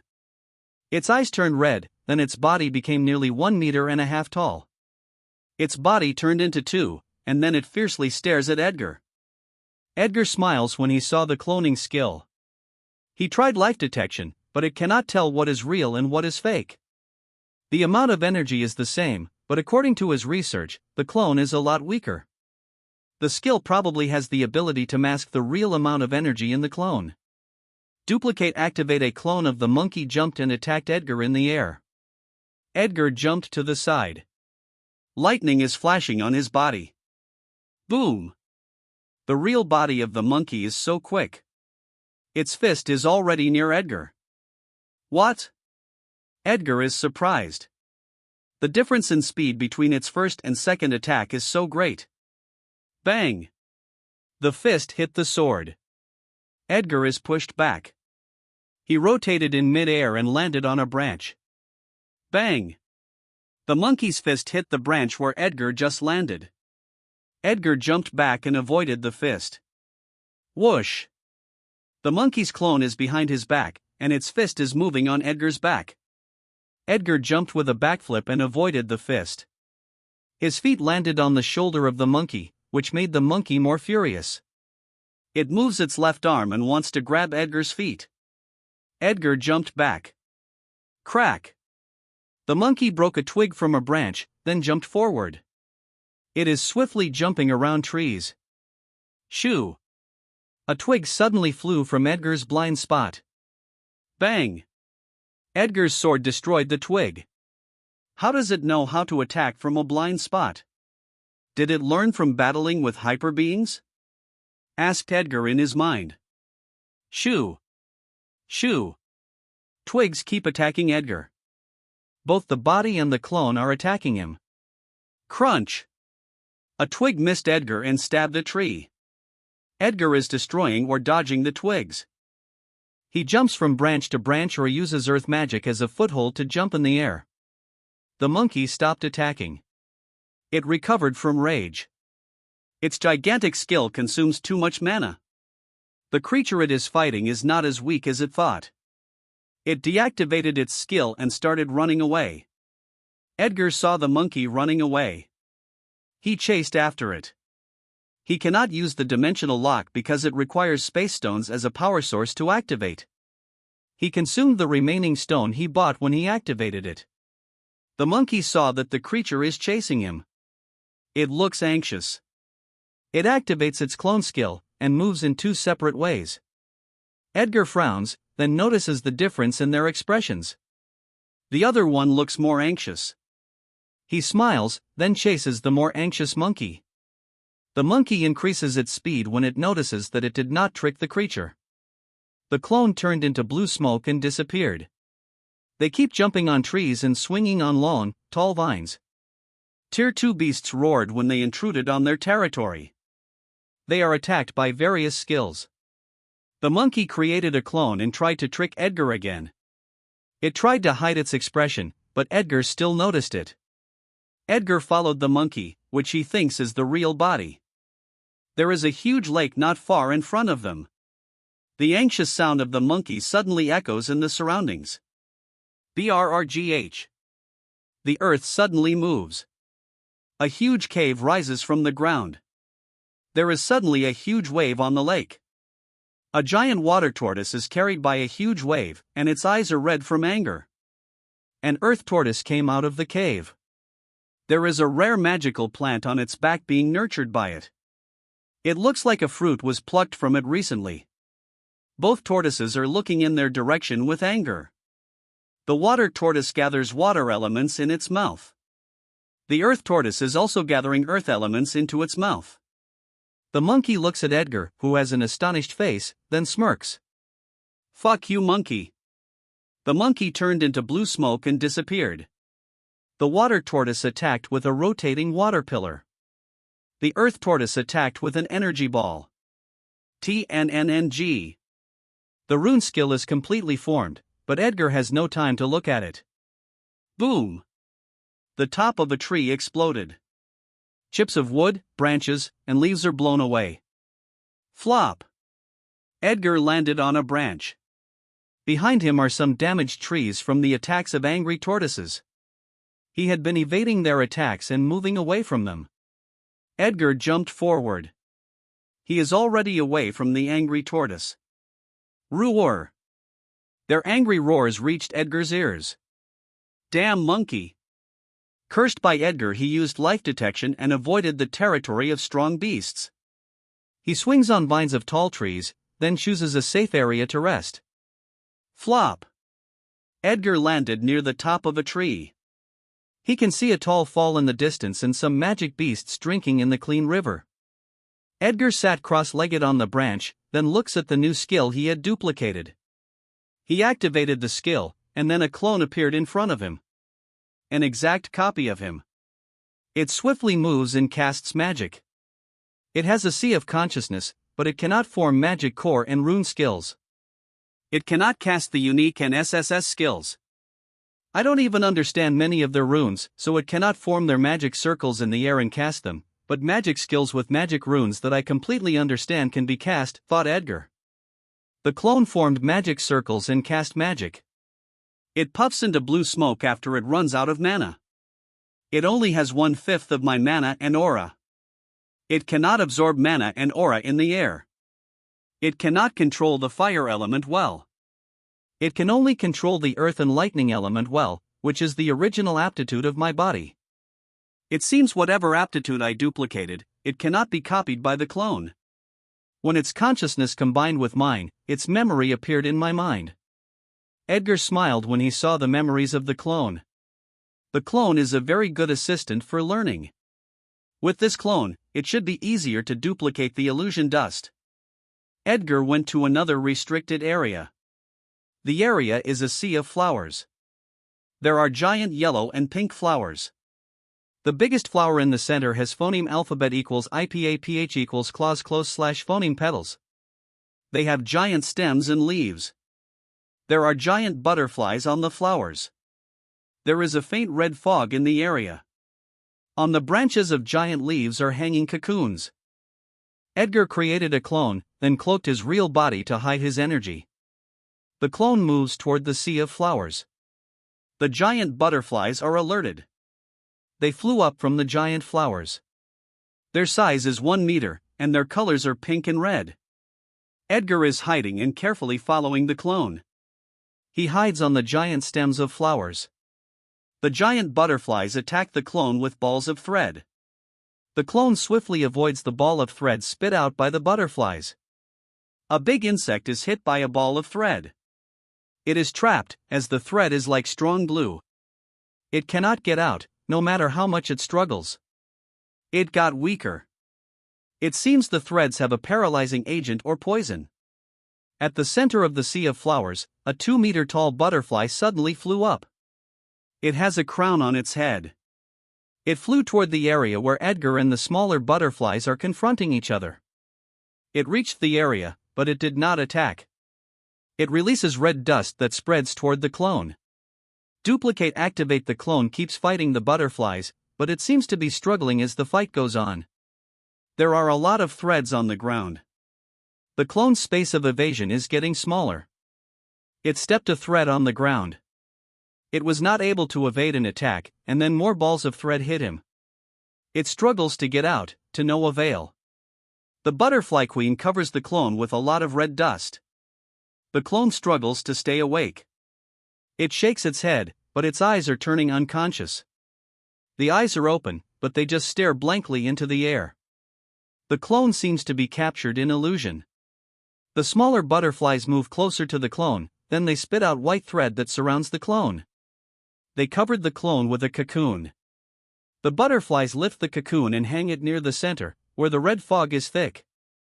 Their queen is releasing red dust regularly to keep the captured beings in illusion. The queen flew to a cocoon, then stabbed its sharp arm. The beasts trapped in the cocoon did not struggle. The big cocoon is getting smaller. The queen finished absorbing the beast, then cut the thread that attached the cocoon to the branch. The cocoon fell to the ground, and the beast inside looks like it is mummified. The butterflies lifted the fallen cocoon and threw it somewhere else. There are many skeletons where they threw the cocoon. TNNNG. The rune is completed. Edgar is relieved. He moves away first. If he deactivates the clone, the queen will definitely notice it. After moving away, he deactivates the clone. He wants to know how the illusion works. Puff. The clone puffs into blue smoke. The queen noticed it. It immediately flew to the clone and stabbed it. No one is there. It squeaks out of anger, and the smaller butterflies are trembling. Ack! The memory of the clone entered Edgar's mind. The first memory is full of horror. His whole family is killed in front of him, but it was not too effective for the clone, so the queen resorts to blissful illusion. The second memory is of blissful life with Elena, his family on Earth, and his whole family in Aurora World. Sweats appear on Edgar's forehead. The illusion dust is more dangerous than I thought. But is that effective against hyper-being with a golden core? How about my sword heart? Can it protect my consciousness from illusion? Should I apply illusion to myself? I should experiment at home where it is safe. Edgar thought. Edgar went home and went directly to his underground training hall. Illusion dust to red dust appeared around Edgar. The red dust gets thicker, but nothing happens to him. It could be because of the golden core, sword heart, or my duplication of the aptitude of the butterfly queen, which made me immune to illusion dust. Edgar murmured. He created a clone, then applied an illusion. The clone did not struggle. Edgar created an illusion of white space. The clone looks at his arms. He casts magic, and it works. It's just an experiment, but it really works. A virtual world for training. Another figure of Edgar appears in the white space. He observes the surroundings and the clone, who is casting magic and performing martial skills. It's amazing. All magic and martial skills that I know can be used here. If I were to create trees and buildings, it would be difficult to maintain the illusion. This illusion space I created is like a program for magic and martial skills. There is not enough space on the program for additional details like trees or backgrounds other than the white space. With this magic, it will be easier to train hidden dragon guards. Thought Edgar. Edgar touches his chin as he starts thinking. Something is brewing in his mind. I cannot touch the poison guild yet, but there are pests that I can start eradicating now with this skill. Edgar crossed his hands as he thought of his plan. The original skill could only stimulate the horror or bliss of the target, which might sometimes not contain significant intelligence. I should create an illusion space of fire as I am very familiar with it to force intelligence out of enemies. I was planning to clean the pests when I established the hidden dragon guard as I lack intelligence and also as a form of their training, but I could start it now with this skill. It will also help me test the illusion dust and develop the illusion space. He went out of the illusion space and looked at the time. According to his estimate, 1 day in the illusion space is 1 hour in the real world. Amazing, this skill will really be of great help to my plans. The only problem is my mana. I cannot even continuously cast it for 1 hour. I should find a way to store the illusion dust. I will think of that later. I still have something to do tonight. He took out the materials, then smithied armor, a cape, and a mask. He left a clone in his room to guard his family, then he went out of his room. His family is already asleep. He went to the balcony on the 2nd floor. He changed his outfit to a black coat as the cape that he smith does not have the ability to fly yet due to a lack of materials. He floats, then flies in the air. After flying for a period of time, he reached his target city. He used life detection, then flew toward his target area. In an inconspicuous restaurant, there are guards with tattoos and wearing suits. Below the restaurant, in a hidden underground room, a middle-aged man is lying on the ground, severely injured. Beside him are his 2 crying daughters. Not far from them are 2 guards wearing suits and a fat man. Edgar flies down to the restaurant as he crosses his arms and moves his knee closer to his body. A magic circle appears in the air. As he passes through the magic circle, his mask turned gray with a dragon mark on both sides. His hair turned into his original white hair, then a colored black and gray armor appears on his body. Magic circles formed on his hands. They moved up and formed 4 lightning daggers in each hand, then he released his aura. He steps on earth in the air. Boom! He charges down toward the restaurant. Edgar flies down to the restaurant as he crosses his arms and moves his knee closer to his body. A magic circle appears in the air. As he passes through the magic circle, his mask turned gray with a dragon mark on both sides. His hair turned into his original white hair, then a colored black and gray armor appears on his body. Magic circles formed on his hands. They moved up and formed 4 lightning daggers in each hand, then he released his aura. He steps on earth in the air. Boom! He charges down toward the restaurant. The guards below are startled. They noticed Edgar in the air. They want to pull out their guns, but Edgar suddenly threw the lightning daggers in his hands. Ah! The guards scream. The others were not able to scream. They are dead. There are lightning daggers on their foreheads. 2 guards were able to block the daggers with their hands, but their palms were penetrated. Edgar rotates his body in midair. He landed on the ground, then a magic circle appears on his feet. Sound blockade, a white shield rises and gets bigger. It covers the whole restaurant and the street in front of it, where Edgar and the guards are standing. The guards pulled out their guns with their left hand. Their right hands are bleeding. Their faces are filled with fear as they aim their gun at Edgar. W. Who are you? D. Did the PHA not inform you? It is against hyperbeing to harm ordinary humans, shouted the guard. Some guards went out of the restaurant and are shocked by what is happening outside.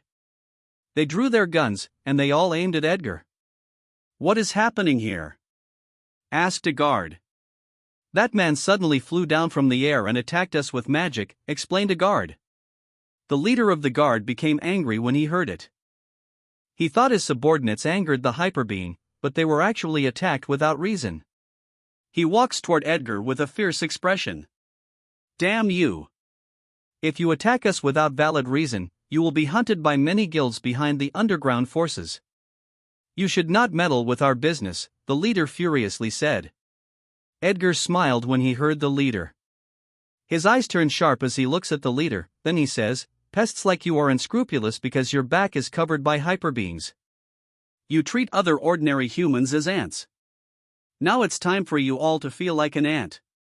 The leader stepped back when Edgar's eyes turned sharp. Sweat appears on his face. Fire! Shouted the leader as he runs to the back. He also pulled out his gun and frantically fired. Bang! Bang! Bang! Many handguns are firing toward Edgar. The bullets are bouncing as they hit his aura. The fear on the faces of guards is getting higher. The leader stopped firing and took out his phone. Edgar caught a bullet and flicked his finger. The bullet flew toward the phone. Bang! The phone is destroyed. Lightning flashes on Edgar's body. Let me give you the experience of terror that your victims have experienced. Whoosh! Edgar quickly moves around the guards and hits them with punches and kicks. Ah! Screamed the guards. Their bones are broken. Their bodies are being electrocuted. Boom! The leader was kicked. He flew to the door of the restaurant and destroyed the wooden door. His body is convulsing. A while ago, in the underground room, the fat man was laughing. I told you I would take care of your daughters. How dare you try to move them away? Where will I, Pancho, put my face if they escape from my palms? Pancho spits after shouting at the injured man, then looks at the two girls with lecherous eyes. Please, have mercy. You can take all I have. Just don't touch my daughters, begged the middle-aged man while crying. Ha ha ha, old man. Your wealth is nothing to me, but I will accept it together with your daughter. Pancho's laugh is interrupted by a frantic shout. Boss! Boss! A hyperbeing is attacking us. The leader had already warned him, but he still attacked, a guard quickly said. Pancho is shocked, then sneers. Another one trying to be a hero. He looks at the middle-aged man and the two girls, then grins. It looks like you are lucky. I didn't know that a hyperbeing is your acquaintance, said Pancho. Pancho mistaken Edgar for their acquaintance. He turned to his back and moved to the stairs. The hyperbeing is probably here to save them. I will let them go and report that hyperbeing to the guilds. The guilds behind the underground forces will hunt that hyperbeing. Once that hyperbeing is gone, I will meet that family again. Pancho grins as he thinks of this. His face looks hideous, then he laughs, but he does not know that it will be his last laugh. Inside the restaurant, the guard leader is coughing out blood. Illusion dust, red dust covers the guard leader and puts him into an illusion of horror and bliss. He also let him experience hell in the illusion space of fire. Edgar touches his chin as he sees the illusion. He does not know the identity of the hyperbeing behind them. Guilds won't be openly involved with gray areas. They will send a hyperbeing to manage them, but even that person's identity will not be easily known. I should learn how to control the characters in the bliss and horror illusion, as it is too passive to get information, but it might not be easy. The bliss and horror illusions are created from the target's own imagination, the bliss and horror hidden deep in their minds. If I were to interfere, that illusion would be destroyed. I should be able to do it someday. There are many pests that can be put into illusion, Edgar thought.